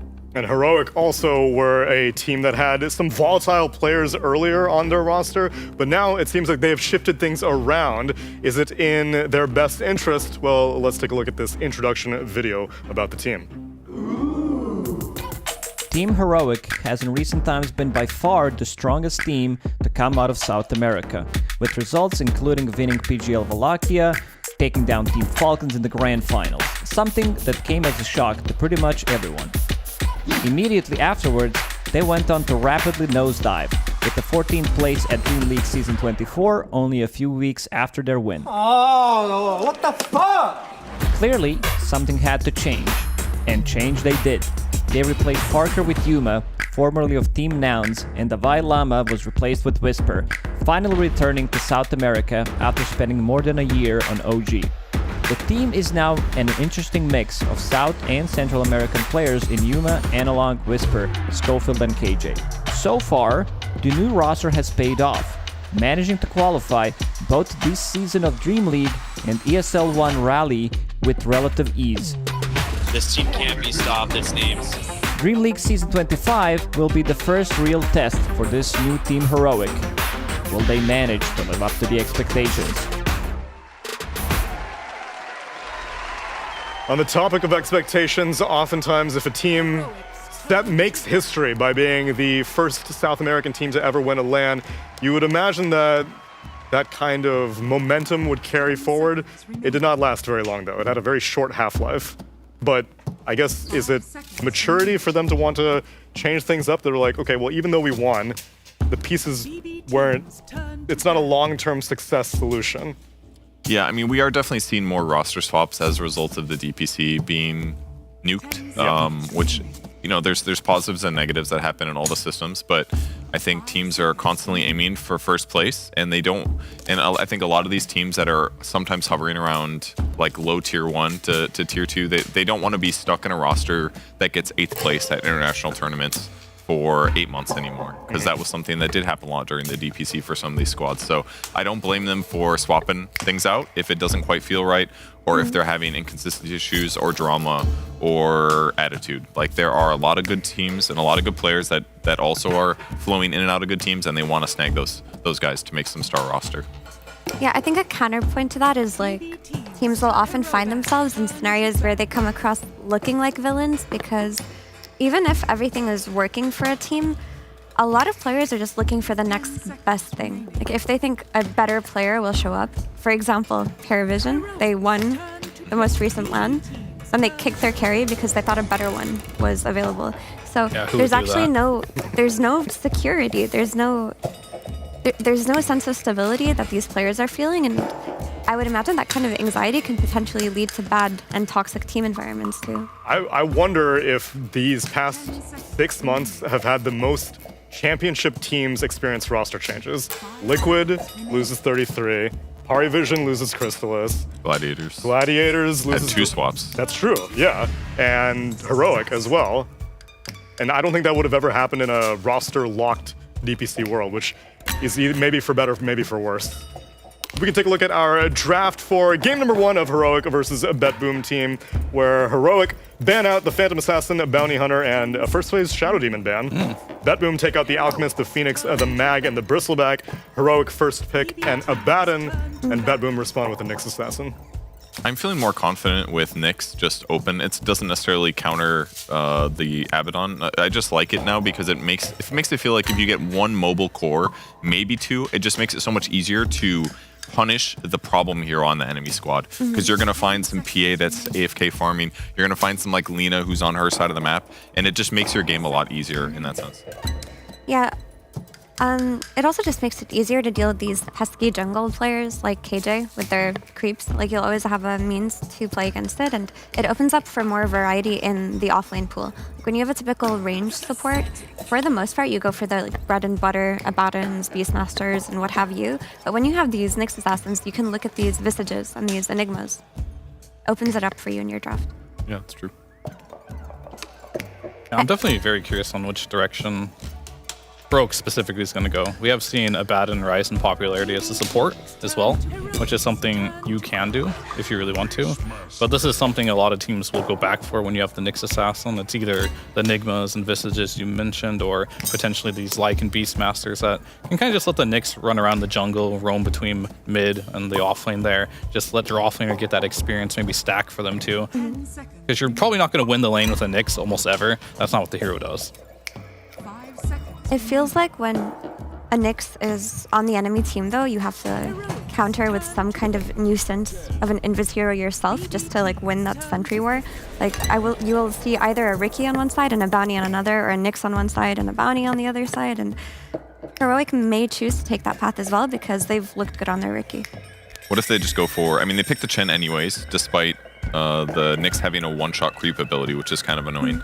But the upside is that Chen is a little bit more of like a push hero than a dominate the lane type summon hero. So maybe they're just going to say, we're going to group as 5 when we get a little bit of map control, and we're just going to push your towers. And we don't care if you have a Nyx. It's like, we're going to have a sentry down, we're going to cover each other, and then you guys getting an easy kill isn't going to happen. Yeah, 100%. Nyx doesn't really counter Chen in that... Like, his biggest counter to Chen is just he eats the creep on lane, but Nyx doesn't play against 5-man lineups. Like, if you run a 5-man lineup and you place a sentry, Nyx can't find the picks that he's looking for. So now that they have this Abaddon and Chen and this Monkey King, they have this really early timing that they can play for. Off of the back of Abaddon, once you get a little bit of jungle creeps, like, they could even go for that Bristleback is banned, but another really high tempo hero, and you don't have to even think about this Nyx. Yeah, I mean, theoretically, that does make sense, but the only issue I have is right now it's not like Gaming Gladiators 2023, right? Where you can just end games in 20 minutes. Games have been going for like hour lately, right? It's been very difficult for teams to break the high ground. And if you are in a game where you're at a stalemate, you can't break high ground, that's why heroes like this Nyx and Lina are incredibly hard to play against because they just play the map so well. But maybe they need to double down on it because I like to consider Lina, she's just the mid lane Nyx at some point. She does go for like some Shadowblade Aghanims build, tries to one-shot people. So the map will be really difficult to play if you're not together as Heroic. So they're kind of forcing them to kind of play that type of style where we get Roche, we go high ground, maybe we have to end early, or at least we need to gain a big net worth advantage with these early objectives. One downside to the BetBoom lineup right now, obviously those heroes are very synergistic, but they are very magic damage heavy right now. Like it's unironically like a good pipe Glimmer Cape game for a lot of the heroic heroes. Just by 5 Glimmers. That's also an option. Why not both though? I mean, it's like so much barrier if you get a pipe and a Glimmer on you. That's 700 HP practically. But they also have a lot of heals on the heroic side. So if you can get some tanky frontliner, it doesn't necessarily have to be a Viper, but some kind of like tanky frontliner hero that takes the brunt of the damage, and then they back that hero up with shields and heals, like, and they can survive that burst, like they should be able to slap team fights and then just death push. Yeah, but I think that Heroic already, even though we only see 3 heroes, have really nice counterplays to BetBoom's heroes. Like, we talked about the 5-man Chen lineups versus Nyx, but also, like, he's just gonna dominate the Beastmaster's boar on lane, and if they run this monkey on the safe lane, which is still open, and it's a great pick to have open, they can just completely punish this Beastmaster. And the Abaddon also counters the Primal Roar, right? Like you can just purge off whoever gets roared. That's a really big deal because Abaddon isn't a hero that you can go on first. You can't take him out of the fight. Like if you're a Nyx and you're setting up on him, or if you're a Lina trying to get him from the side so that you can roar somebody else, boom, he just pops ulti and saves the key target. And also Yuma has been playing a lot of different kind of safe lane heroes. Like he can play this Monkey King, but he's also been running things like Ursa, things that play for that first Aegis very early. He even played the Abaddon one time, so that's also a flex for Heroic. But if they do want to go tempo, some of his other tempo carries, he's played Meepo. He lost with it, but he played it. I was not impressed by that. Yeah. Doesn't look like a great Meepo game either. Not There's yet, so much no. AoE. And he also played Jug. Let me guess, he lost with that one. He did lose with Wow, that. that's a shocker. It was against Tundra. This you is know. sort of a better game for it, but they could be playing Team Bald and they'll lose. That hero's just terrible. yeah, if Omni Slash doesn't hit, it feels real bad. Well, with an Enigma, I guess that signals that you want this Abaddon to be Yuma's hero. It could be carry. It could be carry Abaddon or Monkey King. Still, I mean, it's pretty open, right? Like Monkey could be a 4 with Enigma. That's actually a very strong lane. Abaddon could be carry. Abaddon could be position 5, or not 5. Sorry, Abaddon could be either off lane as well as a carry. So they're pretty open with a couple flex here with the Monkey and Abaddon. I do really like the Enigma though. It's good against Lich as a whole in lane. I mean, obviously you can Frost Shield the guy, but he's not going to help you clear the Eidolons, which is one upside. And if you can ban the heroes that are good at clearing Eidolons, I think you set your Enigma up for a good lane. What's funny about that is BetBoom already banned Gyro and Bristle in the previous phase, which are some of the better heroes against that Enigma. Yeah, but it feels like this Enigma, they're just picking it for lane, right? Just to like double down on the push. Like it has been Whisper's hero that he's been running, so I imagine this is just an offlane Enigma, because if you're picking it to like flex the support, it's not gonna look good here. Because then you can't really play off of the black hole. You're playing against Beastmaster, who's just gonna roar you. You're playing against Lina at later stages of the game, who's gonna one-shot you from a distance, even if you have BKB. Like you can't depend on this. You have to pick this Enigma, stomp your lane, and just go for that early push and early 5-man. Otherwise, they're on a timer. The hero is a good aura hero though. Like the innate of Enigma, I don't know if you guys notice ever, but you reduce the damage that your allies take if you're standing near them. So he's actually a deceptively fantastic aura hero if you aren't the guy that gets killed first. Yeah, for sure. That's why you double down on the 5-man. You know, you run with the Chen, you get your auras, you just play on the Eidolon push. But against that strategy too, like the Lich Frost Shield facet that nobody ever takes is really good against that. Yeah, I like that one. It's fun. Like, why is this Frost Shield lasting for 15 seconds straight? Why won't this More tower people are die? taking that. Maposhka took it the other day. Yeah, I he feel did. like every game I've seen this tournament, they took the other one. But Team Spirits. It's better anyways because they have Eidolons that when the Eidolons die, it keeps bouncing on Chain Frost. Yeah. It's just better this game, I agree. I think it adds like 1 bounce per creep, 3 bounces per hero kill. Well, even if Heroic don't really intend on flexing the Enigma, BetBoom teams still aren't sure where most of these other heroes are going, so they ban out 2 supports. They take out the Clockwork, and they take out the Tusk. And Heroic ban out a BetBoom Flex Classic. They take out the Dawnbreaker. But most likely, they're looking for a carry hero, and they ban out a Templar Assassin as well. And this is a really hard pick, I think, as carry. The best heroes, period, against Enigma offlane, they're all gone. Yep. So, like, you're not going to get a hero that's going to shut down this Enigma. I don't think so. So that's going to give, if Whisper's playing in the offlane, a free game. And whenever Enigma gets a free game, it's very scary. This hero is one of the best offlaners at just completely devastating a carry hero. Like, if you have a bad lane against Enigma, it's jungle time. You just can't go back to that lane. And that's the type of start that Heroic would really like to have with their lineup. So then if I ignore the Enigma and I just say, give me the best... You can't ignore it, Neil. It is that... The lane is lost. Okay. What's the best carry hero that can deal with a ball? Because clearly Heroic are going to ball up as they now last pick of Marcy. I don't think that's the carry's job necessarily, but it would be those heroes that can fight earlier on in the draft. I mean, Gyro would have been the best. Bristol would have been the second best. Who's third best? I mean, probably TA. Oh no, that one's banned out too. I'm honestly, if I'm in this situation, I'm a little bit stumped here. It looks like they're going to do, most likely, I'm going to say carry Abaddon here with the Marcy Enigma lane, but if they're crazy, they could do Marcy carry. No, you should play Mercy 4 with this Enigma, because you can kill whichever safe laner. Who's their carry? Sorry. Beastmaster. Okay, they're going to go. So there was no good carry to pick, so they picked an offlaner to go in the safe lane. And people have been experimenting with it. We just saw Spirit play it. They lost with it, but on paper, like, if the lane sucks, you can just go stack and catch up with your stacks. You have your axes for the Eidolons, and now you just have another win condition. And okay, your Darkseer and your Nyx, that's a very strong kill-heavy lane. Maybe that's the lane that will take you into the mid-game. I like it better this game, carry Beastmaster, because you're not against some super hard carry conventional one. So that's one upside, that you're just competing against a potential like Radiance Abaddon, which I think when Yuma played it before, I think he did go a Radiance build, not like the safe Echo Saber like small item thing. So it could work for them. I mean, I like it purely just off the fact, well, no pun intended there, but purely off the fact that I don't think any carry would have done anything good for their lineup. It would have just been detrimental. So the fact that they have that, they're going to rely on GPK. You're going to get that illusion of the Abaddon, which is going to help them out a bit too. It's pretty strong. So this can work. It does mean that Pure does have to have a decent lane. It does mean GPK has to get off to a really good start as well, but I think they have all the potential to do that. Cap and Avery, I see that Pure has decided to start banging on the drum. You think that it's a good pivot? And getting a final offlaner as for Miro. Shrapnel! Shrapnel! It's so good. Avery, I have a confession. Production never said to put on the sniper deal. I know, but I do like it. It looks so good. It suits me. It does. I'm like a wizard, but a gun wizard. You look like a Deep Rock Galactic character. Yeah, wait. He's rocking Stone Age. Look, Neil, watch me cast my magic spell called 8mm. I'm just curious what changed. What? He put on an outfit? You know, it's passing my gun. That's all. seamless to me. You're so funny, Fear. I wish I had your comedic timing. You shot him. Maybe out of mana, but you're not out of bullets. He's definitely out of bullets. I got one more just for you. Shrapnel! And on that note, let's get into game number 1 of BetBoom Team versus Heroic.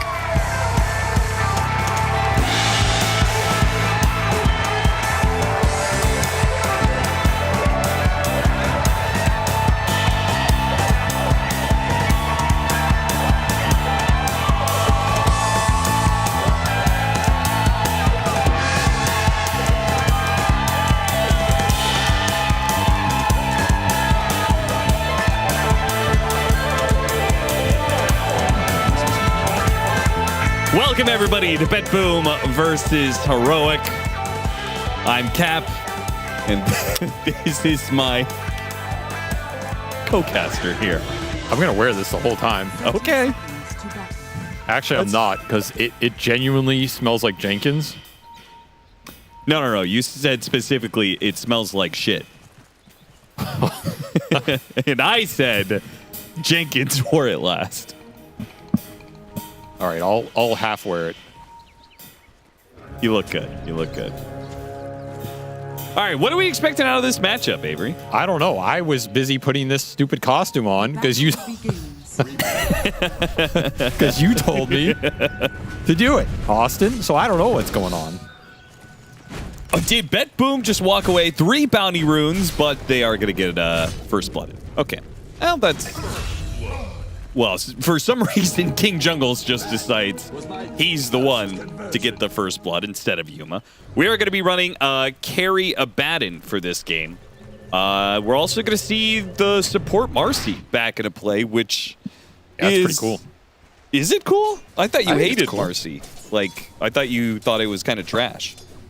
Well, yeah, but it's cool. Okay. I mean, I have to imagine this lane in particular, Marcy Enigma is going to be pretty annoying, but a safe lane Beastmaster might be able to deal with it pretty well. I personally just rate Marcy really low because the way the spells interact is not easy in modern team fighting. I feel like when you leap in, it gets countered a bunch. When you try and throw somebody, the cast range is awkward. Your best and most reliable spell is the Bodyguard, just buffing somebody. But are there better buffers like Io or Chen or stuff like that? Sure. So, it's, you know, you have to have a good reason for picking this Marcy. And you have to really make the lane work. Now, I will say, as we saw King Jungles take down another hero in this bottom lane, I think Heroic have some very impactful side lane duos if they can make them work. They're already making this Chen lane versus the Darkseer work. But I think Marcy Enigma is the strongest Marcy lane outside of Marcy Visage. Right, because you could reposition people into Eidolons. Or Bird / Soul Assumption. So basically both those lanes, they also give you summons to play off of. It's just amazing what you can do in that sort of lineup. So I think if you're going to pick Marcy, I would pick it with one of those two offlaners, which they have. So I think they're cruising, you know? Okay. Is there any other reason you would pick Marcy outside of this laning combo? You're confused. I'm saying that's the reason. Like, that's the only reason. If you're confused in the game. Oh, okay. You don't know what to You thought pick. I was calling you confused. Yes. No, that comes later. I'm already confused. I think everybody's confused now, Austin. I don't know what I'm saying because this beard is... I think I'm allergic. I'm going to take it off now. Somebody get him the shot. Yeah, Miro's not having a fun time against this Abaddon. This has proven to be quite the strong side lanes for Heroic, like you said. Save is just constantly trying to pull the creep wave around, but they keep on managing to make it meet, making Miro's life pretty hard. So what about the mid lane matchup? Is that going to be easier for BetBoom? It's Alina versus a Monkey King. That's got to be a clean win for GPK. And so far it is 13-3 compared to 13-1. Okay. Analog's still getting some decent CS. Oh, he's doing completely fine here. Anytime you go even with Lina, you should be happy about that one. And Monkey King is a hero you don't even need to do well in the lane, so... Yeah, he's cruising. I mean, these lanes are going well for Heroic. I think they do have the stronger lane set up here. The Darkseer lane is kind of whatever, because you don't usually care about the actual lane for the Nice Darkseer. grab. That's going to be a lot of damage on Pure. He's protected by the Lich Armor, though, and might just be able to survive as a result, while Schofield will get taken down by Kataomi with a Blood Grenade and such, but a lot of damage thrown back on both of these heroes. They may have both survived, but they're not terribly healthy. No, that was a lot of damage. They have one salve left, but you don't want to use the salve on Pure here for reduced value. Man, that Frost Shield did a lot of work. Level 1. Really did. Level 2 on the Marcy, too. Going bottom. Oh, nice two-man stun. Oh, Schofield. He came into this one, but looks like he got grabbed by the vacuum, so he didn't get the AoE stun, losing a bit of damage. And is that damage loss enough for Save to survive? One last swipe will do it. DPS will finish him off. Now he's going to chase after Miro for some extra damage as well. This Abaddon is relentless. Safe lane Abaddon does look very good against any of these melee heroes, and he's just not going to stop. He is full on committing for the kill, and he will have it. What a read from Yuma. I mean, that's where you just tip him and say outplayed, you know? And Schofield's back through the gate, already up to this top lane to kill Pure, who still has not recovered from the earlier assault, but maybe Schofield again underestimated the effect of the Lich Armor. Got range drop now, though. He's salving up. He's going to go straight back in here. This is just a grind down on the resources of this beast. Is he going to get greedy for this range? He does, but no punish. No rebound available. Rebound still on cooldown. Action just don't stop with the body blocks. Beautiful body blocking and the extra attack speed from the death throw allows Yuma to easily clean up Miro. Miro is going to have to do the walk of shame. I mean, sometimes you just right click and you win. Apparently. He walked up to him, he right clicked him, he didn't have surge, he died. That's it. Interesting lane matchup. Yeah, this was not how I imagined a double melee lane against Abaddon going. I mean, you also have gap recreation mechanisms. You have surge, you have an impale. Like, in theory, this Abaddon gets on your Darkseer. You should be able to make some space. Now Pierce is getting run down from the Monkey King rotation. Yeah, Analog doesn't want to stay in that Lina lane too much, so he sees an excuse to make a rotation. Wait, this is heroic Dota. They're going to play fast. They're going to play chaotic in the lane phase. Downside of this move for Analog is this is catapult timing, and that catapult is hitting mid right now. Yeah, he used Glyph to protect the wave, so it's going to get a lot of damage. You have to respond here. You likely lose the rune. No, Yuma rotates for it. It's a shield rune for the shield master. Poetic. What a rotation from Yuma. Yeah, that was a big rune to steal. Very heads-up play. So they ended up defending that mid push. I mean, you take half your tier 1 tower damage mid. Was that worth it for Analog? It was okay. They're about to kill the safe lane tower off the pressure that they had from earlier. Pure unable to deny it in time. Well, he just chose not to. Maybe it was a misread of the situation. He was running back to it. I'll tell you, BetBoom team have looked a little off this tournament. We can still see glimpses of where their ceiling can be, but man, the floor has been lowered. I don't know what's causing it. Well, Just all these I'll little tell you things. what it is. They need to kick GPK and then bring him back in as a stand-in. Yeah, have him stand in for him. Right? That's stand-in theory. Save should... Oh, wait. He's not going to be able to get this. I thought it was a simple run up and stun to secure the Wisdom Rune, but because Yuma has rotated through the trees, kicks BetBoom out of the area, and this leaves the Nyx Assassin level 4. That is a brutal loss for this Darkseer lane especially. They suffered on the lane, and now they're just behind in levels. Yeah, what's the point of a Nyx Losing Assassin if he towers. doesn't get to that fast level 6? Jungle. Yeah, he's going to try do a little jungling with the Ion Shell. He's getting something here. It's not pretty. You got to do what you got to do. There's a ward spotting this. I expect Heroic to ramp up the pressure here because they have a Drum Enigma, they have Chen, they have the Monkey who can easily connect and just roll these fights over with a Baden who can back you up. There's a lot of early fighting power here.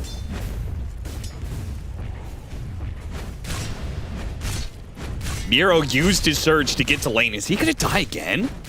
I mean, surge up, not, right? one more second. He can activate it and make a run for it, but the damage over time will kill him. He is just underestimating the DPS here. Seriously, Analog gets the pickup on Kataomi in the meanwhile, while Save gets run down while he was trying to farm up Ancients. Yuma just kept on trucking. Ran down the Darkseer, pushes into the Nyx Assassin. They'll clean up the remainder of Ancients. This game is way too fast for BetBoom right now. And they do not have a lot of mechanisms to slow it down.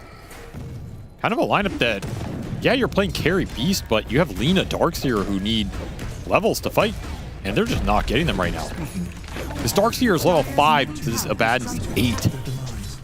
Been absolutely demolished. And you're losing towers to Chen Enigma, who are going to take over the map. Some alarm bells going off right now. Yeah, gotta find a way to stabilize. Isn't Darkseer supposed to be a decent hero against Abaddon because you will later on get the wall? I Get an think it illusion is, of the yeah. Abaddon with your own version of Curse? I mean, I think the lane is good for Abaddon, but I think you can also play these Darkseer lanes in a way where you don't care about anything. Yeah. And then the game is good. I think this was just underestimating the power, and they paid a heavy price. Now they have to go back for Ancients, which some decent recovery here. Still does not put Save in level 6 territory, so that just leaves Heroic the ones making all the rotations. Hop into the trees. After the roar hits him, he's safe up there, it seems, and now continues his dive out of Pure, gets that kill. Yuma trekking all the way across the map to join in on that gank. This is a cool game. Heroic are playing the lanes and the snowball really well. And I think you want to be capable of this kind of gameplay because it means you can punish all these slow, greedy teams. Yeah, and if you Heroic, can do that, it's a great tool to have in your arsenal. Heroic taking a style that we saw from Shopify Rebellion, right? Their series against Tundra, they did this exact thing, right? They basically ran over Tundra in that game 1. And Heroic, in turn, ran over Shopify this morning with their Lycan Monkey duo in both games. Bottom lane, another dive on Amiro. No response whatsoever from BetBoom because you don't outnumber Heroic. Heroic is bringing all 5 of their heroes to the side of the map, but Save with the cheeky Ion Shell play gets Whisper low enough that he can quickly execute him. Now can he get out? The Eidolons are keeping track of him. Yuma, well, waiting on the next round of Phase Boots, hopes to catch up. Schofield misses his stun, but they should get there eventually. Good kill for Save. Needed something to happen in this game. But it's at the expense of another lost team fight and the 3rd tier 1 going down at the 11-minute mark here. Yeah, he created a lot of time. Pure pushed into a tower. The sad part is that was a completely healthy tower, so nowhere close to taking it, and perhaps stuck around too long. Analog thinking about going for the kill. He needs Schofield a bit closer, though. Still forcing him off the map. This is the part in the game where it can slow down, though, if Heroic don't find ways to keep the pressure up and out-farm BetBoom team with the space they have. You have 3 tier 1s to your advantage, but you have to use that for something. Otherwise, Darkseer, Lina Beast are just going to push all the waves into you. Can they? Oh, they could kill Yuma. Yuma! He thought he was going to be safe. Oh, he jukes the stun save. He pump faked it a few times, but whiffed as Yuma managed to sidestep it with the phase boots. They kill the miss. That ult on cooldown, you want to take advantage of it. He's really high level, almost level 10.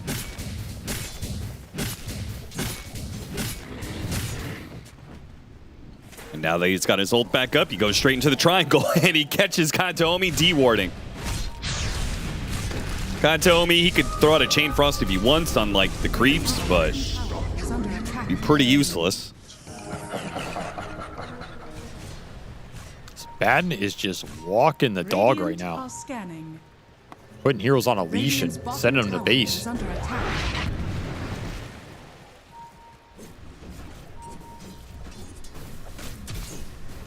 Gotta get these lanes out as much as possible. That is the key right now. Slow the game down. Slow down the pressure that Yuma's put on you. Get away from that hero if you can. And get your Ag Scepters up. You're looking for Ags up on the Beast. You're looking for Ags on the Lina. That's a lot more fighting power. Darkseer is always a hero that can give you that teamfight potential to come back. So even if you're down gold, it doesn't matter if you get the right combination. Sure. And you have Impale Vac combo. You have LSA Vac combo. You have Chain Frost Frost Shield. A lot of teamfight in this BetBoom team lineup. Yeah, if they can get to those levels and those items. The problem being is that Monkey King, I think, is the best hero in this situation, right? Like, he just makes the map so small with his extreme amount of mobility. If you're not afraid of Nyx Assassin. Yeah, he wasn't for a while because Nyx wasn't level 6 for the longest time, but now this lead is not growing for Heroic right now. They're trading. So BetBoom team happy with this exchange.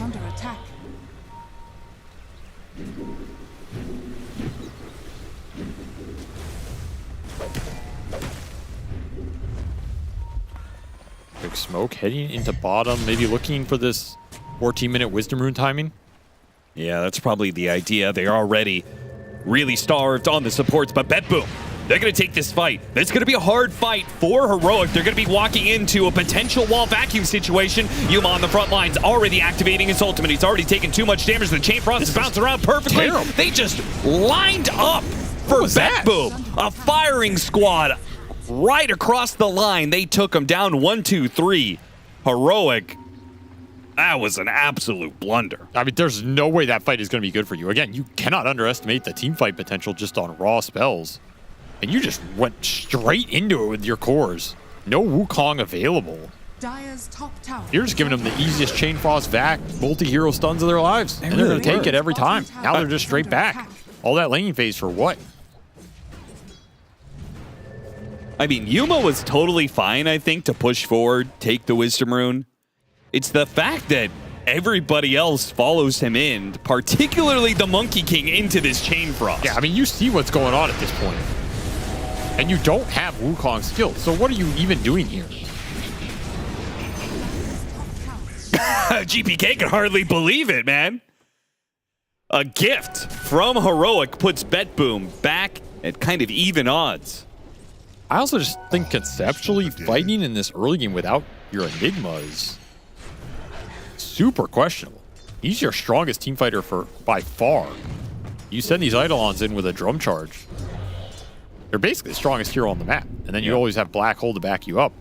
Whisper's just been farming. So you really got to question what Heroic were doing there, committing for that. They will throw a lot of that lead away. And this BetBoom lineup does not need much to come back in this game and assert themselves.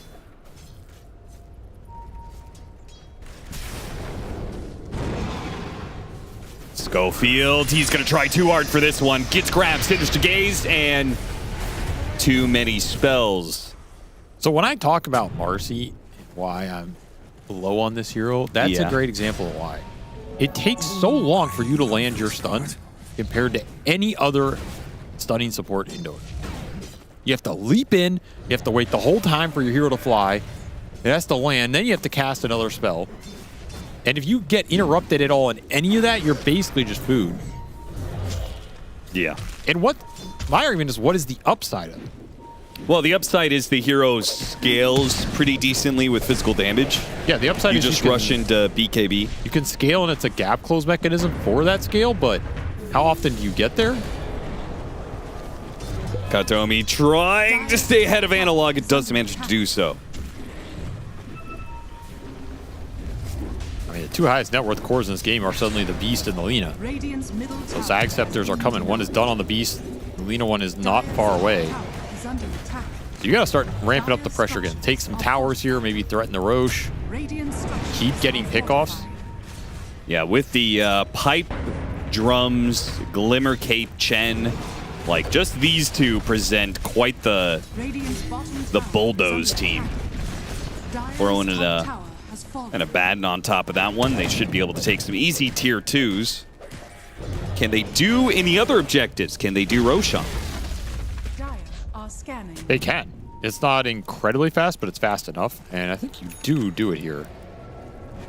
Not an objective you want to let sit on the map for too long and then let that BetBoom team contest it. Yeah, if you're heroic, you definitely want to do it when it's on Dire side. Take it while you have control of this area thanks to the presence of the Enigma. The auras will start stacking. You have this Glimmer on the Chen plus Hand of God. You have Pipe, Drum, Enigma. You have a little bodyguard buff from Aphotic Shield. There's a lot of sustain when this lineup groups up together. I think you are technically still stronger in a 5-on-5. It's strong right now. Can you keep scaling that? Are you going to get even more auras? Or does Enigma start building towards the BKB Blink Dagger sort of deal? I think you can get 1 or 2 more auras. Monkey can pick up some of the scales. King Jungle's going to be the first target here. BetBoom quickly decide to retreat. Too many heroes, but they have already been caught in the grasp of the Harpoon. The Chain Frost is nice, but Yuma still has his ultimate. It's actually easily able to tank through all of that one. Somehow save Katomi. Yeah, he just walked it off. All right, there's a black hole. We finally get some catch on a core. That's going to be Miro dying. So Save did manage to get out, but the other two die. Heroic once again bringing just all of their heroes to one side of the map. BetBoom maybe underestimating Heroic's willingness to clump. You do not want to go into this lineup when they're together right now. Second that Glimmer Cape went off, that play is dead. Do have Dagon on this Nyx already. Save did find some decent gold here, but you really need to find these solo pickoffs between the Nyx and the Lina. That's what you're looking for.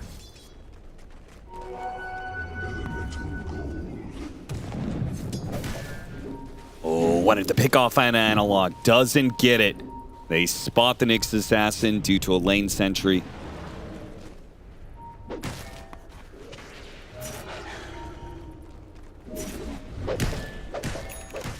Time for another tower. Boots of Bearing now complete. Yeah, I think so. You don't have Black Hole, but your aura timing is just so good here. I think you just group around this pipe. Pretty confident for any sort of team fight. Initiation seems a bit hard for them. If, as you said, the Marcy initiation is so slow and unreliable. I mean, that's why you just push, right? Yeah, Pushing try and means get you don't have BetBoom to jump on you. Save's looking here, but nothing to go on.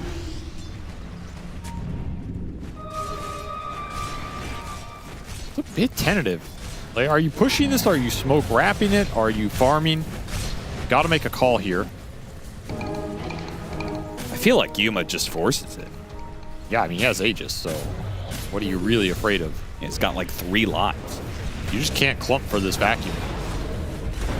There's the wall, trying to disengage from it. Marcy giving him the extra movement speed, and the borrow time is going to be popped. He still has the Aegis. You could see Heroic learned from that Wisdom Rune fight. They do not go in on the Abaddon. They just try and get away from the wall, reset. BetBoom pretty quick to take advantage of the situation, though. They push that mid lane all the way in, now spreading out to some of the other lanes, and Heroic continuing to be pretty skittish. They're playing this game a little too scared for their position, I think, and they're going to lose another set of Wisdom Runes here. Again, the The pushback in mid is a little slow. You're not winning the net worth trade on the map. Dire's middle tower is under attack. It just feels like you're not getting enough out of the position right now. Still a solid one, but tentative.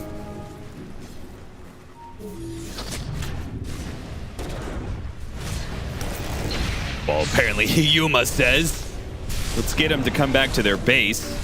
Taking a couple of swipes at the tier 3. But Heroic decide against it. Minute left on the Aegis. It really doesn't look like they're going to get much more done with it. It feels like to me it's just, yeah, it's just not enough. They lost net worth during this Aegis period, right? Despite taking 2 tier 2s.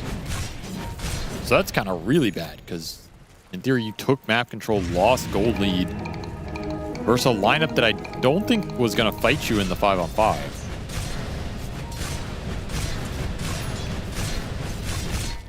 And now they're going to have BKB on the Beastmaster. So this Aegis expires. BetBoom are probably going to feel really strong about fighting. They're going to have this Greaves done on Miro, a BKB on Pure. They're going to be pretty indestructible between those two frontliners and let the back line of Kataomi and GPK go to work. The Beast is going to be strong. You still have to land some good Dark Seer combo, but it all comes down to the auras here on the side of Heroic and just how strong this pipe They are going to be fighting under vision, though. If they are sit here like this, they spot the Enigma. They go straight for him. Laguna Blade, Roar gets used, and a Phonic Shield is not enough to save him. But at the same time, they've already gotten off the Wukong's command and forced the rest of BetBoom to get away. As long as the Lina gets out, BetBoom will be happy. What a close call. Schofield just needed one more swing, and he would have finished off GPK, but instead gets bailed out by Kataomi, picking up 2 kills for the one, trying to find a third. Jump forward. Pure not finding enough, though. They'll just clean up some Chen creeps. That was a very good surge to get the Lina out of there. Very close to finishing him off. Maybe you're okay with that fight, but it all starts with BetBoom going on the Enigma, ultimately with a Carapace off the Nyx. It just stuns so many heroes here that Pure's able to find an opening. And yeah, you save him, he gets pipe off, but the burst is still way too big. He had a full Lotus and 20 Magic Wand charges. He was could have very lived. close. He only got one of those 3 saving items off. That was a tough target to burst. They still managed it. And we'll start to build a net worth lead of their own now.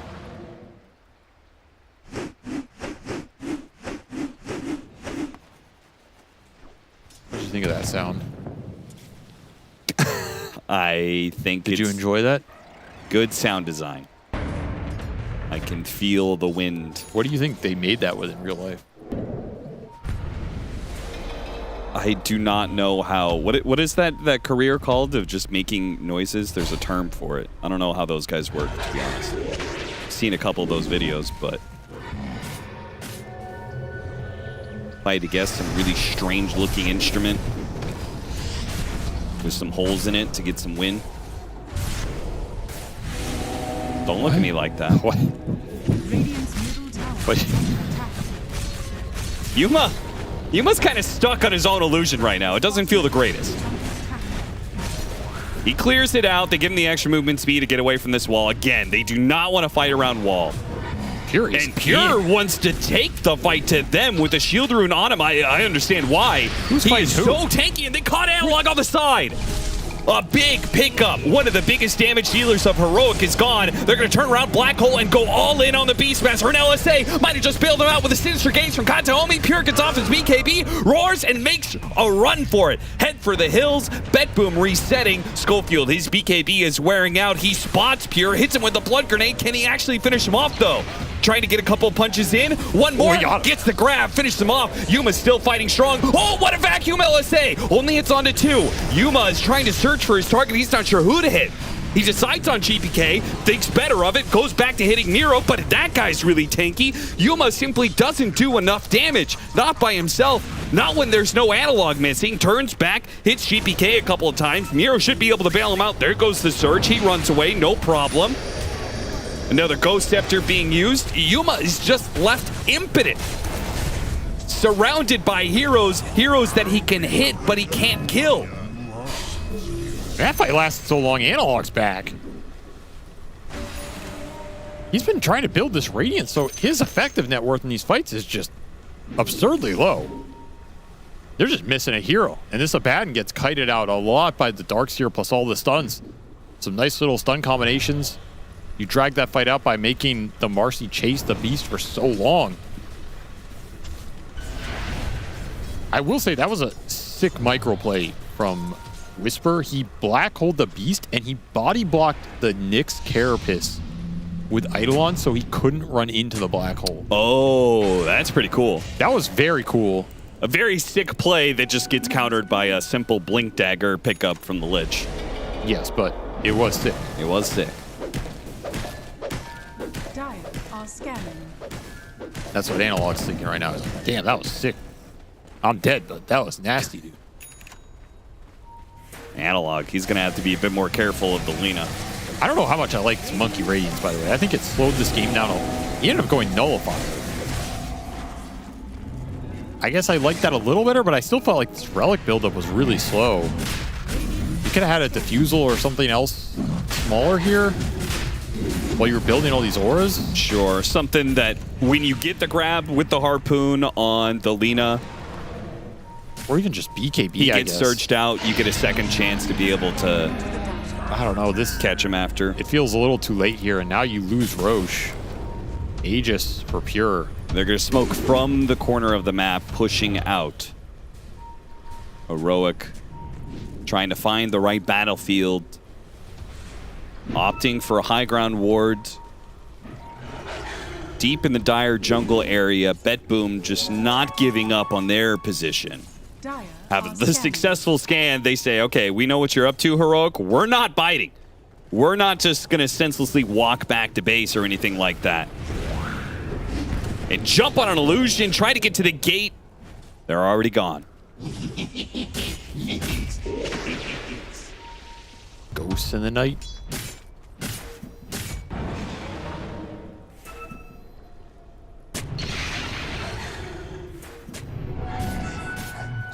$7,000 net worth lead built up by BetBoom with an Aegis in hand on the Beastmaster, who is already so hard to kill. You could see the damage is just not there from the Abaddon. No, there's the damage, though, from the Nyx Assassin. He almost got King Jungles. Not good enough. Analog gets picked up by GPK a second time. Vacuum into LSA. Schofield pops BKB, though. Gets a jump onto GPK, but again, can't stick onto him. GPK is just too fast, whether it's own movement speed or it's the surge. They always are able to kite back away from the heroic heroes that are dangerous and finish off the ones that aren't. This game has felt like it's completely slipped away from Heroic. They just missed that mid-game timing with all the advantage they had off the lanes, off the towers. It didn't translate into anything. They botched that one Wisdom Rune fight, and Pure never looked back. And this Darkseer team fight is crazy when you don't have any BKBs to deal with it. I mean, that's the thing. It's just too easy here. The only BKB you have is Marcy. All these other cores get stuck in these vacuum wall, impale carapaces. It's so hard to kill a hero, and it's another fight where Analog does zip. Yep. Gets caught by the Lina, 100 to 0'd. No Monkey King in the fight. No way you're winning that fight. I mean, at this rate, Heroic's just going to need a Hail Mary black hole, which is pretty much impossible without BKB. I do wonder if the 4-step Blink Dagger he has queued up is going to change. I think you have to go Blink BKB here and hope you somehow get to it. I don't think anything else really changes the game from the Enigma standpoint. Yeah. Because this Abaddon is just never going to have a game. He's going to get walled, and then he's going to get out of the wall and be hit by his own illusion, and then Darkseer is going to punch him again. Then there's going to be another Abaddon illusion hitting him, slowing him down. I mean, he also just doesn't deal enough damage. That's also true. It's nowhere close. Through Frost Shield, through Greaves, through a completed Shivas on the Beastmaster, there is so much attack speed slow and physical mitigation, and a punch says, what's up? There's that Aghanim Scepter of the Darkseer. Pushing over the left-hand side. Spotted the Enigma. Got him. Kataomi. gets him in his gaze, and as soon as that happens, he's done for. Meanwhile, GPK gets a solo kill of his own. Hero's just dying in the base right now. Nowhere to run, nowhere to hide. Yeah, BetBoom are just gonna... I think they're just gonna end this game here and now. Drop the banner. That's usually not what people mean when they say drop the banner. Drops the item on the ground. Okay, finally they actually plant the banner. And we'll take the mid lane of barracks. Radiant structures are fortified. Next wave got cut, but of course, if you can't kill this banner, it doesn't matter. Radiant's middle tower has fallen. Still looking for this Monkey King impact. I don't know what happened to Analog's game. He just did not find his mark at all. No. Not at all.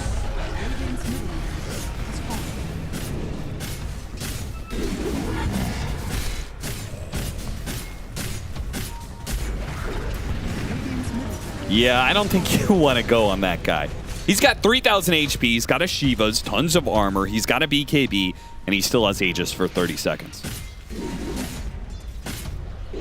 At this point, Pure is begging you to go on him, like he's done so many times before. Like he had that shield rune, and he just jumped on Heroic, created a lot of time for BetBoom, the rest of the team, to join him. Yeah, he wants to be the focus, so GPK can do whatever he wants. I don't think Pure has many regrets about how he plays. You know what I'm saying? He just goes. That's true. Even if he's 0-10. Well, he might have had a regret earlier today. At that game 1 against Tundra. The sniper game? Yeah. No. The first one. Oh, well. He had a quite unfortunate death in a game that felt pretty secure for BetBoom. That's what I'm saying. Even when it seems like the game is not going well for him, he just keeps going. I never see this guy play more safe. I'm not saying that's necessarily a good thing always, but... Sure. I think he's very much a live in the moment kind of guy. It's an aspect of his character. You know?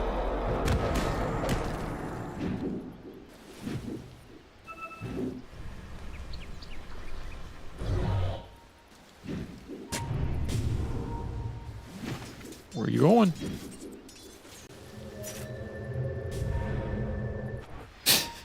Not all places to farm on this map. Yeah, and he still is 1,000 away from BKB. I mean, Pure just out-farmed him here, straight up. Despite the worst laning stage, now he has a full refresher. Double roar coming out. Okay, that's a BKB used. I don't know if Heroic can actually force a fight what do you do with the that? BKB down, but... You do have the BKB on the Enigma. You went it before the blink, so technically free black hole outside of the roar. Yeah. And just getting burst down. Some real hopium there. It requires Analog to be alive, because I don't think anybody else does the damage required. They have to hit a black hole, well, he also and has then BKB Analog needs to get a Wukong's command off around it. Have we even seen a Wukong this game? Now that I think about it. Has he used the spell once? I don't think he has. Yeah, it's possible he hasn't. Radiant's top tower is under attack.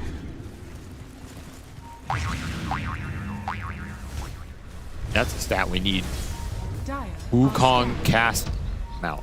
We can look at the damage at the end of the game. See how much of his damage was from Wukong's command.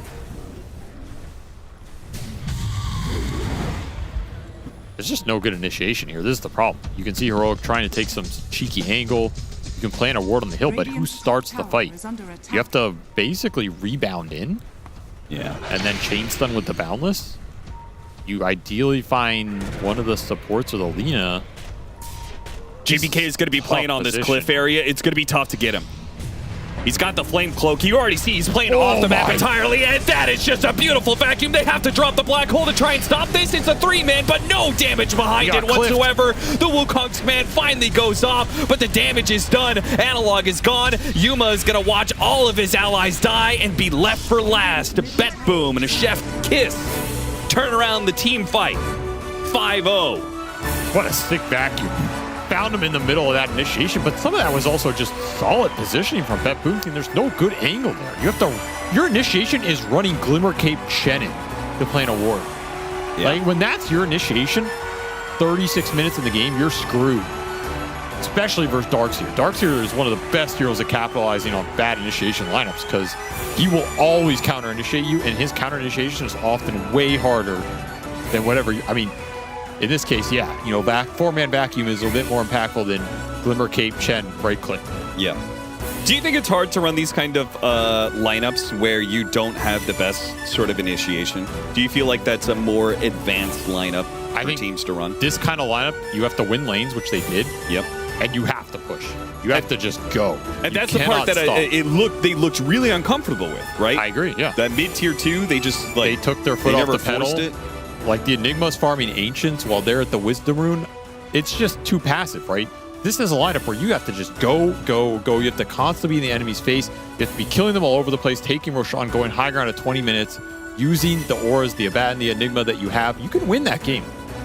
There's a route there. But the second that goes back to even, you're dead in the water. He ended up doing 697 damage with Wukong's command. I'm going to say that only came from the last team it was fight. only the last one. I think we really only saw one of those. So, a rough game for Heroic. Good start, bad finish. Not the conversion that you would be hoping for, because it was around at this point that I was like, wow, Yuma is doing hella work right now. This carry Abaddon is spending milliseconds in his own lane, instead is mobilizing all over the place, stealing runes, contesting wisdom runes, hijacking enemy ancients. I thought it's a lock. I thought this was Heroic's game to lose, and it turns out it was, because they did lose it. Fear, how did BetBoom team manage to repair what seemed like a pretty broken laning phase? I think that 14-minute fight for the Wisdom Room was like a really big one because like they contested that. They brought all their heroes there. Heroic didn't. They were on time. We saw a beautiful Chain Frost vacuum there. They ended up killing the Monkey King. They get the Abaddon. They get a couple supports to boot. And I think from that point on, it became a game where you do have this lineup of Heroic where you just have to always be ahead. And once you lost that 14-minute fight, all of a sudden, we see heroes like Lean and the Beastmaster top net worth. When you did have an early game with all three of your cores being at top net worth, it was a very risky lineup to play. It felt like you could make no mistakes, and they weren't able to play it with zero mistakes. Yeah, I mean, even if they didn't make mistakes, I do feel like while they did have an early, gather and push kind of style going on, it doesn't do it that comfortably. It's not like they had a lot of high ground damage coming out of their heroes. Sure. And if you're committing your Monkey King also to the high ground, if your mid laner has to go in, if you're like talking about high ground at before minute 20, it's not like Lina can't pack a punch at that point. And like Fear said, BetBoom got whatever they could, wherever they could, and that was enough because the heroes on Heroic as well don't really farm that quickly, especially if you're grouping up early. It's not like if Abaddon wins the lane, he's gonna out-farm the enemy carry. It's not like if Monkey King wins lane, unless he builds a farming item, he's gonna out-farm Alina, who's gonna spend her first 15 minutes only farming. So BetBoom had to also play kind of bad for Heroic to finish. It's not just, they didn't take every opportunity. It's that BetBoom also just didn't sit around doing nothing. Is any of it dependent on them perhaps expecting a more traditional carry to come out of Pure? They ended up moving Beastmaster to carry, picking a Darkseer to take over the offlane for Miro, and you were quite impressed with how Miro was doing throughout this game number 1. Not in the laning stage, but after the laning stage, yeah. He played really good on the Darkseer, but I think the draft didn't really surprise them by moving Beast to carry. We've seen it a couple times already. Sure. I think the draft that Heroic chose was of their own will. They wanted to play this way. They picked the heroes that they thought that were going to do well. They thought it would scale well. But unfortunately, I think they picked a few too many heroes that just don't fit the patch very well. We do notice these games going longer and longer. So I think this is a reality check for them. Like, wow, we can't play this type of style where you just get auras and go high ground anymore because it just isn't viable right now. Which heroes would you be poking holes in? Because I think individually, most of these heroes that were on Chen, Enigma. Chen was the main one, I guess. Yeah, I mean, Chen and Enigma right now are kind of like those type of heroes. They're going to buy the auras. They even did. They got drums. Yep. They got pipe. Chen has to buy the auras too. So like those heroes alone are enough to be put in a situation where you can't really play the map as well as you want to. They want to group up. They want to push. But if you lose one or two pushes, well, your game is kind of just over. Mm. And I do like Chen a lot as a hero. And I think Enigma can work. But you have to, like, in this patch, it doesn't feel like you can death ball in the same way anymore. definitely not. Where, like, if you win lanes, that guarantees you to, like, go high ground on that first Aegis. Every single team drafts, like, a failsafe or a backup plan where, okay, if our timing doesn't hit, at least we're farming on our supports, or we're scaling on this hero, or we can take this to the late game. There was just no plan B on Heroic. Like, they drafted one thing, and they couldn't do that one thing. And one thing that I'm looking forward to is hearing about the Qiddiya award of the game. Purge, what have you got for me? You know, the best way to locate your enemies is with vision, Neil. It helps to be above ground, peering down upon them while they run away in terror. And that's exactly what happened in this team fight here. BetBoom initiating on Yuma, Schofield spawned an illusion. Look at this on the left, Katome places a ward down. He spots his opponents. And look at this illusion on the right side. That was the one that was made, and it ends up spotting the entire team. Very sick by Miero to run that in, because every single moment they knew exactly where Whisper was standing, and that made it a lot easier for them to blow up Analog and take this great fight. And even though Whisper did a fantastic job body blocking save, they just got kind of smashed this fight. Pure looked untouchable, almost impossible for him to end up dying here. And that vision, this is the same team fight, by the way. It just kept going. The great vacuum combo with the spread damage. It just chef's kiss. Wonderful. Anyways, now I'm going to look at the back of you. See you later. Thank you.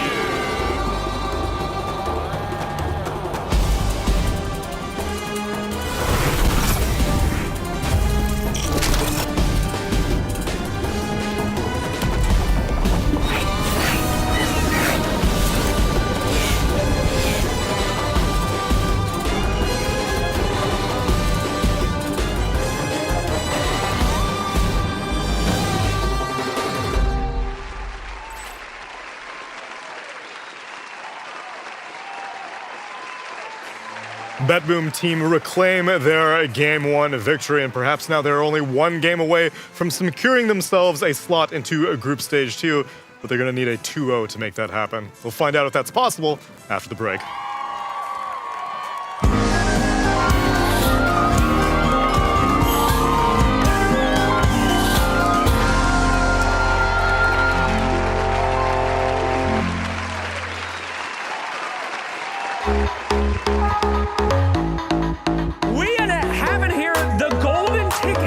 DHL Super Drop.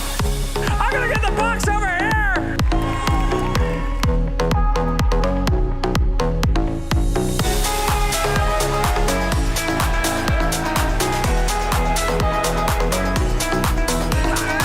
Choose your own adventure, man. Are you ready? I'm shaking. Good.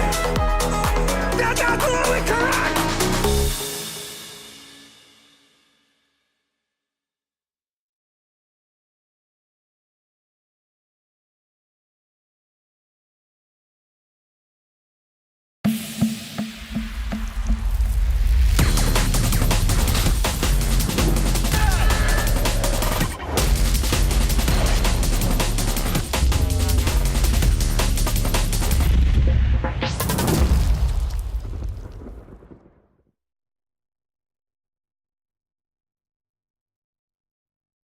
Are you losing all your MMR?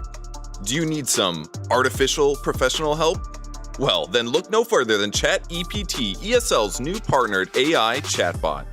Hey, ChatEPT, I have no idea what to buy. Can you help me? Absolutely. I know exactly what you should buy. Great. Your next item should be Mantle of Intelligence. What? Your next item should be Mantle of Intelligence. Need help outside of the game? ChatEPT can help with that too. Hey, ChatEPT. I need some assistance with my English homework. Can you help me? Gee willikers, that sounds fun. Okay, so I'm writing a story and I need your help finishing it. Here's what I have so far. Once upon a time. That's all you have? Yeah. Gosh, that is atrocious. What an egregious insult to my ears. Of all the nonsense gobbledygook that has come through my ever-living receptors, You don't even have that has ears. to be one of the most insane things I've ever heard. In addition to ChatEPT, we're also proud to introduce the beta version of our other AI tool, ChatGPK, designed for fitness. Working out and struggling to find motivation? Look no further. Hey, ChatGPK. I'm really struggling to find motivation to work out. Can you help me? Конечно. Ты можешь это сделать, давай. Can you dial up the motivation just a little bit more than that? Не проблема. Ты ебаная собака, как ты играешь? Ты худший тиммейт, ты позор для мужчин. Amazing. Go online to the World Wide Web and download it today. ChatEPT and ChatEPK are not real products. Any losses in your public matchmaking games are entirely your fault, not your teammates. ESL do not accept responsibility for any MMR you may or may not lose.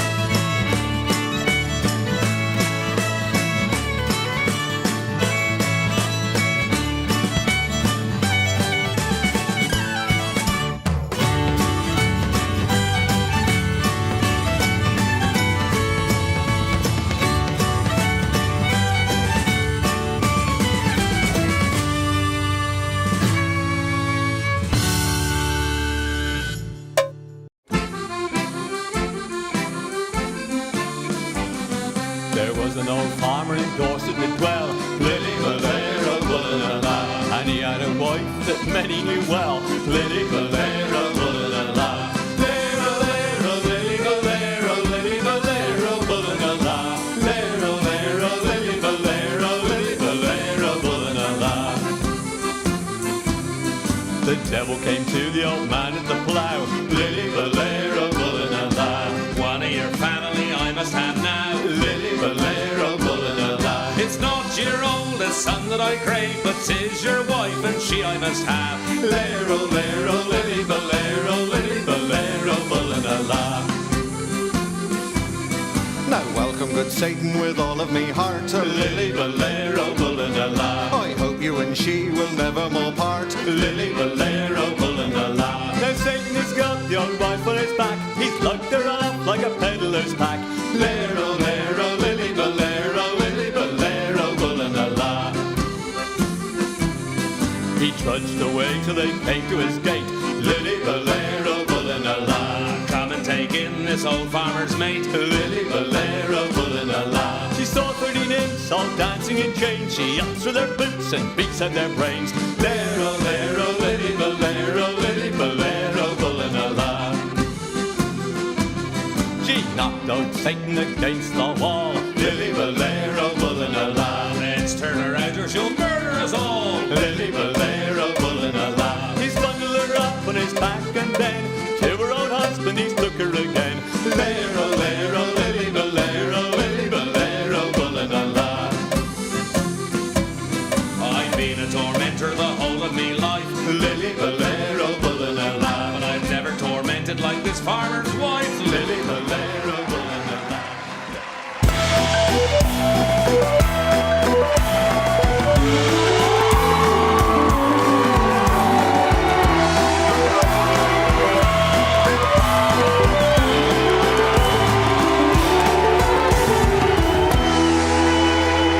Greetings, fans, and welcome back to game number 2 of a BetBoom team versus Heroic.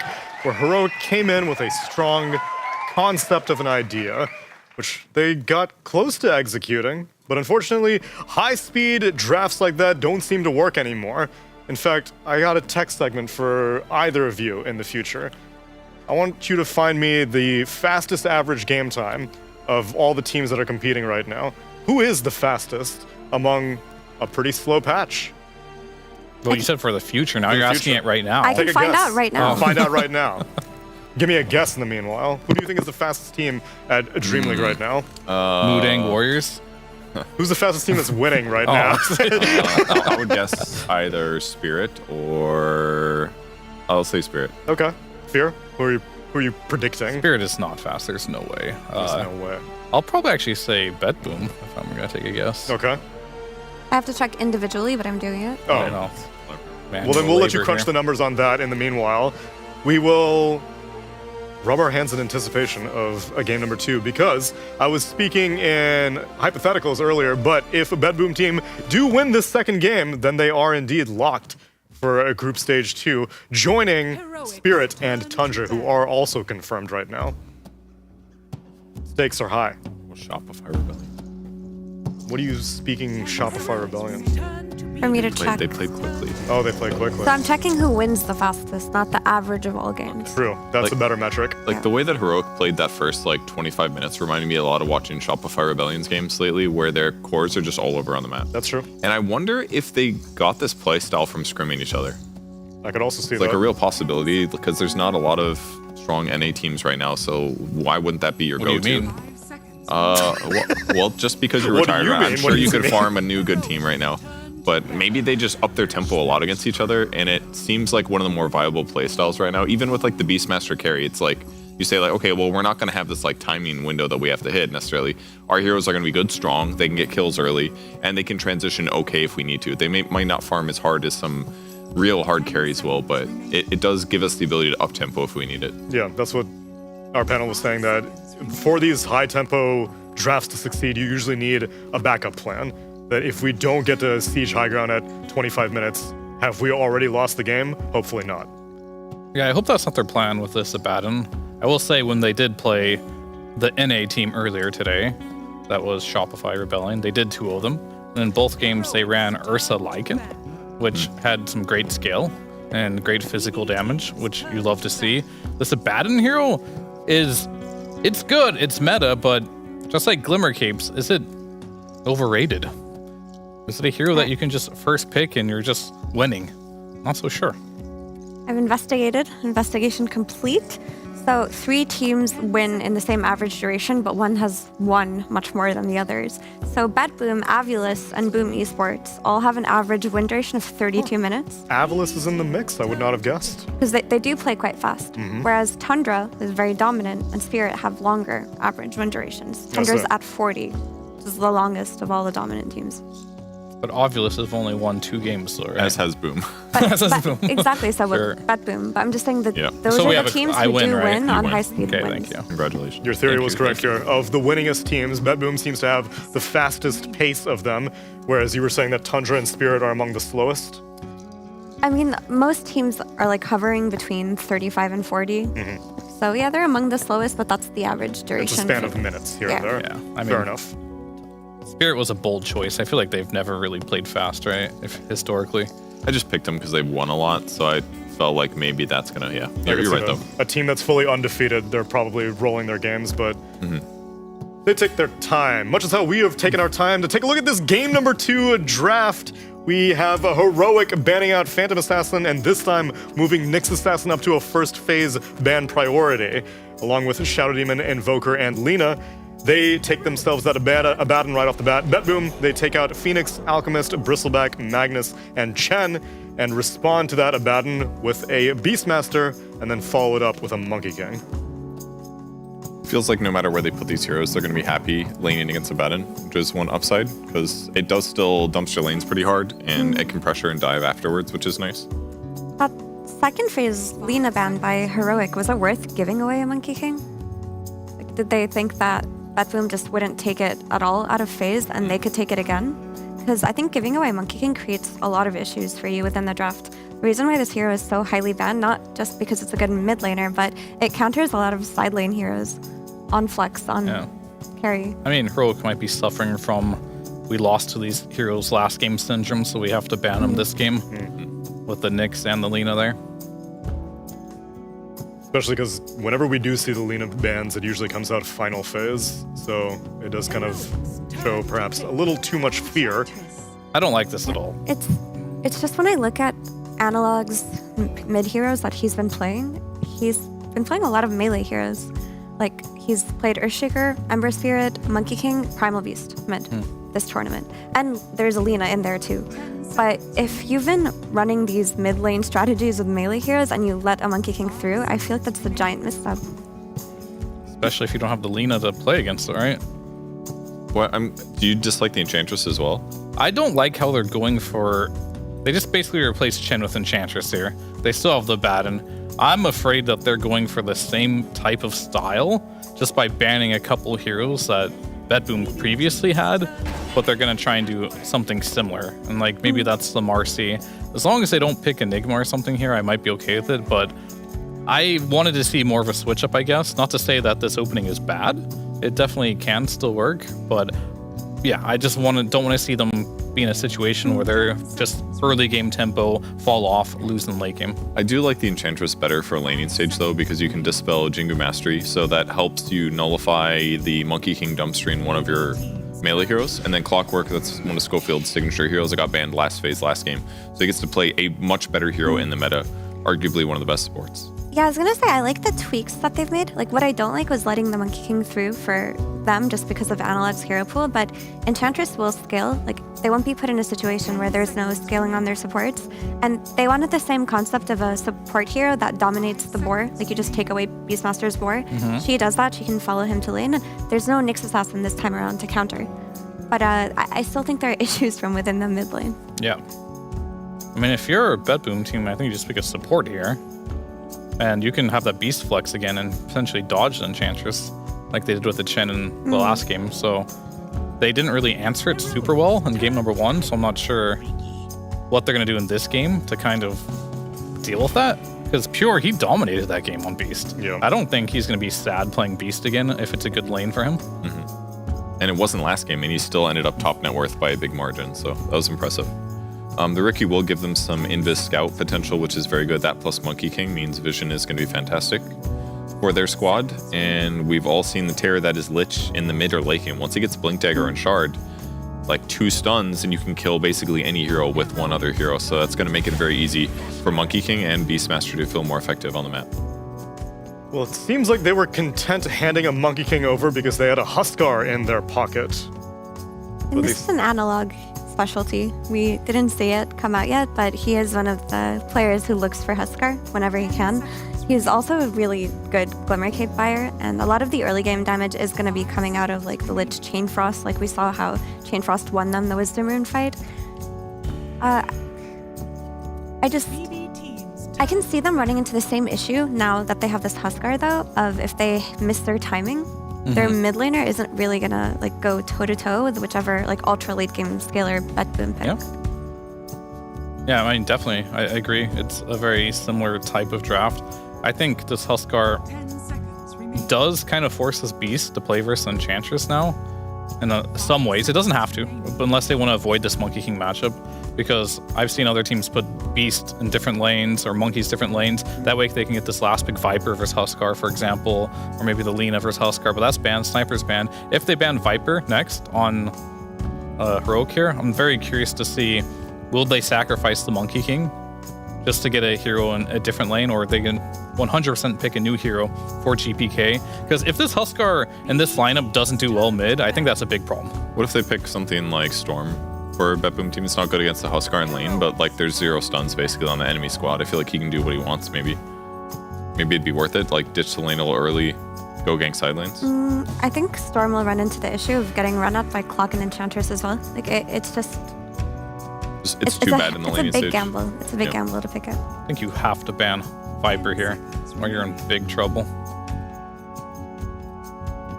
5 seconds remaining. GPK will be more than happy to take it if they leave it on the table, and they are banning out all the other anti-Huskar counters the Lina and the Sniper.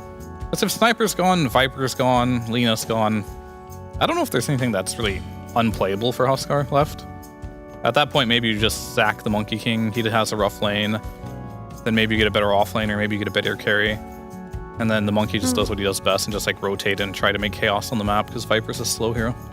And it'll also depend on what Heroic do with their carry pick. Like, Yeah. It's still undecided whether they're running this Abaddon carry. I don't want them to. I want them to pick a hero for Yuma here, because if you've got melee carries playing against Sturkey, they've got a lot of problems. Like, you can't play against the smoke cloud. It's incredibly disruptive.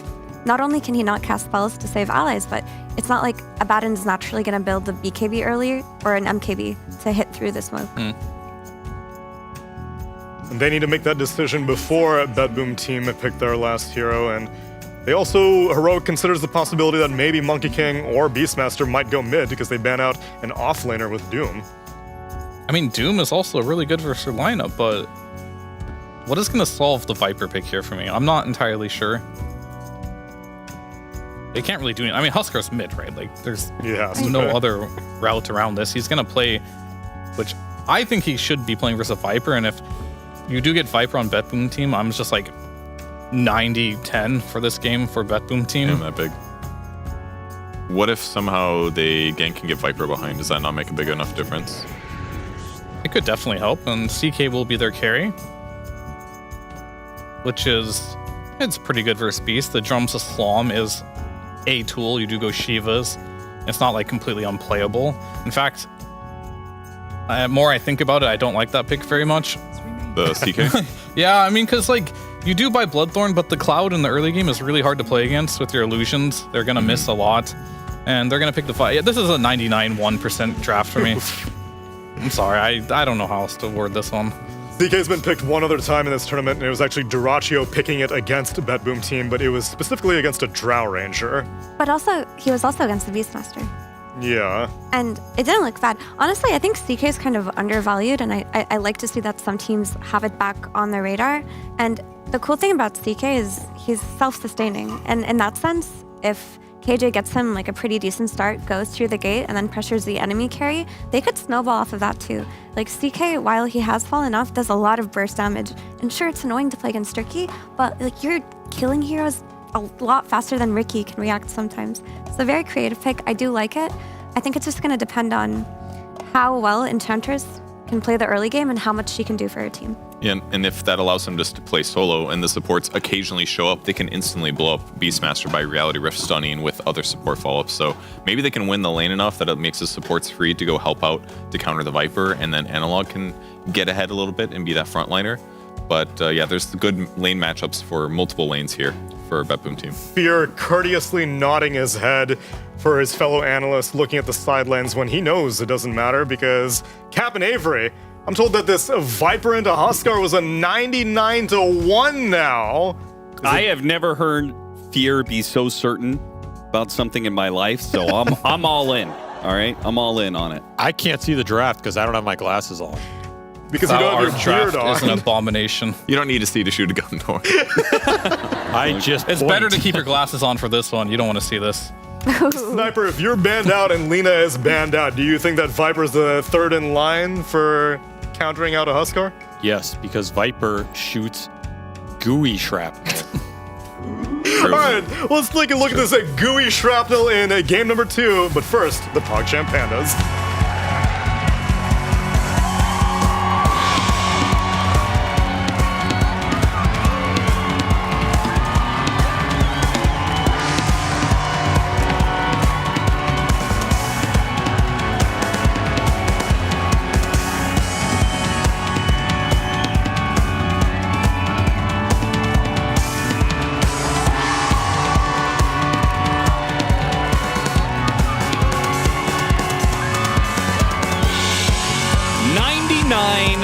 To 1. Do you agree with those odds, Avery? Shrapnel.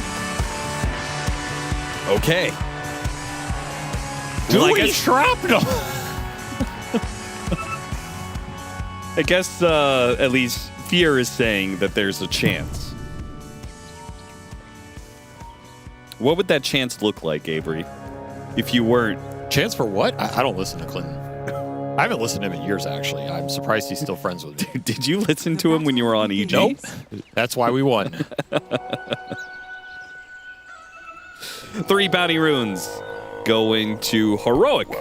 Much better start than... Actually, they got first blood last time. But BetBoom got 3 bounty runes. So it is a better start. What will Chaos Knight do? That's my question for this game. We've not seen this hero in a long time. I still think the hero has some viability. We saw Duraccio played it earlier, right? Yeah, but Duraccio's a god amongst men right now. Oh, yes, that's true. It's like saying, oh, did you see Prime Yatoro play Juggernaut earlier?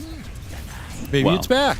No, you're just bad, and he's good. Prime Yatoro had Collapse, Mira, Maposhka. Duraccio didn't have anybody, apparently. He had 4 bums. That's what I've been reading on Reddit. Dude, how did the narrative go from they need to kick this guy to everybody else was the problem? It flips so fast and so furiously. You know, all I've learned is that I guess all 5 Gaming Gladiators players were the problem. That's all I'm learning. They're all the problem. They all need to kick each other. And they'll be better off. Like these 2 teams here. Apparently, Gaming Gladiators is already in that process, so they're on their way. 2 down, 3 to go. As BetBoom team, 1 down, another 1 to go. We're trying to close this out 2-0. I feel like that transition. Very nice. They do have some strong lanes here. I agree with the panel.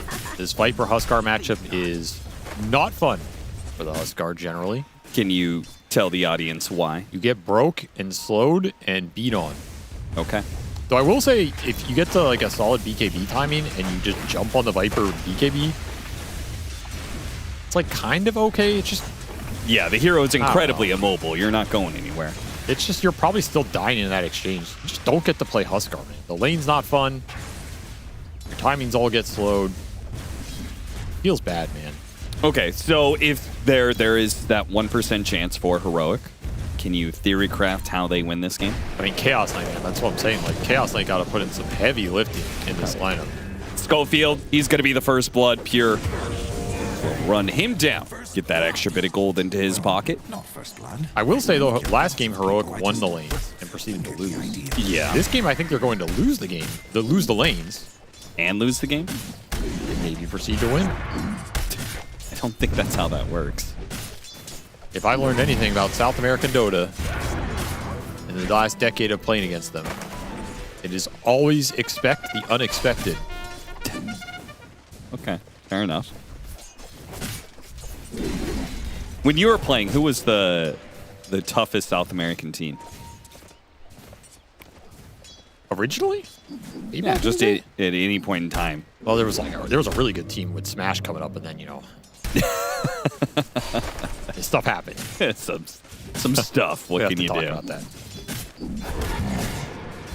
Honestly, that first iteration of Thunder Predator, yeah, that was a really good team. Who was on that one? Dark Mago, because. Oh, okay, yeah. That was a good lineup. People underestimated that lineup. Analog, is he finally gonna die? Not quite. But God, it's terrible out here. It's Boots, Windlace. Man is grasping for any kind of movement speed he can get his claws on. It might be jungle time soon. Yeah, I think it is. I don't think any of these lanes are going to be fun over the long term. That's the issue. They don't really get better here. Yeah, Monkey against double melee heroes with a Lich behind him? That sounds bad. This lane was maybe the one you had a hope of winning with this Enchantress Chaos Knight. Very strong lane, particularly versus the Beast. But we haven't seen CK in a long time. I just don't know the raw power level of this hero right now. It's kind of a mystery. And I feel like I do know the level of Beastmaster right now, and it's quite good. Yeah, just a little bit. Schofield is... Whisper can do nothing to stop this. All he hopes to do is be able to kill the Lich in return, but even if he commits to the Lich, he's dead. He's going to try and get the kill. He can't even get that much done. King Jungles, he tries to come in from behind to help out. The Wolf is after Kataomi, but he's got the healing salve up. Analog will TP out of mid. That is still an L, even if he does manage to survive. King Jungles got nothing off that rotation. Okay, well, that was embarrassing. That Pure? What was that? That was not even close. That wasn't like he got juked. He just juked his own He really perception did. of And reality. they're actually going to be able to kill him. Okay. Turn around. What's happening? Kataomi might die as well. Yeah, with the Aphotic Shield, he's definitely going to get this kill onto Kataomi. Okay, Heroic, just bring it back. I mean, you said when you... Always expect the unexpected, Austin. Well, I was saying last night, you were saying... Oh, that's a personal story, Austin. I don't know if you want to share that on stream. Sorry, I'll keep the bed talk out of the stream. But you said if your lanes are kind of trash, better to like move some heroes around, Yeah, force just go them do to anything try else. lane. Just do anything. Yeah. Now, this Huskar did lead the lane, but he's not having a lot of production outside the lane, I will say. Maybe he can get a kill. Though GPK is certainly set up for a kill, but they brought the Chaos Knight in. Yeah, this is good. This is very much needed. They will kill the Viper and maybe get save as well. Hit by Body the blocks stun. with the Satyr. Body block, body block, body block, and Analog has got him. What a turn. Heroic helping out Analog, and that will push him very far up. He will get close to level 6 as a result. He gets the Siege Wagon wave pushing into tower. Sick move from Yuma. They need more of that kind of stuff in this game. Just make it chaotic. That pushed Analog from bottom net worth on his team. The top 2, by the way. Wow. He was in Struggleville. I mean, Yuma was the one, he was the whole reason that they were doing so well in Game 1 in the first place. Now Yuma is under assault, though. Rotation from Pure through the gate, and save is going to show up as well. They cancel their TPs. No way to be able to do anything about that because mid, their attention is on GPK, who will end up dying. A second kill on the Viper. Just like that, Analog's back. I mean, the rest of this game still has some issues, but yeah, Huskar's completely recovered. And maybe you were right about the Viper is very much a win lane, lose game kind of hero. Yeah, I have a lot less faith in Viper carrying a game out of mid than I do in his off lane and versus the other mid-range dealers. Oh like no, Pierre's got to beat him to the punch. He gets the Wisdom Rune and hops away into the trees. Dude, I feel like they've lost the last 6 Wisdom Runes between this game and last gamer's lane. Yeah. They just cannot get them. Got to have a team talk about that or something. Also, can we nerf this facet, please? Should not be able to move that quickly through the trees. But he's Monkey King. It's his whole deal. I don't think anything in the lore of Monkey King that he actually. I mean, where do you want him to move quickly through? I don't want him to move quickly at all. Well, you're just a hater then. I want him to stand in his Wukong's command and do nothing. Well, that's exciting. Keep working on that. Send that email to Gabe Newell at valve.com. I've got plenty of I'm sure suggestions. He'll nerf Sand King next patch. Oh, Analog. Can anyone get here? You've got the Clockwork coming in, but he's not going to be there in time. The Cogs come a bit too late, and now Schofield's going to be in trouble as well. The Jingu stacks are building up. Pure, he'll get another one. Full health. GPK, okay. Yeah, that TP away. Instant TP, smart. They got Whisper as well again. Just no level 6 on this Abaddon yet. No armlet on the Huskar. Everything is so delayed in this game, and BetBoom team are taking full advantage of it.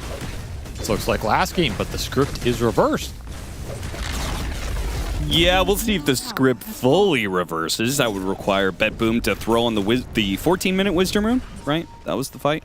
And we're seeing the biggest problem with Huskar losing the lane this bad is you just don't get the armlet off the lane. You can't jungle without it. The speed is so slow. Look at the hero go. Looking for him. Nothing to do. 5 heroes in the top lane for Heroic.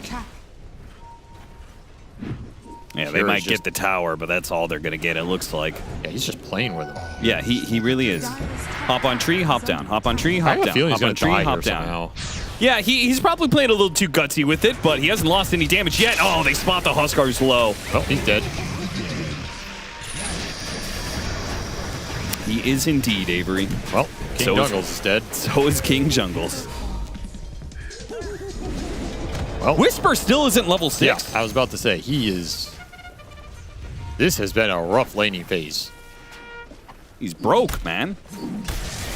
You're building 2 armlets, and you're getting them behind everybody else's first item. He just kill a wants creep, one- kill a creep, kill a just wants creep. one No, creep, man. no. They actually glyphed it on him too. That is so sad. Whisper fans sad everywhere right now. Pure fans rejoicing. He's back. There's He no never more left. 10 death games for me at the 20-minute mark. Yeah, just a single solitary death. Tasteful death, some might say. Yeah, not you don't want Respectable. to boast a no death game, you know. Yeah, he's not. That says you he's were not CTY. That says you were know? stat padding. Exactly. He's not a despicable 0-0-0 carry player. He's an active man. 6-1-5 means he has been a part of 11 of the 12 kills that BetBoom have netted. While it's Miro who's got the 0-0 stat line. He's chilling. He's just farming up ancient creeps, pushing out bottom lane.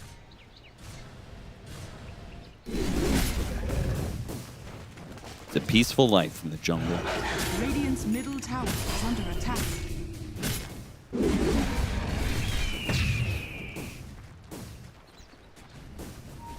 Someone should make an ASMR channel. It's just Dota sounds. Probably become a billionaire or something. Then they could buy Dota and give it a new patch.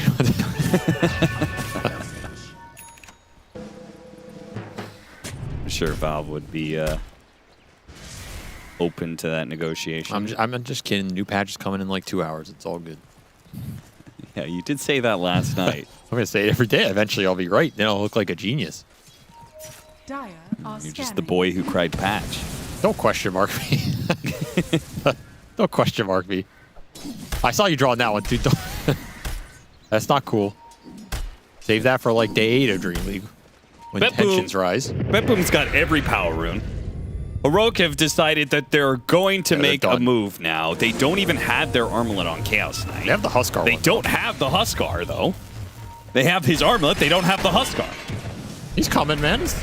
They got killed. Yeah, well, they're going to need him because it looks like BetBoom is willing to fight this one, even after the loss of the Lich. They do manage to get a dust on to save, but hops away to his allies with the Blink Strike. That's a one team fight right there. That's a 4-man smoke, 5-man move into a Lich kill right there. We got him, boys. Ladies and gentlemen, we got him. So if Heroic win this game, is the lesson of the day just don't win lanes to win the game? No. That sounds reductive. Surely there's greater lessons to be had. Not from you, but I'm sure Fear will have some good stuff. Okay, well. Yeah, I don't doubt that. The legend of the NA scene, after all. Not all of us can boast such a resume. Tags is almost done. That's going to be go time for some Beastmaster involvement, potentially some Roshan. Yeah, maybe they Put him in do a Roche smoke gank. before it goes over to Dire side. Though they do control both corners of the map, Yeah, I don't so it think they doesn't really care. matter. I don't think they're too afraid of a 5-on-5 right now either.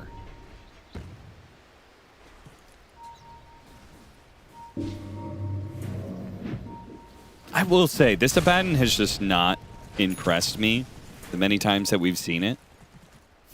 Like, it's really strong in the lane, and we see it move around early, the first 15, 20 minutes. It can be a menace if it snowballs. But I feel like it just falls off a cliff. I mean, the hero is really bad when you're behind. Unless your other two cores are strong enough to carry the game, and he can just be pure utility. Because the second he falls behind and cannot pressure the map or run heroes down anymore, he kind of loses a lot of presence. And you can scale him a bit, but his scale is not that great. No. It's not going to be the same as a lot of these other offlaners. So you really want to get a lead with this hero. He's a lane dominator in the snowball. That's his ideal game flow. When you end up in games like this, yeah, the hero's going to feel super flat. Then you fall back on, okay, are your other two cores carrying the game? And can you just play and shield them and buy auras? In theory, this CK pick can do a little of that, but man, at some point you're going into Beastmaster with Axes, Roar, Shivas, Frost Shield, Chain Frost, Smoke Cloud, Wukong. Like, there's a decent enough amount of AoE in this BetBoom team lineup that they can deal with you in the ultra late. So, Heroic, you're too late. BetBoom. They saw the Enchantress creep. They decided to wait for Roche to go over the Dire side to do it. You know what the top tier play in all of those situations is that I never see anybody do? What's that? You go through the gate at the same time Roshan does. Yeah. And then they think it's just Roshan, so they all stand there. Sure. And it's like, surprise, it's me. And you all get trampled, but then you go on them. Yeah, if they have any vision, you are still massively clumped up with no real way out. You can only move left or right. What's wrong with that, man? Well, that means you're going to have 2 heroes standing on top of each other and 3 heroes standing on top of each other. You got to take risks when you're behind, that's all I'm saying. Okay.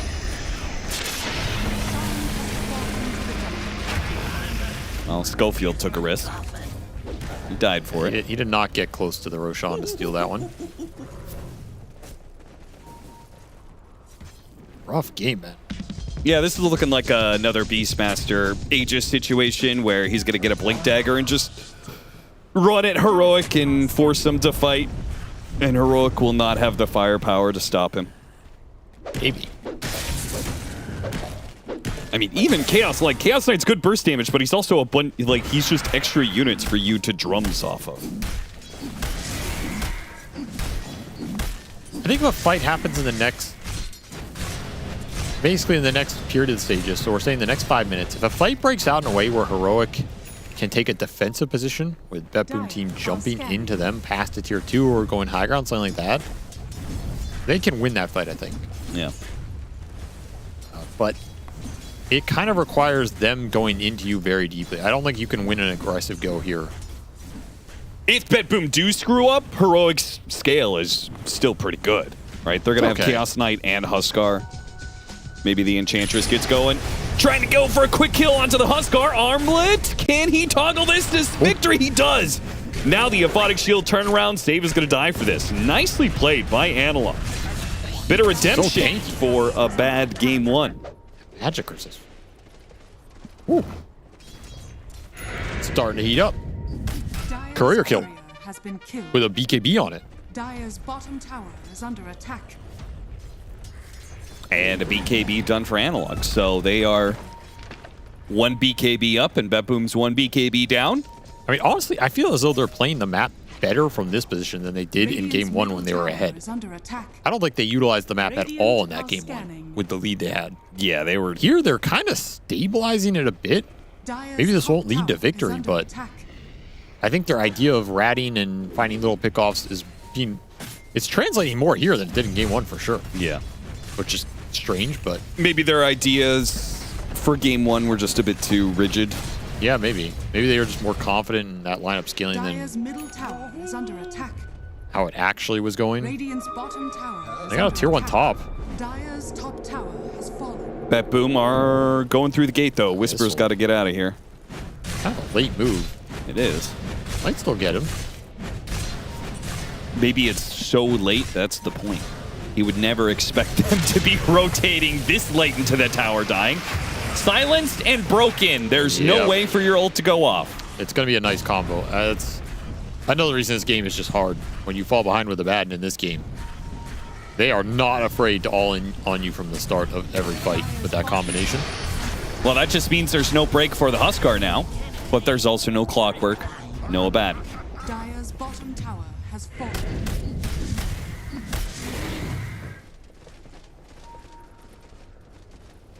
Still going Orchid on the CK. It's not going to have a large window to use it. BKB is done for the monkey. I mean, at some point you need BKB here too, I think. I don't know exactly when you get it. Maybe this game is just too slow for it entirely, but... They're gonna find that he's farming here, but they run into King Jungles instead. Oh, little Centaur Stomp. This is a lot of space. Kills a few more creeps before he dies. He actually gets the full wave, so nicely done there. Oh no, the combo again! Broken, silenced, trying to get out of the smoke screen, but he can't. They will get the Beastmaster in return. That is going to be the Aegis. And there's no break for this Huskar now. Yeah, Analog can maybe own this fight. They're going to pull him back into the tier 2 tower. Lots of damage. They give up on this one. Miro's dead. Hook shot in onto the Viper. Now the Monkey King is still coming across here. It's 2 plus the Cinders to Gaze. They do manage to finish off Analog, and there goes your damage. GBK will not be victim to a domino effect. Turn it back around. Heroic, a 1-for-3 exchange in the end. Too far behind to chase like that. Even though it's the right play, you just don't have the sustain. Don't have the tank ability to fight through all those ults.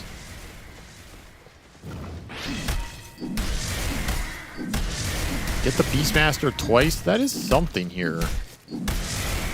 You need... I don't even know what you do versus Break Smoke Cloud. You're just on your own.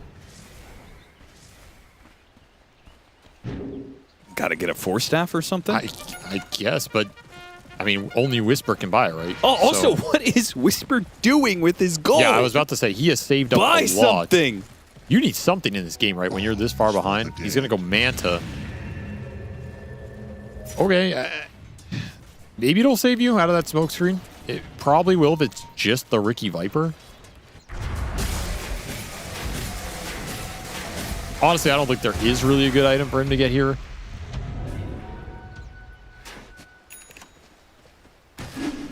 I think if you buy like Ghost Scepter or Force Staff, man, I don't know. It's just, what are you doing in this game, right? You go Force Staff and go Aghanim Scepter and just be full utility. That's a nice little kill. Yeah, King Jungles is picking up some heat. I mean, this support duo, honestly, has been doing some stuff in this game. You have an Orchid on the clock. They're both wealthier than the BetBoom supports. Gives you something to play with here. You have these Orchids up, so if you can find the Ricky or the Lich at the start of the fights, bring them down with the Orchid, that is something. As Miro will find Schofield instead. He's not shy with his Aurora. I mean, he shouldn't be. Yep, damage in the river. Gonna go onto the Chaos Knight here. Blink away, Miro. Not going to be caught immediately. He might run straight into Yuma, yeah. Yeah, he is going to be caught in the river. 2-second stun. The damage. Katomi's going to turn around with the Chain Frost. Still, though, Analog has his BKB. He could just push through, and Yuma is bailed out, at least for now, by some Aphotic Shields. Eventually, though, the damage becomes too thick and fast from BetBoom. Pure and GPK will run them down. So even with good positioning, even with an amp damage in the river, they can't win that follow-up fight.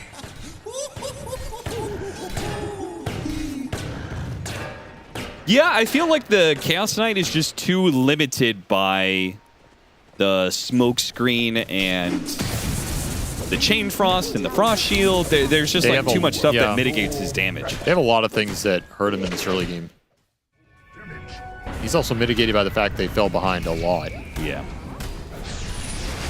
Hey, you said the supports of Heroic are actually ahead of BetBoom, and yet team-wise they're down 9K. So that just means these cores are incredibly underfarmed compared to their counterparts. The two supports on the BetBoom side are just a lot more impactful in the fight. They just have stronger spells. This Clock and Chantress duo is supposed to win the early game for you and put you ahead, not win the team fights from behind. Sure.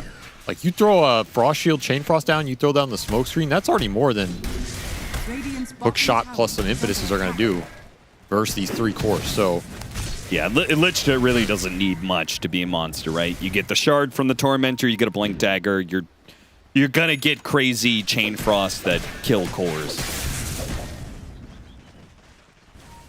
Radiant's bottom tower is under attack. And he's got just that.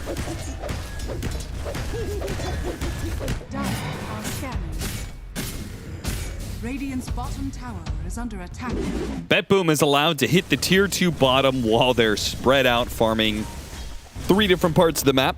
At the same time, Heroic feeling like they can't punish. Gonna sit back and farm some more, but farm to what?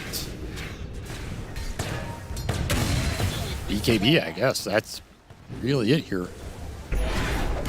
Well, it's Manta for Yuma. I mean, sure, Manta. Hurricane Pike for Analog. I guess just get a bunch of Force Staffs, kite them out completely. There goes one Manta. And instead of the break silence, now it's the Yule Scepter countering him. This Riki save is just completely shut Whisper out of the game. Proven to be an interesting matchup. I still think this Riki has a lot more value in this meta. Like, he's the top pick, but I think there's a lot of games he could be picked for just utility reasons. No. He's not. Okay, he did finally get him. Oh, they find Pure? No. Yes. No. Ooh, what? He just can't. The animation is so fast, man. He jumps into the trees before you could cast the spell. Yeah, you can't do anything.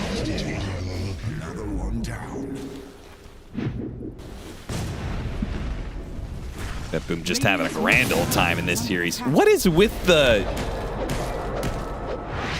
nose strips, by the way? Increased oxygen flow. I mean, I get that, but like, did their performance coach be like, guys, you got to up your oxygen intake? Can't hurt. Aren't those usually for sleeping? Prevent you from I'm not a snoring? doctor. I'm an engineer, damn it.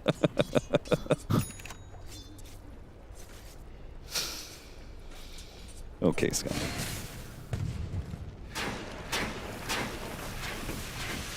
Radiant are scanning. See, the Dota audience will get that joke because they're all over 40. So it works out.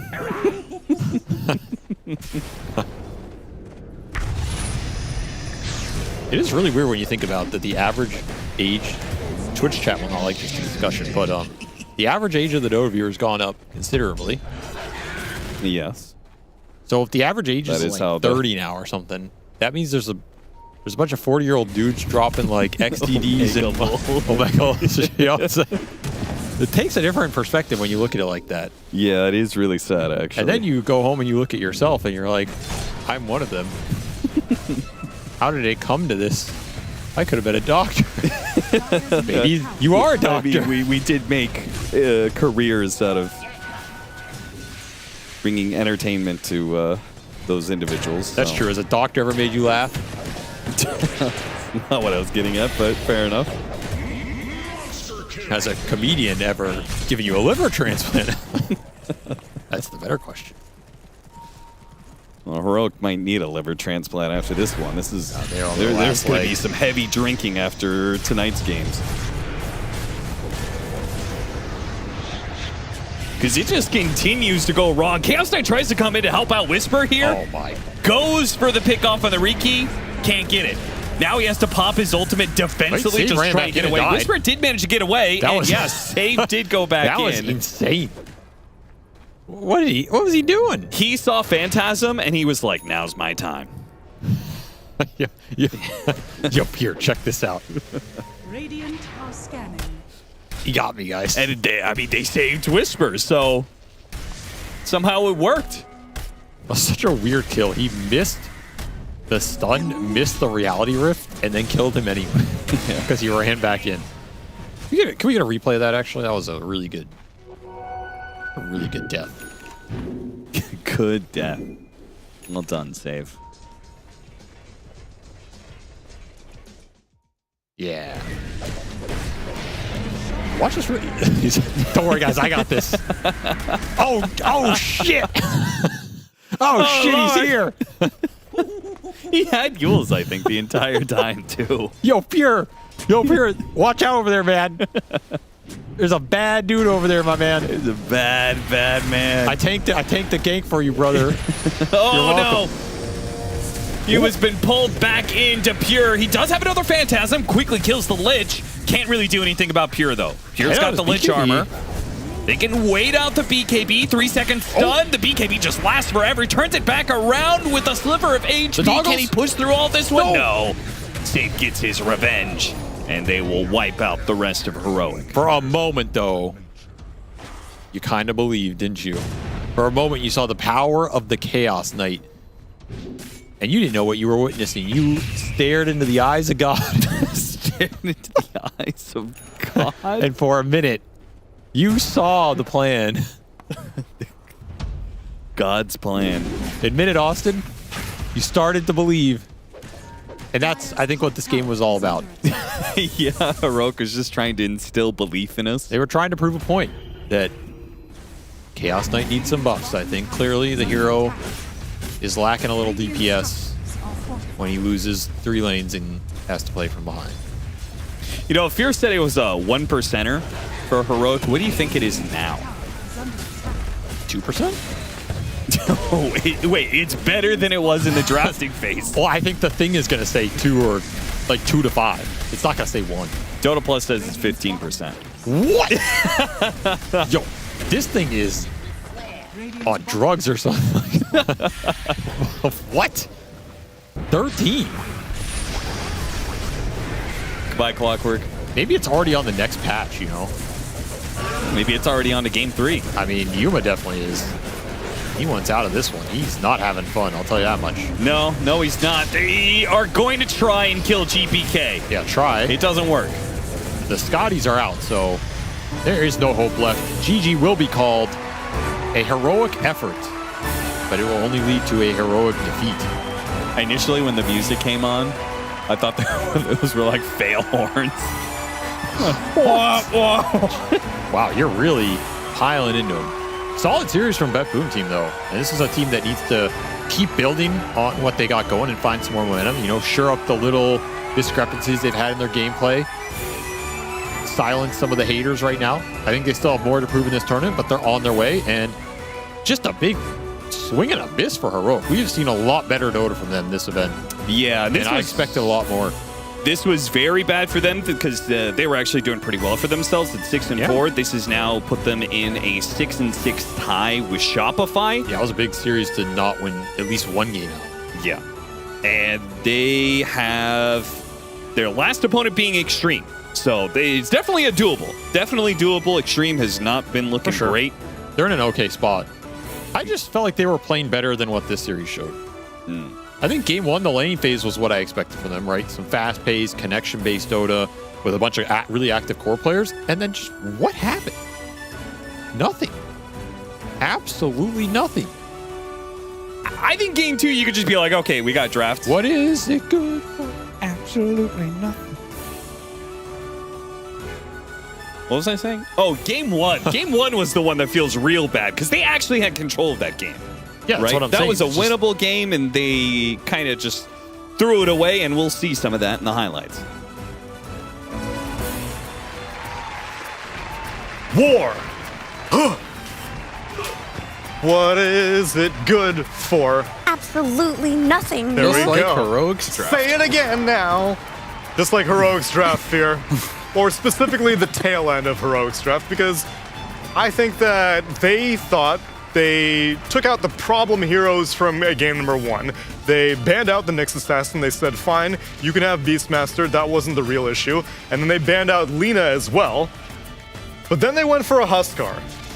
And that may have been when problems started to arise, because not only did they select a Huskar, then they opted to ban Lina, which was fine, Sniper, which was fine, but then Doom instead of Viper. Peculiar, to say the least. And Yeah. Fear gave me the determination, 99-1. But were you just saying that 1% just to be generous? Did you, in your mind's eye, think it was 100-0? Well, the 1% was just like bad play. Like, you have to keep in the human factor in consideration. The GPK factor. Having a stroke, sudden illness. These are all things death, that could happen. Like, you can't rule these out. That's the 1%. The other 99% was, why didn't you ban Viper? Yeah, so I think the Doom ban was quite odd. I also had issue with banning Lina in second phase and letting through the Monkey King. I think giving away Monkey King, like maybe they thought that they would prioritize something else on that round of second phase and then Heroic could pick Monkey King for themselves again. Or maybe they thought that if they took it, their Huskar was enough of a solution. I don't think that respects the flex, and it doesn't respect the heroes that, or the lanes that Heroic have been running, like lots of Vadin, lots of melee heroes on Whisper, with the exception of Enigma, lots of melee heroes on Analog, I mean, with the exception of Lina, which they banned out themselves. So the Monkey King being let through was really bad, as we saw. I feel like we could talk about Huskar and Viper some more, but that top lane got really crushed, too. Yeah. Like completely stomped. And that was an issue that they needed to address preemptively as well. Yeah, and I also think this Beastmaster hero is becoming an issue too, because people are not sure where it's going. And I think that's confusing a lot of teams on the drafting order, how they're going to do things. They're pretty certain Monkey had to go mid, I guess, in this case, and they're going to get their Huskar. There is always the chance of the Beast. It used to be an offlane only hero. Now it can be a carry hero. So I think that hero specifically is confusing teams, and they're forgetting like the basics, right? And they're forgetting how to draft properly. And that might be one of the biggest issues right now with why Heroic got so drafted. Maybe they don't know how to deal with the Beastmaster Flex right now very well as well. Also, like in retrospect, I'm sure they're looking at this too. Like banning. So I actually think what happened was that they decided to ban Doom before they knew that they were picking CK. Like maybe they were like throwing another idea in there, but if they were going to pick CK anyway, that's one of the better carries that you can play against the Doom anyway, because he doesn't have like an easy Doom target there, right? So you let the Doom through if you're scared of that, if you're going to pick CK. But you ban the Doom, you pick CK anyway, and you leave in the Viper.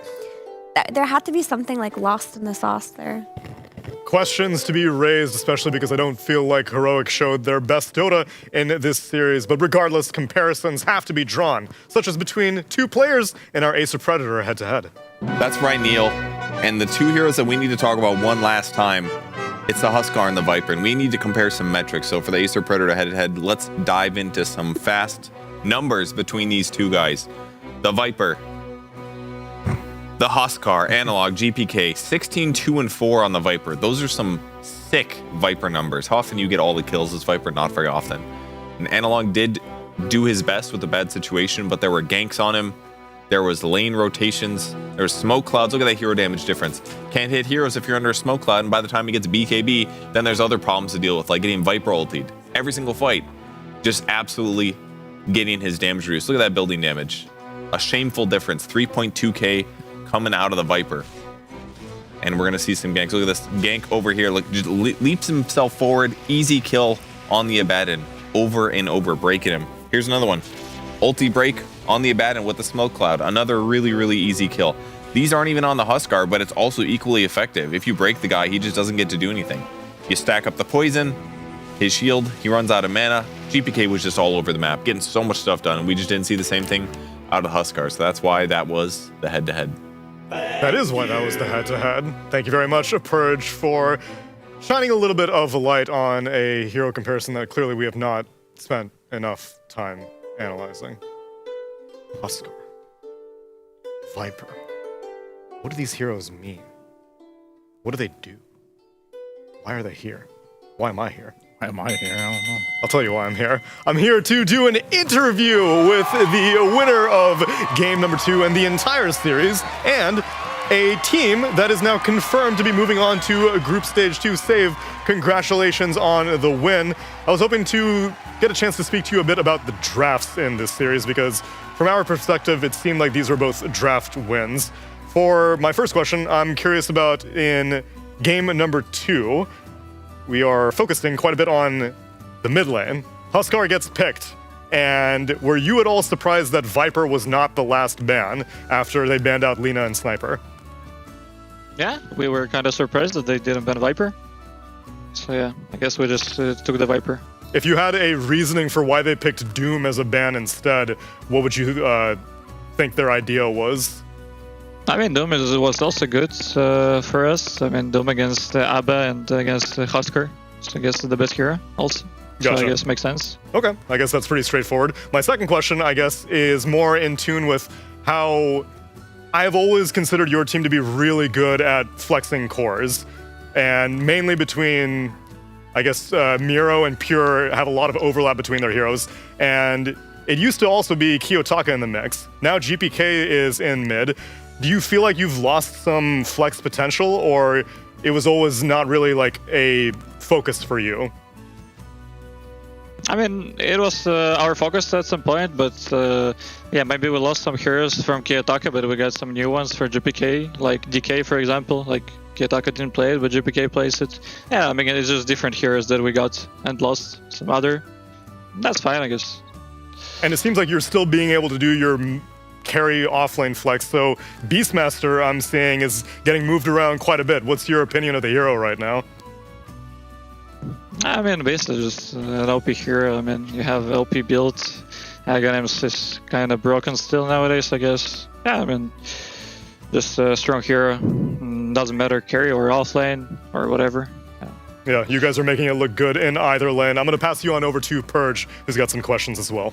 Yeah, on the Beastmaster note, why is it so successful as a carry? Why doesn't like a traditional carry that outfarms the Beastmaster beat it? Because it just seems like the Beastmaster carry just works no matter what.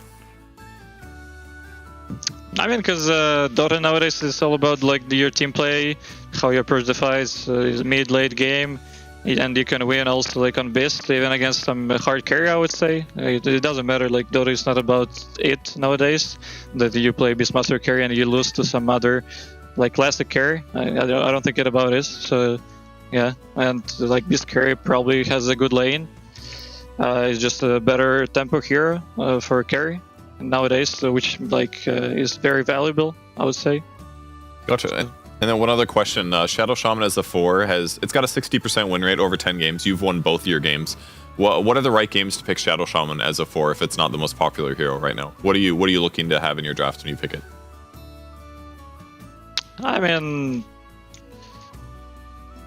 I mean, it doesn't really matter like what you pick it with. I guess, I mean, you pick it if you need some stunts, I guess. You need to catch someone, or maybe it can be good against some heroes like Batrider, like you can break the lasso with the Hex facet, so yeah, maybe something like this.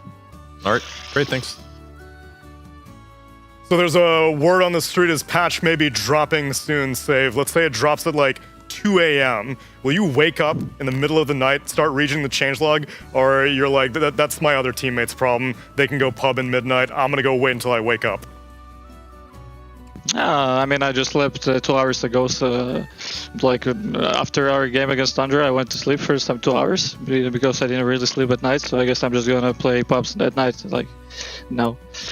Nice. Gamer hours. All right then. I can't wait to see if the patch happens to come, what you'll be bringing to Group Stage 2. Now that you're confirmed, congratulations to you and BetBoom team, and we'll get a chance to see you tomorrow anyway. Thank you very much. Thank you. Bye-bye. Catch you later, Save. Again, there are no confirmations around here, but it's good to know the rituals and the ideas that these teams and players may have. And I have a good idea on maybe one of our most eloquent talent in all of Dota, Nat T. What have you been working on? Hello! I mean, a nice little introduction there, and I know that this segment is normally about social media, and these days there's just so much brain rot out there. I was scouring for something for this segment, and I thought, why not travel back in time? Go back to the 1600s where you actually had to be literate to be able to publish something. So I have something up my sleeve here. That's right, Shakespeare. When I was reading The Tempest, and let me tell you, I like Save, could not sleep last night, and so I got through this doozy. It was a lot of fun. I found quite a relevant excerpt, yeah, very eloquent, of this book that I would love to read for you guys, and I would love the help of PogChamp Pandas. Yeah, that's right. Round of applause, because they're going to be a lot of fun when we read this one. What type of vibe are you going for, Nat? What would you like them to play? A sort of vibe, a little bit of heartbreak, I think. It's a little doom and gloom on this one. It's not so, you know... Attention, please. Whilst your day began in pain and despair, trust me, BetBoom team, this is not the end. An O2 from Tundra we can repair. Just please don't pick Sniper, my dearest friend. Hopeful heroic sailed across the sea. They traveled aboard ships to challenge thee. Swiftly were thou swords and fierce were thou cry, as their foes were clean swept, die, die, die, die. An untimely ruined death the tides did? Let me start again. An untimely ruined death the tides did turn. Carry Beastmaster, 'tis broken, or pure chance. Thy cheese husker pick a win thou could earn. Alas, too weak, BetBoom team shall advance. Thou don resilience through perdition. Group Stage 2 glory comes to fruition. Wow. Bars. That's it. Wow, everyone. Who knew Shakespeare could be so timeless with what he wrote? Who knew? Ahead of his time, honestly. Yeah. How did he know about Carry Beastmaster when we only heard about it last tournament? It's been good for 400 years? What the hell? Yeah. 1600s was the first time We have written information of Carrie Beastmaster. Can't believe no one tried it before this. Was that iambic pentameter too, Nat? The Shakespeare guy. It was. He really was just something of his generation, wasn't he? He really was. I do have another one, if you guys are interested in a little bit more. Please. It's more foreshadowing. I think, it relates a little bit to the series we might potentially be seeing. This one's like quite more of an epic battle, my PogChamp pandas. We want to build up a bit of a crescendo going here. Ooh, I like how this is starting. I'm nervous. This one's a big one to read, okay? Quiet. His absence brought rain-filled days, a small break. While spirits collapsed, returns awaited. This DreamLeague season, 'tis only wins they take. Flags planted, thrones broken, ages fated. On thy horizon, old foes do appear, though cracks have surfaced and armor rusted.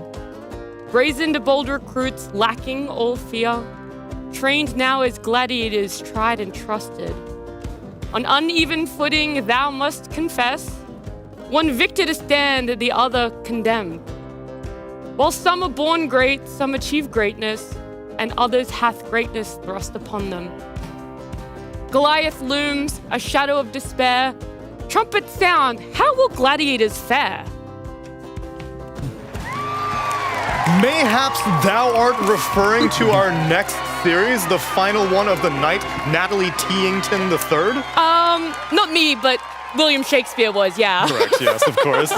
Because he knew that 400 years ago, he saw that TI in Seattle, and he thought, thou art destined for another showdown. Perhaps here at DreamLeague Season 25. Nat, thank you very much for reciting those sonnets in the proper rhythm and language of the time. And there's from the the bookstore. Really good read. And if you want a really good watch, PogChamp Pandas.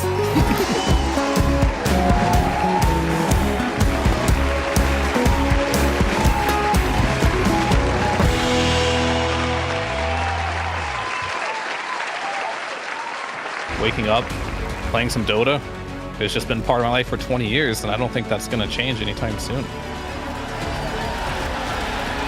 Where we are in the history of this game and where it's come from and how much has been accomplished, I think compared to basically any other esport, it's the best. So I'm grateful for Dota 2 as a game because Dota as a culture supersedes where we come from. You are a Dota player first, and I love that.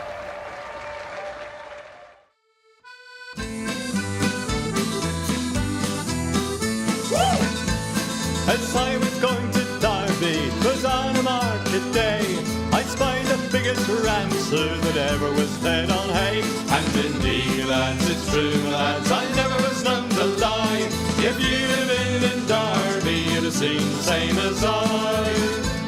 His rammy had full hooves, sir, and on them he did stand, and every step he took, sir, it covered an acre of land. And indeed, lads, it's true, lads, I never was known to lie. If you'd have been in Derby, you'd have seen the same as I. The wool that grew upon him, sir, made 50 packs complete, and that was sent to Flanders to clothe the British fleet. And indeed, lads, it's true, lads, I never was known to lie. If you'd have been in Derby, you'd have seen the same as I. The tail was 50 yards, sir, as near as I can tell, and it was sent to Rome, sir, to ring St. Peter's bell. And indeed, lads, it's true, lads, I never was known to lie. If you'd have been in Derby, you'd have seen the same as I. This rammy had a head, sir, that reached up to the sky. The eagles built their nets in it, I heard the young ones cry. And indeed, lads, it's true, lads, I never was known to lie. If you'd have been in Derby, you'd have seen the same as I. This rammy had 2 horns, sir, that reached up to the moon. A man climbed up in January and didn't come down till June. And indeed, lads, it's true, lads, I never was known to lie. If you'd have been in Derby, you'd have seen the same as I. And all the lads of Derby come begging for his eyes to make them into footballs, for they were football size. And indeed, lads, it's true, lads, I never was known to lie. If you'd have been in Derby, you don't believe me, sir, if you think I lie, just ask the folk of Derby, they'll say the same as I. And indeed, lads, it's true, lads, I never was known to lie. If you've been in Derby, you'd see the same as I. And indeed, lads, it's true, lads, I never was known to lie. If you've been in Derby, you'd see the same as I.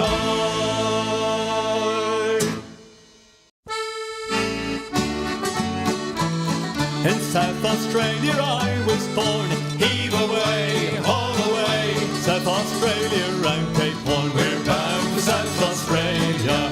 All the way, you rolling kings, heave away, all the way, all the way. You'll hear me sing, we're bound for South Australia.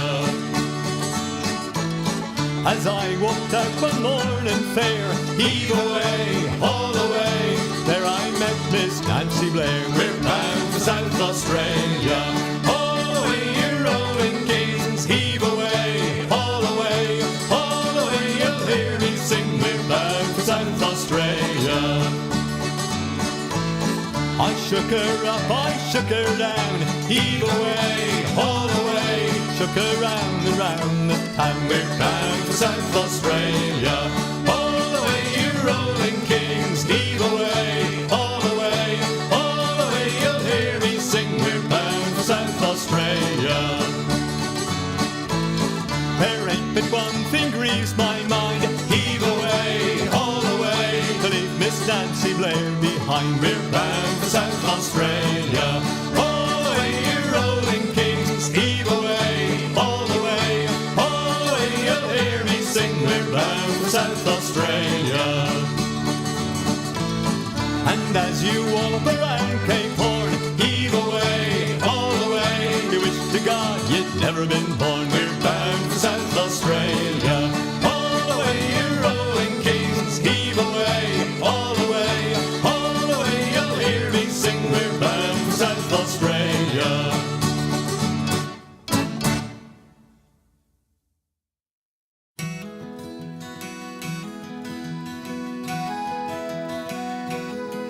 There's a cosy little spot I know lies just inside of Ofen, whose praises I will sing to you in the rhyme. Where lives me dear old granddad, and me granny too, God bless 'em, and many an hour I've spent there in me time. They have a little garden on a slap-up little greenhouse, where Grandad passes many an hour away. He's happy and contented among his plants and flowers, and if I should pop in, he's sure to say,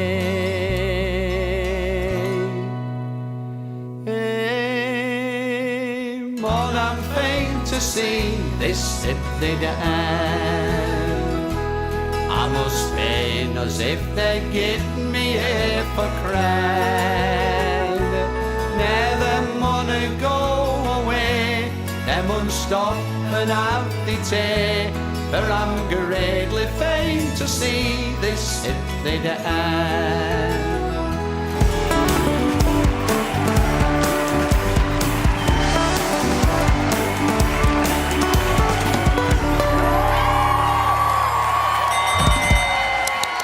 Greetings, everyone, and welcome to our final series of the night. It's Team Spirit taking on Gaimin Gladiators.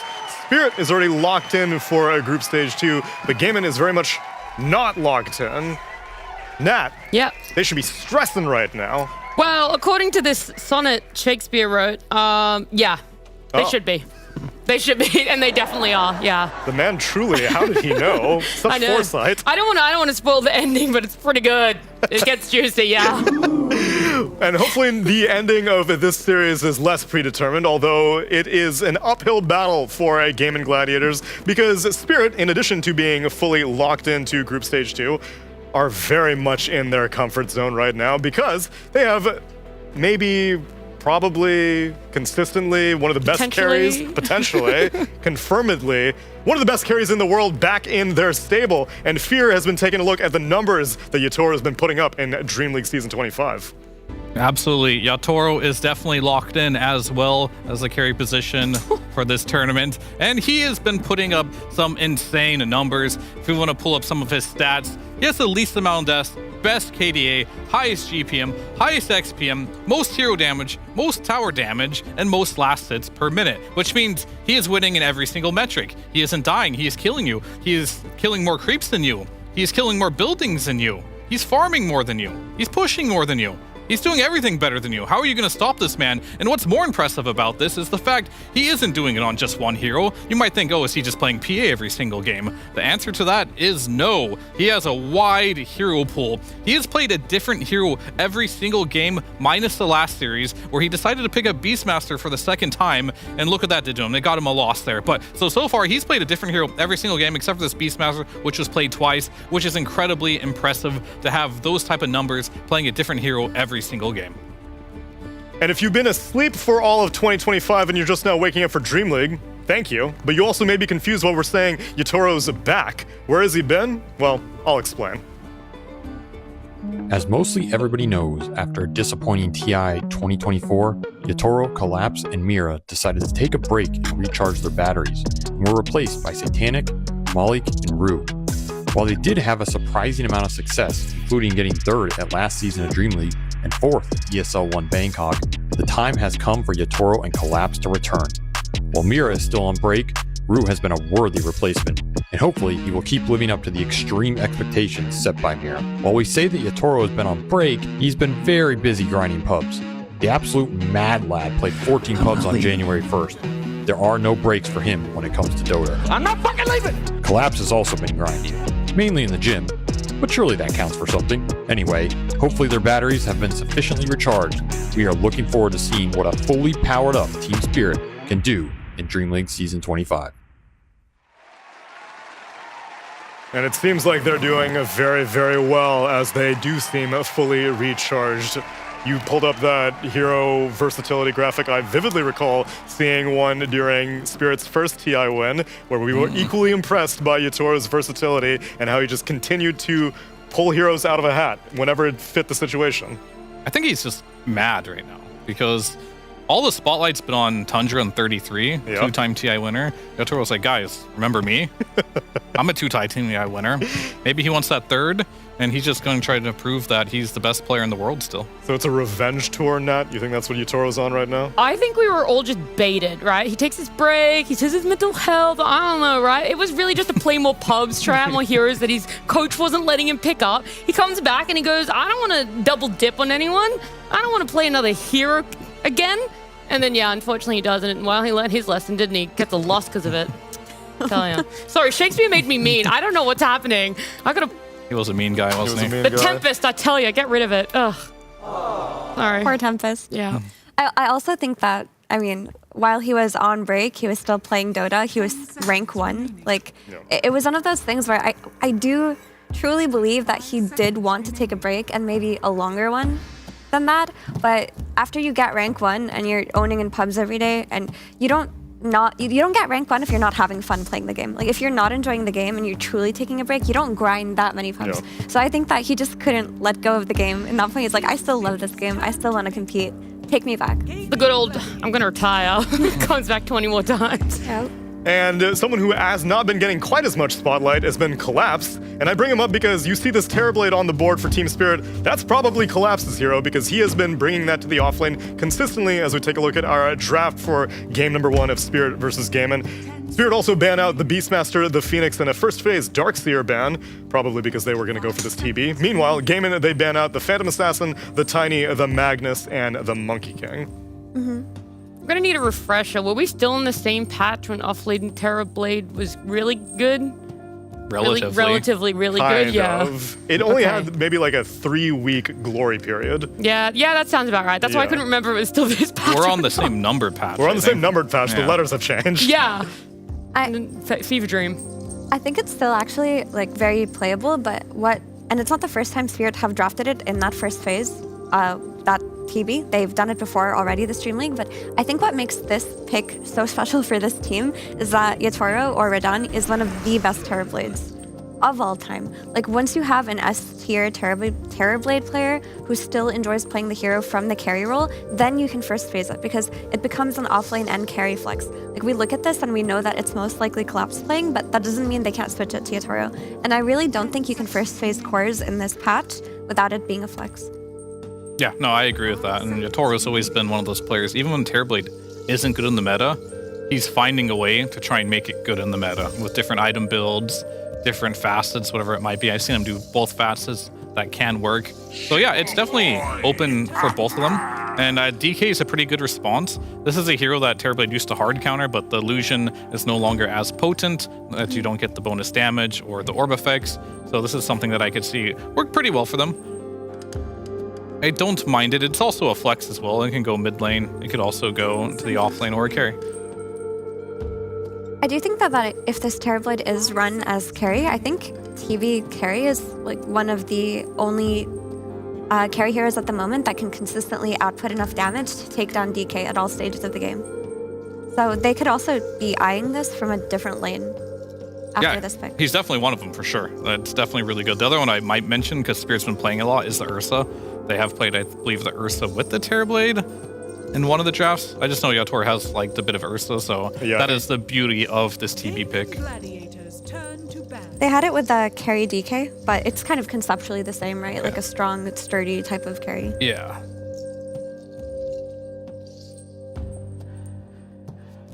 Second phase of ban start filtering in. Spirit take out Dawnbreaker and Muerta. Gaming Gladiators ban out the Monkey King.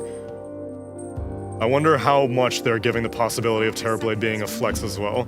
Because Spirit dedicate a Darkseer first phase ban just to make sure that the Terrorblade can go relatively unimpeded. I think it's worth doing. I mean, we haven't seen a lot of Darkseer, but like we did just see it in the last game and it looked really good. And I believe it was Liquid that has their own take on Darkseer lanes too, where they can run it with things like Dark Willow, and other teams have definitely seen it for themselves. But banning out Darkseer also really does mean that they might be eyeballing the carry Terrorblade. Because what is the item build for an offlane collapsed Terrorblade? And I'm assuming eventually you transition into dealing damage, but in the meanwhile, what are you? Oh, sorry. It depends on, like, right now I'm not sure. I haven't seen a ton of it, but back in the past, you're just getting a pipe, right? Getting that early advantage. And on top of that, you're just building a few aura items. Then you just go into carry mode. You start building the mantis like in your carry would. You go into agnums for more utility. You start scaling it. Overall pipe, I feel like, is really good on the offlane Terrorblade, just because you can pipe all your illusions and you can just right click. But everyone just buys Glimmer these days. Did he go Glimmer? He did go Glimmer. I mean, he it's the new pipe, I guess. It's the new pipe. Common fair, you gotta get out with it. Oh, sorry, my bad, guys. I got too much hope from the interview earlier from Saber Chad saying it was overrated. Stuck in my brain. I think by overrated, he meant that people are looking at it as an every game thing where you still have to kind of apply thought when you buy it. It's not a default purchase. Does anyone know Zeus's win rate right now? I can investigate it for you. Yes, please. I just feel it's one of those feeling things, right? So I want to know if the stats kind of back it up, because I know a lot of people feel that Zeus in Viz Heroes feels like a 1+2. You kind of have to do it. It's simple maths, right? Yeah? 45%. Okay, that is better than I thought it was. I thought it was going to be closer to like 40 or like 38%. I thought it was going to be a little bit lower. 5% better than you thought? Yeah, but I don't know if that is that better then? Is that really better? Just by a bit, I guess. Yeah, I think it's the lane that it's played in and what it's paired with, because when I've seen Zeus play as a 4, it feels better in lane compared to a 5. I actually really strongly agree with that. I heavily prefer Zeus to 4, even though everyone's running it as 5, just so that, you know, he can be in primary control of the D-warding and all of that. But when you run it 4, there aren't a lot of 5 heroes that outtrade Zeus. It's just that it feels like there are some higher priority 4s that a lot of teams are looking at, like the Rickies, the Bounty Hunters, the Nyxes, and Zeus kind of falls off in priority comparatively. But I would love to see it as 4. And actually, Team Spirit did run it on Rue. But now that Spirit Breaker is thrown in the mix, it could be on either lane. So I do like this response though, is Zeus and Spirit Breaker versus Riki. They both do similar things to make Riki's game uncomfortable. Like if you ever just show on a lane and you get charged, Riki has not a lot of defenses to deal with that. You have to kind of like see him ahead of time, and maybe you can get the tricks of the trade-off. And as you mentioned before, Zeus can either just pop ult or get a good lightning bolt, and you don't have to worry about as detection as much. And Elder Titan will come out. This is a classic counter to the Terrorblade. You have the stomp from the long range. You're not very mobile with these illusions, and that can set up to potentially ET. Getting in close, reducing your armor, all of it helps out. Seconded. Love the concept, because the last time Gavin ran Riki that I watched, Tofu was playing it. He was getting killed first at the start of a lot of these fights, and then their entire draft just crumbled because he was playing Riki versus 2 save supports, and he died first. And honestly, when you play against this Riki shard at later stages of the game, you have to prioritize this hero, but you also need to be able to see him. So now when you're looking at teamfight situations, you're just gonna Zeus ult into the instant Spirit Breaker charge.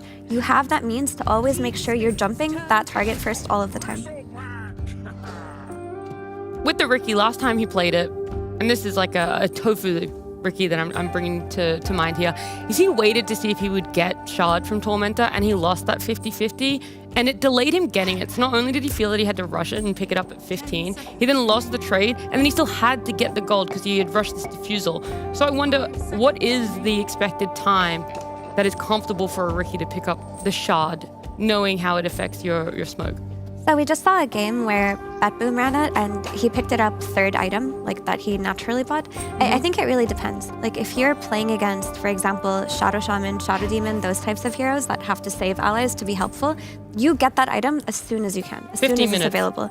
But if you're playing against what we see from Team Spirit's draft, you don't really need it. Like your Cloud right now, its highest value that it gives you is stopping the TB Sunder. Like as long as you stop the TB Sunder, you're chilling. Okay. Is it a juicy Timbersaw game? I'm thinking it might be a little juicy. It's looking kind of juicy, yeah. Yeah, because like, TP's more than happy to against Bristleback in lane, right? You're high armor, high stick, pretty chill. But they're going to the Bloodseeker instead, so I think this is another hero that's pretty good versus the Bristleback as well. Can deal with them in the laning stage. You do have the sustain. They are going to commit to just the Terrorblade offlane, it looks like. Yeah, I'm guessing they must have thought Bloodseeker would get banned out in the final phase, so no point keeping the possibility of getting a Laurel hero now. And where's the Terrorblade going? They use some time to decide. As you can see in the reserve time, there's not much left, because that pick right there, 18 pick on first pick, is the most valuable pick. So you're picking your best hero there. So they decided it's going to be a Yatoru hero. They're going to kill the Flex here, the Terrorblade. Now a lot of mids will be banned. Yeah, I think a couple of things happened here, which is I really do think they're potentially eyeballing the Yatoro Terrorblade, but then when this ET comes out, which is like considered a counter, right, because of the natural order, reducing all of his armor, they move it down in priority, and the Bloodseeker gives them something really cool versus the DK as well, because this still could be DK carry and Bristleback offlane. Like, versus DK, you don't want a physical damage carry, and Bloodseeker with the Axe build does a lot of magic damage. He will give you the ability to shred through the DK. And also, the vision aspect of Bloodseeker plus Zeus and the Bloodseeker plus Zeus combo in general with the Blood Rage. That's fun, yeah. That's really good. I think this is one of the better Zeus games we've seen this entire tournament in terms of draft setup. This is almost like a global-ish strategy. You're going to have like Terrorblade Illusions, you're going to have Spirit Breaker charging Zeus ults, and then all of a sudden, Race Car Bloodseeker is going to come in and sweep up the map. So their lineup is incredibly fast and getting across the map here on Spirit with damage. Gaiman ban out a Slardar. Spirit ran Laurel mid Slardar before. Yep. They did. I believe so Spirit played it versus Invoker, I think. And then they ban out Invoker. But then what's the worry about a mid Slaughter? Yeah, of all the anti-melee heroes, I feel like Slardar's lower on the list. Thank you. Yeah, I'm with you, Tsunami. It could be that they want to run or potentially run the DK mid and then pick a better carry on overall last for Watson. Because DK mid, Slardar would completely crush it. Or not completely, but it's one of the better heroes versus him. It favors him. Favors Slardar. It also gives them Roche, which they don't have at the moment.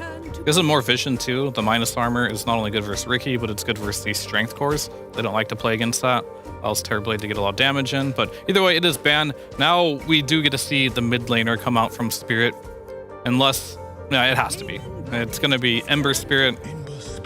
This hero is very interesting to me. I mean, in this game, I think you just put the DK mid, right? Because this is a really bad matchup for Ember. DK, I see him crush Ember every single game. So, but it does give you the root, and I think that's what they needed desperately. Like Terrorblade, no stuns. Bloodseeker doesn't really have any stuns either. Same with Zeus. And if your only form of like lockdown is the Spirit Breaker, it can be a little bit stressful for Spirit Breaker. So it does help in that regard. But this does free up their last pick here if they want to on game and to pick whatever they want. And they go for the Lina, like they just opt to counterpick the Ember mid. They're gonna run this DK on carry, but it's a great lane versus the Ember Spirit. It also provides a lot of damage where they can, you know, kill this TB before he can Sunder, which is gonna be really important. But I think the Spirit Breaker plus Ember combo does put Lina a little bit in threat. It's not like a free Lina game in the sense that she's gonna run over the mid lane. Yeah, her lane is stronger, but if Rue just charges with like +1 TP, they're going to be able to pressure her very heavily. So in the previous game that we saw Tofu on the Riki, he was kind of struggling to stay alive and not get initiated on. How do you think he fares against a Zeus, a Spirit Breaker, a Bloodseeker, and an Ember Spirit? And that's their idea. They want to take him out first. I respect it. I think the biggest issue is the Lina, and if Team Spirit can find a way to like play around her or slow down her timings early on, I love what they have going for them. Spirit has been looking extremely polished. Cap and Avery, you think they're going to coast now that they're already secured at Group Stage 2, or it's still pedal to the metal? When Quinn's on the enemy team, pedal to the metal, man. No mercy? Why don't you ask the Magic Skull? Tell me, Magic Skull, what is going to happen in this game number 1? I don't care. As long as it's not Liquid Gaming. It's amazing to me. That was the Skull, not me. Yeah, and it definitely was not your sniper voice that you used a game ago, right? Terminal! Terminal! Very ventriloquial. Wait, before he disappears, Skull, will I win the lottery? No. He didn't even bother doing the voice for that one. No! Terminal! How long is the game gonna last? The Skull knows all. The Skull is tired and now goes to sleep. Oh, so now you end the bit when I asked. Thanks, Avery. Well, I helped you with the sonnets. That's, yeah, shout out to Cap and Avery. We spent a long time writing. I mean, they spent a long time with William Shakespeare writing those sonnets. And now we'll see how much time they spend in this game number 1. Take it away, PogChamp Pandas.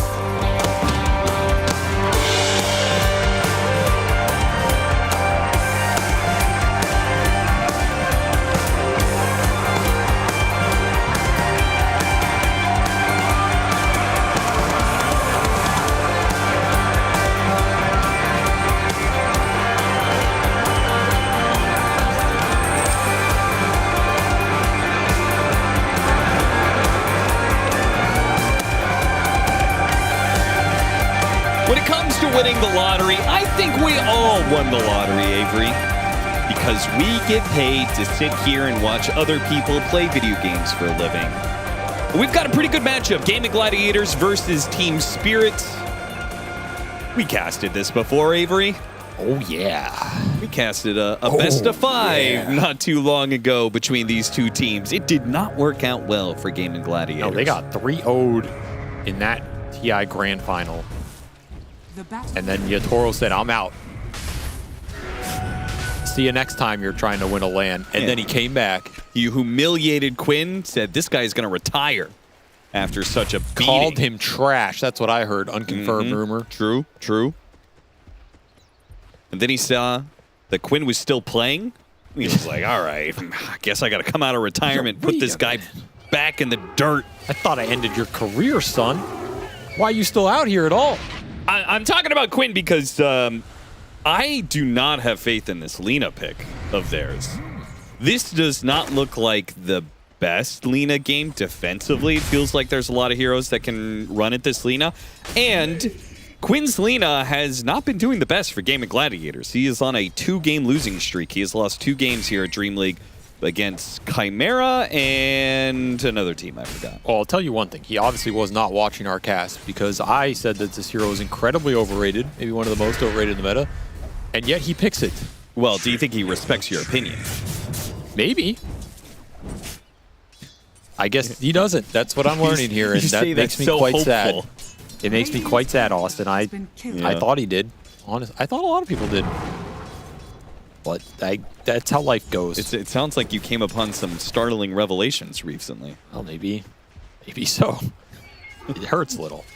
I also don't have faith in this Lina.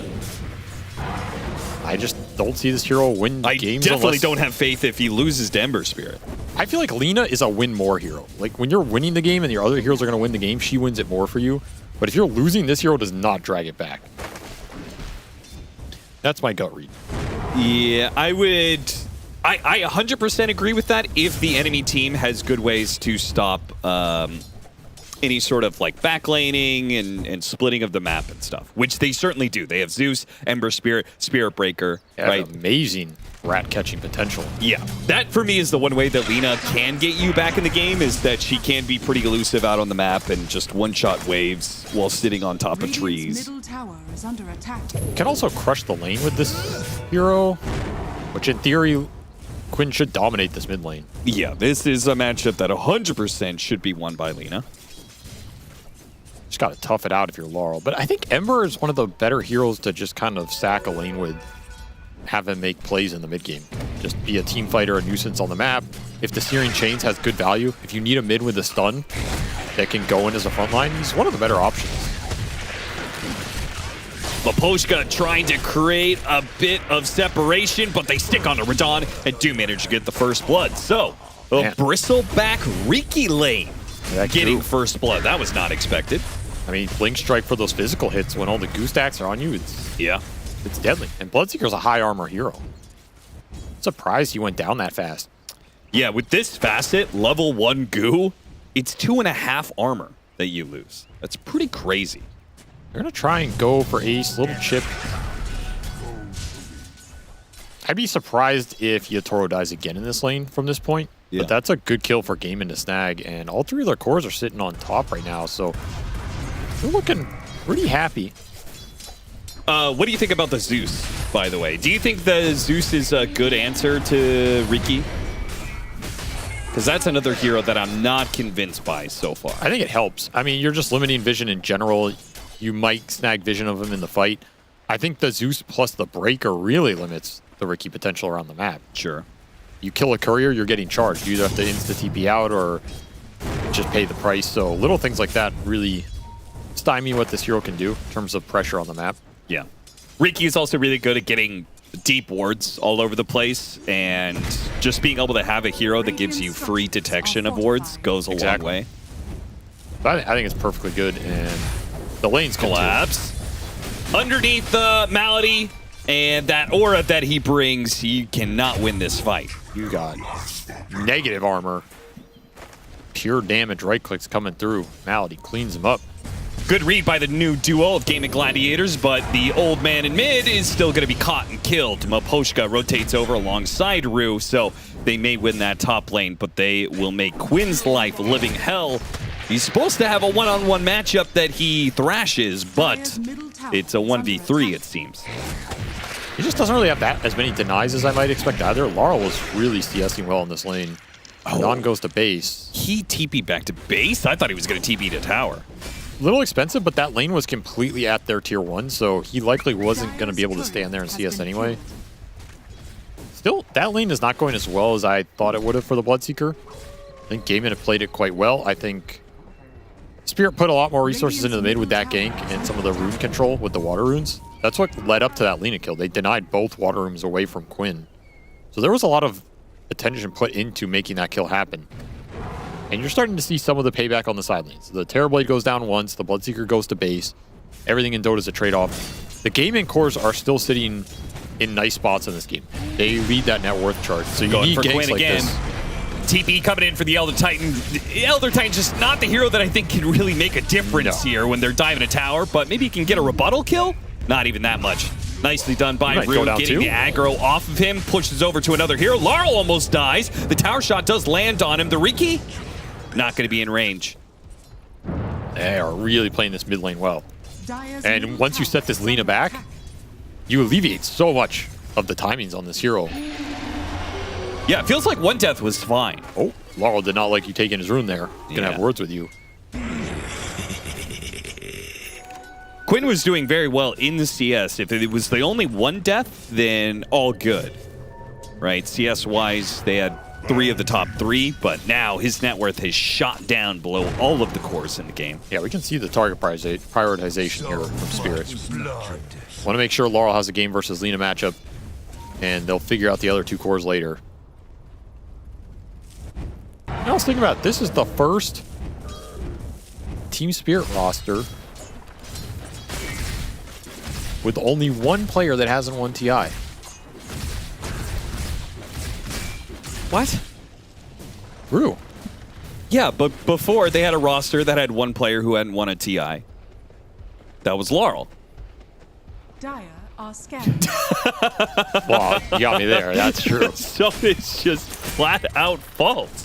What I was going to say is, how do you think Rue feels playing on this team? Probably the way Laurel felt last. Exactly, but now it's not Laurel. Okay. So maybe Laurel's giving him the hazing. Do you think he got hazed? You know, go get me a Red Bull, rookie. Wow. Unmentioned energy drink. I don't know. Go get me a Monster. I don't think they're a sponsor either, so don't worry about it. What does it matter? Insert energy drink here. You can sponsor it. We'll say your name. Go get me an Acer Predator series laptop. Rookie. How's that for some product placement? Okay. Calm down there, Insania. 8-minute power round. Team Spirit are relentless in their mid pressure. Apparently, they are fine to just abandon their side lanes. Yeah, Radon got messed up in his laning phase. I don't know if he's too happy about it, but Laurel's living life. Strong Ember can definitely carry you back in the early game. Strong skirmish hero, especially with these supports. We're seeing them do some work right now. Melody, he is not going to be able to do anything about this. And Radon, well, he's not level 6. It's fast, though. He is fast, and they have enough damage on Melody that I think he just is able to run him down. Ace is out of mana, so there's not much Ace can do. Ace is just going to take the tower. He walks it off. Took the courier instead. Yeah, this safe lane did not go how I think Spirit expected it, even with the resources put into mid, but I don't think mid went how Gaiman expected it. So maybe the real deal breaker is this Terrorblade DK lane? That sounds like an incredibly boring lane. Yeah, they're just farming up there.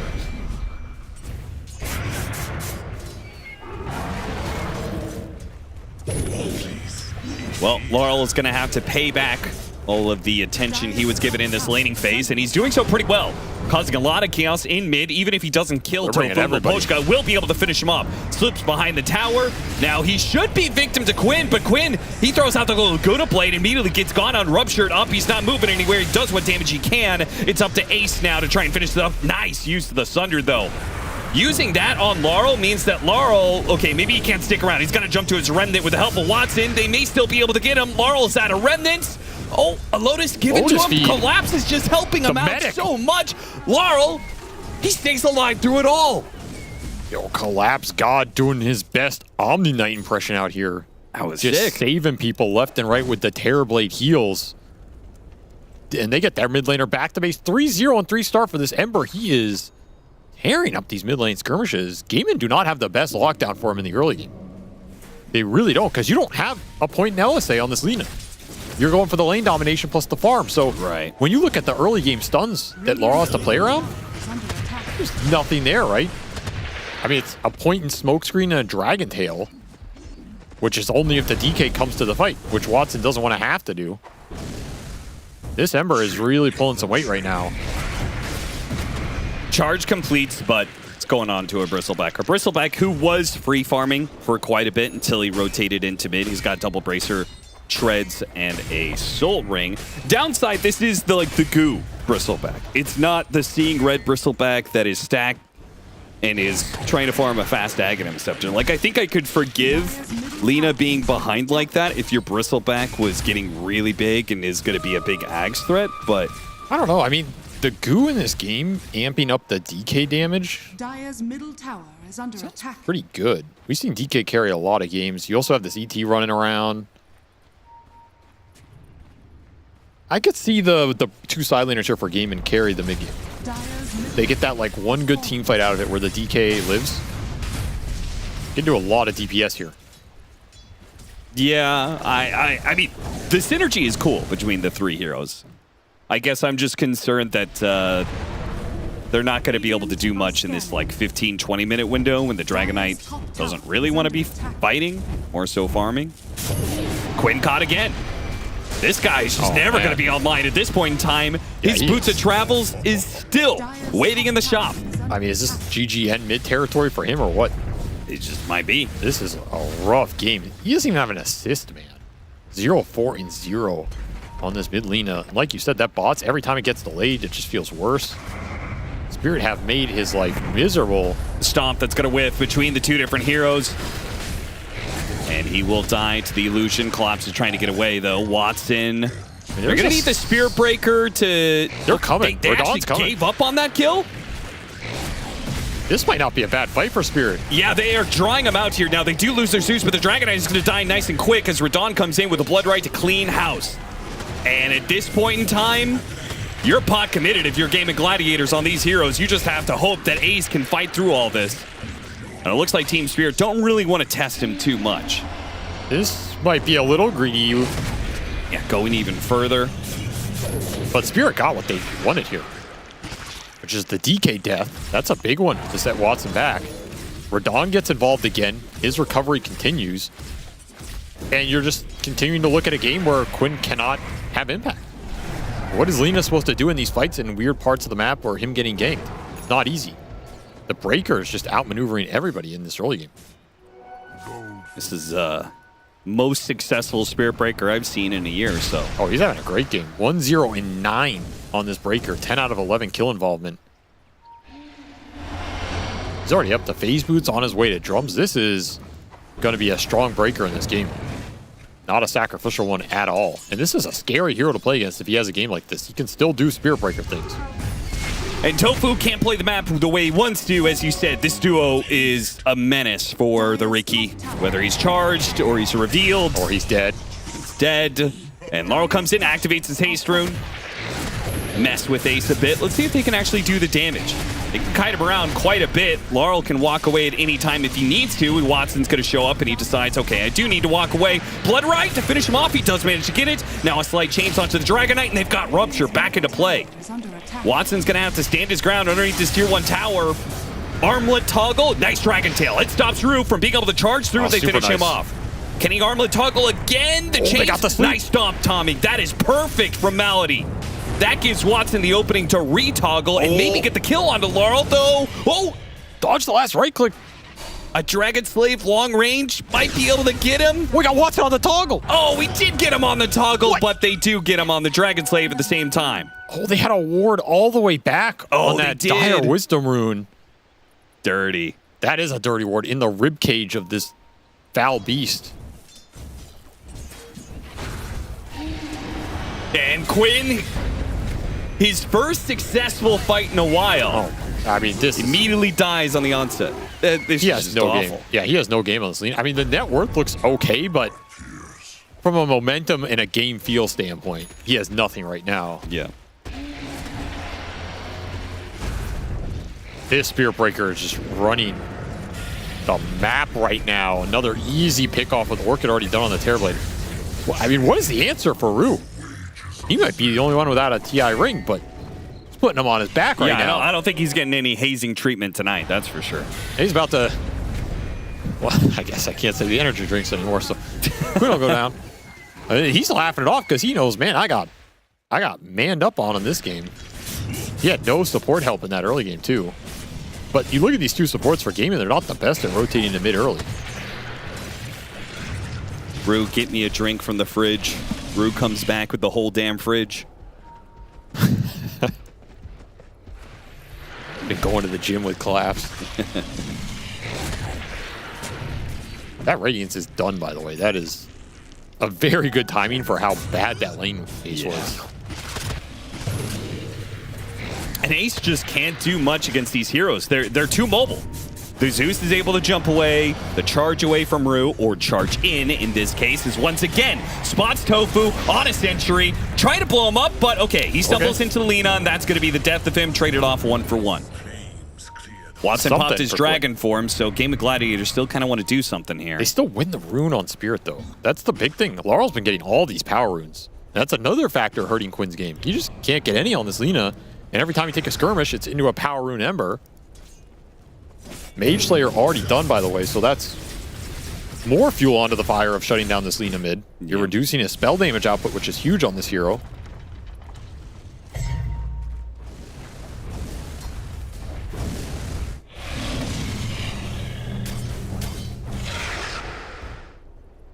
Spirit in a really strong position right now. Scary team to give this much breathing room to. Rue completes that charge. Didn't think he was going to go for it. An Orchid put onto Watson. They decide the Dragon Knight's too tanky. They'll go back for Melody. LSA landed. Got him on the smoke screen. So Laurel's not getting out this time around. And they're slowed down heavily by Ace. Very clutch grab from Quinn. Just landed that LSA raw. He's back at it again. He's going after Watson underneath the same Oh, ward. it's the same mobs. And they've got the Thunder God's Wrath. They're going to pump it. Double ults to finish him off. Oh, Watson has got to be tilted from that, man. He's going to ping the cliff too, but it's not on the cliff. This ward has given them so much. Are they much. going to lose Ace too? He TP's out. Nice stop, but Mapochka's there. Stop by Mapochka. Dude, I would be super curious what Mapochka's hero damage is. Oh, they're charging from behind from Rue. It's both the supports. I think they're both dead too. And claims both the kills. A little sleep bailout. And Mapochka's out of mana. What? Oh, he died to the neutral. I feel like Mapochka has done so much work in this game. Dire's bottom tower. He's 6-1 and 10. His hero damage must be absurd right now. You got the 2 kills on the Dragon Knight farming. Roamed mid. This support duo is just popping off right now. Yeah, shout out to them making it work on a pretty atypical support duo. Zeus, Spirit Breaker, not really the most meta of heroes, and it can feel flat, yeah. But when it's working, this is what these types of heroes are designed to do. They give you way more with just one small item each and some levels than this rookie ET is going to do. Yeah.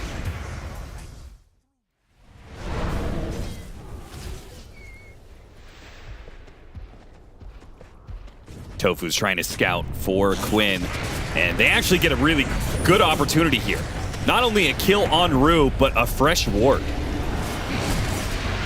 Laurel charged in with Shield Rune. Is that enough? Laurel might have overestimated his position a little bit there. Shield Rune will not protect you against everything the Gaming Gladiators is bringing as 5. They're kind of lingering here, but they lost their obs on that play as well, so yeah. Hard to just run in there, especially you don't have the BKB done on Radon yet. Okay, so there's the damage dealt. Man, that's what I'm talking about right there. That's a 5. That's a real 5 position. Take the game into your own hands. The progression of Zeus from core to 4 to 5. Not too many people can make this work. Mapochka has done a great job of it. Collapse, meanwhile, has kind of been chilling for a bit. He has 5-1 and 5. He's got an Orchid and now a Diffusal Blade. So yeah, he's big. He's turning into another carry. Look at this smoke, too.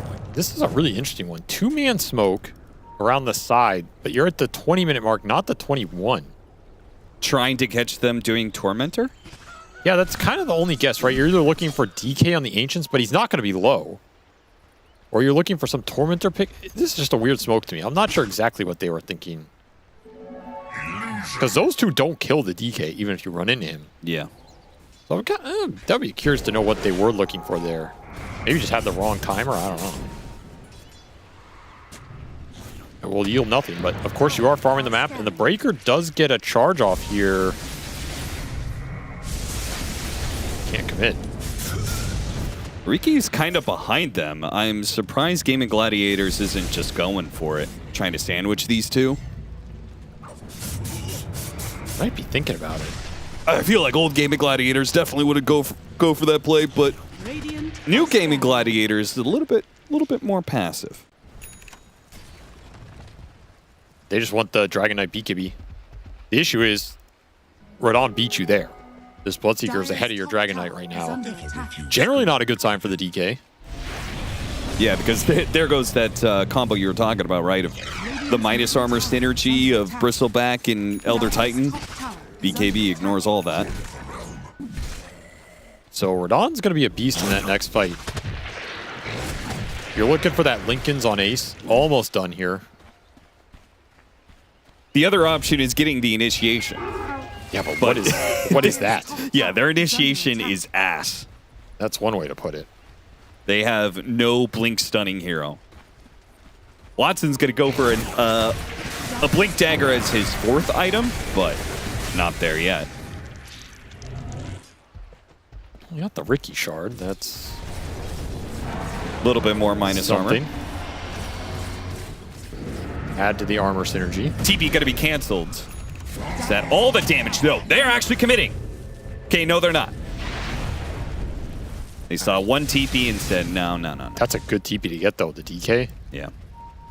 Rue's still going to... It would be great if they could get Rue. Rue is trying to dodge the fight enough that he can get another charge off, but... Did he actually not have a charge target? He had one on mid. He, yeah, it got canceled. Maybe the creep tide or something. Like instant. Still some space created, though Quinn happy to clean up anything he can in this game.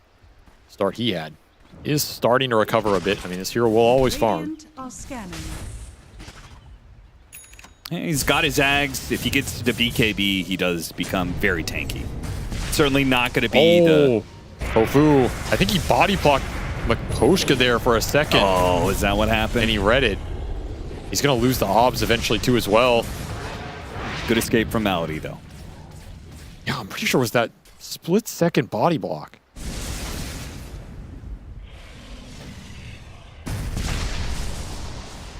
Makoshka says, thank you very much.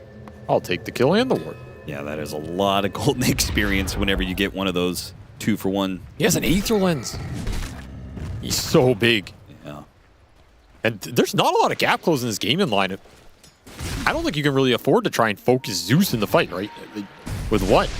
You have to just kind of fight as a forward unit with your front line going in towards Spirit's front line. Yeah. This Zeus should have a free-for-all. Your only hope is like Quinn is able to do one of those fly around. Yeah, but that's... Get behind, that's... He needs more items for that. Yeah. You have the Lincolns on the Bristle, and you have BKB on the DK, and... Well, that's about it. So, if you're looking to fight good as it gets for a while. The advantage for Game of Gladiators here is they do have the tier 1 offlane tower. The disadvantage is it's already a 4 versus 5. Malady, yeah, this fight's over. Just now it's us on Tofu, Ace, he's going to die as well. Man, they were pretty heavily committed to fighting for that Roshan with 3 heroes. I don't even know if they wanted to fight there. I think they were just kind of looking for something casually. But yeah, the issue in this game is Laurel with BKB, he can just run into their entire team. And as long as you don't get randomly DK stunned or Lina stunned, you're invincible. Which is a possibility because the Blink Dagger is up on Watson. Sure. But he can pop that BKB early, just run into a support, solo kill them. Yeah. What is Gaiman's response? There is none. Even better if you've got some information, such as Rue getting a charge on somebody. Got him.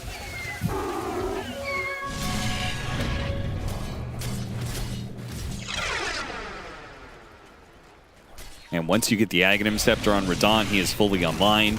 The Blood Mist and the Radiance and a BKB, he's just going to barrel in. You get the Thunder God's Wrath to go off early in a fight. You get all the information you need. The Ember Spirit dives in, hits a slight. You're talking about a lot of heroes that are going to be missing a quarter, a third of their HP. That's going to be a fast Bloodseeker running into you. You get a Reflection on top of that or a charge on through. Radon's going to be running at 700 movement speed at you. They did a good job of putting a lineup around this Bloodseeker of just getting like easy damage. I would agree, especially when your Zeus is this high level and this far. That is true. You already have the 15 talent. Nice pick off. Collapse dies. Oh, okay. Need more of that if you're gaming. Again, your cores are still in a fairly good position in this game. You just haven't been able to build a lead, and you haven't been able to really win the team fights. But that can change if you get some big core items here on the DK and the Lina. Especially if you get to that Lina BKB, then you can flip the script a little here. Game of Gladiator still on the hunt. They smoke up. Oh, they got a sentry. It's on the edge. Nice charge. It actually hits Tofu. Now the BKB goes off. The Earth Splitter's coming in. Laurel has to dip out. Radon, 1v4. And he's going to try. Thinking about the Rupture on Watson. And that goo ball. Shadow Blade for the Breaker is a big item in this game too. Really amps up the threat around the map. It's going to make Gaming clump a lot more than maybe they want to. But they're getting to their items. This game has not just been closed out completely. BKB for Lina will arrive. You got the Glimmer Lincolns on the bristle. So you can absolutely win a fight here. Probably waiting out this Aegis, but then you're good to go. So Avery, the off-lane TB came into the meta with the pipe first build, right? You have tons of armor, then you get a pipe. You're actually pretty hard to bring down. No pipe this game is just the Lina, because that is their only source of magic damage. Is that not enough of a threat to go a pipe? Probably. I mean, this is not really a pipe game. Glimmer game, sure. Okay. Glimmer, the guy the Lina goes on. Sure. Pipe, pretty hard to justify here versus this lineup. Could be Collapse has just been going to the gym. He says, yo, Yatoro. Watch me carry this game, bro. Yeah, I was thinking the same. You think you're good? No. The gamer puts on a little bit of muscle. The ego comes with it, man. I've seen it time and time again. Nice pickoff on Tofu. Yeah, Spirit Breaker killing the Riki. I mean, if Spirit win this game, the MVP is this support duo right here. Yeah. Absolutely decimated Gaiman's map control. And soon he's going to have an Aghanim Scepter, so that charge becomes all the more deadly at any point. Might be Shadow Blade charged. Hit by a combo. You got the Nimbus. You got the Thunder God's Wrath. Quinn just running Get the BKB out of him. Okay, got the BKB out of him. You also got him just trying to man up and go for the kill. Not quite good enough. That's going to be the first life of Radon. Laurel tries to finish the job on Quinn. Oh, the Thunder God's Wrath will finally enter into the field and finish off Quinn. Radon running around at max movement speed at this point because a lot of these heroes are getting low. He's got to keep his distance for the Dragon Knight. Go for Ace. Ace, he's almost dying. Oh, nice Thunder usage. Radon back into the field now. It's just Watson left alone. A BKB TP out. Nice quick kill onto the Rue Spirit Breaker before he leaves. Rue had such a good angle in that fight, though. That charged through 3 of them at the end. And again, the damage is just the Zeus piling it on top of the other 2 cores, whereas for Gaiman, it's only this DK who can deliver. I mean, Quinn stood there, but the biggest play in that fight was they tried to throw the Lincolns on the Lina for the Rupture, and it was just a second too late. Oh. And that just forced Quinn to have to sit there for so long that Aegis wears you out. If there's no Aegis there, that's not that bad of a fight for Gaiman, honestly, but tough fight going into Radon twice. You did see the difference in direct damage, right? Like, this Dragon Knight is a threat to the Bloodseeker. If he can hit him, Radon playing a game of just moving around the Dragon Knight, going for everybody else on the field. If they ever get to a situation where Watson is able to freely hit the Bloodseeker, then Game of Gladiators can win the fight. For sure. But hard-pressed to make that happen. Again, not the greatest initiation on their side. If they can start with a stomp, honestly, it's not that bad, because then you threaten all of the chain stun potential, and you can just BKB during the stun and kill somebody. It's not the worst way to take a fight. You maybe have to consider Sunder or Charge Through, but that's it. The thing is, Spirit are going to have 4 cores in this game. This Zeus is almost level 20 with an Ags. Like, what in God's name is going on? He's 10-1 in 16. 3rd highest level in the game.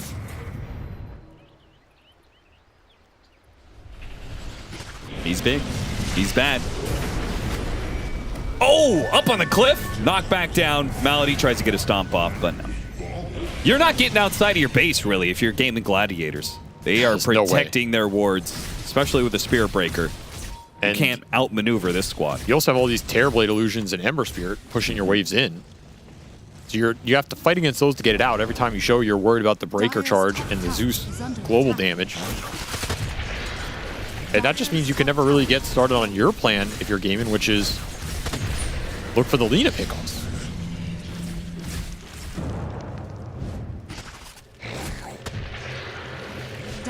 We're also going to have double Shivas on the side of Spirit.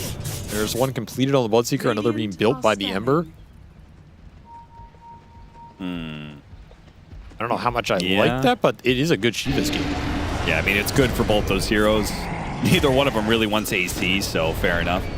Some world where I guess Radon could go AC and build Basher and go more of a right-click build. But that's what I was thinking. I mean, it's a great AC game. Yule's into Stomp. Quinn is going to commit. LSA put the charge through, stops the combo. They followed up with a Dragon Tail and Earth Splitter on top of all that. They need more damage. They need the Laguna Blade. They got a crit.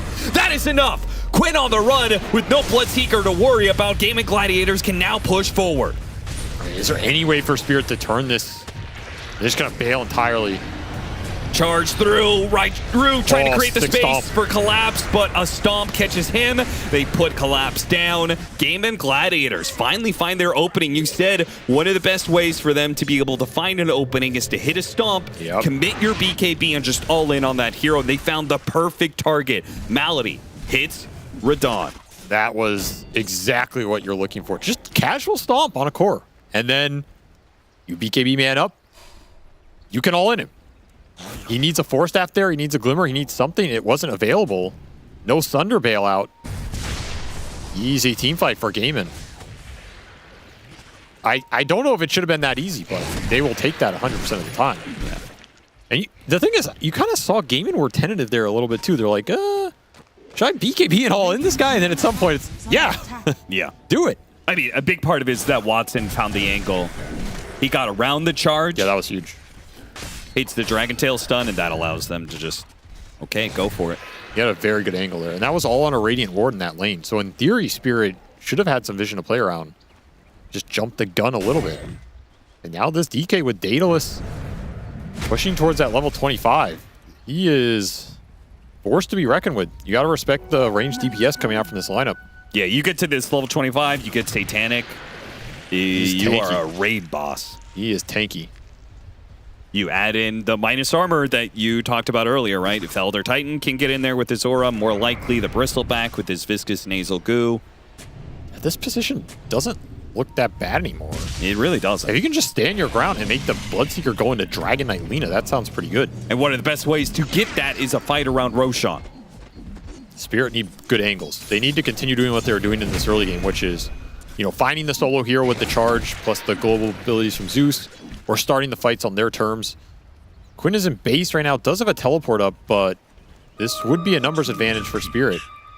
Yeah, with the constant push in of the illusions, they have to have a hero to deal with the split push, but the slight change is a perfect opening. The Stomp attempted to go off, but denied by a Nimbus, and the box in is going to be canceled. So Ace is just going to have to run off the Rupture and hope that Radon can hunt him down.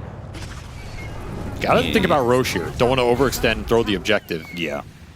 You take that, you go Roche, you're happy with that exchange. It is going to flip over to the other side. Can they do it in this 15-second window? I think they could have if they just beelined for it. Now it's iffy. Yeah, now you have to go top. Yeah, and in Game of Gladiators will have the chance to contest now. They're teeping in with the Bristle. Radiant are scanning. He wants to get there before Team Spirit, but there's too many of them.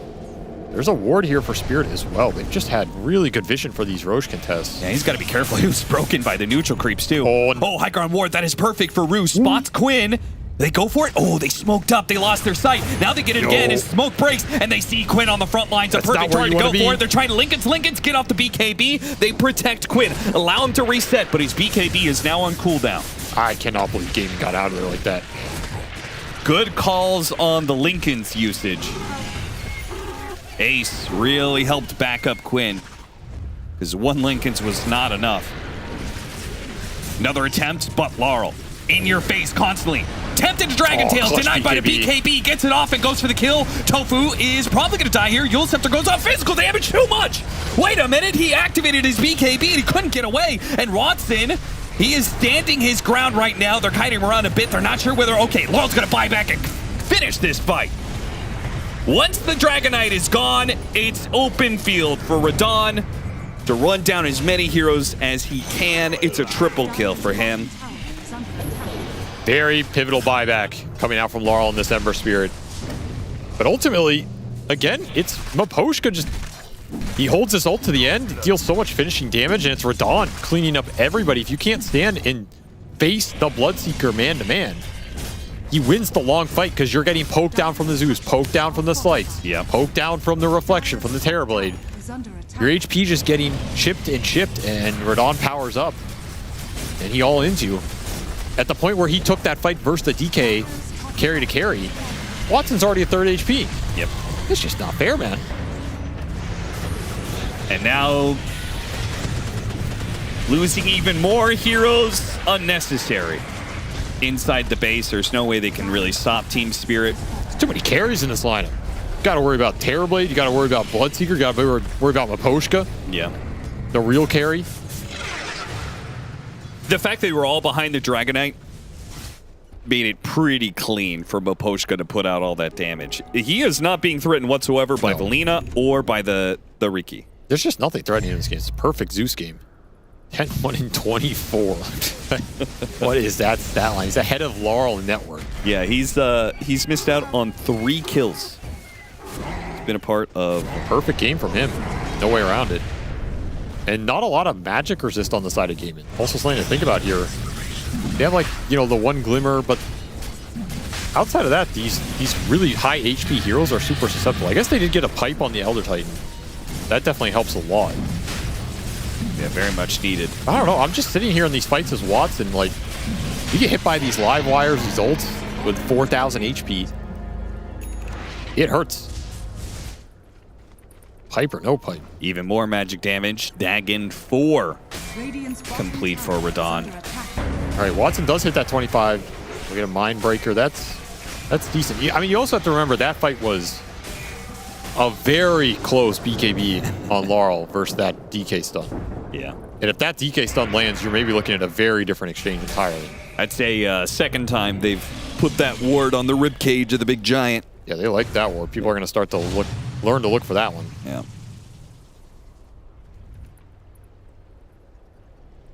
He's just poking out there.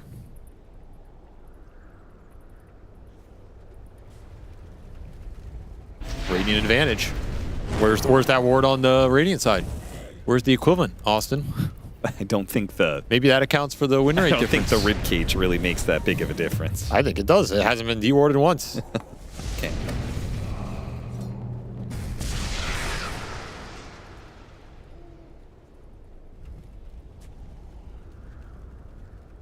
Pretty sure a lot of these Lincoln Spheres, by the way, are just not getting charged on the map. Yes.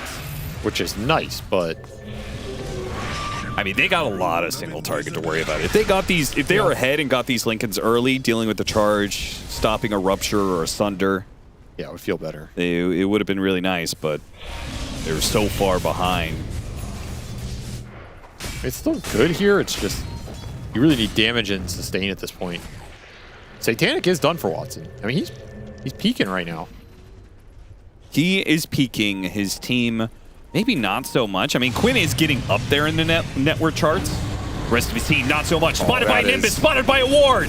The same ward, man. It has been Game & Gladiator's biggest folly, playing this area of the map and getting caught by the same ward 3 times in a row.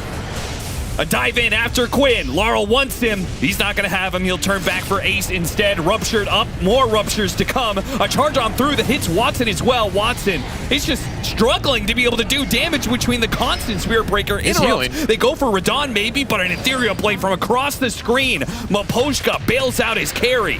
And that's still an Aegis. In order to get that one, they have to commit on through. Rue gets another charge onto 2 of them. A second life on Radon. No BKB on this one. Yeah, but no stun either. I don't really know if you have enough to turn. You might not have enough to chase, though, if you're gaming. Double buyback committed. You didn't get anything for it. Yeah, and Dragon Form is now on cooldown.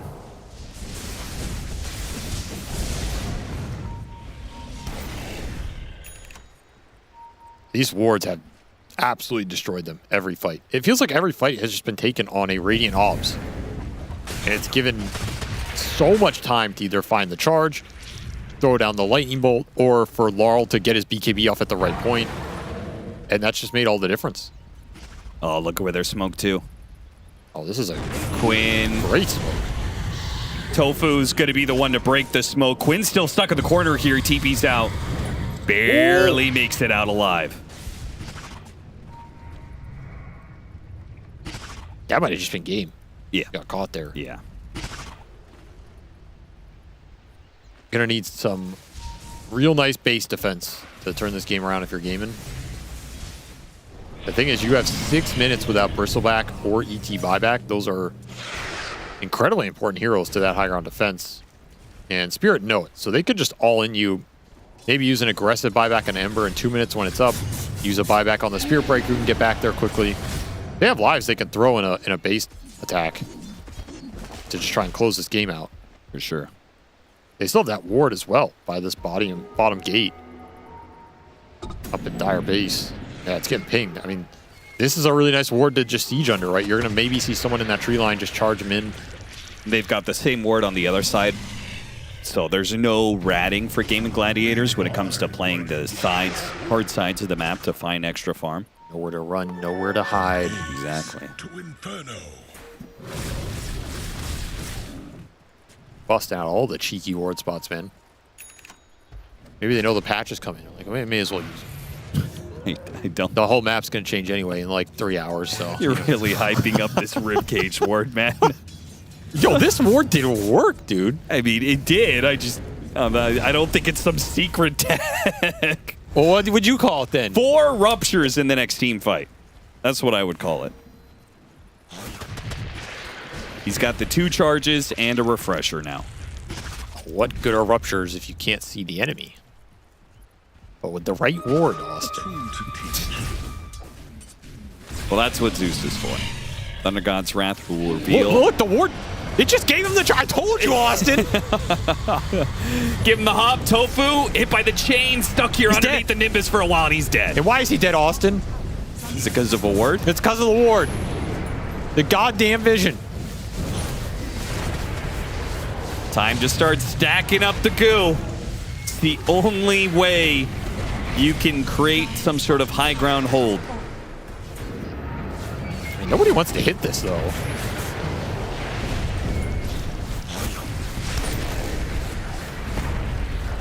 Nice stomp. They commit.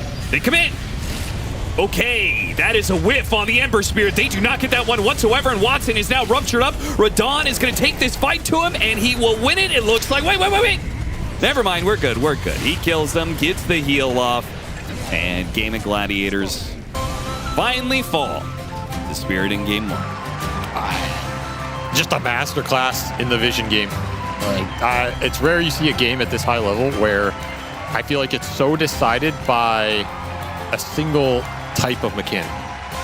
It was vision from the wards, vision from the Zeus, vision from the Spear Breaker, vision from the Ember going in the front of the fight, and slight chains here that sets it up, right? Thirst vision. Thirst vision. This game was just put on a plate. It was put as a buffet by the vision, and Radon and Collapse just come in, eat it all, protein for days to hit the gym later. Spirit are a scary team, man. This is a tough team to play against when they have good conceptual ideas of how to play patches or certain lineups, and it just leaves you wondering, like, what the hell are we even supposed to do, right? You're just getting outplayed super hard. It feels bad. It's easy to say, oh, let's go in next game and have better vision, but, like, I think Gaimin are a team. They're a world-class team. They're capable of adjusting things like that, but it's tough. This is a really cool game to watch, and like I said, MVP, that support duo for sure. 11-1 and 31 on 5-position Zeus. With 36,000 hero damage, he hit level 25 at the end. Said, Radon, hold my beer. I'm a 2-time TI winner too, baby. Not too many 5 positions getting level 25 and that kind of timing. Really well done by Team Spirit. They take the lead in the series. And earlier, Affy, we had the discussion on preference between a 4-position Zeus or a 5-position Zeus. But if I show you numbers like that, which one do you think it is? I think that Mapushka can take any support in Dota and pop off. Like, he is such an incredible player. I'm really glad Avery brought up that he basically carried this game, because he honestly did. Like, even the first rotation to Lina on that mid lane, yeah, they got the charge from Rue, but, like, they got the kill without him. Like, he was just everywhere at the start of the game. And the thing about support Zeus is you get so much value out of that early lightning bolt. Like if you can get 3 levels into that lightning bolt early on with the facet, you do so much damage to these tanky heroes. Like you actually are such a destructive hero in that sense, and it's nice to see Zeus properly utilized for the killing machine that he is now. Yeah, you say against tanky heroes. Now imagine doing it to Alina, which is not a tanky hero at all. Like early on, Mapochka rotating mid at least twice that I remember of. I'm sure there were a couple more times than that. Super impactful from a pos 5, everything that he was doing there. I mean, Collapse as well, playing a bit of a support offlaner for a while in that Terrorblade, putting out all the Sunders, using as many Lotuses as he could to keep Lal alive. And yeah, I think everyone just kind of played a role that you wouldn't necessarily expect from their positions, but what you want out of their hero. Whereas on the flip side, when I look at Gaiman, it's a little less, what's the word I'm looking for? Cohesive. Everything. Cohesive. Especially for me, the Tofu Ricky, it's just not necessarily a Tofu hero. When I think of him and when he's had these massive plays where we've always sung his high praises, it's more on like the Maranas, the Rubiks, the Hoodwinks, the ranged 4s, and Ricky just in the past hasn't really been his thing. And then in this game, I think it's just all round a rough Ricky game. And then yeah, Tofu just kind of really struggling tenfold on it. Yeah, he's had a rough couple of Ricky games, like this one and the one before. It feels like he's getting caught up, but a lot of that is due to how beautifully Spirit drafted around the Ricky. Like the Spirit Breaker plus Zeus plus Bloodseeker combination of running at that Ricky, making sure that whichever target they want to go on is always on, was very cool. Like I just love these creative Spirit drafts when they come out. I love watching them like weave in and out of these fights and just play completely destructively. Like the old Spirit, we did see a bit of this energy with the roster before this as well, but nothing hits like this one, Neil. Especially because there was one element specifically that whenever we see Laurel in his element, it more often seemed that he was capturing his youthful essence and recklessness more. It worked out more on a Collapse and Yatoro backup, which I had plenty of fun watching Satanic and Malik do their thing. But I feel like Laurel was able to really be his true self. Yes. Confidence. It's one of those things, I'm sure there's some, I could like put on my Jenkins impression and pick some, I don't know, philosophical quote or whatever. But instead I'll go for a Shakespeare one. Yeah, Shakespeare. That's most certain. Yeah, really, really philosophical. Wow. That's actually in the book. No, but it's one of those things when you're surrounded by certain people, right? Even though if you're a little bit introverted and you're surrounded by extroverts, you're more inclined to behave that sort of way. It brings out a lot more in you. And I think maybe there is just that comfort part outside of the game as well of how they gel together, mesh together, and just what they all bring together is that tricore of friends. Perhaps we can bring in our most extroverted panelist on this entire broadcast. Fear Dota. Do you by any chance have a Kadia award of the game for me? I've got some Shakespeare for you as well. I agree. Whoa. So much said with so little.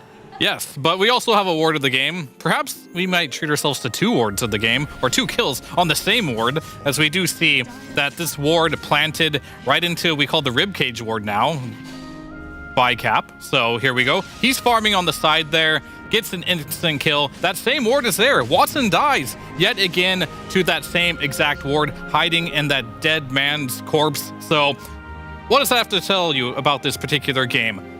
If you die in one spot, perhaps deward it so you don't die again. And that is your Kadia ward of the game.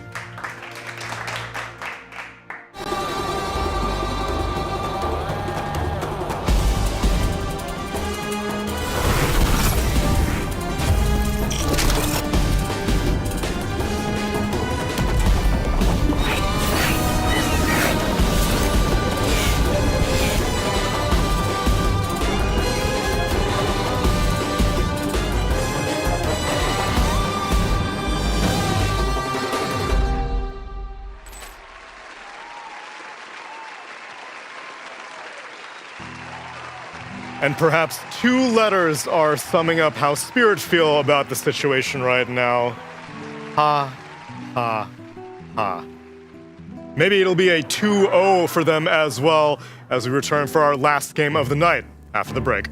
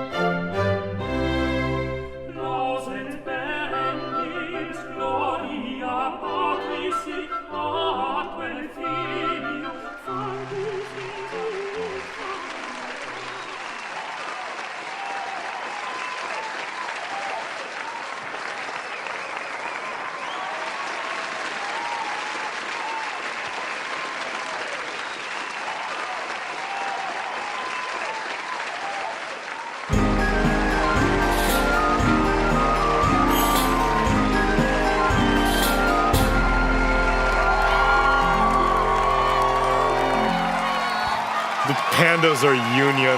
We can't keep them for 15 hours I a thought it day. was budget cuts. That's also why we're on the panel instead of the Sheemer shift. Really, we're cutting corners left and right. Yeah, they're really saving money on this one because I'm not even getting paid. I have to pay them to be here. You have to buy your own books. Yeah, I have to write my own sonnets. Write your own sonnets. What's next? Predict draft? Oh my gosh, do our own analysis. Ugh. Thank goodness we have the power of Intel behind every single pixel, though. Yay! Because they're still paying the bills for this beautiful set. What a delightful vibe change this has been. Because all of our post-DPC Dream Leagues have had a different vibe. The first season was like a talk show type thing. Yeah, that one was awesome. That was nice. Because we also all got to sit all the time. Now we've got to work on our fitness the whole time. Then second season was like a sports broadcast type thing. Where there were these different stations, and it's like, yo, let's see what the tech analyst is doing, see what the socials are doing. And now, it's a theater. Fear. The theater kid that you are. Give me your best monologue, best rendition of any literature. To be. You just don't mind. Okay. A dish is best served cold. Whoa. It's one specific dish, I believe. All of them. In Fear's house, all of them is served cold. His kids, they've never had a warm meal in their life. Revenge, gazpacho, lasagna, all of it cold. That's right. That's right. I used to know the entirety of the first paragraph of Tale of Two Cities. But Really? I only know the first sentence now. You also What's wrote the first sentence? It was the best of times, it was the worst of times. That's a Taylor Swift song too. Oh my gosh, maybe that's how I know it then. No, I'm not gonna go there. How many digits of pi can you recite? Because you seem like a 3.1. Pi. Fogged is actually the pi champion Is amongst he? the Dota talent. I know 3.14159. I would just be making up numbers if I went on. What? So I thought you had a mathematical background. yeah, math, not memory. There's a pretty big difference. I could do long form equations for you. Yeah? Yeah. Like Fourier Derivatives. transforms? Yeah, Fourier transforms. I had to do that for my degree. I could do that, but that would take too much. Did you know Tofu had 17 deaths in Did you the know last game? Tofu had 17 Did deaths you in know that game? Tofu had 17 deaths? 17? I thought it was more. I'm just When have you added these last rookie It was game tough together? one, That's tough some one. maths, isn't it? Yeah, I mean, are we allowed to talk about Dota? I forgot. Please. I mean, I don't know what's The going on anymore. curtains have I don't even know closed. where I'm at. The Like, draft has begun. The band is Can you left. I'm about to actually leave. just, recite this one for me. Which one? This what my thumb is. Gonzalo. Waking. Nope, the line above it. Then let us both be sudden. Then let us both suddenly enter this draft of game number 2 of the Spirit versus Gaming Gladiators. Spirit, they ban out Beastmaster, Phantom Assassin, Phoenix, and Magnus. Gaming Gladiators ban out Tiny, a respect first phase ban for the Terrorblade, and they close out their ban phase with Bloodseeker. First pick up a Pango. Quinn is ecstatic about the situation. Wait, whoa. Whoa, Why not just be Quinnies? might not just be Quinn's. Could be Could be. Acetiphers.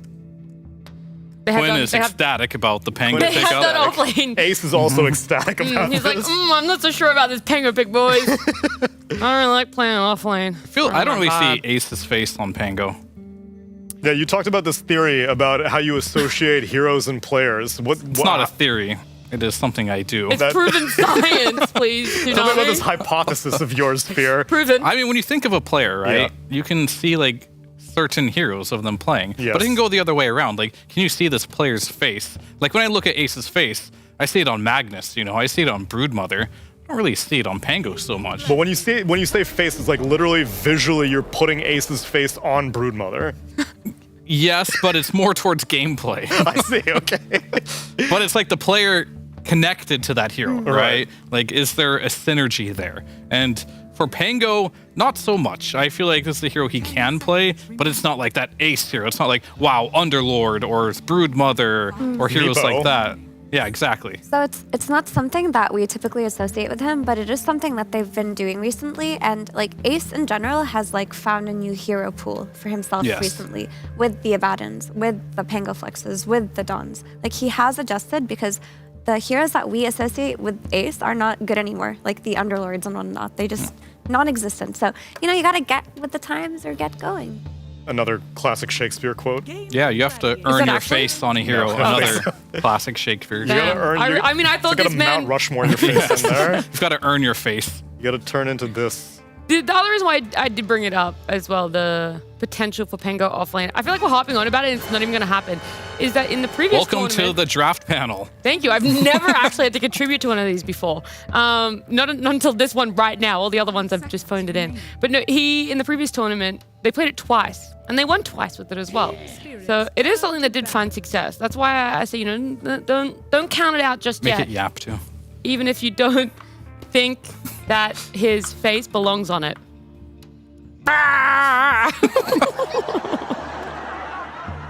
The main reason this discussion came up is because we were saying why Tofu on Ricky seems so unpleasant to us, and it's because we don't really put his face on melee heroes in general. Like we had said at the end of last game's discussion, he's a ranged 4 type of guy. Yeah. And so can't really see his face on, and plus he has an incredibly handsome face. Ricky is hideous.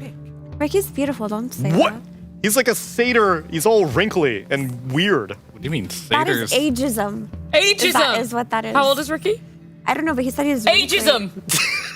Wrinkliness can come from sun damage also. It doesn't have to be pure I know, I'm age. from Australia. There you go. Age is yet a number. Age is another Shakespeare quote. I do. Didn't find that one in the Tempest. Another We didn't get to that quote. part yet. I do think with Ricky though, with how much value he's providing a lot of these drafts and how a lot of teams seem to be either overreacting to him or not knowing how to play against him. it is valuable to have in your pocket. Like, I understand why you want to play the meta because it's harassed you and made you sweat before.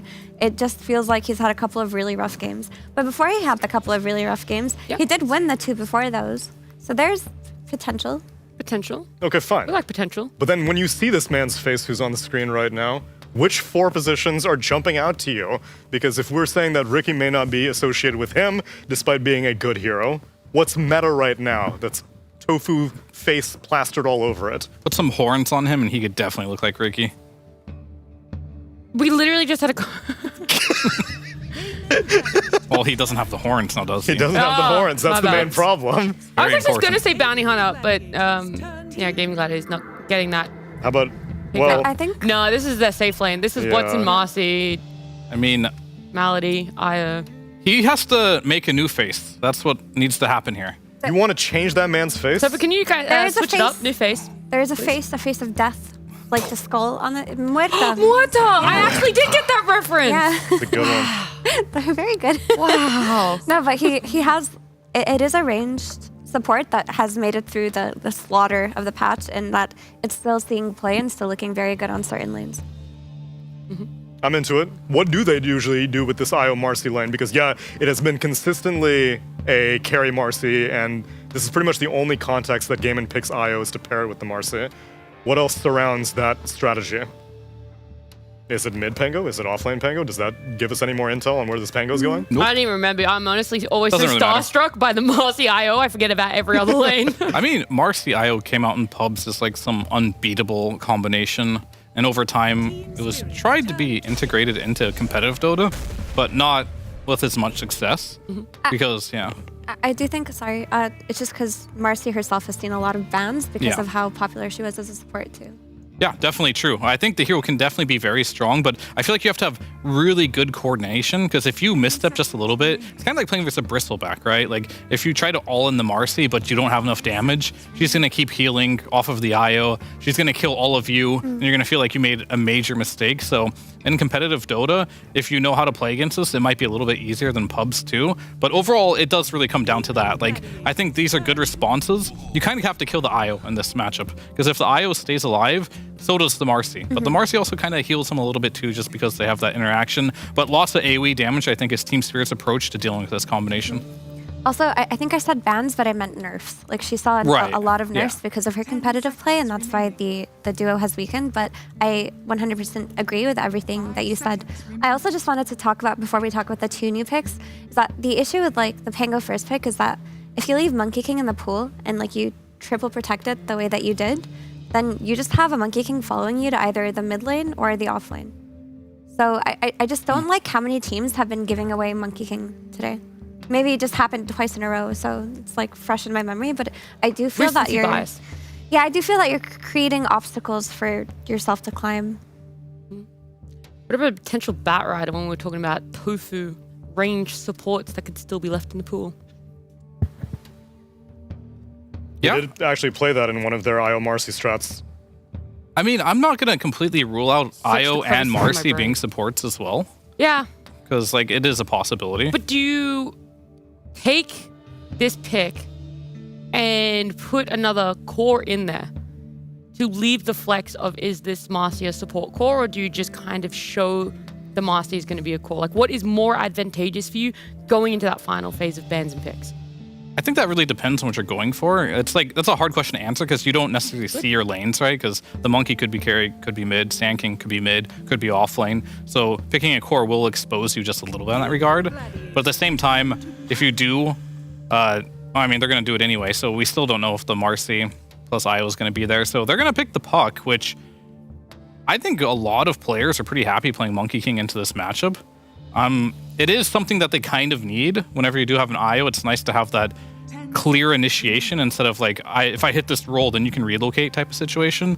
So it does make sense, but I am always a little hesitant when I see heroes like Puck and Pango on the same team because they typically, if they don't get off to a good laning stage, don't provide a lot of damage, but more so control. I do think that Puck can do a lot by way of damage if he gets off to a good start, though. Like, an early Parasma cannot be underestimated. Do you think his lane versus Monkey will be okay, though? I think there's still a chance, depending on what bans happen, that Monkey is just played on the safe lane. It could be, yeah. Making it, like, if they take out 2 really strong mid laners, that could be the case. But even versus Monkey, I've seen Puck do fine depending on the player matchup. Like, I believe it was ESL Bangkok that no one played it. No one played it, and he actually won the lane as Puck versus Monkey King. So while it is a hard lane for Puck, it's not like a Huskar versus Viper like we saw. Sure, yeah. It definitely takes more I'm pretty skill. sure I had the discussion with you, Fear, whenever you thought it was a very lopsided matchup in Monkey's favor, but then maybe the Mischief invulnerability nerfs made it a little bit more even. Yeah, that was always a debate. I mean, we'll have to see in this game if they want to go that route. Another hero that I think could be really good for Spirit, if they do want to pick it up, is TA in the safe lane. Like, I think TA safe lane, assuming the Monkey King matchup's fine and they feel like they're going to win it, a TA in the safe lane could be very, very strong. Good versus the Pango, good versus the Puck as well, and can also do lots of damage to this Marcy. So I'm a little afraid that if this Monkey King matchup is good versus Puck, they have a really deadly last pick carry pick available to them. Yeah, I could see that being a big issue. But I do feel that outside of the laning matchup, like, Gaimin have a lot of ways to control the game early on. Because if you look at IO Marcy, you also just need setup for the relocates. Like, if you can take advantage of those early on, with heroes like Puck with that Dream Coil or Pango with the Rolling Thunder, you already have a means to make the play. And it's not like the side lanes on Spirit are that strong yet. I think Pangolier, if Monkey King does go safe lane, is one of the better heroes to disengage from him. And the Sand King should get run down by IO Marcy. Like, I don't know how Sand King fights back versus that lane. So there are going to be lanes where you can get that snowball advantage into map play with IO. And now we can start grafting Tofu's face onto Batrider, because that is going to be his hero of choice, which locks the Marcy. Is that what he needs? It was the horns for the Ricky. Is it wings for the Batrider that you could picture his face for you? He needs to get highlights. Just needs the goggles. The goggles. Oh, speaking of goggles, more goggles coming out here. The gyrocopter.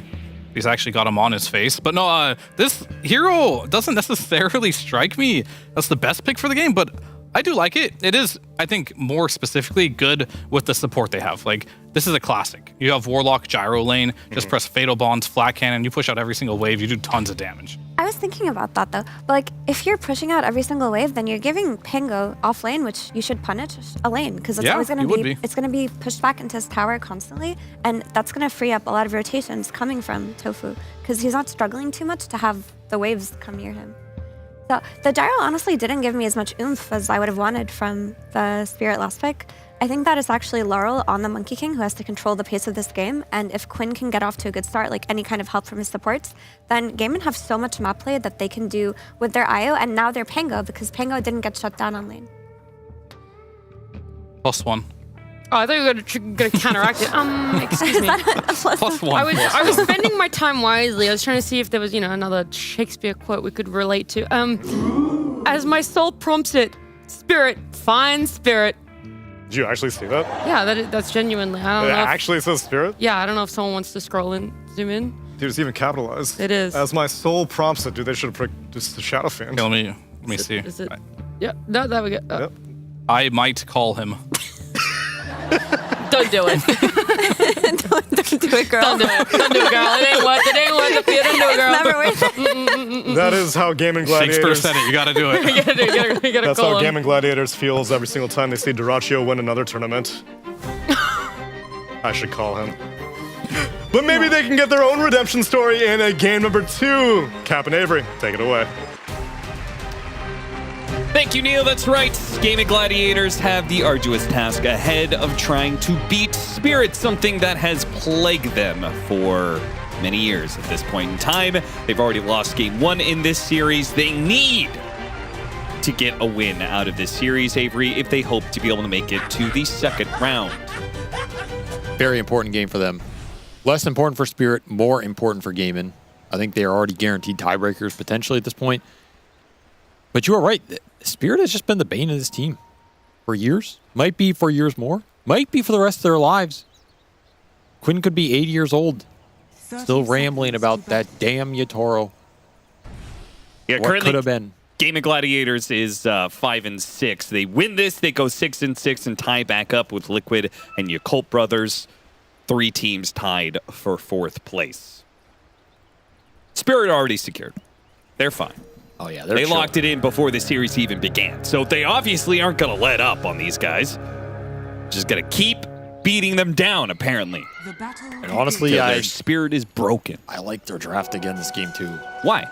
It's just so much AoE team fight versus an IO lineup.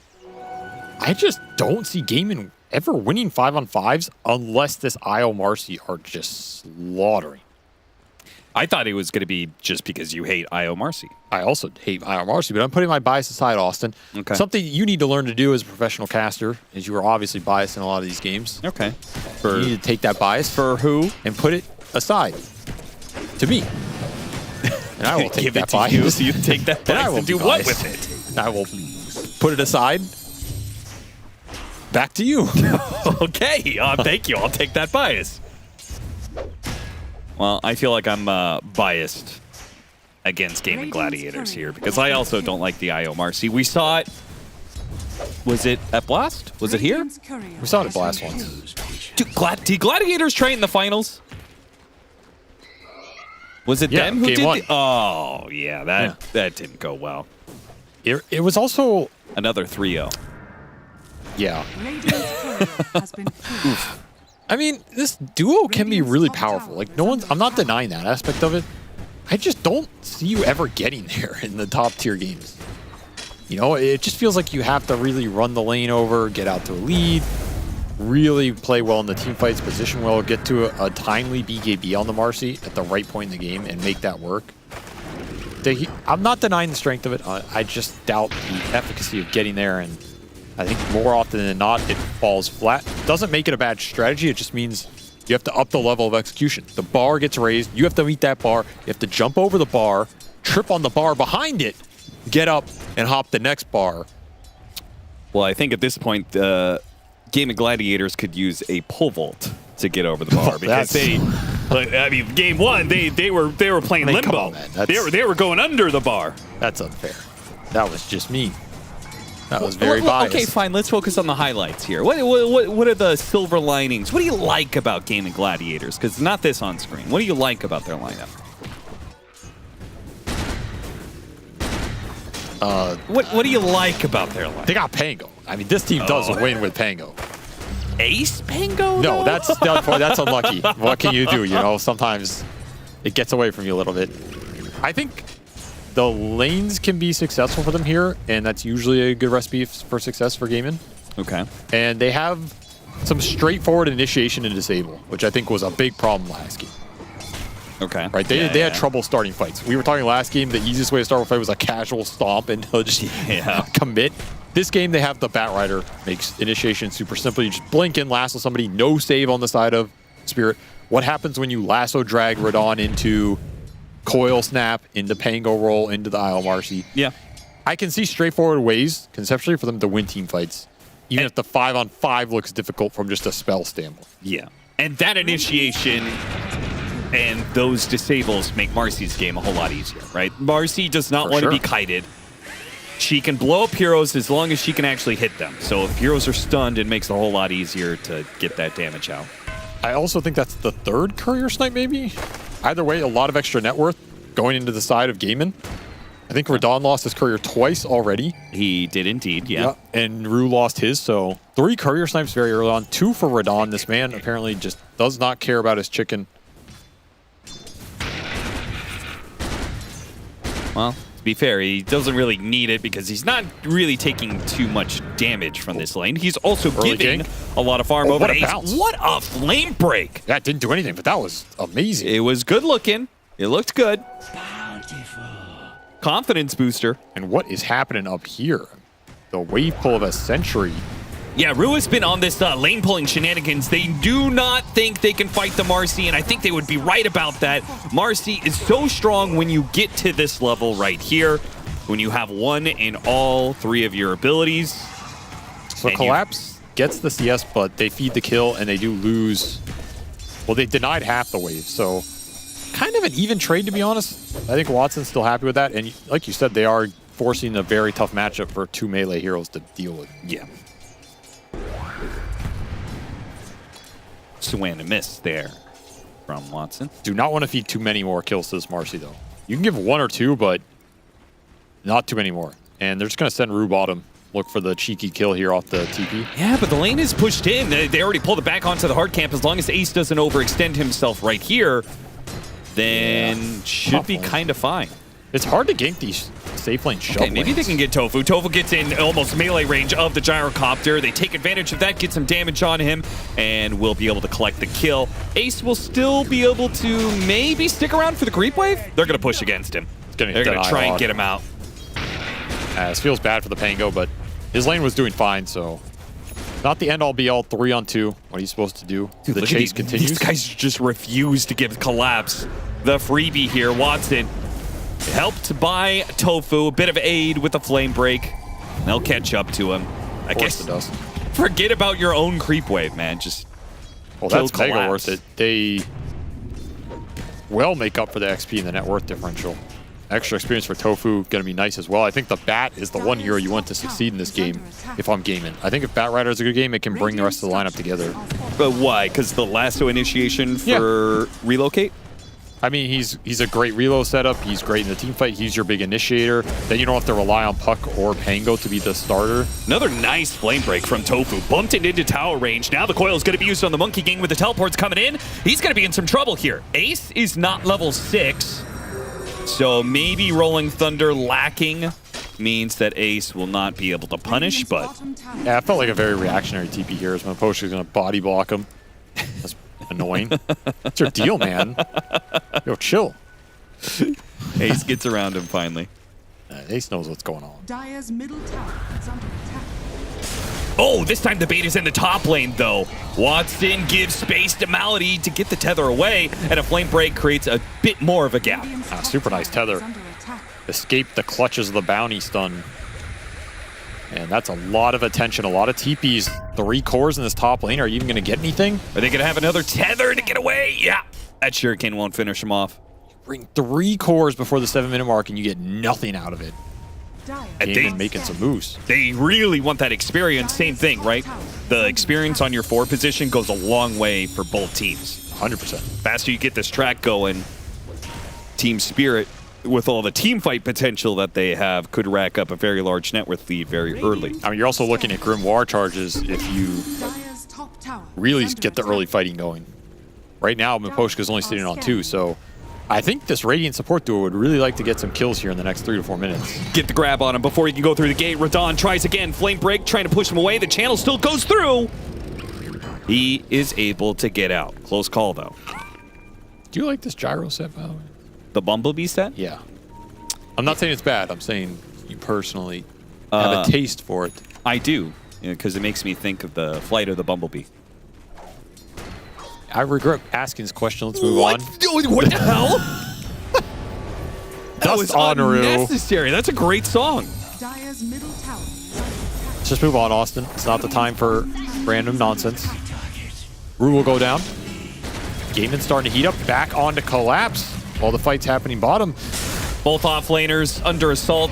Collapse gets off the epicenter to kill Melody, though. While Ace gets off the Rolling Thunder, but he can't kill him.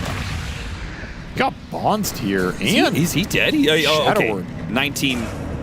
Oh yeah, he's chilling. fine. He's fine. Unless he doesn't use it. That's true. We could just die. I mean, could seen weirder decide stuff. he doesn't want to live anymore. Where's Tofu up to? This is, okay, a smoke that is led into a 2-man coil. Super nice gank. Yeah, this was really nice. See what else happens here, but they got what they came for sure. More experience to the Bat Rider, nice little gyro pickup. Okay, Laurel's still gonna get something out of this. Tofu. What's the opposite of regicide? Maybe chases for too long, or maybe he wouldn't have escaped ever. Monkey King was on his way after all. Another Grimoire charge. Little something, but that's true. Is he enough to get level 6? No. Needs more fighting. That's what I was saying. These early kills for the support duo on Spirit mean a lot. I don't know. This is a weird early game. I'm not even sure who's happier. I think Gaiman got a decent amount out of this Isle Marcy. At the same time, I think Collapse did pretty well in that lane at the same time. Yeah. Like recovery-wise and getting that kill into the tower. The Monkey is doing great. Gaiman made some good moves on the gyro. The bat's been involved in a decent amount. Not in that bad of a position. There's been trade-offs all over the place. Gotta look at this 10-minute power rune. That could be really nice here for the puck. Everybody converging for it. Yeah. Tofu. Flame break creates a bit of a gap, but they're still going to chase after him. Tether. Extra movement speed. Oh, the ultimate is lined up. It's going to hit him twice, but the heals. Too much. Melody keeps him alive. That was a very interesting committal. It was a heavy commitment, and they have the shield rune on look at this puck, stack. so it feels like they should want to fight on Game of Gladiators. Look at the stack, man. Oh! Satyrs and golems. It feels good. It's all the small creeps on that camp. Yeah. For a flat gyro. No centaurs whatsoever. And Collapse finishes up some ancients of his own just before the smoke gank. Perfect timing. Maybe you can swing this mid onto the monkey. Yeah, Laurel's going to immediately get coiled. As soon as he shows, it's a coil into that smoke gank finally showing up. There's a golem. And getting a fight here. The golem is going to be popped on all these heroes. Wukong's command goes off. They have to finish off Laurel now before the damage overwhelms them with the fatal bonds. Melody might actually die as the damage on Watson is ticking. It kills Watson. It doesn't finish off Melody. He's got to kill the imp. Okay. He's good. He's good. Tofu still on the run. Team Spirit bringing, again, lots of heroes into the mid lane. Yeah, Raposhka ready for that gank. Ooh. They got Wukong off before he got disposed. That would have been a very different fight. Oh, yeah. Tofu, no shortcuts. Oh, wow. He's going to be found. Spirit are just playing so fast today. Even in these little exchanges they lose, they still make the next play, find some little opening, rebalance the game. Been very difficult for Gaiman to build a lead at all, despite making the aggressive moves and being pretty decisive about it. Maybe one concern here, if you're watching this Gaiman lineup, is the amount of experience you're getting on this IO Marcy, because it's getting split a lot. And the Marcy's falling behind a little bit in terms of XP compared to all the other cores in this game.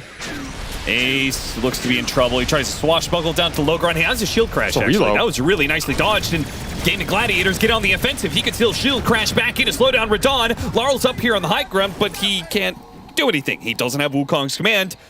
Only a boundless strike. That's certainly not going to do enough. They're going to leave Ace alone, though. And now, Laurel tries to strike. Boundless strike hits him. Rue follows it up with the chain stun. The Rolling Thunder trying to go off over and over again, but the stuns just keep on hitting.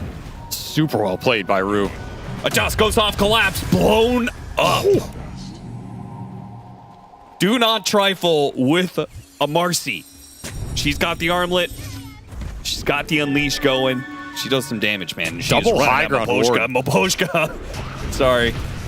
There is nowhere to run. Dude, this is an incredibly fast-paced game. Everybody's just fighting. 13 minutes. Why is Radon even here? Non-stop running around. Managed to take him off the trees. Quinn? Oh, he wasn't able to jump to his orb. What? The stun just perfectly overlaid right as the orb expires. He gets hit by the bounty hunter stun and isn't able to jaunt to it. That is an incredibly sad puck death summary. He got shadow walked once. Yep. And that's his death as a puck. No other stun. For 0.8 seconds. Rue got him, man. What can you say? Yeah, he did. Again, though, like, I'm looking at these connections. You know, like, why is Radon there, right? Like, that quickly. Everybody just wants to fight in this game. That's it. Like, the gloves are off. I mean, understandably so for Spirit. They have Bounty Hunter. Oh, yeah. You get more gold off of these team fights than you can getting hitting creeps. There is just no pause, no quarter in this game. And IO Marcy also love this kind of pace. Sure. Like early armlet Marcy. You're the strongest hero on the map. The more times you can kill people, the better off you're going to be. 6-1 start for Watson here. And the faster you, like, if you get these kills early, the faster you get to BKB, and then you remain untouchable for a long period of game. He's on a really good pace for this BKB. This is exactly where you want to be.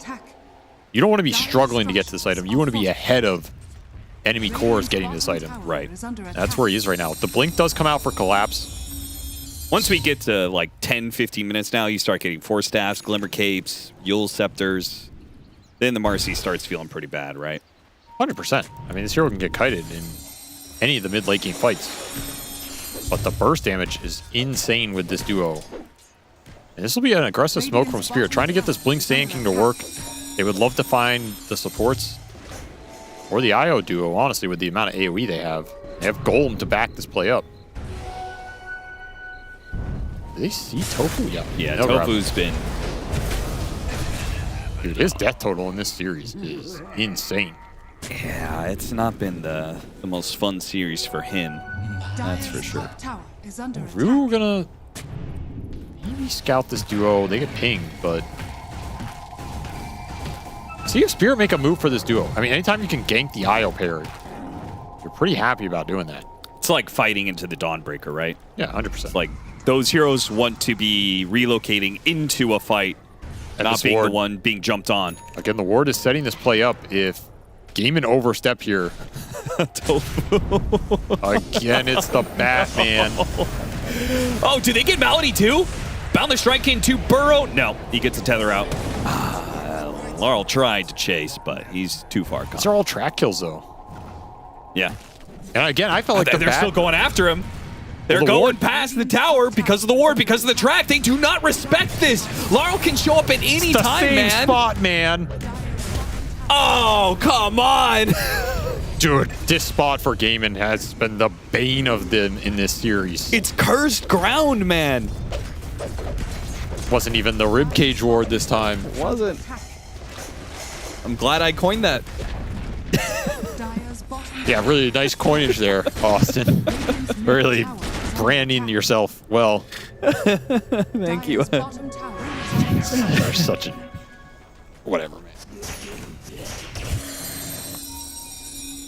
Yule's done for the Sand King now. These track kills boosting up these other cores. And you're looking at the vision on the map right now. You got to give Spirit the advantage again. Look at these obs. They're great to fight around, great for the bounty to scout, get the early tracks, make the movement hard for Gaiman. They have to reclaim some territory right now. Spirit playing up. Do not want to give any ground. No, that sentry is just... it's just barely misses. outside of the range of a ward. Yeah, the vision game has been immaculate this series from Spirit. Give credit where it's due. They're going to use that ward maybe to catch Quinn. Even the Kobold scouting things out, man. Quinn's like, dear God. Got him on the burrow. Bound the strike. Follow up. Kenny Johnson the orb. This time he makes it. Do they chase? So slow. No. Laurel. That's what I'm talking about, man. Deep. Quinn goes to the jungle. A Kobold comes out. Oh, it's a nice little Kobold. No, it is death. Run. The Kobold is the harbinger of death. I mean, you're just trying to get the BKB on this Marcy. Like, that is... Faster you get that, the happier you're going to be. Ace is also having a pretty good game. Mage Slayer, Echo Saber, all done on this Pango flying out now. Yeah, Watson was cruising to that item, and it got slowed. I mean, it was that death on the Ancients, and then he lost Ancient control. Radiant are scanning. Hey, I got a question for you. All right. Gunnar said something interesting. I don't like this question. I want to see if you agree or disagree. Okay. Okay, slow farming carry. Wait, watch Ace die real quick. Shield crash. Oh, Yule Scepter to get rid of the shield. Now it's just crash for Ace. Okay, you have a slow farming core and a fast farming core. They both die in a fight. Who is it better for? Is it better because you've taken the fast farming core out of the equation? He doesn't get the time to farm. Watson's going to go for a fight despite the fact they've already lost their Pango, the big team fighter, and they've got the golem to slow him down. He is being kited around. This is the nightmare for Watson's BKB. Marcy. No BKB. He's 200 off. What? He went in without a BKB? Why take the fight? I thought surely if he's going in 4 versus 5, it meant he completed his BKB. He's 200 off. Like, it's one camp. Brother. I mean, this is why I talk about the IO Marcy. I just don't see it win, because if you mess up one little thing, suddenly the game just feels so bad. And it all starts with the supports getting gone on first. Yeah, he just gets Yulesed immediately. And the second you're in this type of stuns, heads up 5-on-5, you're not going to win it as gaming, because they have Sandstorm, Epicenter, Bonds, Golem, Tracks. upheaval if you really want to skill it. Wukong command, gyro spells. What do you have? You have tether. Well, you don't have Rolling Thunder. Yeah, because Ace was dead. Sure. So it's an even worse fight. You're missing your biggest team fighter, and arguably the core that was having the best game from his position. So yeah, he's now behind Quinn, which is behind all 3 cores.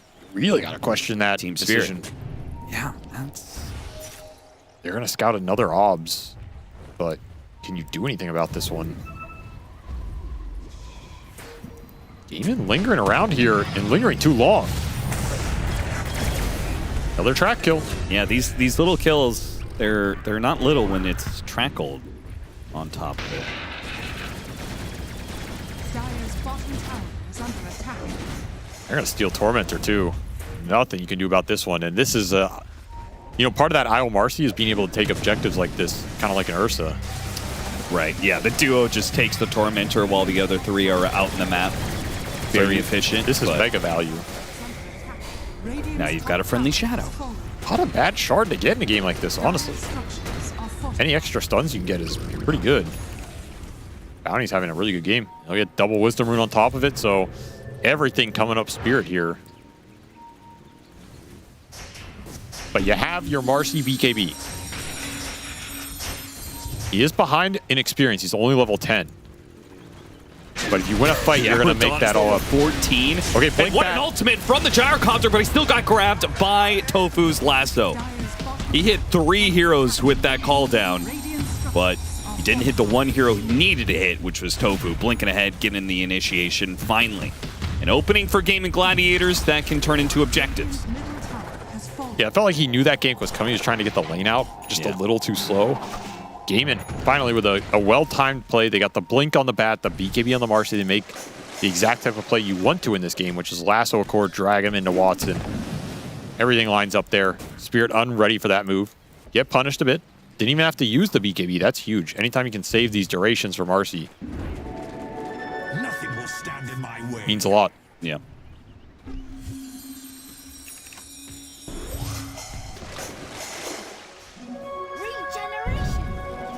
So that's big. Buys Gaiman a lot of time right now. Some extra experience going into the Isle Marcy pair, which they need to recover at some point.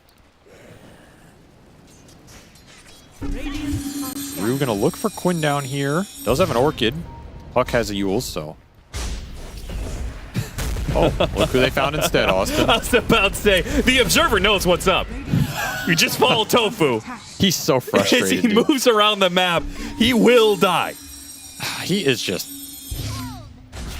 He has been the recipient of all this great vision between Rue and the Observers the whole series. Yeah. He has been the one paying the price. I don't think he likes what he's receiving. No. He does not. An ass whooping. That is one way to put it. They're finally going to be playing around a ward. They're saying, please, Spirit, walk into our vision for once. But they just get tracked instantly. Yeah.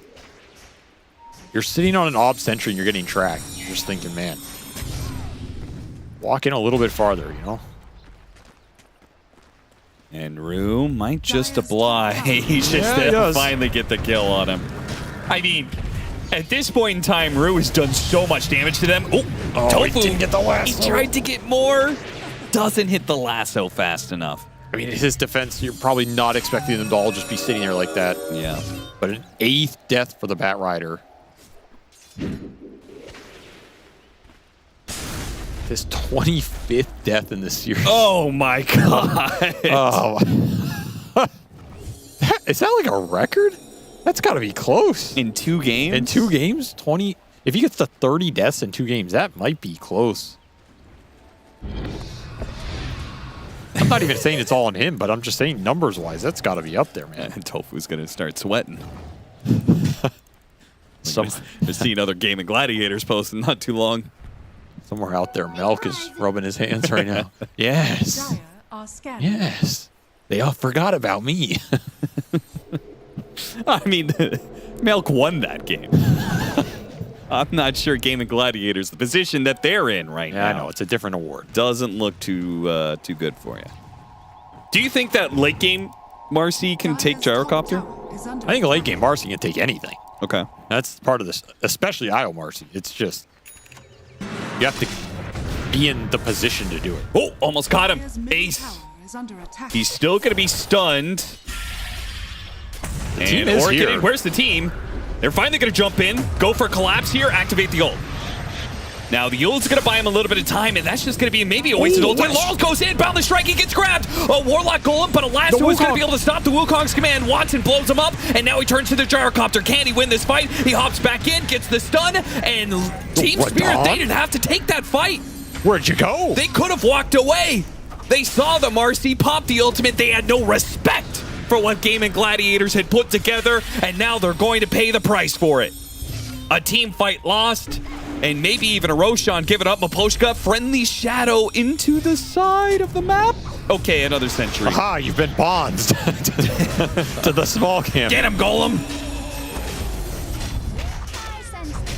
What a team fight from Gaming. They reload the Pango out too. I think they even might have been able to leave him there because the damage was not too fast. And then you would have had the tether for the Marcy. It would have been even smoother. Yeah. But even with that, this is a great fight. It all comes down to chain stunning this monkey. He never gets the Wukong off. Didn't pop BKB on that stunning. Yeah. Kind of a big misplay from Laurel. You still get lassoed, but you are going to live a lot longer there, I think. And Watson gets the job done in this fight, man. He dealt a lot of damage. Evaporated Radon. Yep. This Gyro does not fight Marcy almost at any point in this game if it's just a one-on-one and you're on top of him. It also seemed like they were on two separate pages, right? Collapse, Yules, Burrow strikes out. I think he's thinking in his head, Marcy used ult. Yeah, kite him out. No reason to fight. And Laurel sees this amazing opportunity to hit multiple heroes. Problem is, didn't use his BKB. That's an illusion, yeah. That is an illusion, sorry. And now you have full nullifier on the Marcy. That's a big item as well. Oh, Quinn's got to be careful using the orb forward like that. Bounty Hunter with an Orchid. Looking to catch him out, looking to get anything at this point in time. They are fighting for control of the Roshan pit. I mean, you got to remember these reloads. We haven't seen a lot of aggressive ones, but if you do manage to get a good Rolling Thunder at a choke point or something, you can reload the duo in and just, you know, effectively pre-BKB on Watson right when you land, and you're good to go. It is an option available to Gaming. If they want to contest things like this Roshan, they're too slow here, though. They are. Maybe they'll get Rue for it as they... Breaks it. It doesn't get dusted. Breaks it. It just out of range. Perfect positioning there with that ward. They set up ward sentries. Looks like they still want to fight. I mean, they could get baited in here onto this bounty. You clump on that target and you get multi-stun, Golem bonded. Yeah, the Age is just one more way for them to kite around the Marcy. This is a really good ward, though, for both teams. Yeah. Do they see Watson here? I don't think they do. It's barely out of their vision, but they should have enough. They've seen enough heroes that they know they're around here. They're going to wait to see if Gaming Gladiators pushes into them, into their ward. Take the hill, take the high ground. Watson, he's going to be the first one to Burrow Strike on two. Perfect initiation for Collapse, and the fight is already over. Take two out. Look for a third. Quinn on the run with a haste rune should be fine. It's the vision again, man. That obs on the hill barely spotted Watson on that camp, which sets up that instant Burrow Strike from Collapse. Get Wisdom Rune steals. There's the little silver lining for Gaming Gladiators.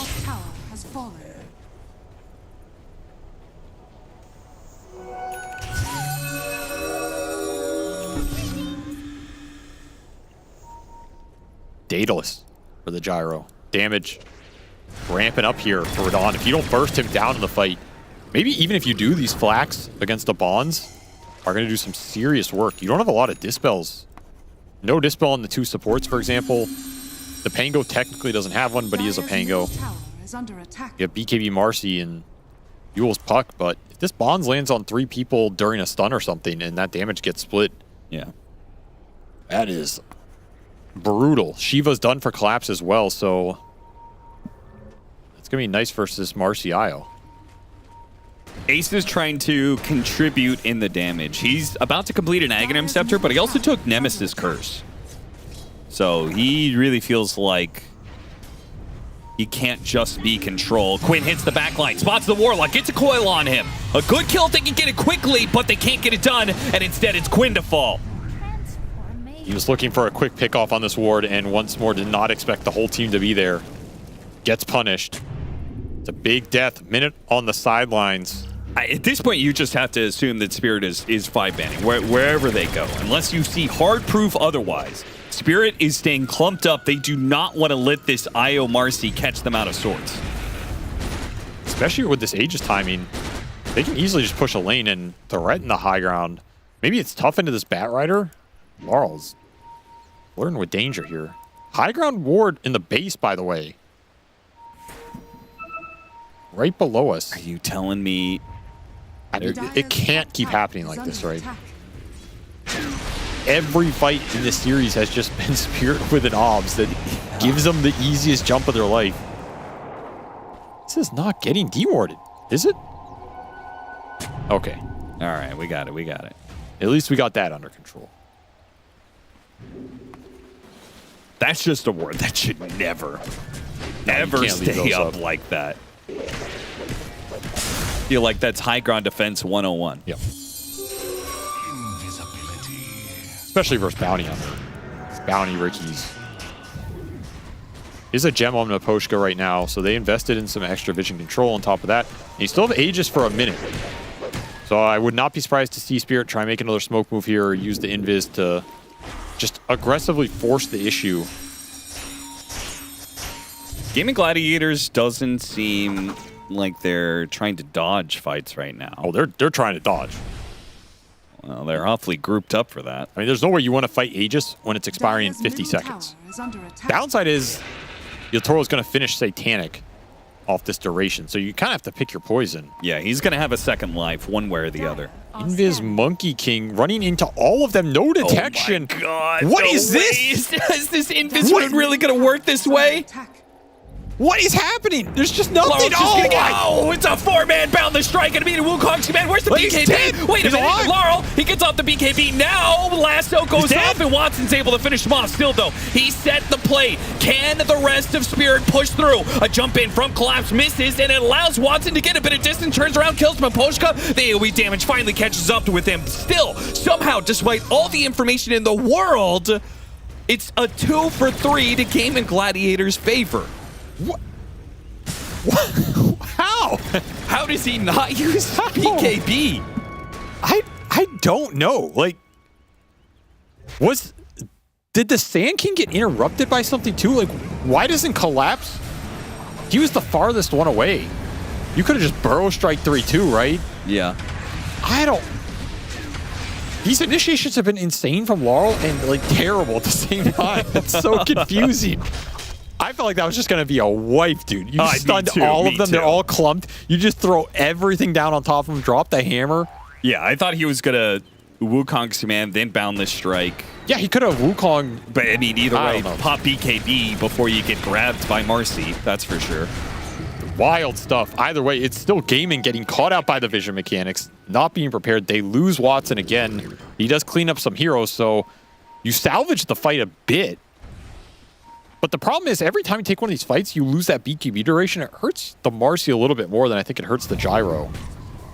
That's the big concern here. He's going back for S and Y, try and help deal with the stuns. Yeah. As they chase Collapse. We're finally going to see a coil relocate pickoff. Yeah, that's... We haven't seen that pretty much all game long because Spirit is grouped. I mean, that's like what you want to do with this lineup. Just isolate heroes with the Bat Rider, drag them into Nullifier Marcy, they're gone. Yeah. There's nothing you can do about that. Still a lot of firepower in this gaming lineup if you can use it. Satanic done for Radon. He's playing on half HP. My favorite part about that little interaction right there, the gem drops, Laposhka instantly buys a new one. Dedication. I mean, where did that gem end up? It ended up on the IO. That's his gem. That's his gem. It's on Quinn. Because he needs to know where the bounty hunter is with that orchid. So double gem for Gaming right now, also huge. With the vision issues. Whoa! As Quinn gets caught. Amp damage monkey. And now Laurel hopping through the trees, hoping to catch more. Ace has got his Rolling Thunder. Can he save his allies? No, this is a lost fight. You gotta bail. Bail soon. TP out, I'm sure. He's not TPing. That was... It's the golem. He had to get away from the warlock, and he couldn't get enough distance. That damn golem. We'll get Rue on the backside. Did they just lose both the gems? They just lost both gems. Oh my god. That's what I was about to bring up. Man. Quinn just got caught.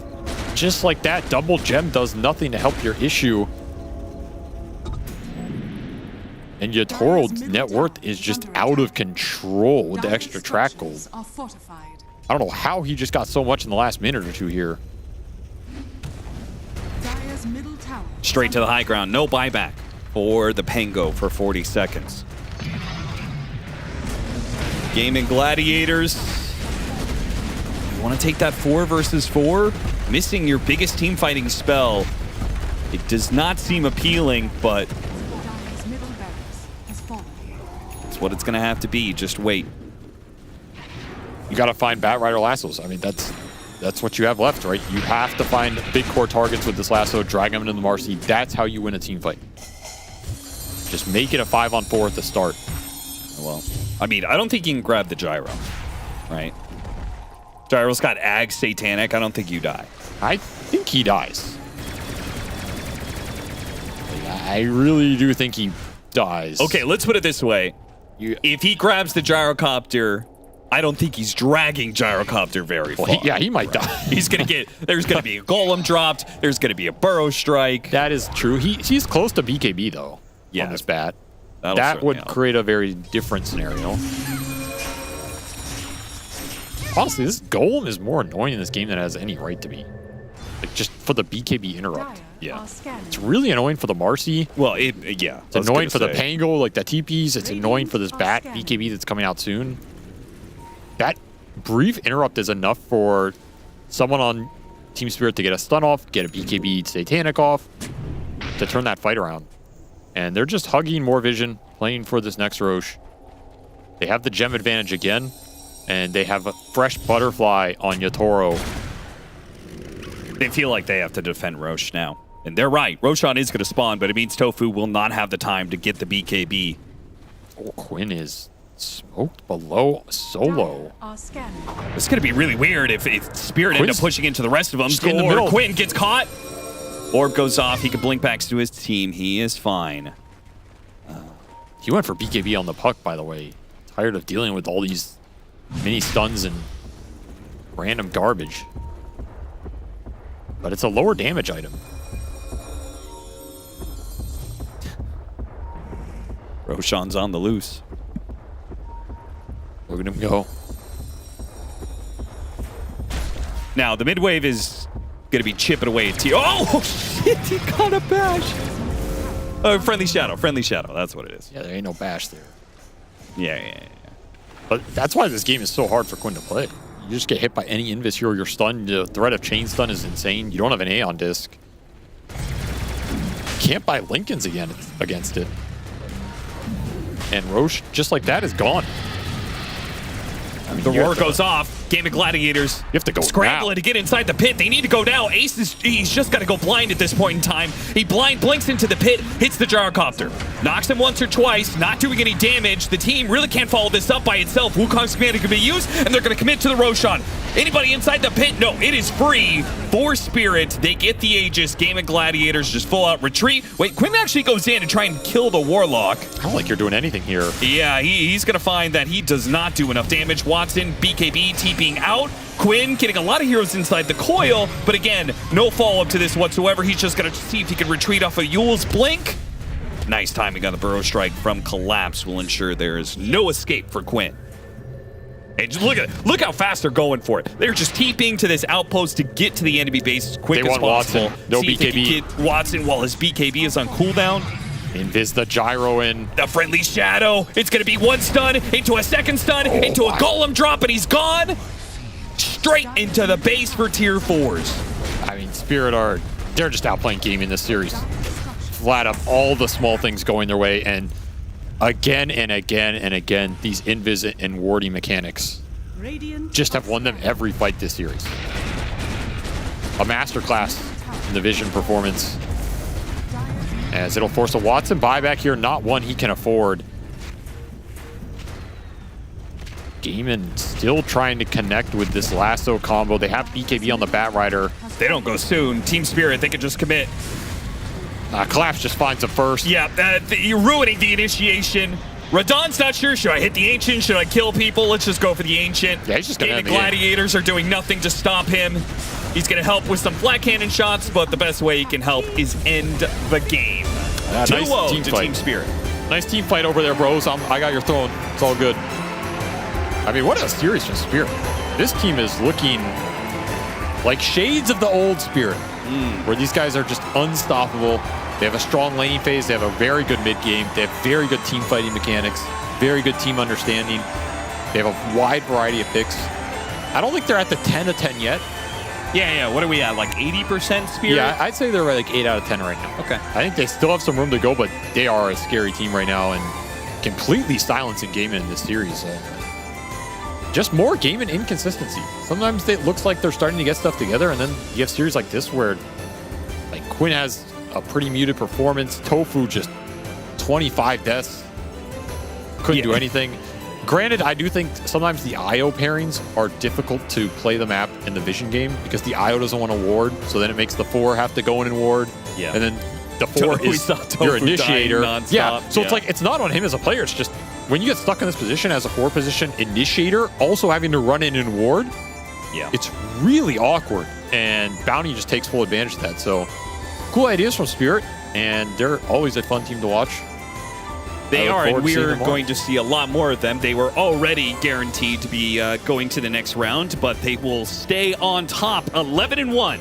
They close out the night. The good times keep on rolling for Team Spirit, and they will only have one more opponent left. Yakult Brothers. We'll always save the best matchups for last. But as for this matchup, goes pretty handedly the way of Team Spirit. Earlier, Spirit did lose one game against Liquid, but aside from that, fully undefeated. And Nat, the performance that we see here means that it's no surprise that it's a pretty hard team to beat. Yeah, I don't really know where to start with this game too much because I could have seen a lot of shining moments for this game in Gladiators draft, especially with their safe lane, the IO and the Marcy there. It is a staple that's worked well for them before. I don't know if it was just Melody on the IO not really knowing when to relocate, maybe him trying to fit in with the team on bringing numbers, if it's the rest of the team where no one's setting up for him. It was just like not this typical use of an IO relocate to try and have numbers in a fight, to try and have this aggression? Or is it just they're too scared with Spirit? Was Spirit always going to have the upper hand even if they did bring the numbers? Yeah, 100%. So I would not blame Melody at all. I actually think no, of course not. It's just more like this disconnect of using the IO. But it does feel like there was some inherent lack of synergy going on in that game because when you look at IO drafts, like there are usually two ways to play them. One was like the days of old with the IO Lush, IO Storm, where you could just stay with this guy, be your own aggressors, plays 2 all over the map, and then connect to your team. And then there's a more traditional way where you play with your carry, and then the rest of your team sets up for you, and then you take advantage of that global presence. Like you have a Dream Coil setting up, you have a Rolling Thunder setting up, you have a lasso, and you go in. But Gaiman actually, after the laning stage, didn't really try to make any plays. I think a lot of that honestly was due to them getting outclassed by Spirit. Like Spirit were making really successful moves when they went bottom. They killed IO and Marcy. They got the tower with that first Warlock Golem. Then they smoked and they found like those incredible kills in the jungle that really shouldn't have happened. And then they smoked again and they found the Batrider. And it felt like for a few minutes in that game, there was always at least one dead hero on GG. Yeah. And if you don't have all of your heroes, you can't really set up and make the plays. And yeah, just Spirit are in top form. What can you do? It's scary. And it makes numbers look a little lopsided when you compare the two teams. Fear, our Acer Predator head-to-head, what do you have in mind? Well, I think this time we shall choose supports as who we are going to focus on. And 2 supports in particular come to mind on this one. One of them will be Rue, and the other one will be Tofu. This is over the course of 2 games. Rue sporting 14 deaths, and Tofu with 25 deaths spread among 2 games, as well as perhaps some other stats we should look at. Hero damage done, 27,000 towards the 19.5k of Tofu. So we're already seeing here Rue's performance a little bit stronger. We will move on to assists now. Rue with 57 assists, which is quite high for 2 games, and Tofu managing to get 24. So I do have to give it to Rue in this series of having the much better stats than the Acer Predator head-to-head. Well, Fia, I know you love doing stats. I Yes. know you love There we talking go. about supports, and so I have one The one thing I don't like request for you. is your request. Well, too late, buddy. I got a request. I would love Mapushka Game 1 Zeus against Mapushka Game 2 Warlock. Okay, Specifically his stun time. let me get to the keyboard. While you do that, I have a nice little quote as well that Shakespeare so wisely wrote back in 1600. That's the one. Yep. I lost it. No, I found it. Sir, you may thank yourself for this great loss. Whoa. That's a big one. Wow. Yeah. Yeah, that one's for all the Dota players out there. Gaming Gladiators, perhaps their own worst enemy in this series. Or they're just faced off against a enemy that maybe not even somewhat outclassed them, significantly outclassed them. Perhaps it was the product of a mid lane result as well. Laurel, congratulations on the 2-0 series victory. I was wondering about your new/old team dynamic. So now you've got Collapse and Yatoro back in the mix. Has anything changed for you? You know, from your first iteration on Spirit to the Satanic Malik version to now back to Yatoro Collapse?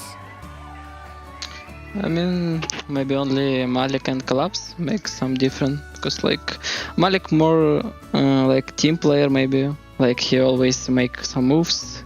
He like cannot farm creeps, so maybe that's the only reason. Collapse always farm and like can carry the game, but maybe Malik like more like team player. He always play with team and gank, all this stuff. So maybe this the reason. And Satanic and Yatoro like the same play style. Just maybe Yatoro play sometimes better, sometimes not. So not big. Maybe in some games he call more like in voice game more than Satanic. That's all.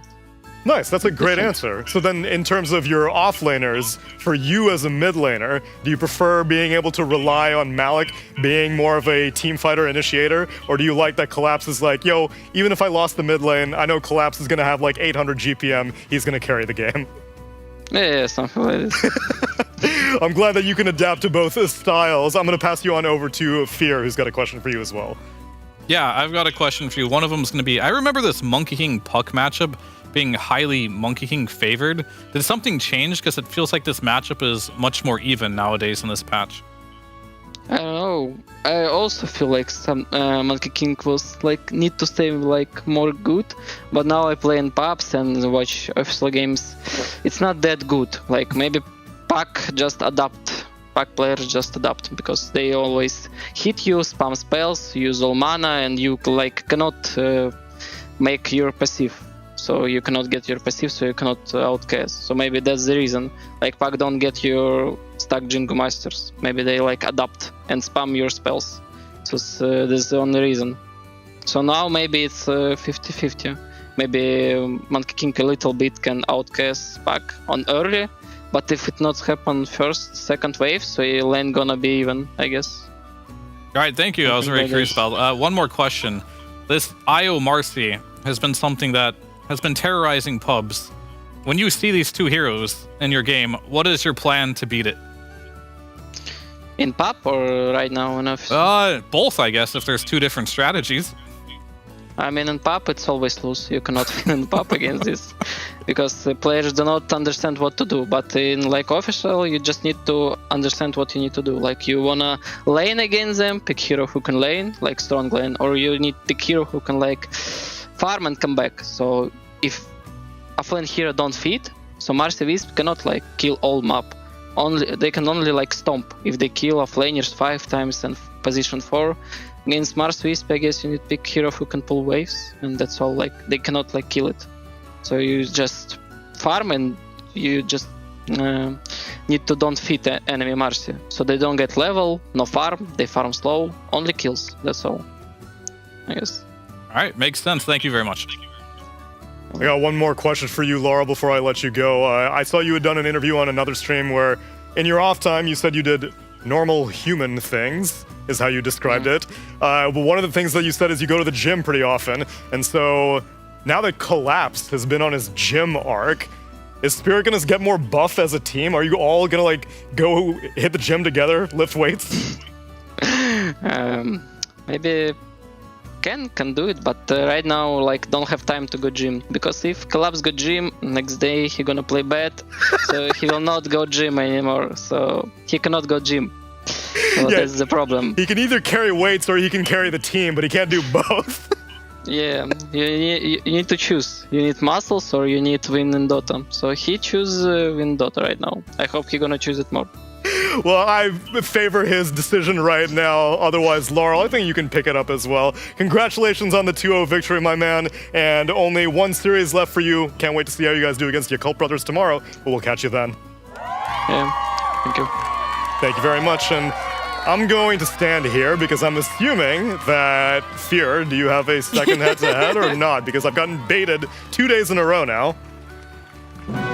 Of course he has something ready. I always okay. have something ready Load it up. that I do not request, that somebody else requests for me to do at the end of every single show. But here we go. We have building damage between Maposhka versus Maposhka. He was Zeus versus Warlock, and it does turn out Warlock Golem does damage to buildings, I'm and actually Zeus does shocked not. his Zeus number is that high in the first place. He was That is kind of crazy, yeah.